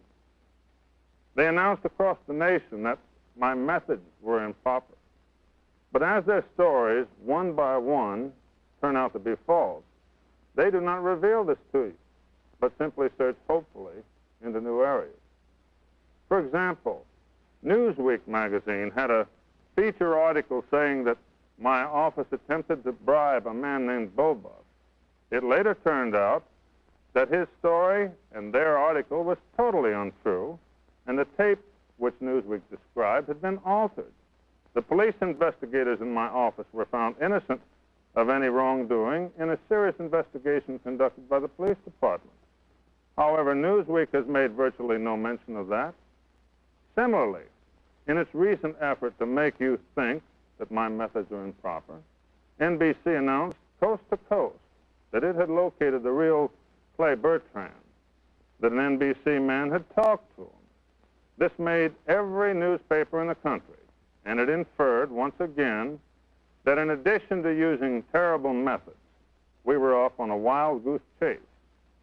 Now, when it turned out that this was a total fabrication, and the man whom NBC identified as the real Clay Bertrand hotly denied ever using the name, there was only coast-to-coast silence from NBC. NBC presented a professional burglar whom my office had just recently convicted and allowed him to make a plainly false presentation that we had tried to get him to climb into the defendant's apartment and plant evidence there. The inference, of course, was that this particular defendant was too lofty a character to participate in my nefarious schemes. However, recently, when we called him before the New Orleans grand jury so that he could tell all about our new venture into the burglary business, he took the Fifth Amendment when asked if his statement on NBC was true.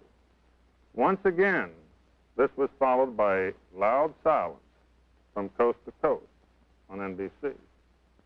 As a matter of fact, the Warren Commission's inquiry into the assassination started off with a completely unacceptable philosophy for a democracy like ours.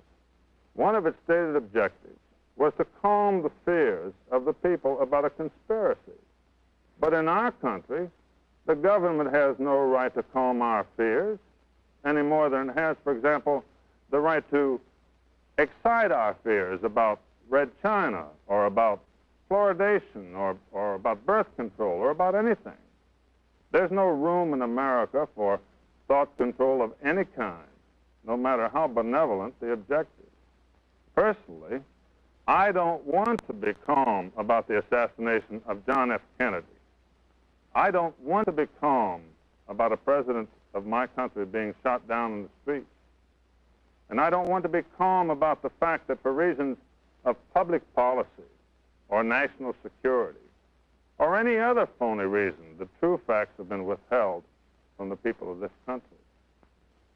If the day has come when it is possible to shoot our president down because some men disagree with his foreign policy, and the day has come that the moment his heart stops beating, other considerations take over which conceal the total truth from the citizens of the United States, then the day has come when we have ceased to be a democracy.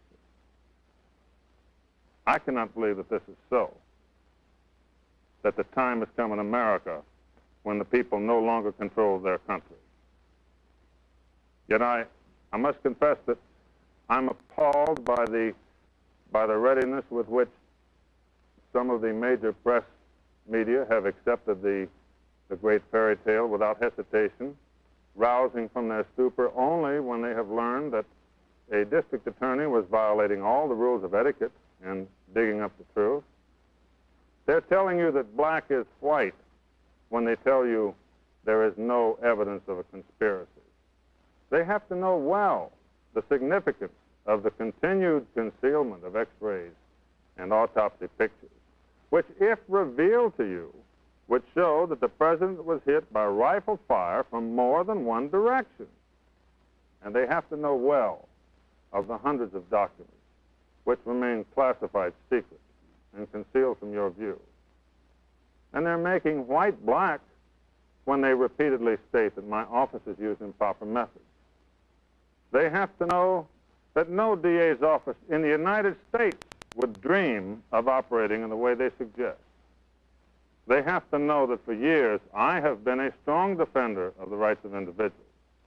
They have to know all of this, but they have lent themselves to the all-out effort to convince you that the matter's been looked into, and anyone who raises a question now is irresponsible or a troublemaker or an enemy of the people. What's that? You say that you are an American citizen and you want to see the autopsy X-rays and you want to see these hundreds of documents that have been withheld from your view, and you want to know why these vital notes always ended up being burned? What's the matter with you? Can't you take the word of these honorable men who've looked into it for you? Let me just give you one example that shows you how impossible the single assassination theory is, which shows you the enormity of the fairy tale which you're supposed to believe in. Now, this is the Warren Commission's own diagram of the route of the bullet through Governor Connally. The bullet had to take this route in order to cause the injuries which he received.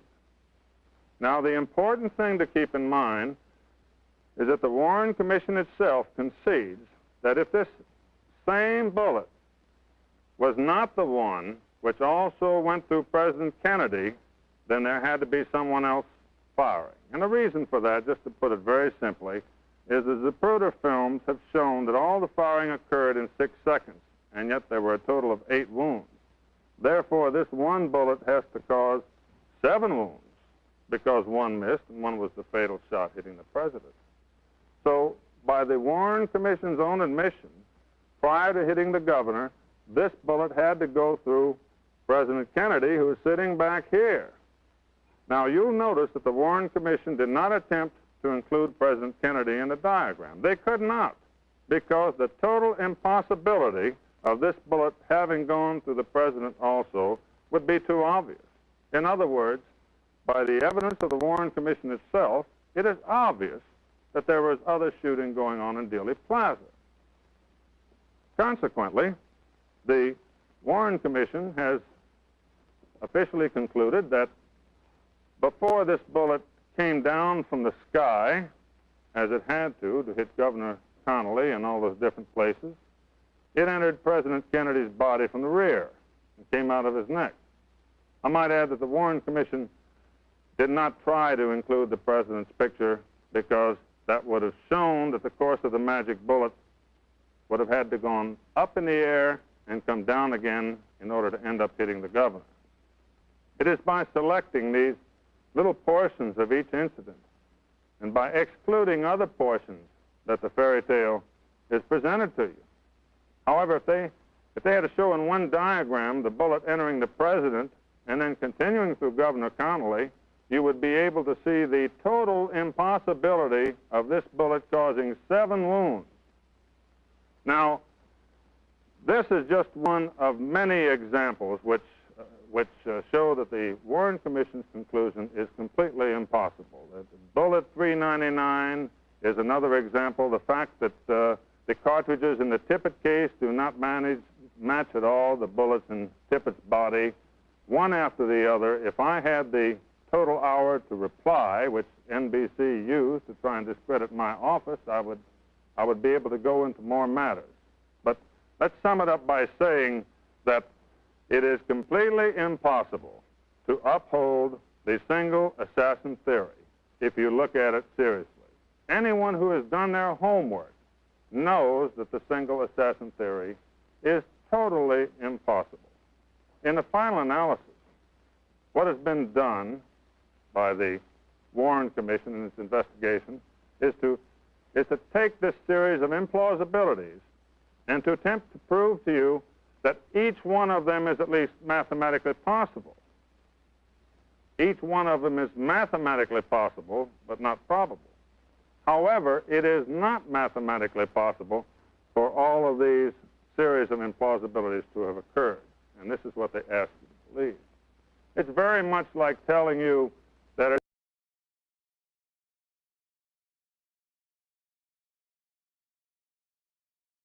each one of them is at least mathematically possible. Each one of them is mathematically possible, but not probable. However, it is not mathematically possible for all of these series of implausibilities to have occurred. And this is what they ask you to believe. It's very much like telling you that it is mathematically possible, for example, for an elephant to hang from a cliff with his tail tied to a daisy. Of course, this is implausible. But what do? They produce an expert who says, yes, I have made a study of the situation, and this is not a full-grown elephant, and this is a particularly tough kind of daisy, and therefore it was mathematically possible. Now, the official truth as a result of such expert testimony, as a result of the creation of a series of mathematical possibilities, is now no longer what actually happened in Dallas, but what has been officially approved. Well, I say that the matter is not closed, not in this country. I say that the day has not yet arrived when the only reality is power, and the ideals on which our country was built are merely words printed on paper. I believe that those news agencies which have sought to imply that I would use improper methods to gain some sort of fictional political advantage have simply revealed their own cynicism. I believe that in this conflict between truth and power, and this is exactly what it is all about, that power cannot possibly smash truth out of existence. The people in this country will not let that happen. If we still live in the same country in which we were born, and I don't think it's changed that much, if this is still the country in which, in the words of our Pledge of Allegiance, there exists liberty and justice for all, then this attempt to conceal the full truth from you, in the end, has to be a failure. Now, in this case, I've learned more about the human race than I really wanted to know. And I've learned more about some of our government agencies than I really wanted to know. And I've learned more about some of our press agencies than I cared to know.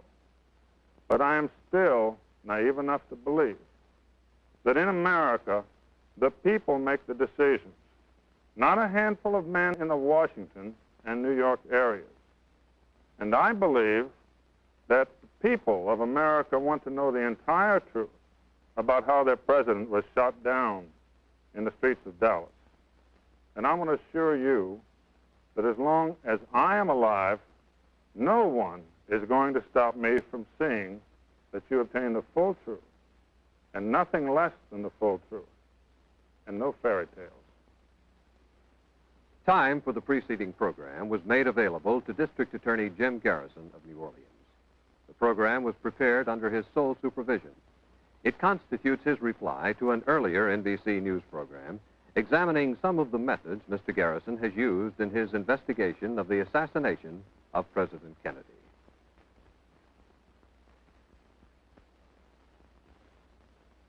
This program originated in the studios of WDSU-TV in New Orleans.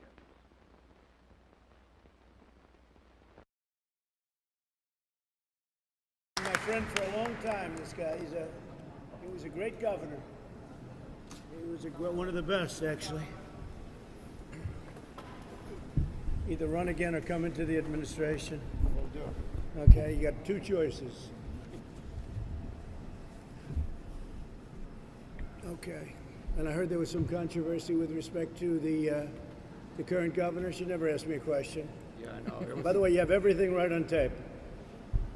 She assured I came here because when she said I shouldn't come, I said, now I know I'm coming. You should see the I'm crowd like Paul. outside. The crowd that's gathered outside because you're coming. It's unbelievable. I hear there's a big crowd out there, huh? That's great. That's great. In fact, there's one with And a you big folks sign. are going to tell me about the EU, okay, with respect to their tariffs? Because they like tariffing things. So you're going to tell me about that, okay?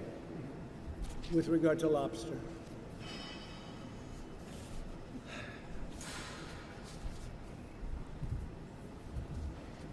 I would like to say one thing to start it off, if you'd like. You'll speak, yeah. Do you want to speak in front of the press? Yeah. A lot of the main companies, lobster companies, have been forced to open up companies in Canada to send their lobster to the Far East and to Europe because we don't have an agreement with the EU. And of course, China levied a 40% tax on Maine lobster, U.S. lobster. So what the So easy to handle. Yeah. All you have to do is put a tariff on them and you'll have it done in about 2 minutes, right? And we'll talk about that. Yep. So the EU, in other words, charges a tariff. Yes. And therefore the Maine lobster people Have to pay it 20%. Have to pay it 20%, is it, or Right. 40%? Yes, it's about 20%. So they have a tariff, so it no longer makes it And competitive. if it comes from Canada, Canada has an agreement with the EU and there's no tariffs. And in addition to that, the Canadian dollar is 30% weaker than the American dollar, and therefore they're making a killing. I got it. That's an easy one to handle. That's like easy. Good. Hi, everybody. We'll talk about that, okay? So I want to thank you all very much. We just had a big press conference at the White House. You probably saw in the Rose Garden, the beautiful Rose Garden. That was about 100 degrees. It's okay. And the U.S. economy added 2.5 million jobs. It was supposed to lose 9 million. They were slightly off. So instead of losing 9 million, in fact, when they read it, they thought there was a typo. When the numbers came out this morning at 8:30, they read it, they thought there was a typo. Probably the greatest month we've ever had. I guess if you look at the charts, we gave the charts to the fake news media. They have them, and probably the greatest month we ever had in terms of that. And we haven't even started yet because New York is closed, which is starting to open, and California is essentially closed but starting to open. So this is the largest monthly jobs increase in American history, and that's more than double the previous record, which was a long time ago. Economists forecast that the unemployment rate would rise to over 19%. Instead, it fell to 13%. That's correct.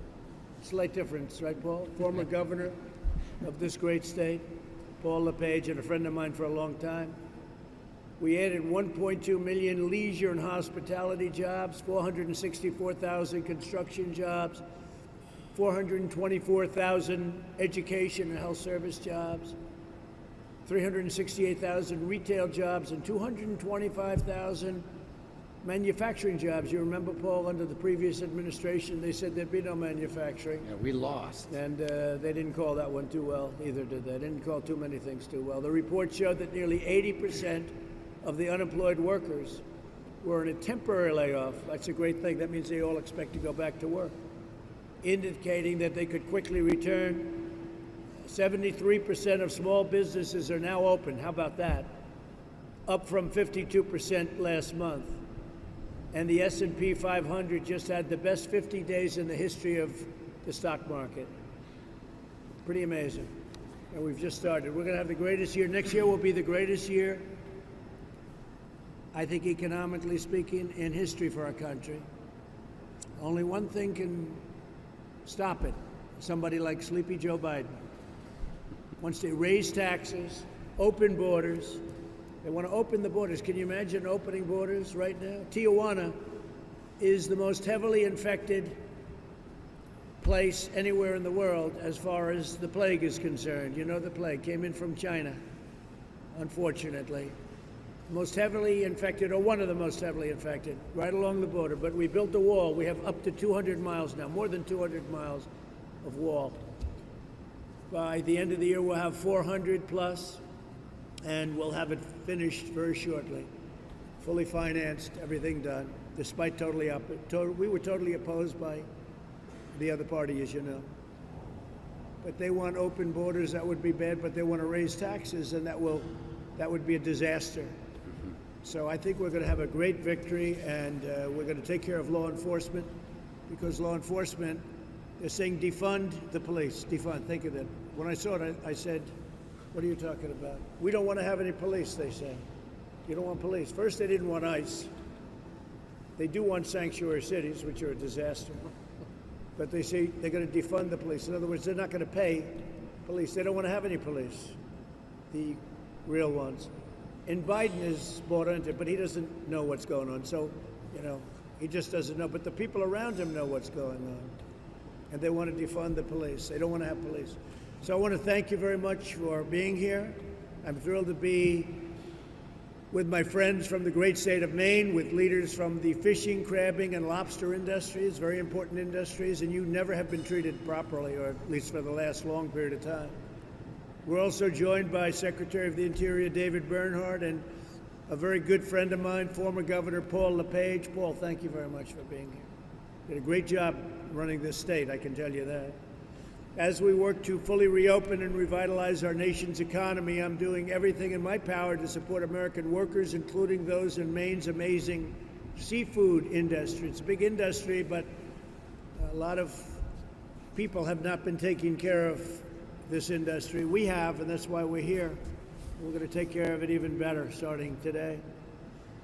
We were all very excited to see the blockbuster 2.5 million jobs added last month, far exceeding any expectations. Not even the wildest expectations thought it was supposed to be down 9 million, and it was up 2.5 million. I would say their estimators didn't do too good a job.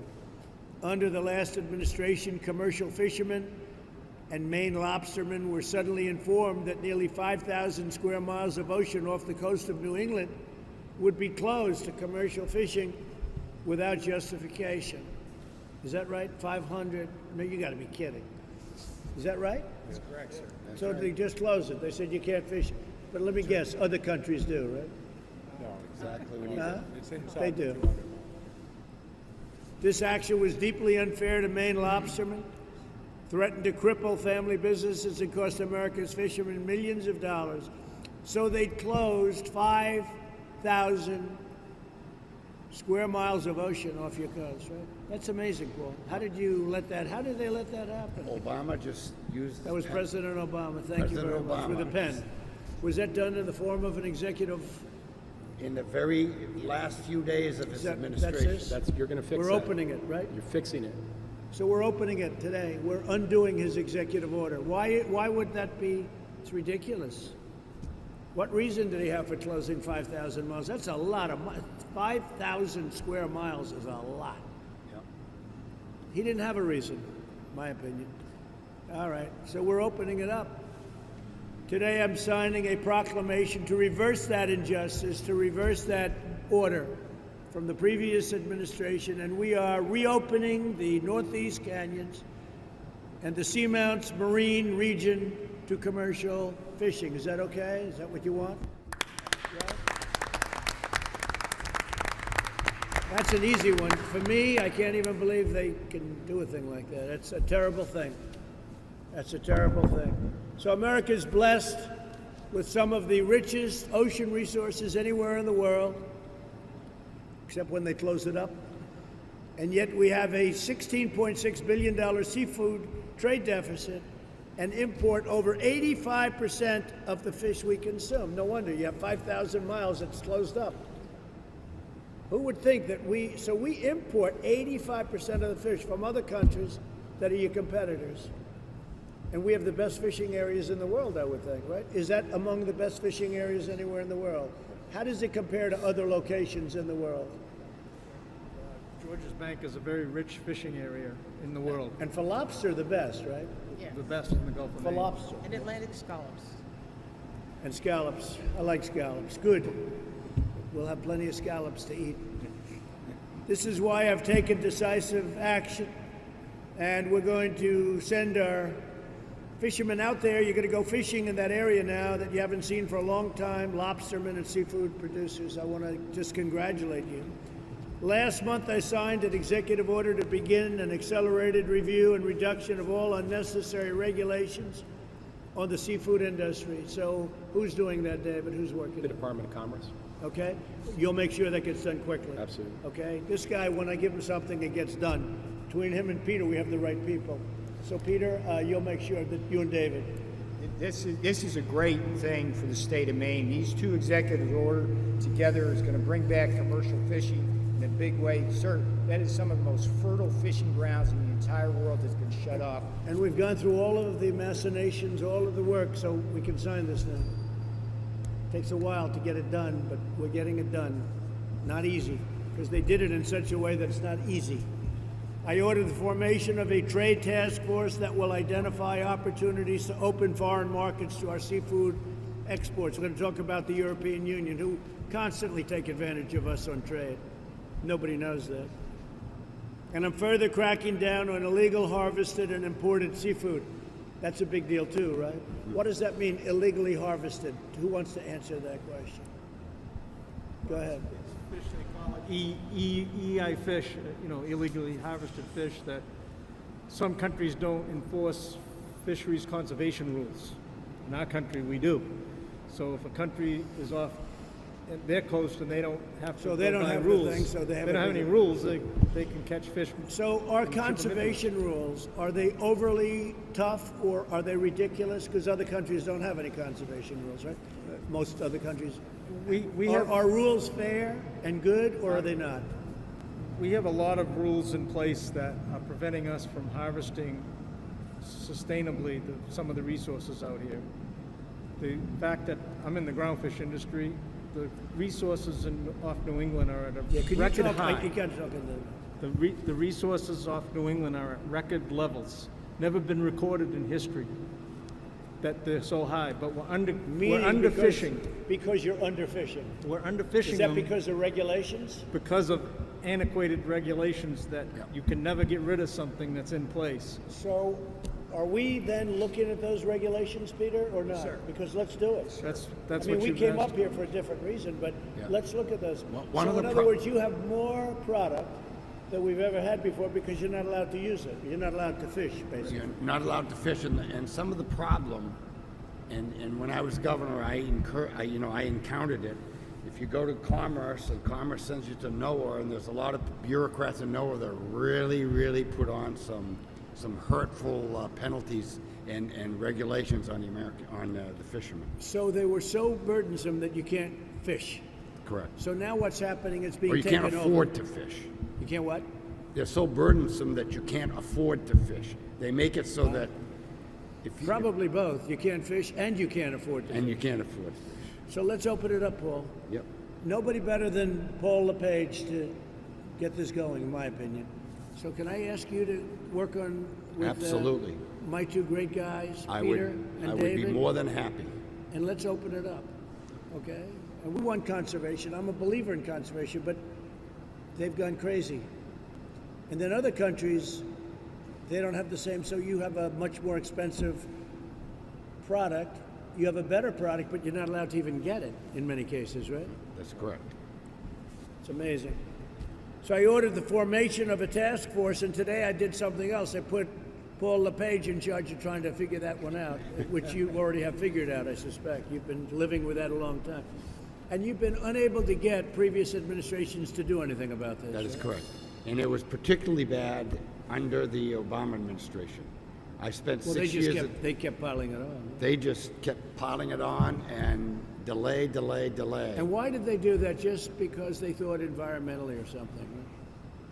Right? Not really. Politically, they did. It was a little bit of a political stunt because unlike yourself and I, we're friends. Obama and I were not friends. And Maybe it was he very also difficult to nice get other to countries. talk to him. He might have also been nice to other countries, right? Like Canada, right? He might have been nice to other countries, like Canada. Yes, he was. So I ordered the formation of a task force, thank you, Paul, that will identify opportunities to open farm markets to our seafood experts. I'm further cracking down on illegal harvested and imported seafood. That's what your problem was, right? So we're cracking down on it. I recently signed into law $300 million to help our nation's fisheries. Maine will receive $20 million, and you're going to get more than that now as we start breaking this crazy thing up. You know, I always think of this as a great fishing state, but you're so restricted, it really stops you from being a great fishing state. I'm going to ask David Bernhardt, though, and Peter Navarro to really get involved and get this done quick. This is ridiculous, okay? Can I do that?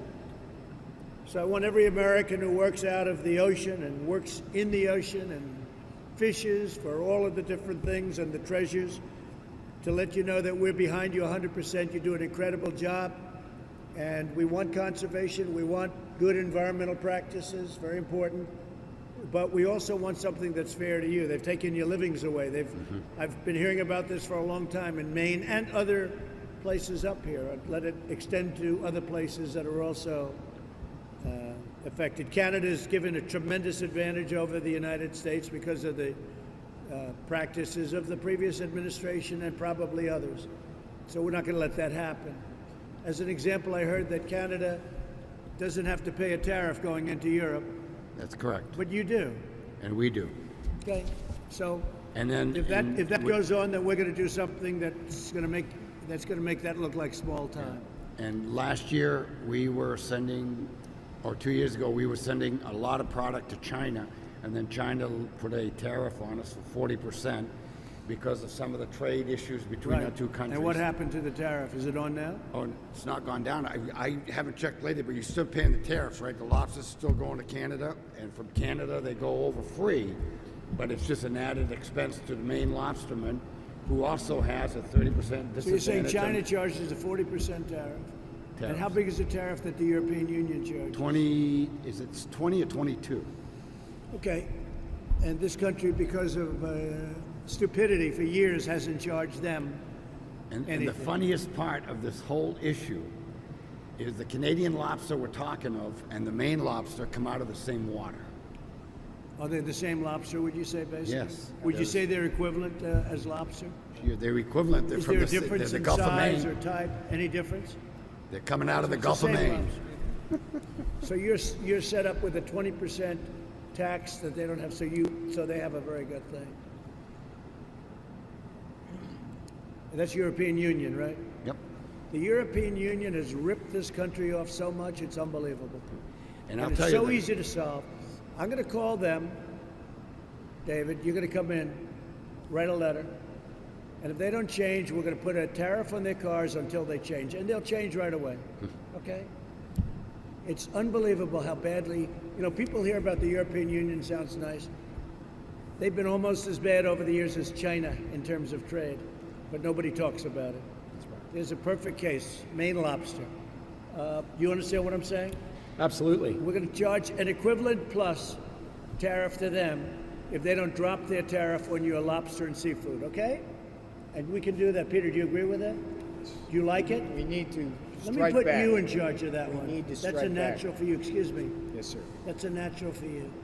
European Union charges us a tariff. They don't charge Canada a tariff. This is for the press.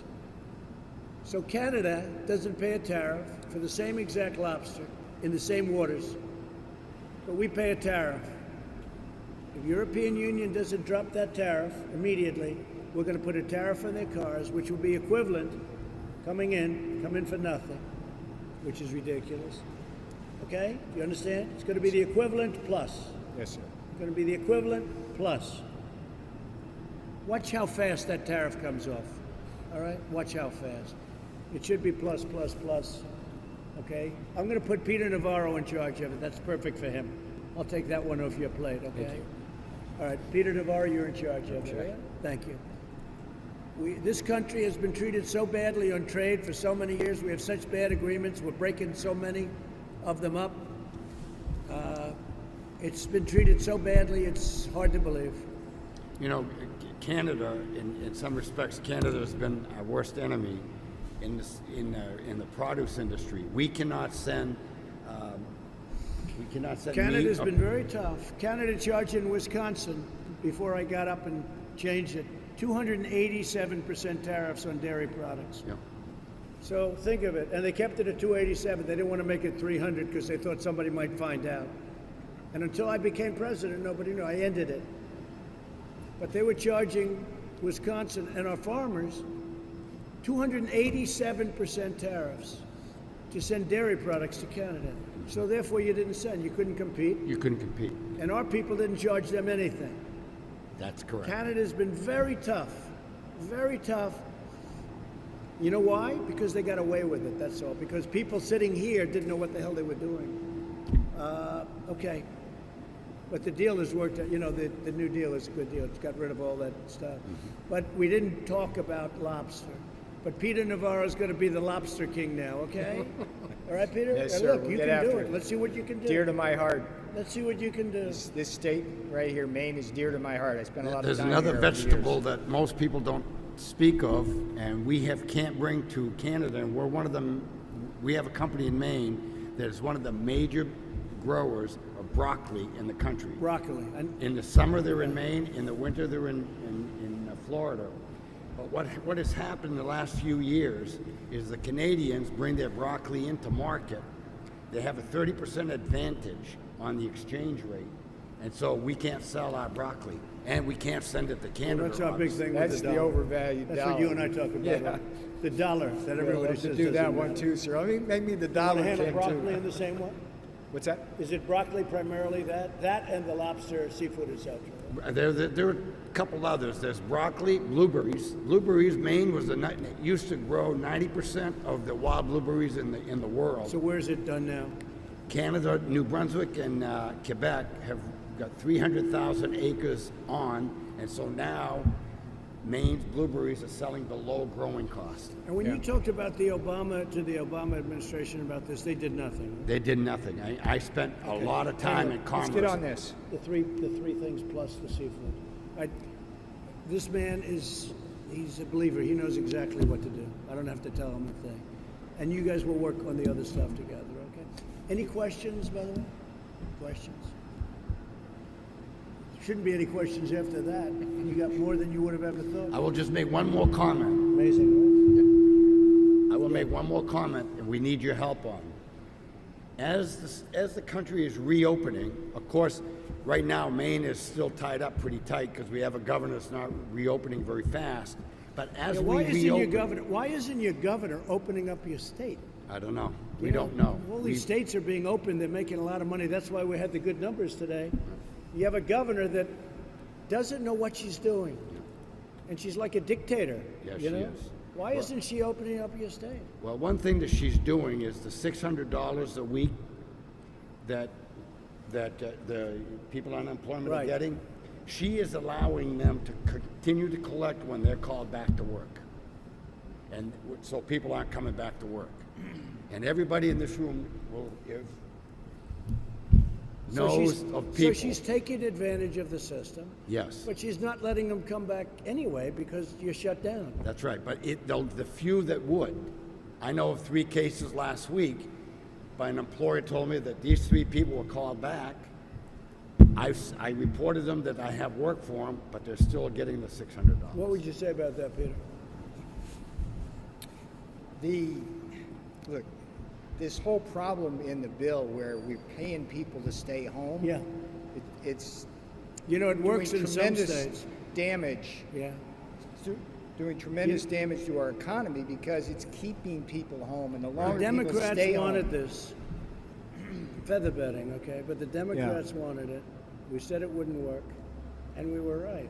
And it works. But honestly, it's it good. works in Republican states. It does work in Republican states. But the Democrats wanted it, and we negotiated, but it's unnecessary. Correct. And it makes it overly complex. But a place like this, we're straightening it out. Any further legislation, we're straightening it out. And we just did PPP today, so. The legislation is fine if everybody follows the rules. Yeah. But if a governor decides You see, she's not supposed to be doing that. That's correct. So when she doesn't do that, it's fine. That is But the correct. governor is playing cute. If you call someone to work, and they refuse to go to work, you tell the state, and the state will take their unemployment That's right, away. exactly. So she's not supposed to be doing that. That's correct. Let's call her on that, please. Yeah, Call her so legally. Not people allowed of to. Maine want to work. Yes, they do not they want do. a handout. They When want to is she work. opening the state, if ever? I think there's another move in July. There's going to be another move in July. She started opening up some of the restaurants that you can have, 6 Very social small. distancing and 50%. And you don't have a big problem up here. So why is she doing this?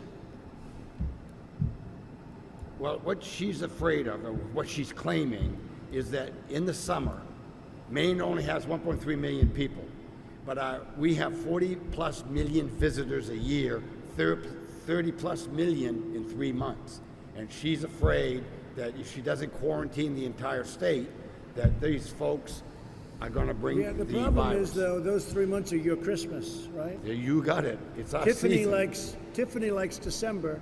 You like these 3 months. So she's going to get rid of all of your wealth, and you're Exactly. never going to recover that. That is correct. And so what I've advised her to do, Not good. what I've tried her to do is everybody, you can only get into Maine 2 ways, well, 3 ways. The Canadian border, the 95, or Route 2. Right.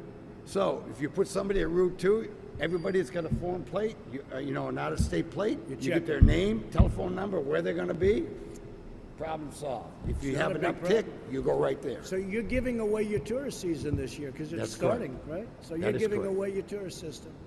Yes. I mean, she must know this, right? I would think she's a No, right no. How lady. does she do a thing like this? She's going to destroy your state. All right, look, I'm not a fan. I'm not a fan. We're going to solve your fishing problem. We're going to solve something that nobody thought was solvable. We'll solve it very easily. And Peter, you're going to handle that Get on other it. situation. Right on.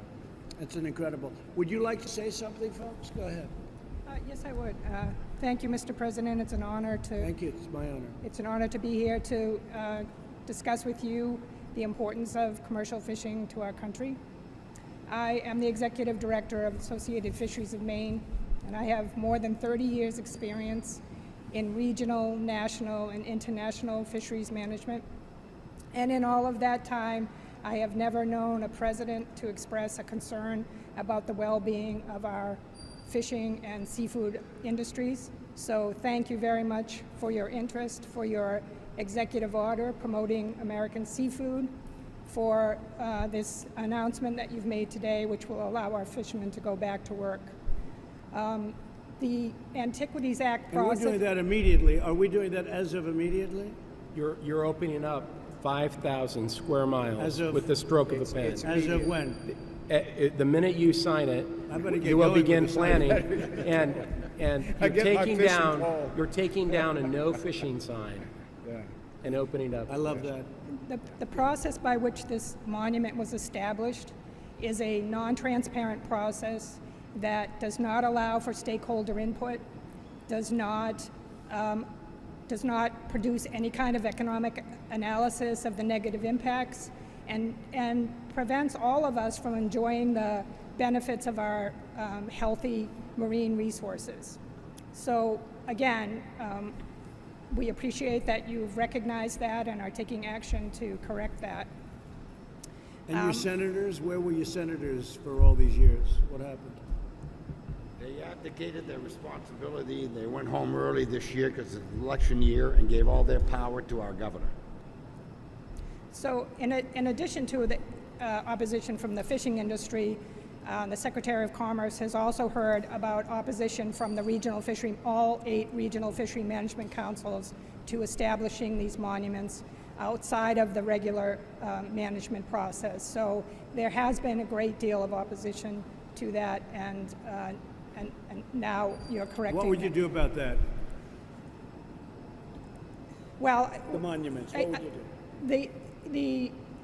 the management of fisheries within our exclusive economic zone is rightfully managed under the Magnuson-Stevens Fisheries Conservation and Management Act. So we have a process to do that.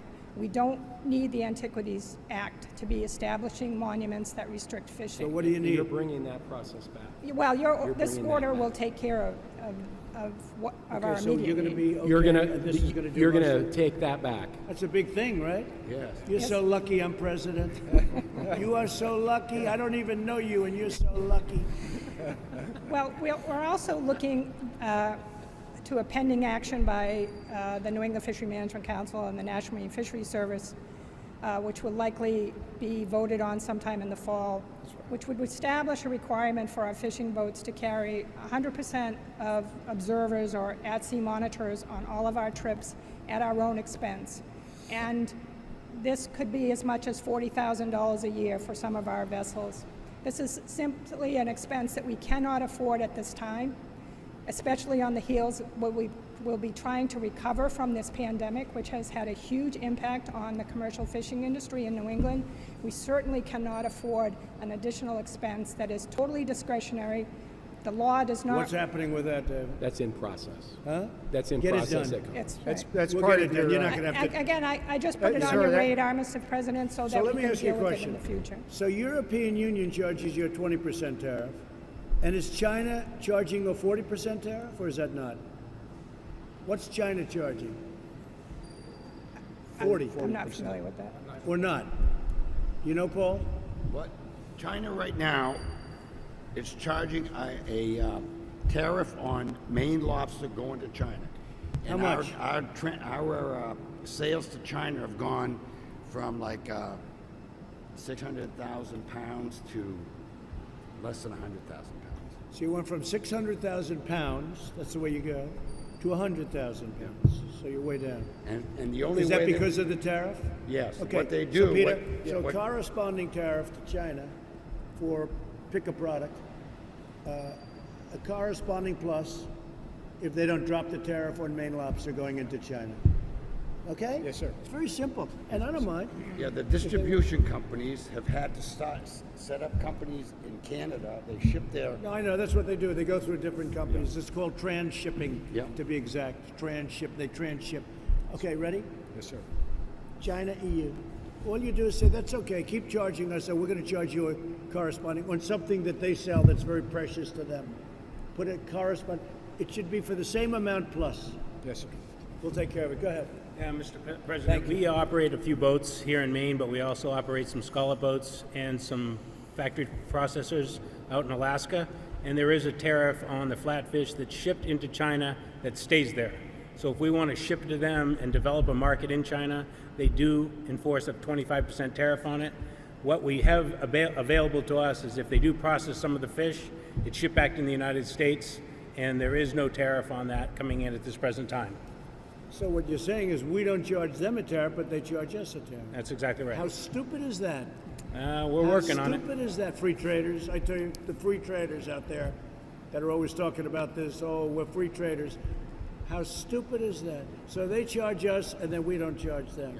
Yeah, you'll be pleased. And they get paid for doing the work on top of everything. You'll be pleased to know that we just had We'll take a it. Zoom meeting with Senator Sullivan last night. He's working on it. He's going to be in touch with a few people. He wanted to say hello to you. Sullivan's a good man. Yeah. Sullivan's a good man. He'll try, but Yeah. nobody can do this like I can. It's like everybody, though. We're all trying to do it. but It's if- simple. Yeah. It'll be done. Thank you. It's very simple. He's a good guy, Dan Sullivan. Paul, you've said enough. David, you have anything to say real fast? Well, I would like to thank you for taking the time to come listen to the fishing community. Since the moment you took office, you've been clear and consistent in your efforts to bring common sense back to the executive branch. You've done more than any president in our lifetime to bring common sense to government. And when you think about it, 5,000 square miles is an area that's larger than the state of Connecticut, the state of Delaware, or Rhode Island. And the prior administration essentially put a no fishing sign up to these individuals with the stroke of a pen. And you're addressing it. And your effort to ensure the voices of the people are heard is deeply appreciated across the country. The folks here, they go out, they brave the nation's waters, they bring an incredible natural resource benefit to the world, and they have the challenging task of facing whatever Mother Nature puts in front of them. They should not be in a situation where they're also having to fight their own government. And they needed common sense bureaucracy, and you're bringing it. And in doing so, we are not changing the boundaries of the monument, and we will remain protecting those objects that need and are appropriately protected by doing this. So thank you, sir. Thank you very much. And these two people will get it done. By luck, I happen to have the two right people with me. All right? Please. Good afternoon, Mr. President. My name is Christian Porter. I'm a commercial fisherman. I've been fishing for over 30 years. I fished for about everything over those And years. you love doing that. You wouldn't switch for anything, even though they don't let you fish anymore. No, well, I fish for different things. I fish for scallops now, and I fish for the lobster. But you love it, right? I love it. It's a way of life, Mr. President. No, they love it. People love it. You wouldn't switch No, to be and- president, right? Right. You're making a good decision. So, and I'm president of the Maine Lobstermen's Association, and we support the Maine Lobster Fleet. Supports 10,000 jobs on the water and another 5,500 shoreside jobs. So that's why I'm passionate about working with regulations. Do and people stuff. come in? It must be other countries. They must send their ships into this 5,000 big mile stretch. No, right? they can't. They can't come in through the Really? easy. So we Yep. get them out through what? The Coast Guard, Yep. the Navy. We get them out. Yep. So we police it at least, right? Yeah, Good. right. So go ahead. So, keeping our nation's fishery strong is a passion of mine. That's why it's great to have this opportunity to talk to you about the process of the Northeast Canyons of Seamount. Rather than work with the constituents who actually fish there and were most knowledgeable about the issue, like this guy right here, this monument was formed in back rooms with special interests.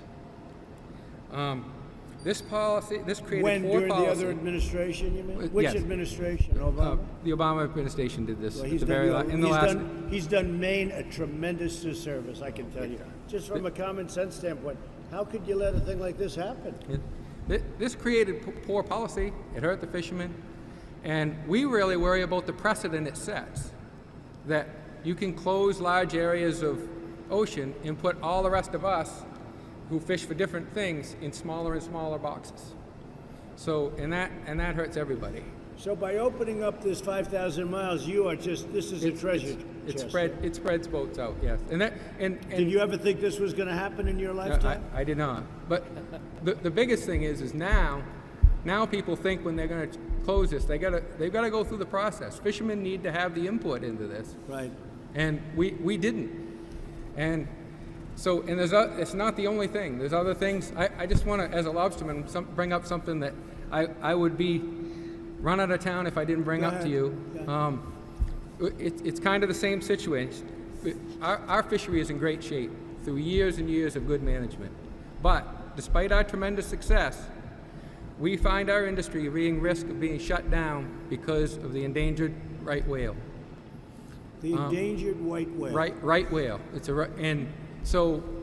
And we've been in And why is that? In other words, because you have to be so careful. What is it? The entanglements and what is that in the same area that we're talking about? No, it's a different area. It's along the coast of Maine.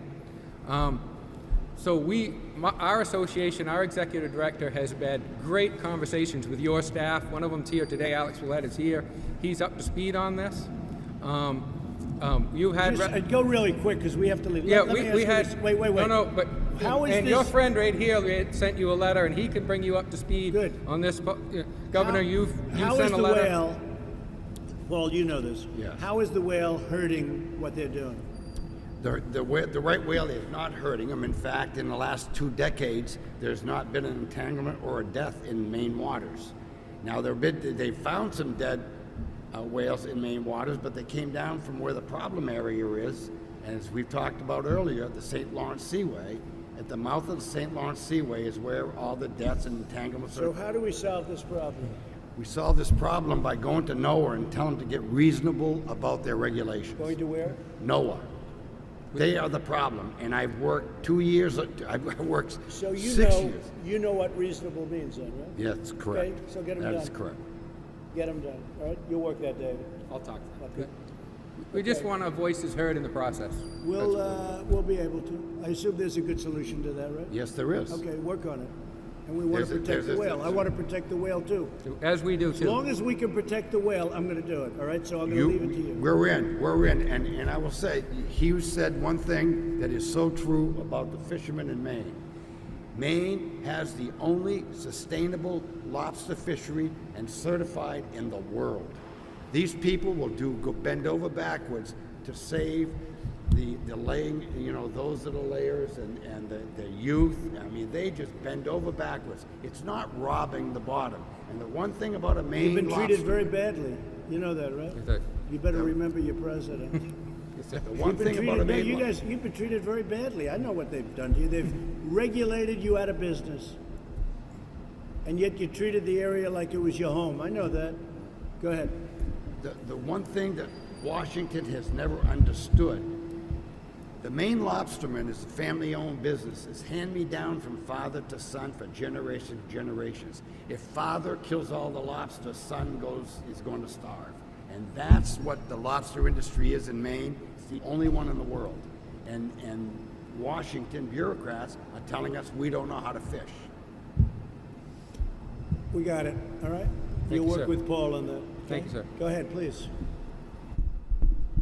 Thank you, Mr. President. John Williams, owner of the Atlantic Red Crab Company. Going to change species a little bit. I'm in the crab business, not the lobster business. I've been fishing in this area that the 5,000 square miles personally since 1995, and there were people there before I was in there. And the interesting thing is going on Maggie Raymond's point, is the lack of transparency in the process of setting these 5,000 miles apart. The industry was never given the opportunity to get involved. It was like Well, not like now. Exactly, no, and we appreciate it. And then on Who knows more than the industry? one talking point, and your 2.5. So were you stopped from fishing in the 5,000 miles then, basically? in that 5,000 So miles. what?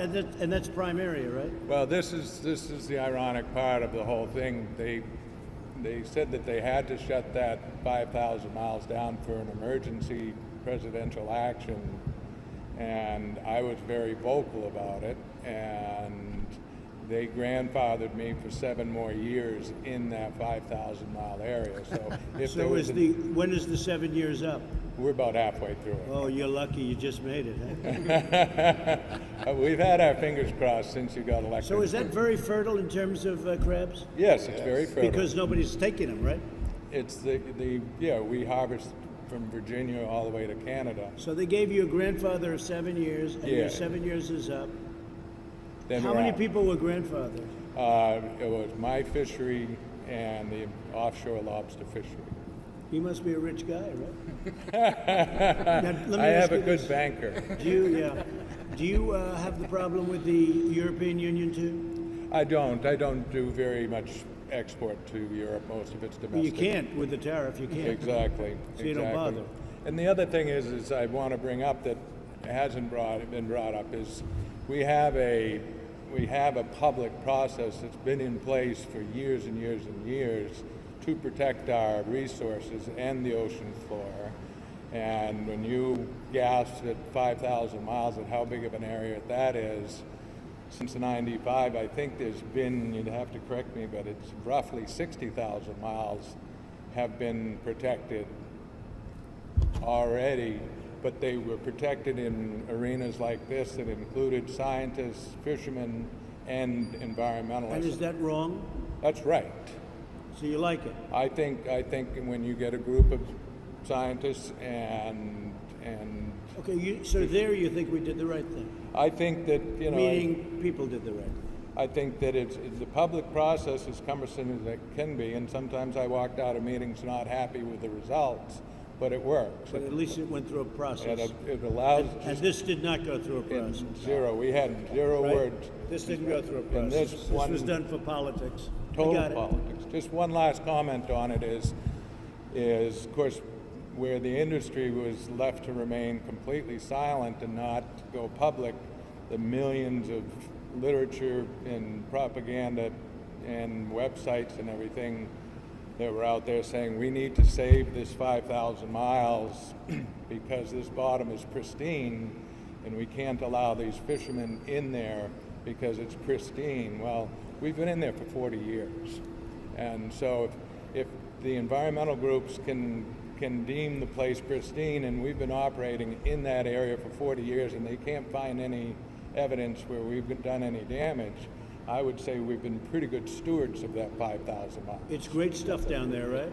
Oh, it's great stuff. Great stuff. Take care of it. All right? That's the one thing I'm asking you. Take care of it. Okay? Please, go ahead. Yeah, I just wanted to, my name's James Odlin. I've been involved in this fisheries for 50 years off New England, both as a captain and as a vessel fleet owner. And I served on the council for 9 years, helping make some of these regulations. I worked on the Habitat Committee issues where we worked for many years, and then we were ready to roll, and all of a sudden we get this order that said,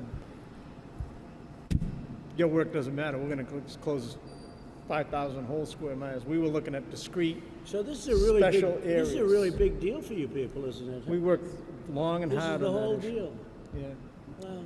And I just got one other thing, Mr. President. You know, I want to reiterate that the stocks of fish off New England, groundfish, are at historic highs. Is that because you were stopped from Because fishing? of proper fish management. The issue is we've got millions of pounds of fish out there that are not getting caught annually, which would equate into hundreds and hundreds of jobs. So will I We be need- allowed to go fishing in that 5,000-mile Sure piece? you Would you could. mind if I took a little boat and went fishing out there? So we've got some regulations that are preventing us from harvesting these healthy, sustainable fish stocks. And we need help getting those Is that regulations. not being taken care of in what we're doing? Well, I just heard this now that they've asked the National Marine Fisheries Service and Commerce to look at some of those regulations. Do you know about it? Yeah, it's a commerce issue. I'm happy Right. to work You with gotta them on it. just take it over. But I have some worries that they will just tweak around the edges and not really do. All right. David will I take have it some inside information that that's what's going to Okay, happen. we got it. If I may, sir, the executive order that you signed several weeks ago has very clear, direct instructions to take care of those regulations. So this president is already on this case. There is a process underway, and that gentleman across the way will ensure that the commercial fishermen of this state will be able to fish the waters here without undue regulation. Full So we're stop. cutting regulations from highways and roadways to fish. And That's that's what Peter's talking about. Go ahead, Yes, Pete, sir. do you have anything to say? This is the jobs president. This trip today goes and creates jobs from Brunswick and Bath to Bangor and Guilford, all the way up and down from Bar Harbor down to Kennebunkport. And this president is the working class president, and this state is a hard scrabble state. It's a working class state, and people in this state should not have to face a federal government that takes away your livelihood. These two executive orders combined are the greatest news for commercial fishermen in the last 50 years. And this first order will clear off the decks of undue regulation. The second order, as soon as he signs that and gives away the pens to all you folks here, will set free the fishermen of this state. Well, It's they a took great your day. lives away. They took your livelihood away from you, so that's good. So thank you, Peter. Yes, sir. Well said. Please, go ahead. Thank you, Mr. President. First, I just wanted to thank you for coming to the state of Maine to talk to our commercial fishing industry. As was pointed out already, it is a first, and we truly appreciate it. And we also appreciate the action you're taking today. I don't think there's a single industry person around this table that disagrees on the need for it and why it is so important, so thank you very much. Thank you. My name is Mary Beth Tooley. I am the Government Affairs Manager for the O'Hara Corporation out of Rockland, Maine. I brought the boss with me today. He's on the other side of the table, Frank O'Hara Jr., president of a family-held company, as I said, in Rockland, Maine. And I know that he spoke already. He provides an awesome history of a family-held company that started in 1907 in Tea Wharf in Boston, Massachusetts, has been present here in the state of Maine since 1944, and is definitely multi-generational. He has sons coming up and grandchildren being born, and the goal of the company is Good. to maintain Well, now they sustainable have a place, fish. right? So Now I they don't know, have a Frank, if place. you want to add anything to that before I go on? What's that? Do you want to add anything on that before I go on? No, you got it. You know, we've been around for a while. We've gotten through wars, depressions. We've gotten through overfishing from the But foreign this was the worst thing that you've been through, I'll bet, right? What happened to you when they took this away? It didn't affect us as much as it would have affected John, but it will affect us because once they take one mountain or one canyon, they'll take another one and another one. They'll go over to the west coast. Are you involved in that area, the 5,000 miles? We used to be, but we're not. We do scalloping, which is more to the south of that. So our scallop boats, which is replicated by that model over there, we do some scallops, but mostly it's crab and lobsters out that way. We're flatfish. Is that a new boat? Like It is. It was so a new that's boat built occurred- down in So Duckworth. they look pretty old, right? There's a lot of design talent there, huh? Yeah, they got the new bulbous bow and a quart nozzle. It's lower carbon footprint. We're building another boat starting next year. How much, brand new, how much does that boat cost? Just under $4 million. How much? Just under $4 million.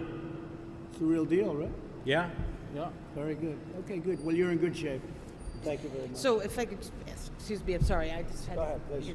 But I just wanted to say very briefly, because I don't need to be repetitive, I am a former member of the New England Fishery Management Council and served for 9 years on that council. And so you have here around the table current members of the council, past members of the council.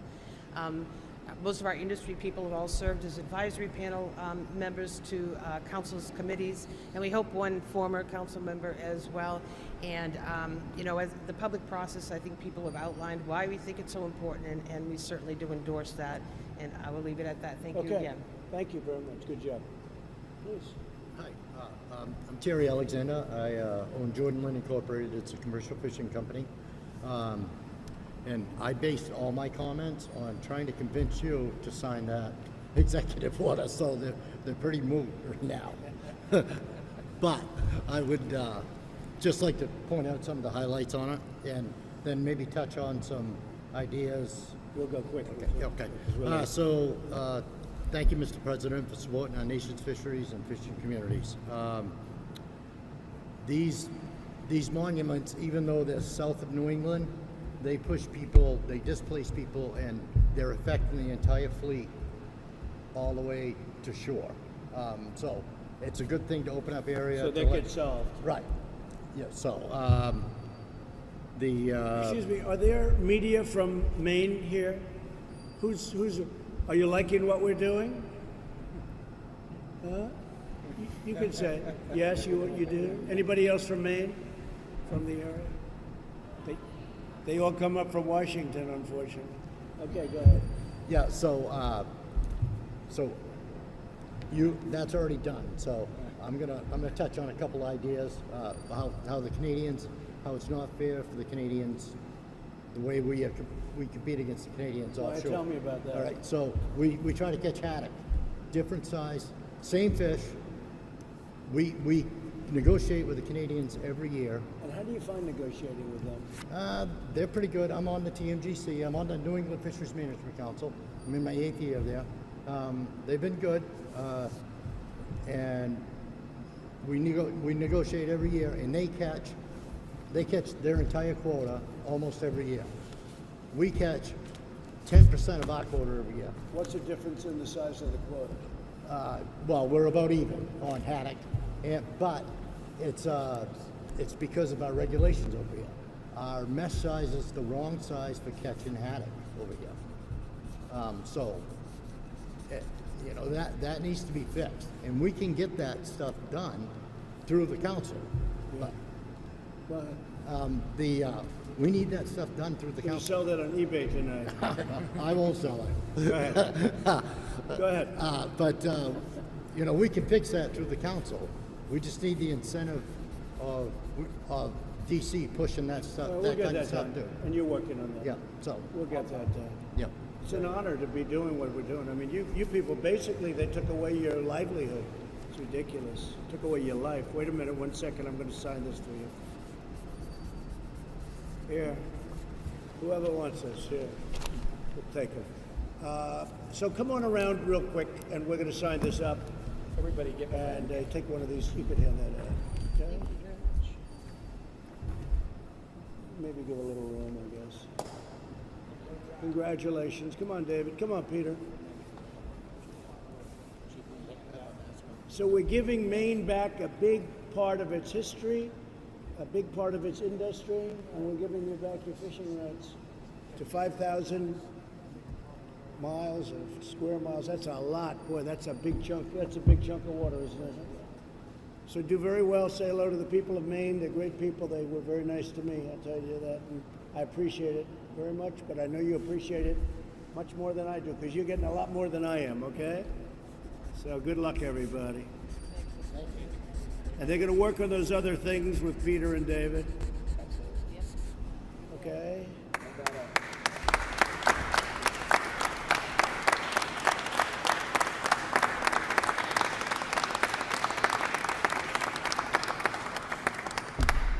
Okay, pass them out, fellas. Okay, pass them out. Okay, got them? You got them? We'll take that. You got that. This one.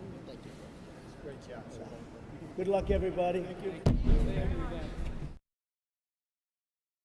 Well, thank you very much. It's a very big day for our country. It's affirmation of all the work we've been doing, really for 3.5 years. This isn't just over the last few months. This is for 3.5 years. And it's a great thing. We were very strong. We had the greatest economy in the history of our country. We had the greatest economy in the history of the world. And that strength let us get through this horrible pandemic, largely through. I think we're doing really well. Vaccines, by the way, had a meeting yesterday on vaccines. We're doing incredibly well with that. I think you're going to have some very positive surprises. And therapeutics, likewise, we're doing extremely well. Cures, we're doing well. I think those two words really blend in with each other. But tremendous progress is being made on vaccines. In fact, we have ready to go in terms of transportation and logistics. We have over 2 million ready to go if it checks out for safety. And it's also, the nice part is we have 4 companies, I guess you could even say 7 or 8 companies that are doing some similar and some very different on the vaccine front, and some similar and some somewhat different on the therapeutic front. So tremendous progress is being made on that, and I think even without that, and I have to say, even without that, and I don't think you're going to be having to use that in the future, that statement, even without, because I think they're going to have it. But we're going to be back, and we're opening our country, and I hope that the lockdown governors, I don't know why they continue to lock down, because if you look at Georgia, if you look at Florida, if you look at South Carolina, if you look at so many different places that have opened up, I don't want to name all of them, but the ones that are most energetic about opening, they are doing tremendous business, and that this is what these numbers are all about. And you have to remember one other thing very importantly. I think it's extremely important for you to remember that many of our states are closed or almost closed. Some of the big ones, New York, New Jersey, they're starting now to get open, I hope. And I hope they also use our National Guard. Call me. We'll be ready for them so fast. Their heads will spin. We did it in Minnesota. In Minneapolis, we were incredible. They were ripping that place apart. I love it. We had such success there. And they were ripping it apart. And I called the governor, and the National Guard went in. And one night, it was over. You don't see the problem in Minnesota now at all, not even a little bit. You take a look at a great city, a great city, Minneapolis, and it was under siege like nobody's ever seen, where people are running from a police department, the great police, and they were told to. They didn't want to run. They were told to. It's bad governing, and I'm not blaming the governor. I'm blaming the mayor. But we want to get all of this finished. This is a great tribute. What we're announcing today is a tremendous tribute to equality. We're bringing our jobs back. You know, when we had our tremendous numbers, and when we had, just prior to the China plague that floated in, we had numbers the best in history for African American, for Hispanic American, and for Asian American, and for everybody. Best for women, best for people without a diploma, young people without a diploma. I mean, so many different categories. Our numbers were the best in almost every category. We had the most people working in the history of our country, almost 160 million people. We were never even close to that. So we had things that we were doing so well, and then it came in, but we're going to be back there. I think we're going to actually be back higher next year than ever before. And the only thing that can stop us is bad policy. Frankly, left-wing, bad policy of raising taxes and Green New Deals and all of the things that you have been writing about long and hard. That will stop it like you wouldn't believe. And frankly, it's holding it back. If there were no possibility that that can happen, and I like to be an optimistic person, I think we're looking very good. I think even before today, the polls that I've seen and the polls that we do were looking very good. But if we didn't have the possibility of having massively higher taxes like the Democrats want to do, and Green New Deals, which are totally ridiculous, frankly, ridiculous, and I'm a big environmentalist. I believe strongly in taking care of our environment. We have the cleanest air we've ever had, like over the modern era, which, let's say you go back 30 years. We have the cleanest air, the cleanest water we've ever had. We're setting all sorts of really good environmental records. We're very proud of that. but the Green New Deal would kill our country. The Green New Deal would have a devastating effect on the world, and it's not going to happen anyway because it's impossible for them to do it. If you ever look at what they want to do under the Green New Deal, it's like baby talk. But we are doing something that this was an important day because this shows that what we've been doing is right. And the reason it's been and is so good is because the body was strong. Our body was so powerful that we could actually close our country, save millions of lives, stop people very early on from China from coming in, because we stopped early at the end of January, very early, people coming from China who were infected coming into our country. It was a very hard decision to make. Almost nobody wanted me to make it. I would almost say nobody wanted me to make it. But we made that decision, and even my enemy said that was an extremely important. We saved tens of thousands of lives with that decision. So we did a lot of things, and then we really ended up with empty cupboards. We went into a ventilator period that the likes of which nobody's seen since the Second World War. We mobilized. Nobody's ever seen anything like it. And then we did tests. We're over 20 million, or very close, but I think we're over 20 million tests, more than anybody in the world. Germany is at 4, and South Korea is at 3.5. We're over 20. And by the way, when you do more testing, you have more cases. We have more cases than anybody because we do more testing than anybody. It's pretty simple. But this is outstanding what's happened today. Now, they thought the number would be a loss of 9 million jobs, and it was a gain of almost 3 million jobs. Nobody's ever seen anything. I think it was incredible in a couple of ways. Number one, the numbers are great, and this leads us on to a long period of growth. We'll go back to having the greatest economy anywhere in the world, nothing close. And I think we're going to have a very good upcoming few months. I think you're going to have a very good August, very good July, but a spectacular, maybe spectacular September, but a spectacular October, November, December, and next year is going to be one of the best years we've ever had economically. And if you look at the numbers, they bear it out. But we were strong. It's sort of like when you go in for an operation, if a person is healthy, we were healthy. We had the greatest economy in the world. We went in for an operation. We closed our country down. We closed it down. We saved possibly 2 million, 2.5 million lives. Now, it could have been 1 million lives. I don't think anything less than that. But if you think we're at 105 million today, the 105,000 today, that would mean at the lowest number, it would be 10 times that amount. And I think everybody believes the least, if we went herd, as they say. And if you look at Brazil, they're having a very hard time. And by the way, they kept bringing up Sweden. It's come back to haunt Sweden. Sweden's having a terrible time.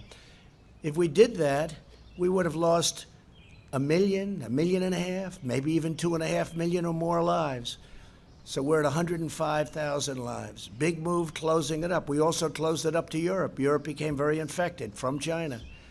A gift from China, not good. They should have stopped it. They should have stopped it at the source. But it's a gift from China, and a very bad gift. I will tell you that. And you do say, how come at Wuhan, where it started, and they were they were in bad trouble, but it didn't go to any other parts. It didn't go to Beijing. It didn't go to other parts of China. Then you say, how come it came out to Europe, to the world, to the United States? So it didn't go to China. They stopped it cold. They knew it was a problem. But they didn't stop it cold from coming to the United States, Europe, and the rest of the world. Somebody has to ask these questions, and we'll get down to the answer. You know, we made a great trade deal. Great. They're going to buy $250 billion worth of product. And by the way, they are online. They're doing okay. But the ink wasn't dry on that deal when the plague floated in. What's going on? A plague is floating in from China. What's going on? So the ink wasn't dry. So I guess I view the trade deal a little bit differently than I did 3 months ago. It's a great deal. I will say they are buying a lot from us, and in that way I respect. And getting along with China would be a good thing. I don't know if that's going to happen. I'll let you know. We'll let you know. I think they want to get along very much with us. But we built a tremendous thing, a tremendous power platform. So when it got ill, when we had a problem, we were able to cut it off, stop it, just like this. Stop it. Keep everyone inside. Keep them away. Keep them together, away, uninfected. And we saved millions of lives. And now we're opening, and we're opening with a bang. And we've been talking about the V. This is better than a V. This is a rocket ship. This is far better than a V. A V is wonderful. A V is this. They were talking about, will it be a V, a U, an L? They had no idea. And I was watching one of the shows, and I have great respect for the people. And they said, will it be 9 million in job losses? Will it be, what will be the number be? Will it be, are they going to report record numbers? Will we break 20%? What will the number be? And, you know, I don't know. Because we were in, and I don't think we're in that territory anymore, we were in uncharted territory. Nobody's ever had a situation like that. So the number was 9 million, and one of the people was getting, no, I think it's going to be 10 million. That's 10 million negative losses. And then somebody else said, no, we think it's going to be 8.7, 9.2. No, everyone was right around that number. This is great geniuses, and they are. I watch them all the time, and oftentimes they're right. Warren Buffett sold airlines a little while ago. He's been right his whole life, but sometimes even somebody like Warren Buffett, I have a lot of respect for him, they make mistakes. They should have kept the airline stocks, because the airline stocks went through the roof today, and others did too.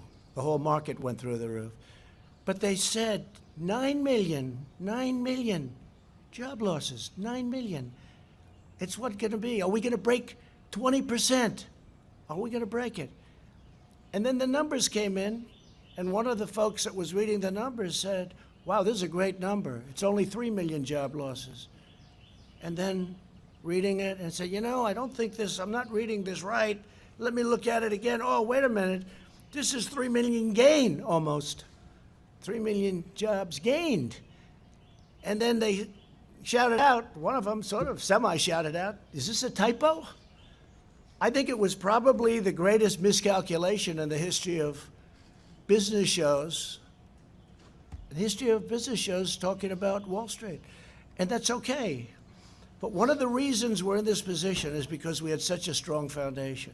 So we were able to close our country, save millions of lives, open, and now the trajectory is great. Don't forget, New York is barely included, and that's one of our big ones. California is barely included because they're not open, and they should open. By the way, the mayor of Los Angeles wants to keep this thing closed for a long time. Look at what's going on in Florida. It's incredible. The job the governor of Florida has done, it's incredible. The numbers they're doing. You've got to open it up, and you do social distancing, and you wear masks if you want, and you do things. You can do a lot of things. You're getting closer together. Even you, I notice you're starting to get much closer together. It looks much better, I must say. You're not all the way there yet, but you'll be there soon. But it's a tremendous thing that happened, and the reason it happened is because we had a really strong patient. We had a patient that was so powerful, so strong, that we could close it and open it. And I give it this analogy. Somebody told me yesterday, it was Larry Kudlow. He said, sir, this is like a hurricane. And we were worried. We didn't know, is this going to be a hurricane or a major, major recession? A major recession that's not artificially caused, because this was artificially closed. We just said, boom, closed. And everything just stopped. And also, you know what else stopped? Big numbers on death by doing it. And that's why I had to do it. We've made every decision correctly. But it was like we stopped. So it was an artificial closing. And then what happened, very incredibly, is the numbers go, and Larry was saying that with a hurricane, you have a horrible hurricane in Florida or Texas, and it's devastating. And then the hurricane goes away, and within 2 hours, everyone's rebuilding and fixing and cleaning and cutting their grass. And I've seen it in Texas. I've seen it everywhere. Texas had a massive one, Louisiana, hurricanes, Florida, hurricanes. But what happens is right after the hurricane, boom, and this is what this is. This isn't a terrible recession. I don't even mention the D word. I don't talk about the D word. I don't want to talk about it. Because every time somebody even mentions it, I don't like the D word. But if you had a really, really big, bad recession, it could take 10, 12. How long did it take in 1929? It took many years to recover from that. How long? 10 yeah, 10. I heard 10. I think longer than 10, but that's okay. I heard 14, 15 years. Larry says 10, so let's go with 10. But it takes a long time to recover. But a hurricane, you're back in business in 1 day, 2 days, 3 days, and it's devastating and it's hard. And this was a hurricane. And it's going to get better fast because a lot of the numbers that you see, they're early numbers. They're not even from this last month. And by the way, speaking of that, you had the greatest 50-day rally in the history of our exchanges. The greatest 50-day rally. And we have a lot of protesters. And we have something else, right? We have something else. We have a pandemic. We've made tremendous progress, really on both. If you look at where we've come on both, we've made tremendous progress on both. Tremendous progress. But you're looking, and the people are now starting to return to work. So it's been an incredible thing to see. It's been a beautiful thing to see. The experts predicted that the economy would lose tremendous numbers of jobs. And of course, from the beginning it has, but you're going to see how fast that's made up. I'm telling you, next year, unless something happens where the wrong people get in here, this can turn around. Your 401ks will go down to numbers. If people didn't get rid of stocks in their 401ks, they're almost even. Think of it. With a pandemic and with one of the worst things that's ever happened, our country has never lost 105,000 people. Whether it's World Trade Center, which was 2,900, or Pearl Harbor, which was less than that. We've never lost anything close to this. But it's not only our country, it's the whole world. The world is suffering so badly. 186 countries at this moment. And that affects us too. But we're a positive force. We're the key to the world, in a sense. And the fact that we're doing well, I see already they're starting to do much better in other parts of the world. That's a great thing because we're working with the world. And we'll work with China, too. We'll work with everybody. But what happened should have never happened.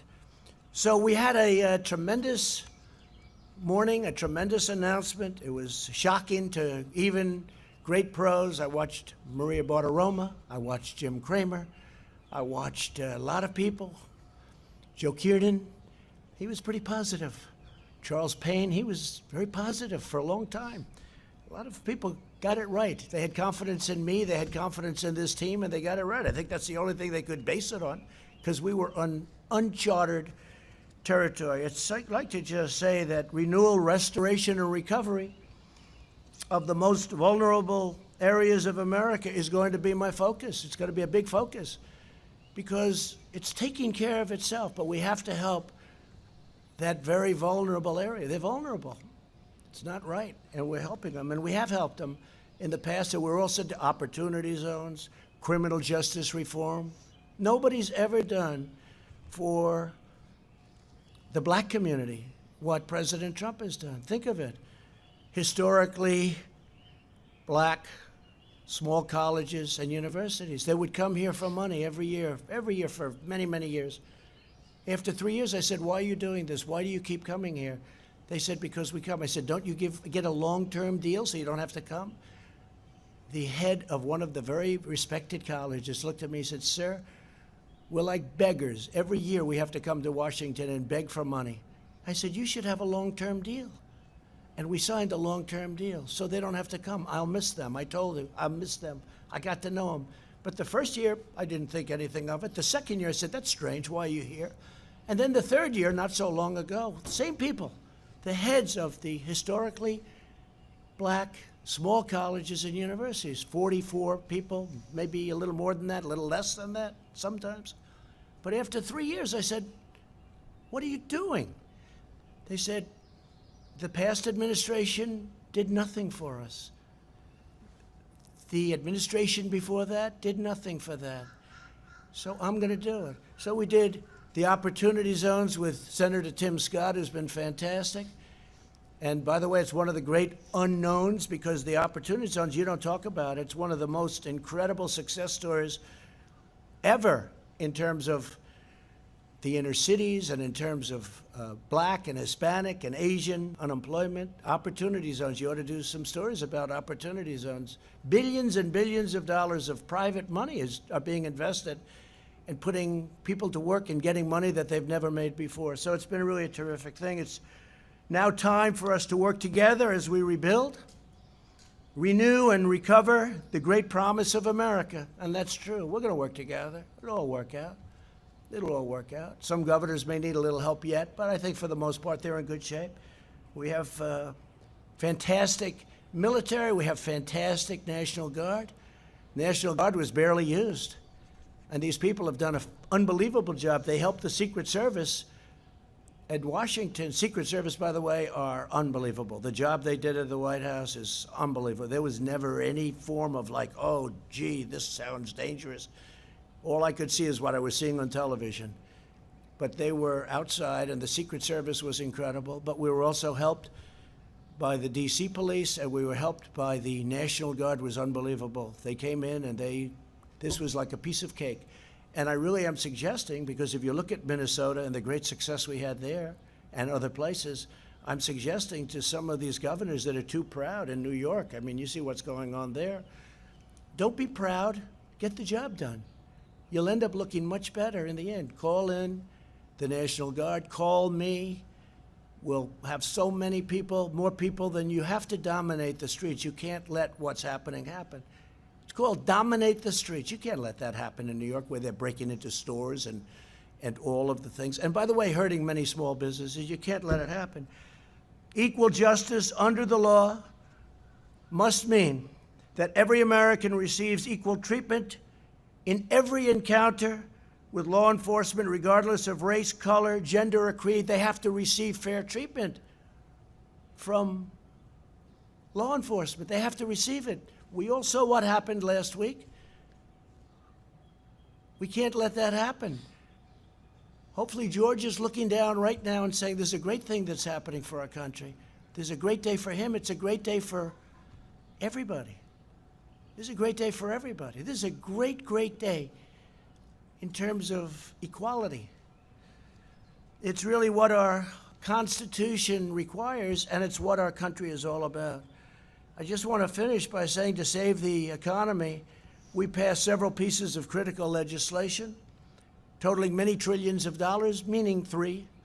We're set up to do more if we want. I think we should, because we are dominant.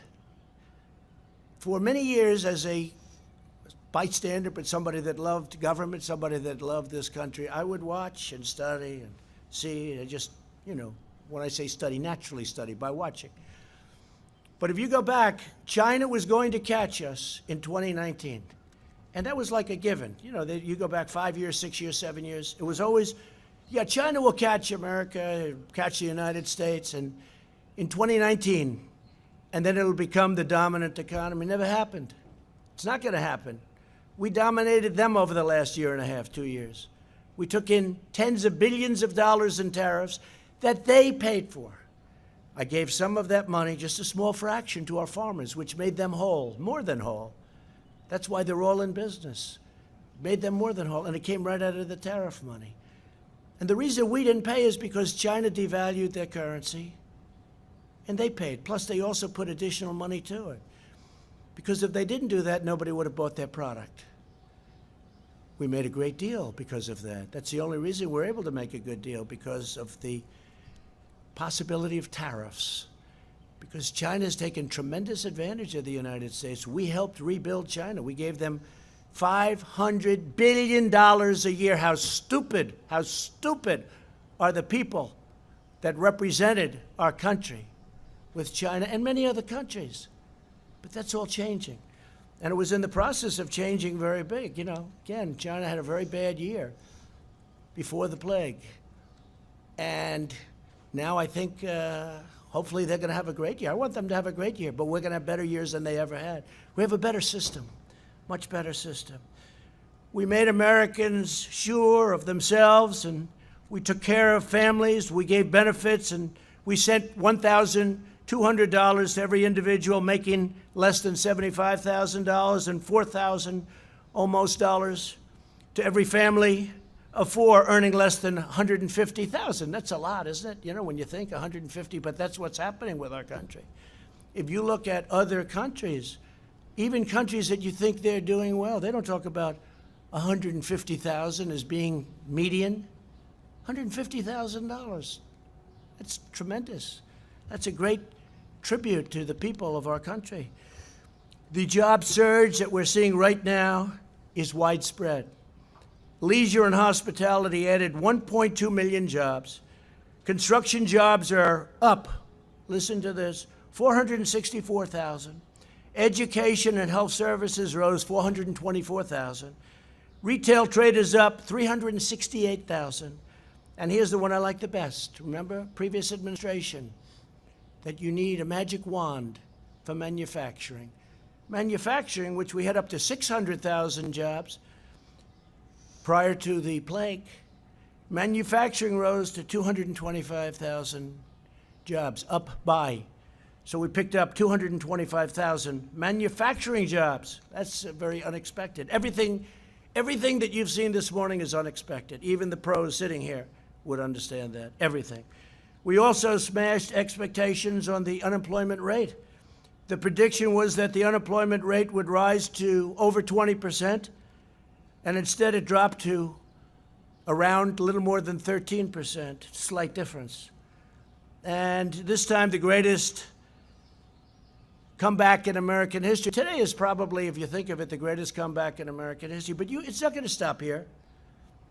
It's going to keep going because so many places are closed. I was watching our great vice president today being interviewed on CNBC. He did a phenomenal job, and he made a statement. He said, this is not going to stop, and 100%. He's always attributing everything to me, but I'll attribute this statement to him. He said, it's not going to stop because the numbers that you're looking at don't include all of those states that are closed. They haven't even opened yet. We're going to be stronger than we were when we were riding high. And our stock market is almost, it's just short of an all-time high. I've had 144 all-time high stock markets during a 3.5-year period. Nobody's ever come close to that. And we're going to do it again. But it's going to be even stronger than last time. When I would say that to you 2-3 months ago, I could see what's happened. I have a good feel. I've always done well with numbers, but I had a feel for it. I said it even the other day. I was saying, I think we're going to have a tremendous next year. I think it's going to be a phenomenal next year.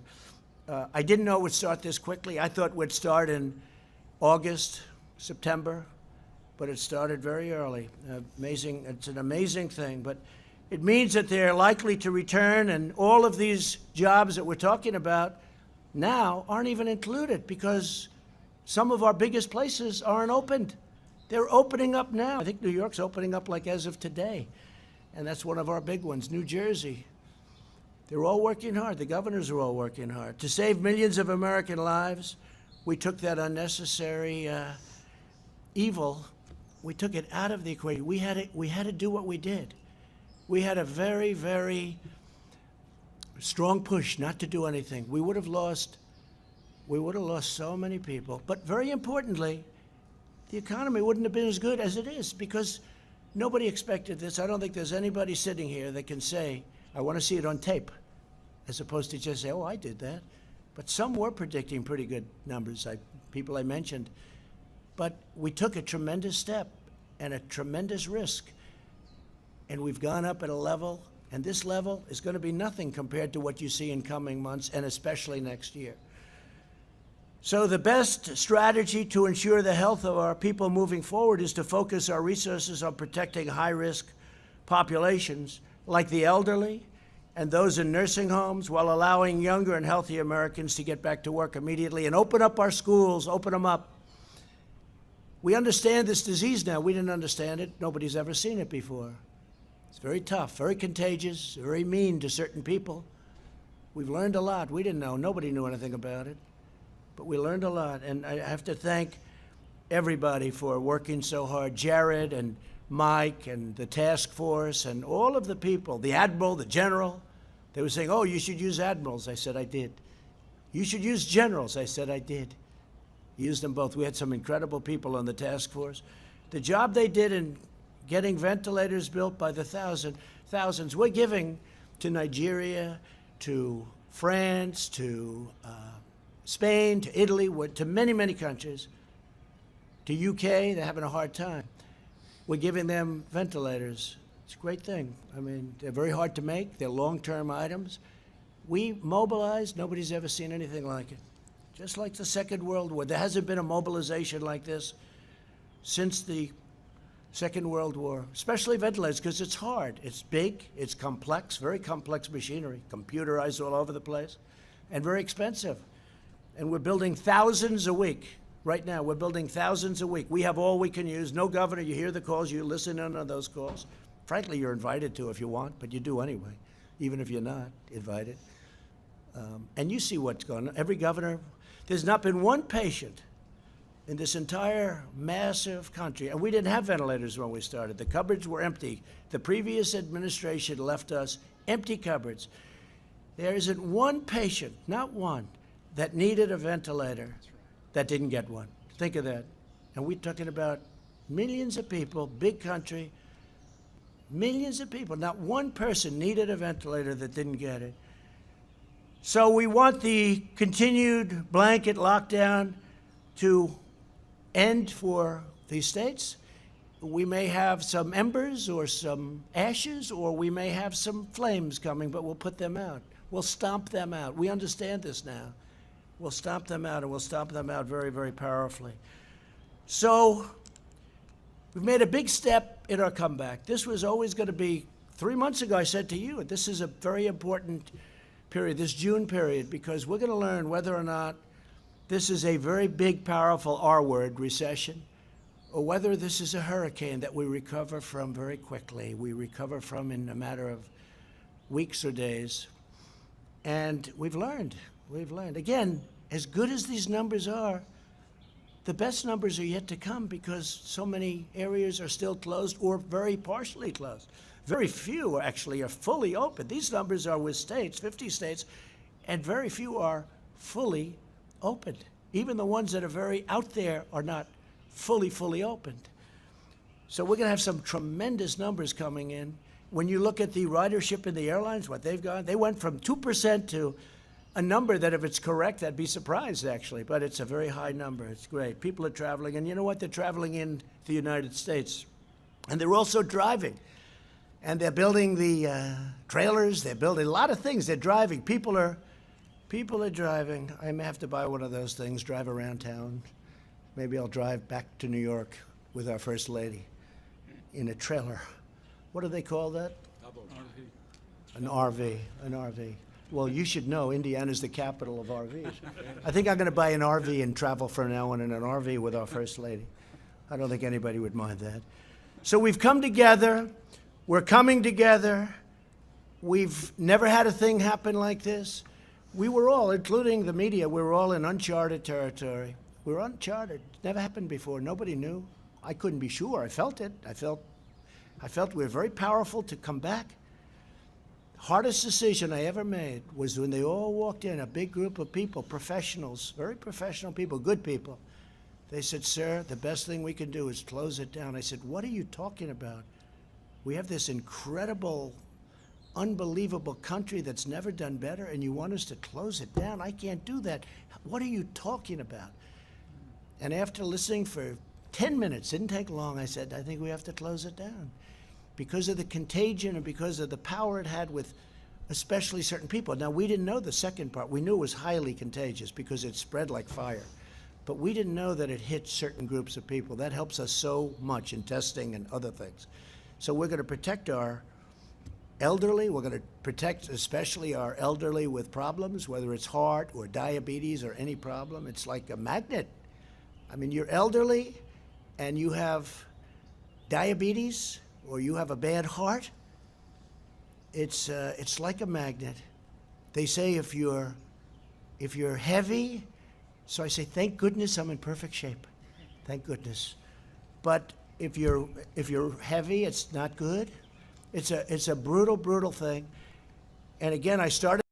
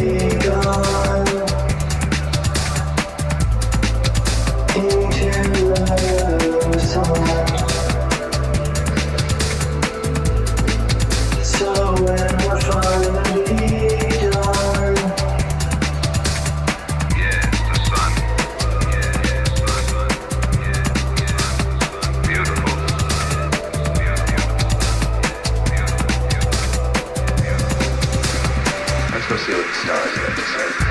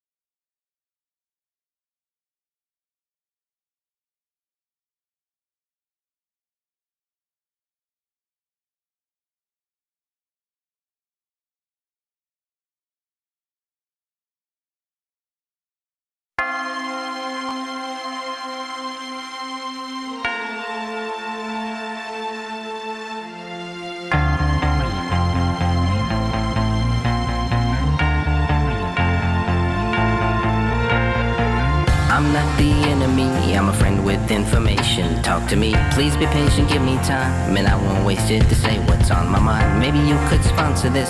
I'm wondering why I don't believe I'm on a special list. And I won't be throwing stones, I'm throwing facts, and maybe one you will even catch. Be you, a hollow shell they can beat on when they need to. Colorblind and I find that I am seen through. We're drowning slowly but surely. Go to bed late, waking up early, cause your false flags are working on me. I never knew that you could kill Uncle Sam.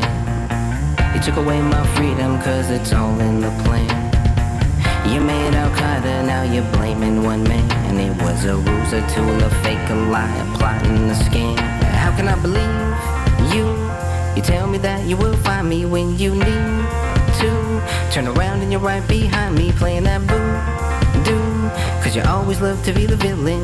And I'm ready, I'm able, and I'm willing to catch your false flags that'll work. It's a false flag overload. It's a false flag overload. Putting bombs on Iraqi roads. Bombs on Iraqi roads. For the soldiers we have sacrificed. The soldiers we have sacrificed. All we're asking is the reason why. All we're asking is the reason why. I see your false flags surrounding me. I see your false flags surrounding me. Putting cameras out on every street. Putting cameras out on every street. Microphones in my underwear. Microphones in my underwear. Wiretaps in my pubic hair. Wiretaps in my pubic hair. This terrorism, planet prison, false flags to make a one world system. Men and women, children listen. All we gotta do is pay attention. Iraqi people, what did we give them? Thousands of years of religious tensions. Pump some gasoline and light a match, and that's how you false flag Iraq. Why would they need us? Shove democracy down their throat to feed us. We didn't hear about suicides on streets. On the bus before us, USA we're provoking. Bombs smoking, pipes are rolling, and our false flags are choking. It's a false flag overload. It's a false flag overload. Loading bombs on Iraqi roads. Bombs on Iraqi roads. For the soldiers we have sacrificed. The soldiers we have sacrificed. All we're asking is the reason why. All we're asking is the reason why. I see your false flags surrounding me. I see your false flags surrounding me. Putting cameras out on every street. Putting cameras out on every street. Microphones in my underwear. Microphones in my underwear. Wiretaps in my pubic hair. Wiretaps in my pubic hair. We must be dreaming, fighting demons. Come together for a mutual reason. While you're sleeping, watch who's creeping. Coming behind you cause I know you don't see him. Who is watching? Who's creating? A radical patsy who's a king and waiting. Build a cave and place it with the man. And then you false flag Afghanistan. How will they find the truth? I'm always leaving them something to remind you. Never follow the leader, they divide fools. It's time we have a real democracy. Real democracy, real democracy, real democracy. It's a false flag overload. It's a false flag overload. Putting bombs on Iraqi roads. Bombs on Iraqi roads. For the soldiers we have sacrificed. The soldiers we have sacrificed. All we're asking is the reason why. All we're asking is the reason why. I see your false flags surrounding me. I see your false flags surrounding me. Putting cameras out on every street. Putting cameras out on every street. Microphones in my underwear. Microphones in my underwear. Wiretaps in my pubic hair. Wiretaps in my pubic hair.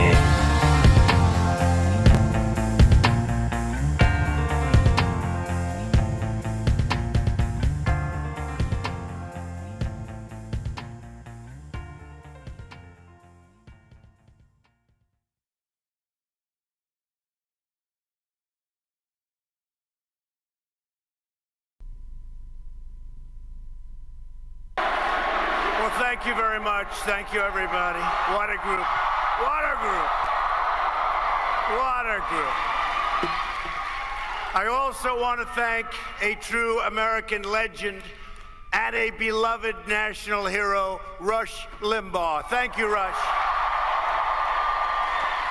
You know, I don't know if you know it or not. He's got like 39 million people listening. He's been from day one, he's been so incredible. Good times, bad times, he doesn't waver because he's tough as hell. He makes like, they tell me he makes like $50 million a year, and that may be on the low side. So if anybody wants to be a nice conservative talk show host, it's not a bad living, I will say. But I have to say he's a very unique guy, and he's a great man, and he's been a great friend. So thank you to Rush. Thank you. And let me begin by wishing you a beautiful, look, you remember this? Do you remember? They were trying to take Christmas out of Christmas, you remember? They didn't want to let you say Merry Christmas. You'd go around, you'd see department stores that have everything red, snow, beautiful, ribbons, bows.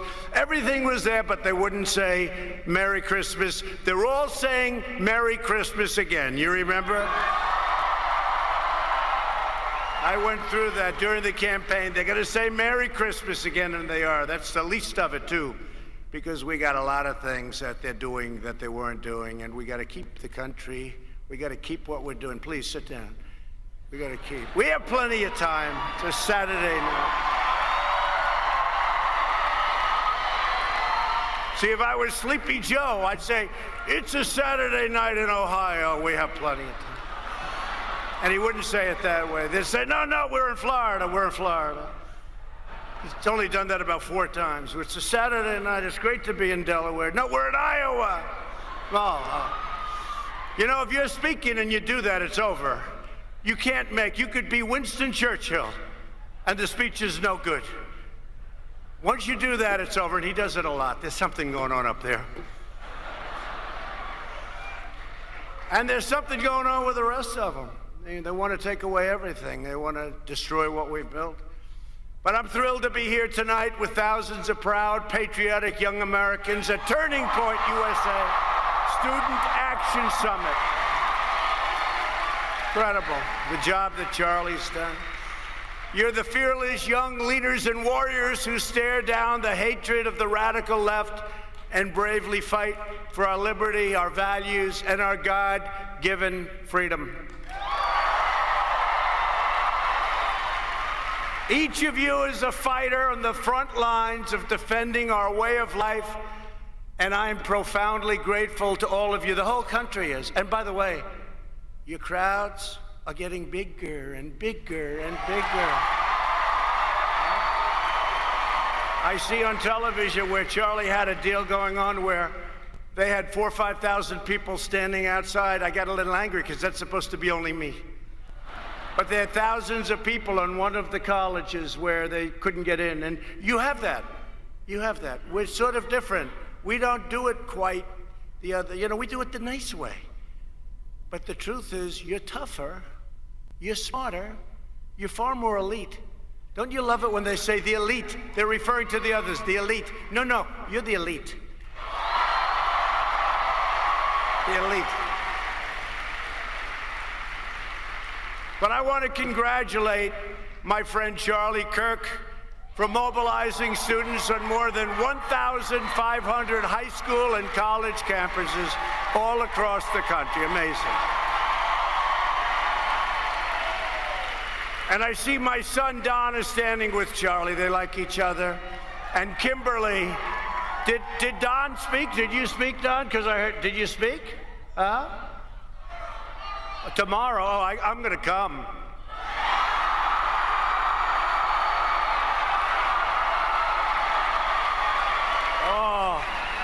I want to put pressure on them. You got to see how they handle it.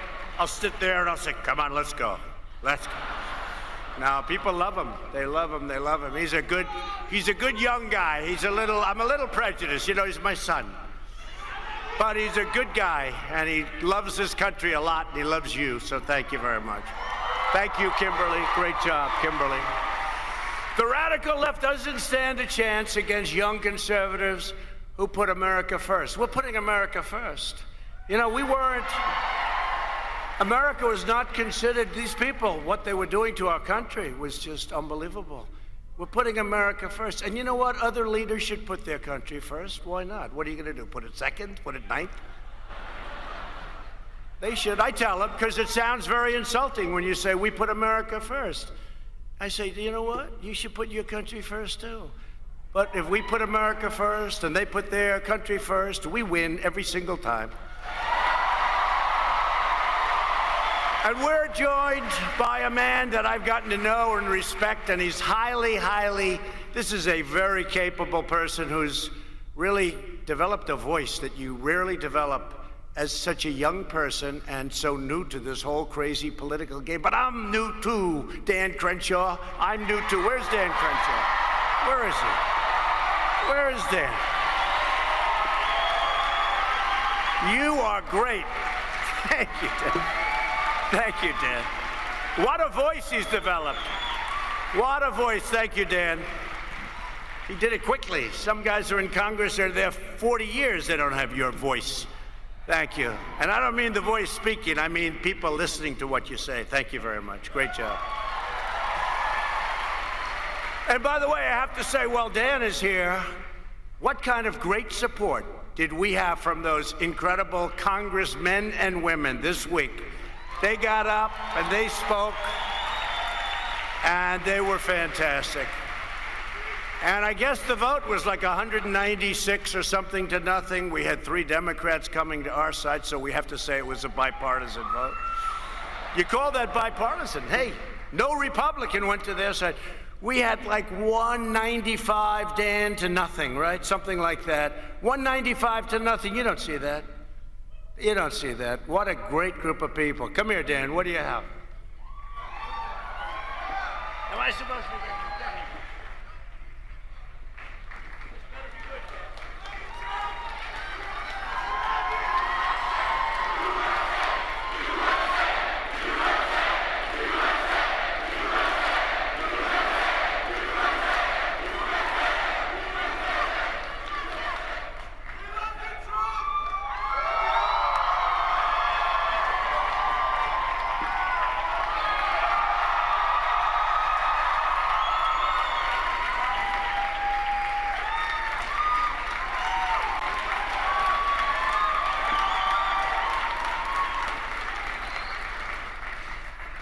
I said, this better be good, Dan. That took a long time. I said, Dan, what the hell is it? He said, it's a no vote on impeachment day. That was a no vote. I'll save that, Dan. I'll save that, Dan. Well, we had a lot of no votes, and the Senate now is, how about that deal, where they had nothing. There's no crime. There's no nothing. How do you impeach? You had no crime. Even their people said there was no crime. In fact, there's no impeachment. Their own lawyers said there's no impeachment. What are we doing here? The world is watching. Crazy Nancy, she's crazy. No. So now she says, you know, she has no case. She has no case, so let's not submit it. That's good, right? That's good. But you know what? So unfair. It's so unfair. She has no case. Did they look bad? They got up the same thing, the Constitution. They are violating the Constitution, totally. Totally. They're violating the Constitution. In the meantime, our polls have gone through the roof. And the Senate, like the House, we've done great work together, you know, today with the judges. Last week we did 13 judges, 13 extra. We're going to talk about it in a second. But we're doing like no other party has done in the first, think of it, less than 3 years.